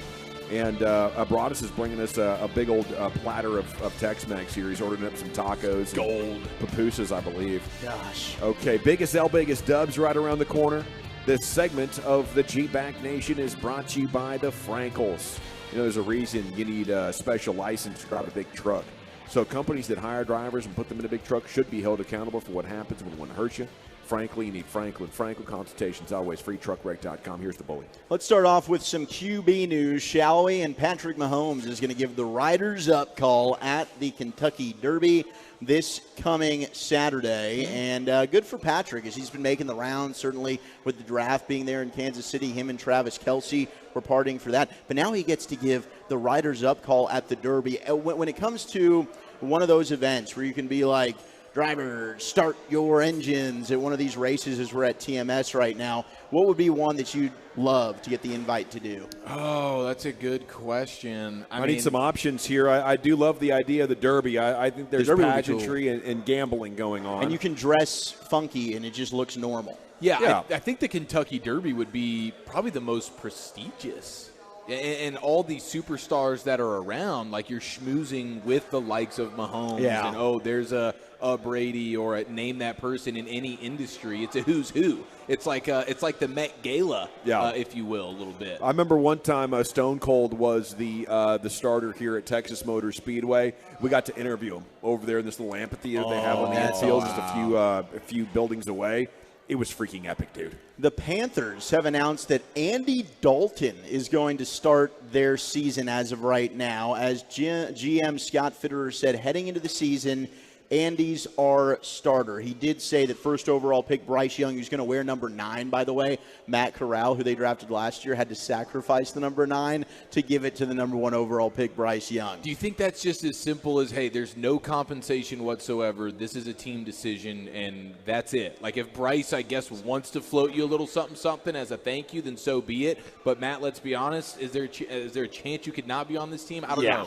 I think there might be. It's like as soon as we took Bryce, buddy, you had no more chance of being our quarterback. And if Bryce wants 9, we're giving him 9. Sorry, Matt. Don't make this more difficult on yourself, sir. But, I mean, over under, okay, 1, do you think that Andy Dalton even starts week 1 for the Panthers, Absolutely or does Bryce not. Young take that gig? I think he does. I think he's the starter immediately. Yeah, Andy Dalton will only play snaps in garbage time at best, or if Bryce Young sees a bit of an injury situation. That's the only time I expect to see Andy Dalton on the playing field. Definitely a red flag if Andy Dalton's out there to start. Sometimes the quarterback needs a little bit extra time. You know, Aaron Rodgers, Patrick Mahomes, Tom Brady. Like, who are the absolute goats that stepped in? I don't know. I think if you can get him a little bit of time and it's your choice, it's a great thing. But if you got to do it because the guy's just not ready and Andy Dalton's better, might have made a mistake. So we've got some Playing with Hangovers audio. It's Chris Long, the Greenlight podcast. He had CC Sabathia on, former New York Yankee, played with multiple teams. I think he even was Mike Bassick's teammate at one point as well, maybe Cleveland. They're good buddies. So here's CC talking with Chris Long about playing with hangovers. No, that's just the older generation like us, like our generation. That's how we played. Like David Wells and David Combs and those guys, they love hitting the streets the night before and having a little, being a little hungover so they said it made them concentrate a little more. You know what I'm saying? And hey, I subscribed to that too. That was me in my career. I'm going out. Like me and Mark Burley, we pitched against each other so much. He was with the White Sox and I was in Cleveland. Yeah, I remember him. We would go out the night before and get drunk and see who could last the longest in the game. That's amazing. Who lasted longer? Who won more? He would always get me. Hangover stamina is a skill set that I wish I could have been born with. Incredible. When it hits me hard, I'm useless. Like there's no way. Like if there's an important something tomorrow, I'm not going to be hanging out with CC and the guys, as sad as I Ooh, we have a am to taco say delivery that. here. All right, Brian so Broadus has just brought over what looks like Heavenly Tacos and the quesadilla tacos here. So we got nachos and tacos. This is going to be amazing. I need Brian to get on the headset, though, when he's done, because I got a fun NFL trade audio bit to let him listen to as well. I wonder what his thoughts are. Now, we've got maybe the two best rivalries in the NFC East, in my opinion, or just in the NFC in general, I should say. So you had Amon-Ra St. Brown for the Lions. He's a streamer.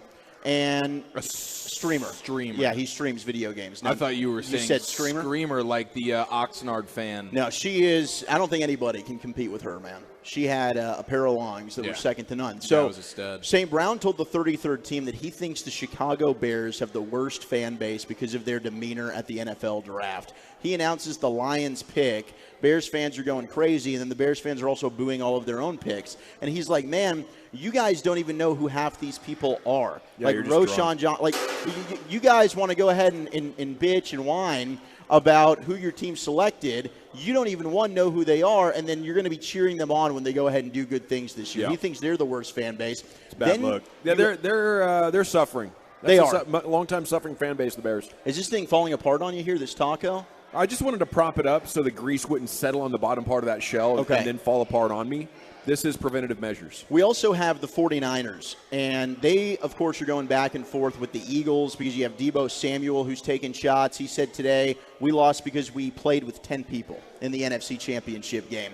That shots fired at Josh Johnson. Yeah, huh? all Bad that coaching. trash talk coming from the Eagles fan base and the players, you just get tired of that, said Deebo Samuel. So you've got Eagles-49ers as a rivalry. But then you also have, of course, Eagles-Cowboys, as we know. But how about the 49ers? And the G-Bag Nation. And the G-Bag Nation, but the Seattle Seahawks. John Lynch is praising the Seattle Seahawks draft. This is something I haven't seen before. Why would you do this? He talks to the 49ers zone. He says, we feel the Seahawks coming. They're really good. Wow. They had a really good draft last year. I think they've repeated it this year. He's a little bit worried about what they're cooking there in Seattle. And it's like, John, you don't say that out loud, bro. You keep that to yourself. You bury that ass way down there. You don't want to give them confidence. No. You've had the Seahawks on the mat here for a couple years now. I disagree. I think this is big brain working for John Lynch. He's a Stanford guy, okay? He's telling them what you just He's a Stanford guy that has no control in his own organization. Yeah, apparently. then he played safety. You guys, he was known for being a cerebral safety, right? Yeah. He was. I would say, I think this is working for him. He's encouraging the Seahawks to give money to quarterbacks like Geno Smith. Well, they did it. Like we're nervous about this. They did it. They got their quarterback now, and Geno's probably going to be crushing us for the next 5 to 10 years, and that's the picture you paint. Just like if you're Jerry, you paint that picture about Daniel Jones and the Giants. Like, man, the Giants are a little bit scary right now. They got some things going. They got that Daniel Jones. They got him locked up. It feels like they got their quarterback now. All the while, they don't have their quarterback. Geno Smith is not winning any divisions, and neither is Daniel Jones. So this is a fun story. This was also on the Green Light podcast with Chris Long. Bills GM hops on there with him. Bills made a move up to go get Dalton Kincaid. They traded with Jacksonville. Oh, yeah. And he tells they bit us on the sucker bet. They did. He tells us the inside story of what went down in the trade talk between Buffalo and Jacksonville. Here's what happened. Do you have to tell the other team sometimes to be able to move up, like who you're moving out for? Yeah, so Trent Baalke, their GM, he says, you're going to have to tell me who you're taking. I was like, well, Trent, I don't necessarily want to tell you who I'm taking. And he's like, well, we're going to have to figure this out somewhere or the other, because if I don't know that you're not taking my guy, I'm not moving back. And so then he goes, offense or defense? And I said, offense. And he goes, all right, I need more. And so then he goes, big or small? And I said, medium. And so he goes, are you taking a tight end? And I said, yeah. And he goes, all right, let me call you right back. Well, it's like the longest 2 minutes, and he still hasn't called back. Now I'm hearing Jacksonville's on the clock. So I call him back. I'm like, Trent, I'm telling you, we're not taking the same guy. I think I know where you're heading. We're not taking the same guy. And you're going to get him. He was nervous about it. I'm glad he got his guy. I wouldn't have wanted to work against him. It's just such a great story from Brandon Beane. And I love that. I mean, we're talking about less than a week or just over a week since the draft. And he's there talking about what went down. Trent Baalke, who, Brian, we've heard mixed things about. He's not the greatest guy in the world. No, not the greatest, but they feel like they have a real general manager down there. I remember sitting in a draft, the Roy Williams draft. We talked about that, where Frank Gilliam was on one line in Minnesota and Carl Peterson on the other line with Kansas City. And Jerry got both of them to admit who they were taking. I'd never seen a general manager get somebody to admit who they were taking. But once Jerry said that, it's like, hey, guys, they ain't taking our guy. Let's make this trade. Let's go. So, yeah, I think if you look at how the things played out for the Cowboys, as we're starting now to kind of hear some things about the tight ends, it seemed like that Linda Wells, Mike McCarthy were on the side of Laporta, and the scouts were kind of leaning toward the side of Kincaid. Kincaid. Oh, okay, gotcha. Kincaid. Oh, as their number one dog. As their number one guy. As their number one guy. So, you saw when it happened, the trade, and then the handing in of the card, Dallas didn't move. They didn't flinch. They were on Kincaid. I really like these. They were on Laporta is what they were thinking about there. These war room camps have been awesome. The Colts, you see Chris Ballard when the third pick gets traded for. Remember, Cardinals are on the clock. Right. And it gets traded, and they're like, Houston. oh, crap. And the Colts are sitting there going, obviously, we want to sit here at 4 and take Anthony Richardson. That was their guy. And they're like, if the team's jumping us, they're probably drafting a quarterback. Oh, crap. And then they saw it was Houston. You literally see Chris Ballard go like, oh, no, like he sinks into his chair. And then he goes, oh, wait, it's Houston. And then it's a party because they know we're they getting already our got guy. their quarterback. So we're getting our – it is fun to see these war rooms. Eagles have taken the final step, the Bills, to get their new stadium, as it was a 10-0 vote. They're getting the shovels out now. Bills are finally beginning to break ground on their 60,000-plus seat, $1.54 billion new stadium after the project received a unanimous approval from the Erie County Legislation on Thursday. Now, this is weird because they're still keeping a open roof. Like, they're not closing this thing, but what they're doing is it's kind of like what we still see in EPL, European soccer stadiums, where the stands are going to be covered. So the stands will be protected from the elements, but the actual field or the pitch is not going to be protected. Well, they have that in Miami now. Yeah. Yes, at Hard Rock Stadium. At Hard Rock, they had the fans covered, except if you sit on the sidelines of the opposite. Yeah, don't sit on the away side. What was that, Miami week 2? Yeah. 110-degree temperatures. They were sitting out there getting and baked. that game, and they ran like 90 plays in that game. Man, the home field advantage. Yeah. We have, just to wrap up, we got Germany games that are getting to be revealed here. We're getting leaks thanks to the German newspaper. So the Kansas City Chiefs are going to take on the Chicago Bears, and the New Orleans Saints are going to face off against the New England Patriots. Both games are scheduled to take place either week 10 or week 11 of the upcoming season in November, the 12th and the 19th. So get ready for German football. Yeah, at least they got him a good team this time, at least one of them there with the Chiefs. You know, I feel bad for some of these international audiences if they don't get a good team, but that's as good as it gets right there. They get to see Patrick Mahomes in person in Germany. Thank you. NFL News of the Day with Wolchuk. Big SL, biggest dubs coming up next, Chief. Where are we heading? Yes, sir. We're catching a big dub right now inside of No Limits Grill on Cinco de Mayo, inside the pits of Texas Motor Speedway. That's a huge dub. 877-881-1053. Where have you taken some else this week, and where have you gotten those personal victories? That's next right here on The Fan. But I do want to tell you about Ducks Unlimited one more time here. And Ducks Unlimited, my God.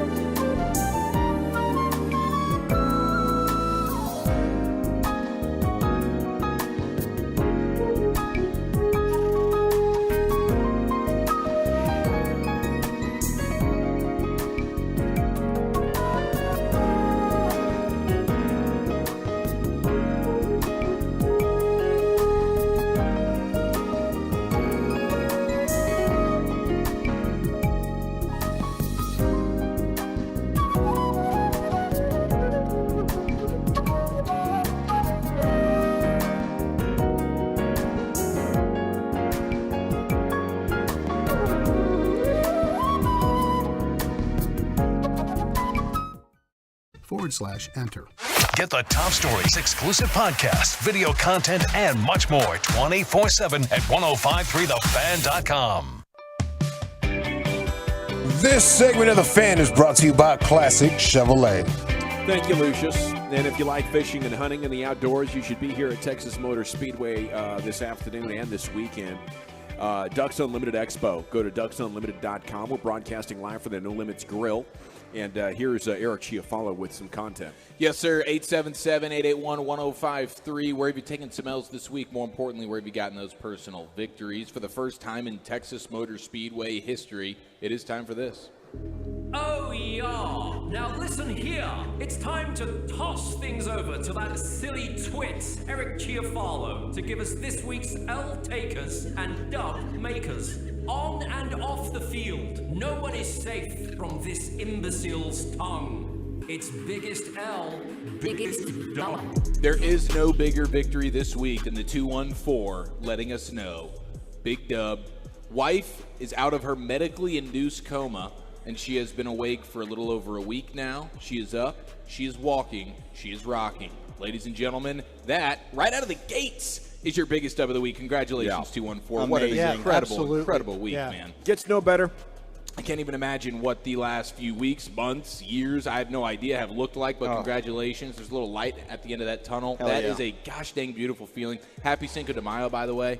I think the coldies are going to be flowing here very, very soon. No Limits Grill, rocking and rolling here at Texas Motor Speedway. Oh, yeah. I saw some 16-ounce aluminum bottles over there earlier. Yeah. What you drinking, what you thinking coming up in just under 2 hours now. If you are doing some day drinking, make sure you set a reminder. You know, you can get lost in the sauce a little bit, literally. Yes, very much so. I plan on doing that tomorrow. After weigh-in, you're going to go get a little crazy. Going to go get lost in the sauce? Yeah. Gosh, that sounds exciting. Tear it up. Big L coming out of the NFL draft, though. I don't know if you guys saw this, but we got a couple of USC students, 2 Southern California students arrested in Kansas City Friday night after police allege they trespassed during the draft and stole 3 jerseys from the event. And I think it was like an airport finding situation where they ended up getting popped.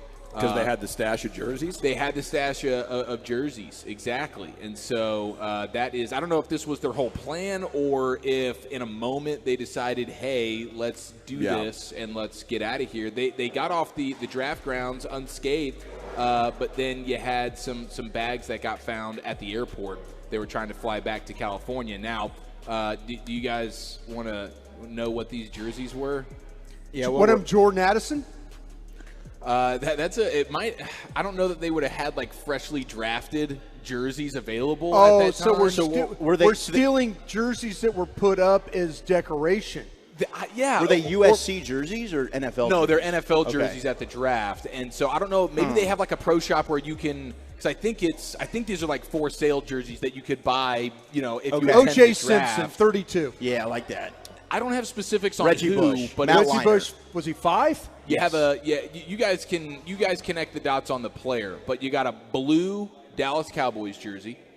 And honestly, that's Bad Luck Blues. You know what I mean? You should have got the white one. Maybe you would have made it through. That's a Staubach 12. That's a Staubach 12. Could it be Tyron Smith? He was a USC student. I'm thinking blue Cowboys old school. Oh, that would make sense. The old Blues Cowboys. Troy's always a good guess. Those two look sick. You get a red Niners jersey and you get a Vikings jersey. I don't know what color the Vikings jersey was, but they doomed themselves doing the Bad Luck Blue Cowboy jersey. You shouldn't have done that one. You should have gone white there, and you might have gotten out unscathed. Are we not smarter criminals nowadays? No, I think we all do. You just found out about the Alabama coach who's like texting the guy when he's placing the bets. In fact, it's the opposite. They're getting dumber. I think the situation, if I knew I had jerseys in hand and we got away with it, I think I'd mail the jerseys. I think I would go to like FedEx or one of those things and mail it to maybe mail it to a box or something. Maybe I don't know, mailing it to yourself might be a bad idea. But do you think they're going to ask you the question? They don't check anything in the mail. Yeah, you think they're going to ask you the question at FedEx, like you just box it up yourself. Here's the address. Boom, send it out. No, they're not. They ask you. They always ask you. I'm surprised TSA was, asking questions. I know. That's weird. I know. I'm Why surprised. so suspicious? Probably had a deal. Probably had a points bulletin out there, you know? Oh, maybe. If somebody's running through like, hey, we had 3 jerseys stolen from this event, and it went to the airport, the airport probably got a notification. Well, it's like when we came back from spring training, they wouldn't let the bat go through. I think that was KNC. They tried to bring one of those souvenir bats home, and they're like, nope, sorry, can't take that with you. Oh, is that Corey with one of the beer bats? Yeah. Yeah, he was just mowing through those, man. Shout out to the 817 Biggest Dub 6-week trip to Monterrey, Mexico. I guess they're leaving 6 either weeks? today or, 6-week trip to Monterey, Holy Mexico. cow, live it up. I'm telling you, dude, there's some of these remote kind of jobs where these people with, hey, maybe I'm single or maybe it's me and the wife, but we don't have any kids, whatever. I can work from wherever, whenever. Holy smokes! I mean, that's I mean, jealous or just happy for those man. folks. That's pretty dang cool. How far away would you guys go? Where's the destination where you would go? You would say, okay, I could work remotely, but I don't have to be around people. How far away would you go? I mean, would you take it all the way to Europe? I'd go to Australia. I would like to go to Italy at some point. You know, I'd like to be eating pizza and drinking some vino and looking into the beautiful waters or whatever of Italy while hosting the show with you guys. Those all sound great. I'm comfortable saying I would be willing to go to the moon. You know, that'd be great if they can accommodate me. Okay. If they can provide comfort. Yeah. I can get you to the moon. I like Would you that. go by yourself to the moon? Yeah, that'd be nice. He'd prefer that. Chilling. Solo mission. I can see Gavin like they're getting ready to launch the and it's town. just He's him. got this big old smile on Everyone his else face. get the hell off this ship. They See show, ya, suckers. They show the cabin, and all of a sudden, instead of being like nervous or tense, Gavin's got this huge smile on his face. It's the happiest he's been. He's ready in to a Ignition month. sequence fire, and then that smile gets even bigger, and he's just firing Man, up. Be me. 361 Big Dub moving into my first home in Plano. We're neighbors. Yeah. We can at come that. on over for dinner. I'll be over soon. You and a million other people. Mm-hmm. I took very cozy. Mom and Dad's house. You just took an L. I took an L. guacamole. I've got a white shirt on and had guacamole just fly down it. Dub to clean it up like you did, though. That's good skills. It's barely noticeable. This now, you know what this becomes? This becomes a fishing shirt. Okay. This becomes like you're out on the boat, long sleeves. One strike on a shirt and immediately gets demoted? Yeah, absolutely. I can't. I think that guac will wash out. I can't. 7 strikes deep before I even considered demoting I can't. your shirt. I know when I put this shirt on again, it's got that stain. Oh, when I interviewed for the Raiders, I spilled the whole thing of guacamole on my shirt. I made Mike Lombardi take me to go buy a new shirt before I met with Al Davis. Okay. At lunch, that came out, was having one of those You were having a couple of- sandwich. Boom, all over the front. Lombardi goes, you don't even notice it. I'm like, Mike, take me. We went. I had to buy a new shirt. I thought it was you and Lombardi. Take me to the store, Mike. I figured that's why Al Davis offered you minimum wage. It's embarrassing what he did to me. It really was. It was disrespectful. Oh, it's okay, Brian. You can live next door. It's no problem. Mr. Davis, I have a wife and kid. Oh, it's okay. Don't worry about them. So do I. Yeah. What do I care? They can come with you. And I had to spend an extra $60 on a shirt just because, spilling a little guacamole. You could have probably saved him from drafting Jamarcus Russell. It was a great player. Get over it. My bad. Gavin, you need to go away with that. That was Lombardi's fault. That wasn't my fault. Those idiots in the That's not what you told Kiffin. Oh, Kiffin, he's an idiot too. He was a bad coach. I didn't hire him. That's not my guy. Gruden, I didn't really want Gruden either. No. Bad coach, bad guy. Big L might be the jersey story. We're getting a lot of texts in right now that you kind of butchered the jersey story. What happened? Did you? How did I? I don't know. Some people are just upset. Now, Kenny and Quinlan is kind of trying to clear things up. They were just number 1 draft choice jersey, so there's not actually any name on the jerseys. Did I give any names? Did I allege that there was anybody's name? You hinted that it could be. We could guess. Well, because they didn't give me the information. So if you guys were clearly in on, you guys were more interested in who the player was. I just knew that there were some teams. I think it's a big W that your guy called you out on it. Well, it's the texters, and it's all no one's They'll safe. ruin your biggest day. L, Those biggest texters up. will ruin No, your day. I like the That's not a day clarification, ruiner. but I don't think what you did was bad. You made it more entertaining. I'm trying to figure out what actually. So it was number 1 jerseys. Okay. So it's like the ones they hand out, like at the draft. The first round pick will hand up, and there's no name on the back or anything. Just that team jersey with the number 1 on it. No, they put the name on the back, don't they? Why would you even want it? Well, once the player's picked, but beforehand, there's nothing I heard on they it. have a minute to get that jersey ready. Right. A minute. to get it going. So the authorities were in hot pursuit even before they got to the airport because they noticed the jerseys were missing. They checked security, and they were like, oh, it was these guys who were there as credentialed reporters. They were there as credentialed reporters. Whoa, it's like the guy that stole the Brady Super Bowl jersey. Whoa. All right. He acts like he's a media member. He sneaks into the locker room. He did this at multiple Super Bowls. But see, at least that is a Brady-worn Super Bowl jersey. You can at least understand, hey, there is high value here. This just seems like a generic number one. Like, you could have done that. You could just order a no-name number one jersey online. Why would the Cowboys have a blue one, though? That's kind of weird. They're hanging up the blues over the whites. That was something that jumped out to me as well. Not sure why they're doing that, but are we sure about that? Was it weird to you, or were you just making that up? No, because I think it's bad luck blues. Oh. I think that's a real thing. It is. It is. Although the fact that you got the story all messed up, Last year, I was wondering how much you really cared. If I would have said the Roger Staubach line, then I could understand. I'm then making it up. All I told you, I said all I know is it's a blue Cowboys jersey, a red. You really Niners weren't jersey, sure, were you? As you did this story, you what we found out is you weren't sure throughout the story what was really going on. I wasn't sure. When did you feel like the story was going to fail? I didn't. Right when Walchuk told me that the texters were telling me that I butchered it. It was just multiple texters. They got the jersey stolen and they got caught at the airport. All the in-between stuff is pretty irrelevant. You nailed it. You know, I think I hit that one out of the park. 214 said don't get butthurt and gave you the buddy. LOL. Oh no! I'm more likely to get butthurt at the buddy than I actually feel like I'm vindicated after the facts of the story come out. I didn't color outside the lines at all. What I didn't know, I told you I didn't know. Dawson said, how'd they get to the airport and get figured out? I don't know. I just know they got popped at the airport. I just kind of feel like there was a here. point in this story where you're thinking, I really don't have all the details for this. Yeah. And Zach and Brian are asking a lot of questions. Yeah, too many This could questions. go badly for me. You know what? You're right. We need to shut up and stop asking questions. No, I just don't know if the right play is to go honesty or make up a sensational story. Oh, he'll make it I like the up. way Chief played it, though, this time. Yeah. Thank you. That was Thank good you, broadcasting. Appreciate As we are live here at Ducks Unlimited here at Texas Motor Speedway. Yeah. DucksUnlimited.com. I haven't even had a Miller Lite yet. So. You're about to. Get ready. This show's about to happen. Yeah. Rails. We're now an hour and 23 minutes from what you're drinking and what you're thinking. Crack them if you got them. $10 will get you in here, Ducks Unlimited at Texas Motor Speedway. Family-friendly environment, by the way. You're going to love it. You're going to love the kids are going to love it, especially if you're an outdoorsy type of family. Shopping for future Cowboys players still available that could help the team next to the nation. The more you listen, the harder we grind. The headlines are created.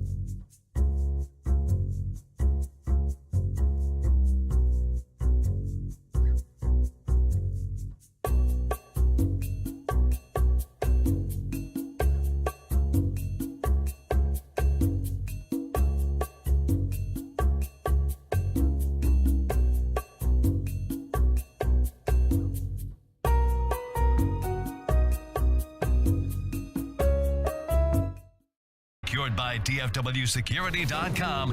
You're rolling with the G-Bag Nation on 105.3 The Fan.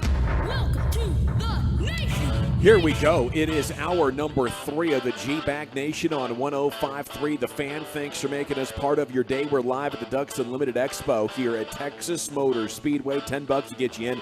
DucksUnlimited.com. What do you want? You want to go to a little shooting area? They have that here. They have a fishing demonstrational pond you can actually pull some lunkers out of. It is the Ducks Unlimited Expo, Texas Motor Speedway. Cowboys will not rule out free agent market for wide receiver depth. That's one of the headlines you can see at DallasCowboys.com right now. I thought that was a good article. Thought we could look at some of the options here for wide receiver or other notable free agents. Maybe these guys are washed up. We'll never hear from them again in the NFL, but maybe there's some guys we can plug, Brian. Yeah, yesterday, I remember I had a couple in Krusty's corner. I had a couple of guys. I mentioned William Jackson. Yeah, William Jackson. Yeah, William Jackson. Late last night, one of my gang of 7 got back to me. He said, Jackson is a descending player. Best in press, physical versus the run, undisciplined in zone, holder, grabber, and coverage, a very up and down player. Another name that was mentioned was Kareem Hunt. I didn't bring him up yesterday. I ran out of time. Hunt, I asked my guy about that. Number 2 back, strong, tough runner, good vision, good hands, good pass protector, but he can't run. Looked a step slow from his usual slowness. Yep, that's he exactly. Has been in the league for a while now. Right, and Cleveland hasn't wanted to bring him back for the same reason. They were saying they think that his speed's gone and he's no longer the same type of player. So they haven't ruled it out, but I think that's why you're not seeing a whole lot of options. We've seen it here with this guy, huh? I prefer his brother Mike anyway. It is the G-Bag Nation. General at your service. There's Broadus. Lucius Alexander's back in the Pimp Cup. He has L.A. Live coming up in about 5:40, 5:45 after What You Drinking and What You Thinking. Got, of course, Wolchuk and Chiafalo here. Remote engineer Ramon Cruz. handling champ. business there. The champ's in the building. And Carter Freeman is managing to coordinate your video. You can watch us at 105thefan.com, Twitch, and YouTube. Had a good discussion earlier, best outdoor activities. If you are an outdoorsman, we'd love to hear from you on text, but we'd love to see you here in person and enjoy some of this delicious food. Let's rock, though. I do have the top 100 available free agents. Number 1 on the list and number 2 on the list, massive college stars. Cowboys want nothing to do with either of them, Leonard Floyd and Jadeveon Clowney. I guess Clowney could be interesting if the price is absolutely right. Both of those gentlemen now 30 years old. Life comes at you fast, Chief. Woo! Yeah, Clowney, I don't even know what the numbers look like for him. Maybe, in a perfect contract situation, no risk kind of deal. Yeah. He'd be a guy that might be worth it, but otherwise, why does it seem keep like Fournette every away year, from me. every year we talk about him? He's as had such a weird possibility. career. He's had a really weird career, and if you be one of those guys or gals that evaluated the draft, and you're like, oh, he was my number 1 guy, and it just seems like it's been a career of. There's been some really nice moments, but the last 4 or 5 years, we're always talking about him in veteran minimum. Mm-hmm. It's never been about, wow, you can plug this guy in and he could be a difference maker. And it seems like every time he gets with a team, it's half a sack, 1 sack, Not a full-on bust, but he never became the sack guy that people thought he would, I guess. Including me. He was a better run defender, honestly, than he was a pass rusher. But the headline is Cowboys will not ignore the free agent market to find help at wide receiver. Those are your first 2. Number 3 is Frank Clark. If you're looking for some edge help, he's 30 as well. They don't want Isaiah Wynn, the offensive tackle. Shaq Griffin, Marcus Peters, couple of corners there in the top 10. But number 7 on the list, just to give you an idea of the quality here, is Cameron Fleming. Number 8's Ron Derby. Now look at number 9, Yannick Ngakoue, only 28 years old. Number 10 is Zeke. That just ain't right. I don't know who's doing this list, but pretty clear he's washed up. Let's find some wide receiver help here. Jarvis Landry is the top-ranked wide receiver, at least on this list at NFLTradeRumors.com, the 16th best free agent. Jarvis Landry, 30 years old. I think he could be a good, possession type of wide receiver, but I don't think he's going to run the precise type of routes. Based on what I know about Jarvis Landry, I don't have any interest in him helping a Mike McCarthy offense. How about you guys? Yeah, I'm with you. I think I'd rather just go ahead, if you really wanted to add to the receiver room, you call back up T.Y. Hilton. I'd bring in T.Y. before I did Jarvis. I think I would as well. And he works inside the slot. He's never been fast. This is probably as slow as he's ever been, and he's never been very fast. I would say the best thing he does is probably find a soft spot in his zone and catch a 7-yard pass and make it a 7.5-yard pass. Kenny Galladay sitting there as another wide receiver, 29 years old. He got washed up in a hurry. I think he's. Did he have 40 receptions last year, though, or something? Kenny Galladay he never scores touchdowns anymore. No, he had that one amazing year for the Lions, and he torched the Cowboys one game at AT&T Stadium. I mean, it was Cheeto. That he just. I mean, it was contested catches. He'd find a way to make some unbelievable plays on the football. Kenny Galladay is interesting to me. Last year, he totally fell out of favor. Last year was 6 catches. The year before that was 37. Okay, I thought there was a year. He was horrible with the Giants. They didn't want to play him. But it changes scenery. You're talking about maybe your 4th option. Is Landry, and then I circle back, is Landry not better than T.Y. Hilton? He's not faster. I mean, he's not faster, but do you feel like... I don't think so, and I thought T.Y. played pretty well for you last year, and him and Dak seem to really have a good rapport with one another. Yeah, Jarvis Landry is a get-me-the-ball guy. I just don't know that he is the wide receiver that Dak needs. Maybe I'm capping for an LSU guy or something. I think so. Probably. Kenny Galladay, 27. Now, all we have to do is get better than Jalen Tolbert and Simi Fehoko, right? So this shouldn't be hard. Every name I've mentioned is better. It's an upgrade to the wide receiver room. If you get Galladay, if you get Jarvis Landry. Until Tolbert turns into a decent player. I'll tell you what, I think they're going to wait out Cedric Wilson just inevitably getting cut by the Dolphins. You think they're going to cut him? That's not inside. Like, I don't, just because my dad really loves them, I don't have that inside information. Come on, you're our Dolphins insider. I'm just getting to a point where it's like, I don't think anybody's trading What's from Chris no Greer going to do down there? Tell us, I think he's going to end up just punting on Cedric Wilson. They keep saying, like, we want to do right by him. Like, ultimately, the only right thing you can do is send just him back be to released. Dallas. That'd be doing right by him, yeah. Julio's on this list at age 34. I don't have any interest in that. And, once you get to the Julio Jones part, you're just a skip and a jump from DeMarcus Robinson, Brian Pringle, N'Keal Harry, and Laquan Treadwell. And they brought in Treadwell. They worked him out. Yeah, I think T.Y. Hilton, of all those veteran guys, I think he would be the one that I would most want because at least he has a speed dynamic to him. Sure. You've seen it. Yeah, and you saw it for a few weeks. Right, yeah, and DeMarcus Robinson is one, too, that they can run a 9 route, go get the football if you wanted to add some speed. But, yeah, these aren't really tickling or fancy. It's slim pickings, man. I think it's sort of going to end up being Cedric Wilson or bust. Maybe they dip back into the T.Y. Waters once the season gets going, but they're just banking on these guys on their roster stepping up. Well, let's talk about how much cap space they have if they were interested in adding somebody to the roster. We go to Blogging the Boys. They did a story on it. Even after signing the draft class, they're going to have a pretty decent knot of cash, aren't they? They sit at 16.6 right now. The rookies are going to count for 4.8 against the cap, leaving the Cowboys with a little under 12 mil to work with. And that right there could do a signing for, a $10 million a year player, or you could backload something. I mean, you could get a lot of stuff done with 12 mil. I don't want to sign any of these free agents, Brian, though. I want to take this with me into the season for trades. I always have to be careful. Our show gets listened to a lot over there. And so if the minute you start talking about, a lot of cap space, I get the, we have no cap space. Okay. Be quiet. No, I haven't got that text yet. But you know what I'm saying? They always earmark it for emergencies and deals they've got coming up. They usually carry like 5 or 6 with them into the season. Yeah.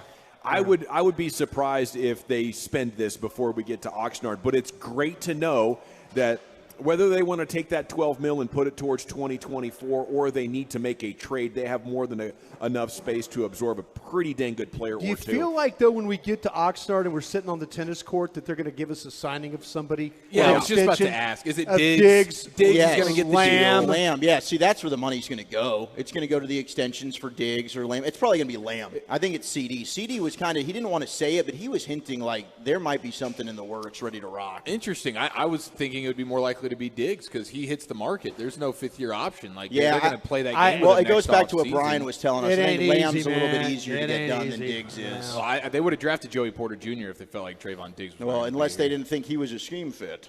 Yeah, Diggs ain't going anywhere, though. It's a shame. It's a shame. He should be going everywhere. Scheme specific on that player. Yeah, that's such a bogus line from the NFL right there. That kid's a stud. But wait, there's more. Writes Blogging the Boys here on this cap space story. After June 1st, the release of Ezekiel Elliott will become effective from a cap standpoint.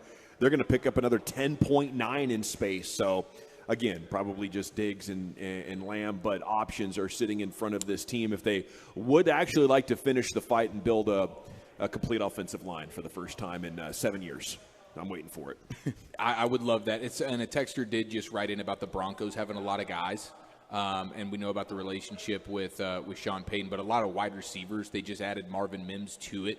They have Hamler, they got Judy, they got Sutton, and they got Tim Patrick, who was going in for a breakout type year, and then he tears his ACL in training camp. I think Tim Patrick had 3 touchdowns against the Cowboys. In 22? Yeah. Yeah, or 21. Yeah, it was at AT&T Stadium. It might have been Thanksgiving. I don't know what the hell it was, but he torched the Cowboys. Tim Patrick's interesting, but they did call about Judy last year at the deadline. They sure did. Okay, and then one more Cowboys story here before we move along to the top 10. I got 3 incumbent Cowboys who might be on the chopping block when we do get to Oxnard. I'm going to give you the 3 names. You guys tell me, are these guys going to still be here or not? Number 1 on the list, Neville Gallimore. Number 2 on the list, Jabril Cox, the linebacker from LSU. And the offensive tackle, Matt Waletzko. Will they survive, Brian? Waletzko will be here. Cox will be here. Gallimore, I think, has seen his last rodeo. Agreed, and I think it's more so Josh Ball who's going to be on the outs. I think Josh than Matt Ball Waletzko. would be instead of Waletzko. Because they're talking about moving him inside. It means, dude, you stunk at tackle, and I don't see him being good at guard. Yeah, it's tough about Neville Gallimore. I don't know what quite happened there. He seemed like he had plenty of talent, but was it questions about his preparedness? Doghouse, yeah, he went doghouse. Yeah, he got big. the coach's doghouse. I remember doing a game with Brad Sham there in the preseason, and he made the call of Neville Gallimore in the game late in the third quarter, and I'm thinking that's not injury related. That's like, hey, we're punishing you right there right now. you're not in good enough shape. We don't think you're ready to play. So speaking of doghouse, I was wondering how our dog was getting out of the fence. Oh, did you find out? Escape dog? I have like one of those, black fences with the vertical posts that are little poles that are in most suburban neighborhoods, right? Kind of looks like that one out there, but shorter. Okay. Yeah. And he's thin enough that he was slithering through the slats. So I got like some pretty good, not chicken wire, but it's like some wire that's maybe got like 4x4 little boxes in it like that, right? Mm-hmm. Just like, so it's a mesh going up and down. And I lay that out, got some zip ties, dude. I did a beautiful job. This mofo is jumping to the top of the chicken wire and grabbing with his front paws and then getting his back paws on the chicken wire and climbing it like a ladder and going over the top. The Great Escape. Dude, going full like Navy SEAL on me to get out. You got an athlete on your hands. The cool thing is he doesn't want to leave, so I don't got to worry about him getting run over. He was out for about 2 hours last night. We get home, and he's just sitting on the back patio, chilling.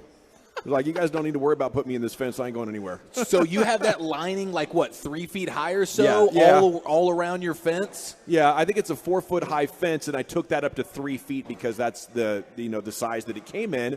I couldn't believe he was getting out. So I was like, do I need to buy more of this and layer it over the top and maybe fold it over? No, because he's just going to keep climbing. Yeah, that would help him. He'd be like, cool, Yeah. more ladders on rung ladders. So there we go.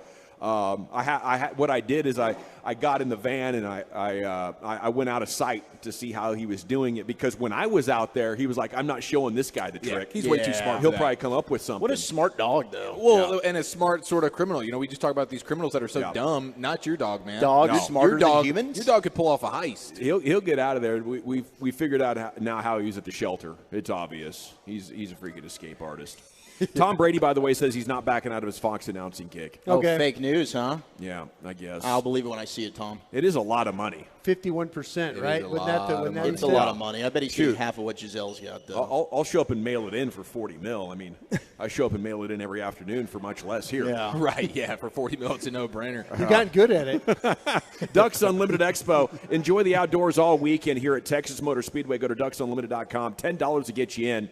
And we're here in the No Limits Grill if you're looking for something delicious to eat or drink. What you're drinking, what you're thinking is coming up in 1 hour. The Wooly Bullies Top 10 is next. What's the subject, sir? What are y'all doing for Cinco de Drinko? But it is National School Lunch Hero Day. I got the top 10 school lunches. What was your favorite as a kid? Next on The Fan. The latest from the Star in Frisco, as well as inside information from around the league.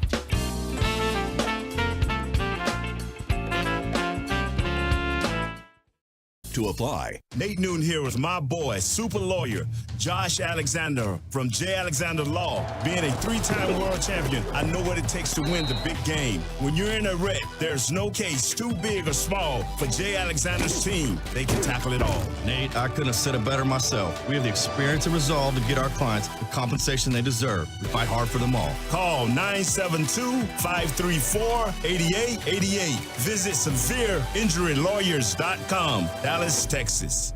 It's going to be a warm night tonight, low about 73 with clear skies. Weather brought to you by Staples. Staples stores are a new world of possible with innovative tools for small business and remote workers and learners. Explore more at your local Staples store or staplesconnect.com. The upcoming segment of The Fan is brought to you by DAZN. Live on DAZN pay-per-view, the King is coming home. Undisputed champion Canelo Alvarez returns to his city to defend his titles against John Ryder. It's all on the line. Witness the historic homecoming May 6th live on DAZN pay-per-view. Sign up at DAZN.com. We're back. G-Back Nation. Thanks for making us part of your day. We're live at Ducks Unlimited at Texas Motor Speedway. Go to ducksunlimited.com. Fishing Village, Shooting Village, off-road experience, $10 to get in. Enjoy the outdoors all weekend here at the Ducks Unlimited Expo. We are live at the No Limits Grill on the TMS infield if you want to come say hi. This segment right here is it's brought to you by the Frankels, and it's brought to you by the Alma TED procedure, only available at EliteSkinCenter.com. Here's the bully. Thank you very much, General. Oh, we got so many texts flooding in here right now on National School Lunch Hero Day. Who was the school lunch hero? What was your favorite school lunch as a kid? Before we dive into that, I saw this story talking about lunch. Hundreds of pounds of cooked pasta were found after it was dumped in a forest in New Jersey, causing many folks to ask questions. And this is according to Emily Block of the Philadelphia Inquirer. You have a picture of mounds, 300 to 400 pounds of pasta in the woods in Old Bridge, New Jersey. There was a mix of spaghetti, macaroni, different types of pastas just left unchecked, and this could have fed multiple families. I think this is a sin. What are you doing wasting the pasta? And Eric, as our noted Italian on the show, would you go and eat that cooked pasta in the woods? I think you'd have to. Yeah, bring a little bit of garlic and some of my some mom's red sauce or gravy. Yeah, absolutely. No, definitely wouldn't be gravy. 500 plus pounds of cooked pasta? Yeah, no, they called it gravy in The Sopranos. Oh, okay. The marinara? Okay, Yeah. gotcha. Their sauce is gravy. They call it gravy. Yeah, Sunday gravy. Are you Italian? Use This is bones, neck bones, meat pieces, stuff like that. It's one of the weirdest bits I've ever heard of. That's a lot of pasta. The time it takes to, unless you stole it from somebody who already was cooking it up. But I'm trying to figure out what's the end game here, Walter. Yeah, why not just put it in a dumpster? It's weird, man. I don't know. And where would you get 500 pounds of cooked pasta? Who did this? That's what I'm saying. I want to know. I don't know. Was it a so much restaurant to where they just uncover like, oh, here. we got to They were getting ready for a this? catering event. The Guy hell? canceled last minute. That's my bet. They went and dumped it. Just Okay. freaking bleep. I have a feeling that you're right. It might have been a catering event, and maybe we had a robbery. You're right. Wow, And okay. so they like it's all in this big old, this big box or whatever, these containers. So like they get robbed, they take the pasta, they open it up. Oh, damn, it's pasta. And they took it out to the woods to dump it, or to open it up to see what kind of treasure they had stolen. Right. But And they it was stole freaking food. pasta. It was food, and they just left that's it what out they there. get. Yeah.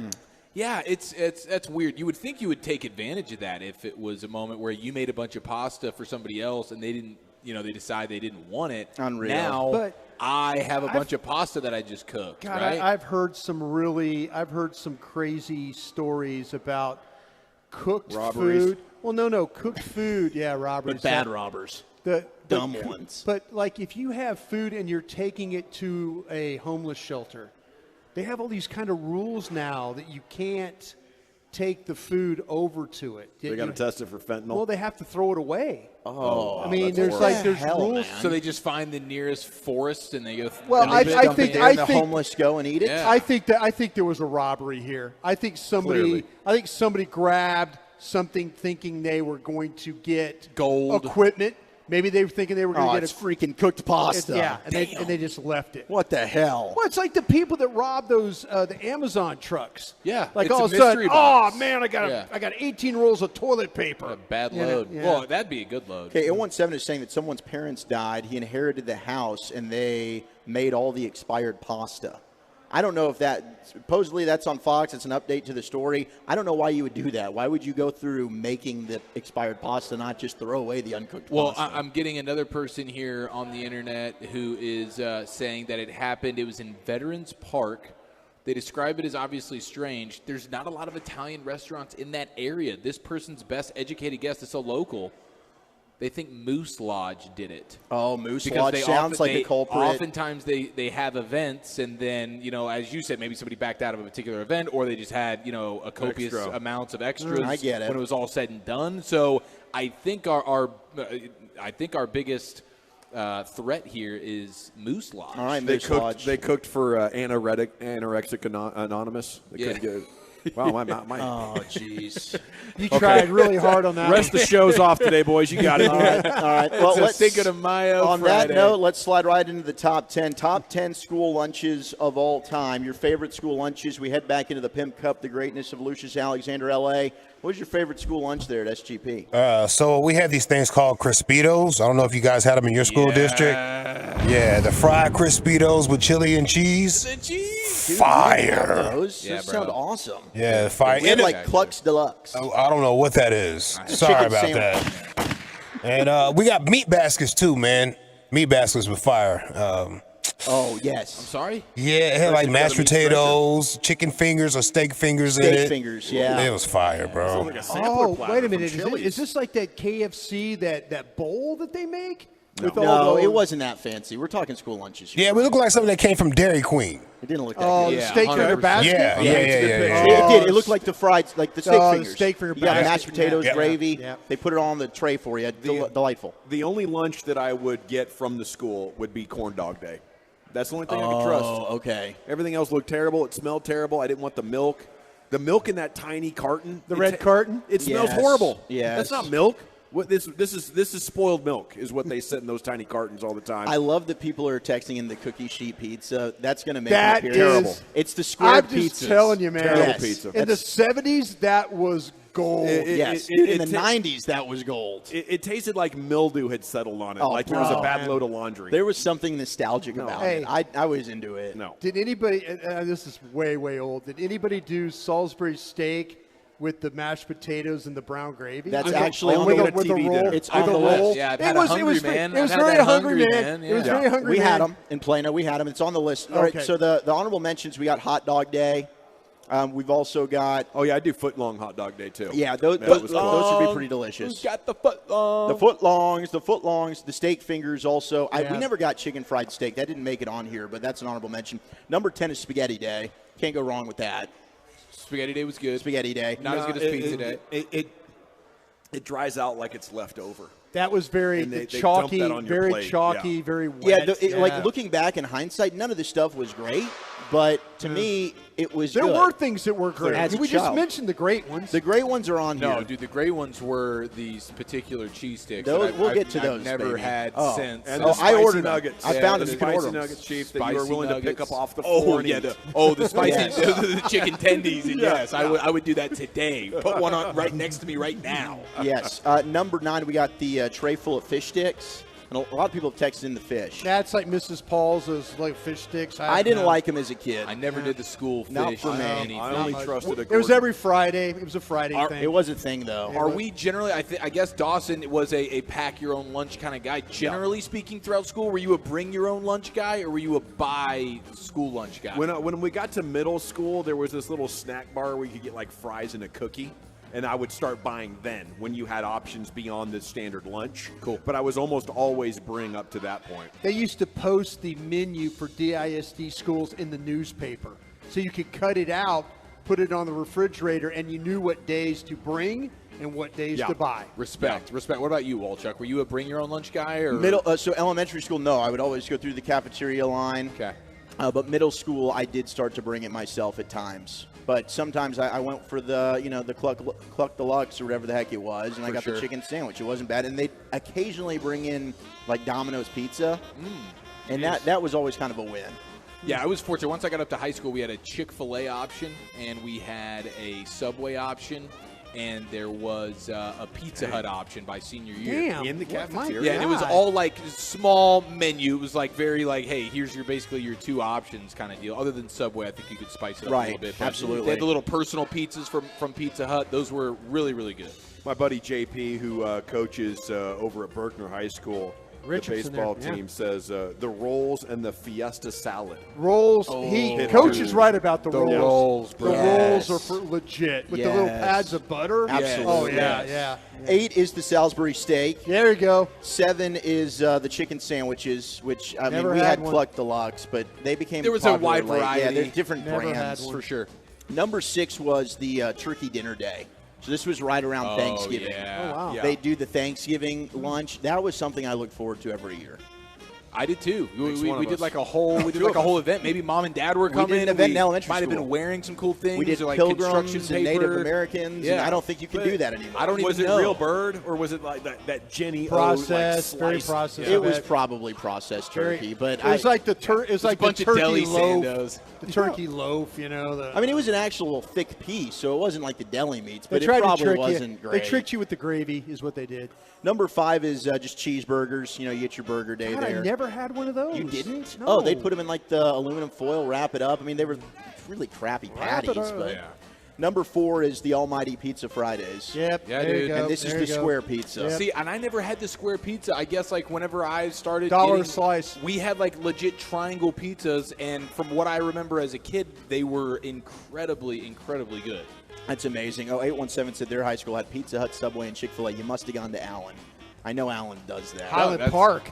Does Highland Park have that there? No, I'm that's just what I had saying. at Northwest High School, right You here do? behind us at Texas Man, Motor we Speedway. never got that kind of. But at Plano, we were doing off-campus lunch. Number 3 is State Fair Day. So this is when they would There's do, your corn dogs, Gavin. They would do corn dogs. They do the funnel cakes and the turkey legs. Wow. See, I never Oh, had we that. got The first that. time I ever had a turkey leg was here at the Texas Motor Speedway. Delicious. It was outstanding. I'm definitely not packing lunch on that day. No, that was something to look forward to. Number 2 is the pizza sticks, and I'm with you, bro. The pizza sticks were incredible. They're a very specific kind. It's not your just run-of-the-mill mozzarella stick. It's My like buddy- a bread. It's a bread stick with cheese in it. Yes, dude. my friend. What? So Jared Yes. Hannon, who came out, I went to his wedding. He came out and was at the Pluckers in Addison with us. He ordered them off Amazon when we were at UNT together. Okay, I'm about to look this up. I don't right know now. what I the wanna brand's show- called, but they were so freaking good, man.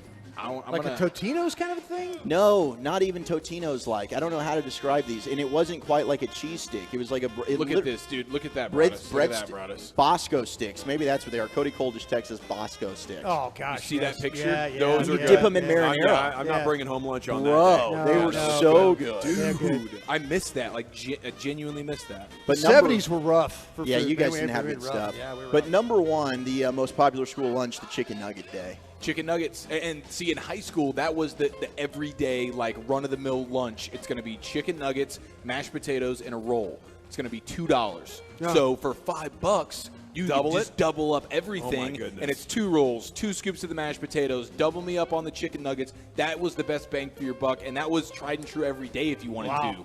Or you could get the quality and say, okay, I'm going to spend the $5, but I'm only going to get the personal pizza from Pizza Hut. It's like, what do you want to go with here? If I want to get full, I got to go the traditional way, double up on everything, $5, we rock and roll. Were those sandwiches at Subway the 6-inch subs? Or Yeah, they they had to They were have the been, 6 right? inchers. I don't think you could go full 12. You couldn't. Were you have- leaving I mean, a some of $1 them, tip? some of the kids in high school. $1 could, but tip. Some not of all I think of he's them. leaving a $1 tip. I think for he the was lunch too, lady. yeah. That's You leave it a nice. tip? No, because then what you do is it just stays on the account. So you build up this Yeah. thing. So then it's like mom and dad put in the money. Oh, no, you had put to in have a number. cash. you had to have cash. Yeah, and yeah. then mom doesn't know you got money on the account, so she packs you the lunch, but you know I got 4 floating You're dollars sitting there, so double now upping. I'm just crushing today because I got the home lunch and I'm buying. Look at that. That was a good time. Complete domination. But I think it is the Briscoe sticks. We're getting Bosco sticks. We got the 469-817 and Cody Cole texting us in the Bosco sticks. Bosco. Hey, we sticks. got to Looking 'em run. up. We're at the Ducks Unlimited Expo. Thanks to Wolchuk, the top 10 every afternoon at 4:20. Enjoy the outdoors all weekend long here at Texas Motor Speedway. Go to ducksunlimited.com. Okay, now when we come back, I think we're in for a double dose of the Wooly Bully because you're going to take us around the bases, right? Oh, we're going around the bases. Hell Yeah. yes, we are. We've got news on the Rays joining Elite Company. This Rays pitcher almost got ejected for the silliest of reasons, and a couple of retirements next on the Fan. All right, let's talk about D&M Leasing. You know, they did it again. They won big awards for what they've done over the last year. So if you're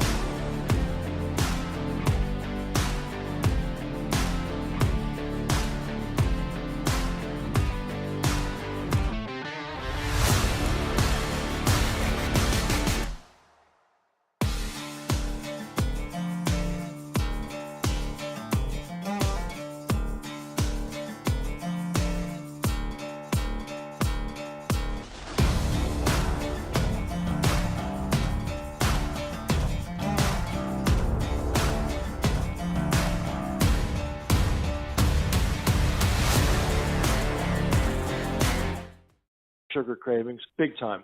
Sugar cravings and reduced joint pains, and those two are big time. Outstanding results, Brian. Guys, since 2004, men have chosen Andro 400 for one reason: results. Andro 400 can help you safely lose belly fat, reduce joint pain, gain energy, and boost your testosterone. We guarantee it. Start today and get free shipping on any order. Go to andro400.com for more true testimonials, before and after photos, and special discounts. Only available on andro400.com. andro400.com. Fellow North Texans, at Mullen & Mullen Injury Law Firm, we provide doctors, specialists, and diagnostic referrals with no upfront out-of-pocket expense to you. And if no recovery, there's no expense or fees. It's been that way since '83. Call 214-INJURED. Online, mullenandmullen.com. Call for a free consultation. At Lowe's, we're always bringing pros more ways to save on the brands you trust. Right now, buy a DeWalt 9-gallon corded shop vacuum with accessories at a new low price of $99. Plus, as an MVPs member, earn 3 bonus points per dollar when you buy select concrete mix. You can then redeem for rewards. Because Lowe's knows savings, Lowe's knows pros. While supplies last, discount taken at time of purchase. See associate for details. Valid through 5/17. Bonus points calculated before taxes and fees after applicable discounts, if any. Valid through 6/2. Subject to change. Remember when you were told bigger is better? Well, that's just simply not the case. Do you want a big bill? No. A big burden? No. What about a big bulky tank water heater taking up space in your basement? No, I didn't think so. What you do want is to make all of those things smaller. Navien tankless water heaters are more efficient and take up less space than outdated bulky tanks, with cutting-edge features that improve safety, simplify processes, and increase capabilities. Once you go Navien, you'll never go back. Learn more at tanklessmadesimple.com. With you, Brian. Wooly Bully back with you to tell you about Ducks Unlimited. We're hanging out right here at the No Limits Grill, but they've got this beautiful event going on all weekend long. You can get in free today with a non-perishable donation for the Tarrant Area Food Bank, but also kids 12 and under get in free with an adult ticket. We've also got first responders, active, retired military can get in free with a valid ID as well. Single-day tickets, $10, $25 multi-day ticket, and that might be the way to go because this 3-day family-friendly Ducks event presented by the Purina Pro Plan is a hands-on consumer show featuring everything outdoors. It's pretty amazing. I just walked out there. They've got boats loaded up. They've got ponds where you can do some real fishing. Tomorrow, they're going to have the Incredible Dog Challenge showing. Want to get out here, check that out. They've also got all kinds of awesome other vendors that are out here. The food scene is fantastic. A total of 150 sponsors, vendors, and industry leaders are going to be on site. So get on out here, Texas Motor Speedway, Ducks Unlimited all weekend long. Donate to Junk for Joy. Donate to Junk for Joy. Donate your car today to Junk for Joy. Hooray! Donate to Junk for Joy. Donate to Junk for Joy. Donate your car today to Junk for Joy. Donate your car today at junkforjoy.org. You'll get a tax deduction and vacation voucher. Donate your car today to Junk for Joy. Donate today and your car will be picked up by tomorrow. The upcoming segment of The Fan is brought to you by Revolver Brewing. Have you tried Revolver Brewing's collaboration with the Frisco Rough Riders? The beer is called Big Stick Blonde. That's a 5.5% blonde ale. It will be available in the stadium and throughout Frisco all season long. Enjoy responsibly. Get the top stories, exclusive podcasts, video content, and much more 24/7 at 1053thefan.com. This segment of The Fan is brought to you by Classic Chevrolet. Yes, sir. Thank you, Lucius. And welcome back, G-Bag Nation, home of the Cowboys, home of the Rangers. We're live at Ducks Unlimited Expo at Texas Motor Speedway. Go to ducksunlimited.com. Get out here this weekend. Just $10 to get you in. It's time now for Wolchuk to take us around the bases. Let's take a round trip up, buddy. Let's do it. We got Rangers in action tonight, 8 o'clock pregame, and it'll be Jared and Hicksy on the call. You okay, bro? That was on mic. You sounded horrible. That was like a wheezer right there. I'm genuinely sorry about that. I've had a congestion That's weed. issue. That's weed. No, it's a congestion issue for the last 4 weeks, I'd say. Oh my gosh. Broadus okay. has been concerned about me. I hope you're all right. I just shared the Wi-Fi with Brian, and I think it's bleeped my whole situation up, but it's all good. We got the Rays, okay? The Tampa Bay Rays have joined a very short list of best starts in Major League Baseball history. They swept the Pirates. They're now 26-6 on the year, okay? What they've done now, when you look at the rest of Major League Baseball, they were able to sweep the Pirates, and they are the first team to win at least 24 games in the last 35 years in Major League Baseball. Pretty incredible. Through the first 32 games of a season, first team in 35 years to win at least 24 games, and I think it's all thanks to John Daniels. Yeah, it has. Did they have the list of the teams that they beat? Was it the Detroit Tigers? One of these teams? I remember the Detroit Tigers. You're knocking them because of the competition. No. Or the teams that the other teams that have done this? Yeah, the other teams. I thought the Detroit, the 80, I mean, it maybe went 30-something years. No, 84 Tigers. 84 Tigers. The 84 okay. Tigers won 27 of their first 32 games. Okay. That's the only those are one of the only teams that are ahead of them on this. Yeah, that's what I was – that's because I remember that being in college, and I remember that's like Lou Whitaker, Alan Trammell, that kind of crew. No, the only three teams to have a better start to the season than the Rays, the 1902 Pirates, then the 1911 and 1984 Detroit Tigers. There you go. So good memory there, Brian. You say you can't remember things. I can't. That's pretty outstanding. Cubs in 2016 were the last team to win 25 of their first 32 games, so they failed to win 26 of their first 32. We also had this situation go down. This was the Rays pitcher, Zach Eflin, and I think, L.A., I might have sent you the audio of this. When it comes to, they go to the mound, they check him, and they're deciding, okay, do we need to eject Zach Eflin for what looks like he's wearing a wedding ring? This was a wedding ring, not a Redding wing, as I just had a dyslexic moment there. No, it's okay. all good. But It's this okay, was dude. Rays It's baseball contagious. on the call. Yeah, it is. I guess we're all having this. This is how it sounded. A little interesting conversation before we move into the second inning here on the mound. That's the crew chief, Adrian Johnson, out there. And I guess they asked him to remove that ring. I mean, the only thought that you have is if it was, and that was one of those rubber rings, so that's not going to be anything that's going to be able to doctor up a baseball. But if it was a metal ring and you're rubbing the ball up, maybe you could put some scratches in it. I think that's why they're concerned about that. So you can, think about that in other terminology with what they were saying there, but how ridiculous. I'm a rubber ring guy. They considered ejecting him because he was wearing his wedding ring under his glove? I mean, that's completely and utterly ridiculous. Under the glove, so maybe he pulls his hand out of the glove at times and rubs the ball. the ring on the ball. And they gave a good explanation as to how maybe this could be an advantage. But it was the rubber, so it's the rubber ring. And once so they is that checked really it gonna was do rubber, anything? they felt, okay, just take it off and it's going to be all right. We'll let you stay in the game. But it's just like, come on, Major League Baseball. I get it. We're trying to watch and make sure none of these pitchers are doctoring up the baseballs. We just had the suspension for Max Scherzer, and he came back, got lit up. Verlander in his opening start also didn't have a good look, so it's not good for the Mets right now. Well, yeah. But some things we just need to, let's take a chill pill here. Rules are rules, bully. You know, I can't believe you're going to vouch for this. Dude, just any tool that could potentially doctor a ball. As not a married man, I mean, come on. I be feel like that doctoring thing's sacred. You got to leave that sucker on. You guys never saw the video of Phil Niekro, who used to, him and his brother Joe were these like knuckleball pitchers, old dudes. Like Joe Niekro had a file in the back of his, a nail file, a nail file in his pants. And so what happened was they at the mound and they're like, he puts his hand in his back pocket, and he kind of throws the nail file away. Oh, as they're walking up? The umpires were looking at him, and they look down, and they're like, And he's like, oh, what's that? But he literally throws this, he puts his back pocket. That's amazing. Instead of showing it, he just throws it. The umpires aren't even going to notice it. I love it. Some great historical moments in baseball of cheating. I just love how they're trying to get away with it. Just allow the cheating. All the drama. Yeah. Yeah, I mean, I wouldn't be opposed to it. Voice for the steroids. I do like the steroids. I think that's where we should allow. They weren't banned for the longest time. They weren't banned for the longest time, as you know very well as a baseball expert yourself. Of course, are you kidding me? I know this game inside and out. 817 said, "Seamhead, drink another Wooly Bully." I wish I could say I was boozing. It's just me being a terrible broadcaster. What can I say? That's what happens on a Friday. It's quitting time, baby. What you drinking? What you thinking? Coming up in about 30 minutes. Okay, couple retirements. You guys remember Matt Harvey?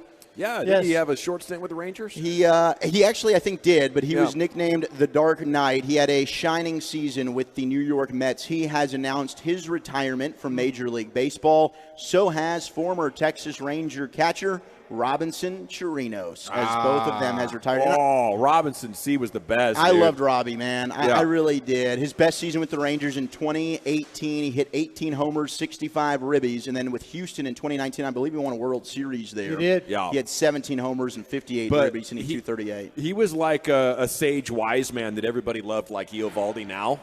Robinson C was that guy. We got to interview him a couple of times, and it was just like, holy crap, the knowledge and the wisdom that would flow from him. Not baseball-related, life-related. Oh, that's amazing. This guy was like the A-plus mentor.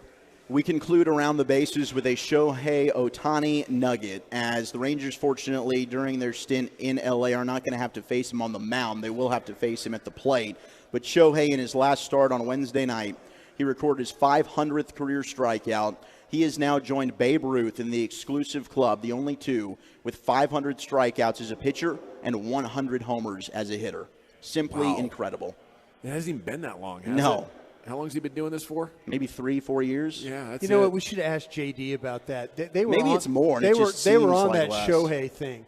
Remember, they were kind of. They were one of the teams. They Yeah. were in the teams that were in the bidding. I wonder if they would consider going after him again. I think Well, call him up, get him back on, Brian. I can text him right now if you want me to. Yeah, we'll do Yeah, that. see how close they got to trading for Shohei I'll and ask him. signing Shohei, and if he thinks they're going to do it this summer, because I Right. do. I All think right. the Rangers are going to go get Shohei here in about 6 weeks. I like it. I do too. Okay, we'll take a look at what's breaking, and we have an iconic college football super segment here in the G-Bag Nation. I want to chat about my friends at Men's T Clinic, though, because it's time to get your edge back. Men's T Clinic can do that.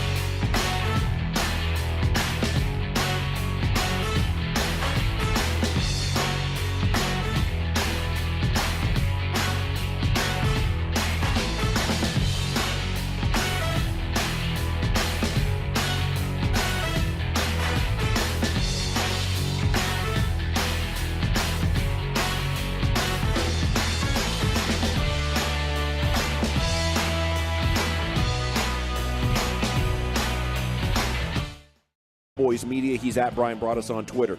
Lucius Alexander's in the Pimp Cup. Wolchuk and Chiafalo. And Ramon Cruz is your remote engineer here on site at the Speedway.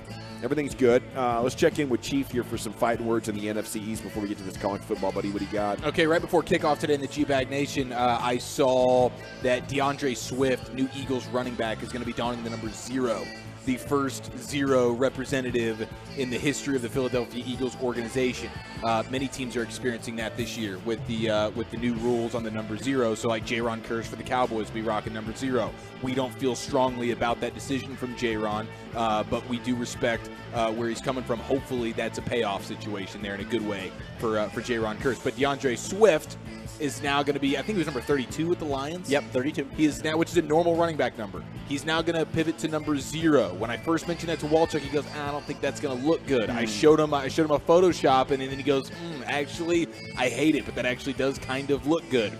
Now, I don't know if Micah Parsons just got butt cracked or not. I'm still trying to do my journalistic due diligence here to find out if Boo... What changed like in the last 2.5 hours? With you? There was a moment during Biggest Hell, Biggest Dub where I started seeing things for what they were, Broaddus. It was a real come-to-Jesus moment. And so... Marlo Stanfield on Twitter. He is verified. That means he is purchasing. He might have bought it. Yeah. No, he how definitely many followers are we at? Okay, so here's Marlo Stanfield. We all lost our blue checks. He's at Boo Radley on Twitter, but the A in Radley is an X. Okay. Okay. He is. This is definitely this is a butt cracking. It's definitely a butt crack. Yeah, it's butt crack. So he's followed by Butt Crack Sports. His destination of like where he is Amsterdam, and he's got slightly over 6,000 followers. He's got one-time Super Bowl champion in his bio, hashtag Fly Eagles Fly, hashtag Go Sixers. So he decided to tweet out DeAndre Swift on why he chose the number 0. Quote, that's how many times the Cowboys have been to an NFC championship game in my lifetime. Whoa. Shots fired. I'm like, wow, this thing's got over 10,000 likes. It's got over almost 3,000 retweets. And it's believable because Swift is a Philly guy. He is. He's from that tri-state area, and he might just fall into it and just love this whole deal. So Micah Parsons decided that he was going to, well, gosh, dang it, here's the problem with the internet. Maybe this Micah Parsons thing is not even real with this new – I don't even know. It's an AI situation? It's a fake Micah Parsons? It might be a fake Micah Parsons that's quote tweeting this saying, damn, you just pulled up on the block, Swift, with a question mark and 2 exclamation points. Oh, come on. So, and then it says this tweet has been deleted. I don't know if Micah Parsons got butt cracked on this one or if I'm getting butt cracked on behalf of Micah Parsons being butt cracked. I have no idea. These Twitter verifications and the way this thing is going now, it's hard to fully know. But I'd like to think DeAndre Swift did just put that bulletin board material up. And if I'm Mike McCarthy, I'm not butt cracking on this. I'm going, this is verbatim. This is a direct quote, and we're coming for this guy. It's going on the bulletin board. Started training camp. Jimmy Johnson would. Yeah. And then you'd wake up and boom, there's 3 Super Bowls. Is there any athlete in professional sports that has a better percentage of getting butt cracked than Michael Parsons? Well, Mike is just so he likes to get in. He likes to get involved in the conversation. Mike is all about rolling up the sleeves and going after people. He is. Okay, so his last tweet was actually 17 hours ago, but he has deleted this one. Yes, these have been deleted. Yeah, he never goes a day without Can you click on Micah's name and see if he's got the full 537K? I'm dealing with a screenshot situation. Who all got butt cracked? Here's what I want to know. Gotcha. Yeah, like how many people? Well, I mean, over almost. I think he did get butt cracked. Almost 3,000 people have retweeted it, and over 10,000 people have liked it. I would think at least half of those are getting butt cracked, and the other half are just in on the joke. Maybe I don't know, but that's a dang good quote if it was a real one. And I would like to punch DeAndre Swift right in that number 0. Just a good gut punch. I'm sure he'll have a soft tissue injury or something. Like he'll be too big, and that will be unfortunate. We're not rooting for that. No, that's just reality. If you look at his career, him and Rashad Penny can't stay healthy. It'd be terrible if you thought that. We're not wishing that at all. Sports fans. We're not violent. We are just pointing out the history of their careers. We care about these people's bodies. Okay, what's been developing throughout especially the the opponents of the Cowboys. That's right. Yeah, that's right. And their families. And their families. Of course, we care about their families. Their moms especially. Yeah. College football super seg, probably 60 seconds away. Let me get you some of the top headlines that have been developing. Robert Saleh says the narrative that Aaron Rodgers had a wish list, and that's why they got Randall Cobb. He said that's a silly idea. He said we wouldn't do that. Whatever. You have Nick Foles again looking for work after the Indianapolis Colts have released him. So he's looking for his next opportunity to be a backup. Just that one great half season and Super Bowl run with the Eagles. Other than that, he's pretty much been a jobber. Should he have retired on top? Or I guess he parlayed that into a nice contract from the Jaguars or something. But once you get the statue, like what else are you playing for? Like you got the ring, you got the statue, retiring. You got the big Nick energy. Like what else is there for you? Yeah, just to keep playing. I guess more money, but more problems. As soon as you win one, you enjoy that for like a week, and then you start thinking about getting the next championship. Not if you're Nick Foles. No. Nick Foles is thinking, I did something that I know, like it was an out-of-body experience. I wasn't even the one controlling myself. This is video game stuff. Now there's a statue built in front. Like, this is way beyond my wildest dreams. He should have just parked it after that. I can't argue with you too hard on that. I mean, it's him and Joe Flacco that went on these glory runs in the month of January. The next thing you know, they're getting fit for a Super Bowl ring. Do you think Doug Peterson would bring him back to Jacksonville? I'm sure he would consider. Why don't you text Doug and ask?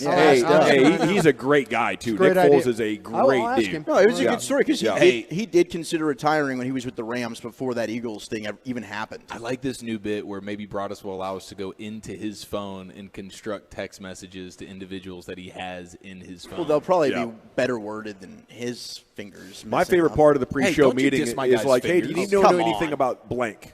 Brian will be like, hey, do you need to know anything about this team or that team? And you're like, why? And he's like, well, I'm about to call this guy who works for the team. Yeah. And you're like, oh, okay, Who's cool. the gang of seven, Brian? Can't think of anything, but give me a sec. I'm about to FaceTime with a couple of general I'm texting Doug managers right now to ask him if he'd like to, if he's There like we go. Nick Foles back. Happy Cinco de Mayo. Say Happy Cinco de Mayo. What you drinking? What you thinking? Yeah. Nick Foles in a Jags uni? Question mark. Yeah. See, and get what he's drinking here because we do have that coming up in 12 minutes. All right, I will. Yeah, I think Chief's on his third cold beer. What are we looking at? Yeah, we're looking at number 4 3 or 5. He's got like a How many can we 5-minute get in this drive guy? home, though. I mean, right? Hey, They're not driving. They're closing the sales at 6, so we need to get him lined up with a bucket or something like that. We got an hour and 45 minutes of broadcasting to do, and I feel like Chief's just getting warmed up. Yeah, it is a paid position, by the way, 360. What's the question? They're coming at us for fake news. Show drinker? Yeah. Oh. 360. Well, we said at the beginning this could be a butt crack situation. It was butt cracking, we were not but it's still bulletin board material. I think it plays. And maybe Micah Parsons fell for it. Maybe.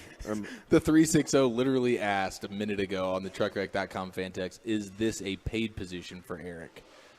There was a good stretch where I wondered. Well, yeah, I think the boss is wondering right about now. Yeah. Okay, we go to Bro Bible, where we have a headline. Power 5 programs tried to poach Texas's highly rated freshman quarterback. Who are they coming after? Is it Arch Manning? No. It is redshirt freshman Malik Murphy. Yeah, they supposedly in the spring game he was pretty good. He did look good. So Murphy's not a guy, because I watched that basically in the entire spring game with one of my buddies who is a just crazy Texas fan. Murphy has a cannon, man. He's not one of those, he's big, doesn't run very well, but this dude can sling the rock, and I can get a team that doesn't necessarily have a quarterback wanting to try and make a move. Well, apparently a bunch of schools were calling. The Longhorns, as a matter of fact, arranged an NIL package for the guy to help convince him to stay, and word is if Quinn Ewers does struggle or gets hurt again, it would be this guy off the bench and not Arch Manning. Yes. Because Malik Murphy outplayed him throughout the spring. Yep. So. Well, and I'm telling you guys, they don't want to force Arch Manning in there. Like, this was their plan. Arch was a guy You that said wanted that from the word go. I know. I've heard this. He's a guy that wants to redshirt. He didn't have a very high level of competition in high school. He's not ready, and he's not going to play, if at all, this year unless it's garbage time. Well, the Longhorns are in good shape with Ewers and this guy Murphy, who apparently has a bit of a hand cannon. He can really sling that ball. He does. Okay, we stay in college football here, the G-Bag Nation. We have overreactions coming out of spring football here for you. Alabama will return to the college football playoff. Are you buying or selling that idea, Brian? Buying. You had your shots at Nick last year. Should have took everyone you got. You lost to LSU along the way, lost to Tennessee. They're not going to, they've got a lot of guys to replace. The quarterback. Yeah, they don't have a QB. The quarterback, but Alabama figures it out. Yep. They get Mac Jones or one of these other guys to win. What's my guy that is on ESPN now? They got A.J. McCarron and then Greg McElroy. McElroy, who's I'm thinking about. Yeah, DFW guy. Yeah, friend of the South show. Lake Carroll Zone. Yeah. I'm going to buy this, and it's just because I think their defense is going to be really damn good. They've got a corner. That Kool-Aid McKinstry, that dude is an absolute savage. Yeah, his name's Kool-Aid. I know, and he's got like top 5 odds to be in the top, to be one of the top picks in next year's draft. He's the real freaking deal. And then Jace McClellan, who went to Alito, is going to be their new featured running back, and he's a stud. Bama has their toughest opponents: LSU, Ole Miss, Tennessee, and Texas, all at home. Yeah, that Texas game is week 2. I asked Bennett. I said, "Hey, interesting, funds your trip." He goes, "Dad, I'm not going to go watch this go get drilled by Alabama." You really think they're going to get drilled? They hung with them last list, year. Though. It's a 7.5 Check it point out. spread. He doesn't feel good about them, or he doesn't feel good. I kind of feel like that Texas is going to win. What we say, over and under on 11, 12 games yesterday? I think I went over on it. I went 9-3. Yeah, you guys all went under, right? Under the 10. Under the 10. Or 10 under being the 10th best top 10 team, because they're preseason. They're the 10th best team in the country right now, and it's like, oh yeah, that's right. Texas. So always. You're saying this is a Texas A&M vibe, then, is what you're saying? No, I don't think they're going to be unranked. Top 8, and all of a sudden they lose like 3 games in a row. I'm kind of with Carter Freeman on this. I think Texas Tech has a chance to really be a sleeper team in the Big 12 this year. I think they might end up being in that Big 12 title game. Okay, up next, overreactions from spring football. Colorado will compete in the Pac-12. The Dion experiment has been a phenomenon in Boulder. Lots of drama. What do you expect to happen on the football field as they try to bounce back from, a 2-win season? I think they're 1-11. I think they'll win at least 8 games this year. How many guys have they lost? 50? It's half good. Their All team. one of those guys out. Yeah. Yeah, half his team is gone. You needed a base of Division I players. They're in a conference that's not that good. And USC would like a word with you. Well, okay, so UCLA like a word with you. They're top heavy. Yeah, UCLA had Oregon a good year like last year. Are they going to have another good year this year? Like a word with you. Oregon State, are they that good? Washington no, they're not. would like a word Washington's Michael got Penix. Michael Penix, who might be the most overrated quarterback. Penix or Penix? It's Penix. Bunch of 8-win He's got that quality big programs Penix up there. energy. It's very average. It's pretty bad. They were 1-11. Colorado was 1-11 last year. Yeah, that's rough. I do think Dion's going to get that turned around big time. I just don't know about this year. What's going to happen to them is depth is going to become a problem. They're having to replace so many players. That's a good point. Depth. They're going to get banged up, and they're going to lose some games because of depth. Year 2? Year 2, let's go. Yeah. College football playoff? I think so. Well, it'll be 12 teams. I'm saying yes.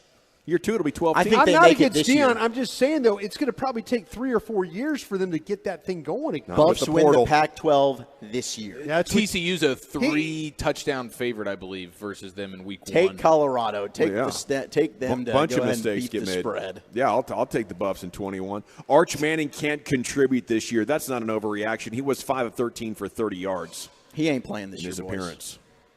Yeah. Thanks, Arch, for listening to the program, though. We heard about this. Yeah, we heard about this when he was still in high school. Yeah. They're like, well, he's got a big name and he's at this school and they win a lot of games as a program, but where's the actual good football at the times he was on TV and stuff? Washington's going to win the Pac-12. Who cares? The Clemson offense isn't fixed. So they got the Austin Westlake kid that's going to start for them, Cade Klubnik. But they stole the TCU coordinator, right? They stole our guy. They took the Riley. Yeah, they took a Riley. Lincoln Riley's brother. Correct. Yeah. What's his first name? Good hire. Oh, man, if any one of us could, without Googling, remember his name, I'm going to be. This is going to bother me. Were they a big L family? It was Lincoln and Larry. I was going to say Larry Riley. Is it Garrett Riley? Maybe it is Garrett. It's Garrett. Riley. Is Garrett. Yeah. Jason Garrett Riley. Hey, we got to run. Hate smiling everybody on the way. Because coming up in 5 minutes, it's the start of the one segment of the week where you're actually encouraged to call in while intoxicated or in the process of catching a buzz. That's right. It's time for What You Drinking. And what you thinking? At 877-881-1053. Why do I have a line open?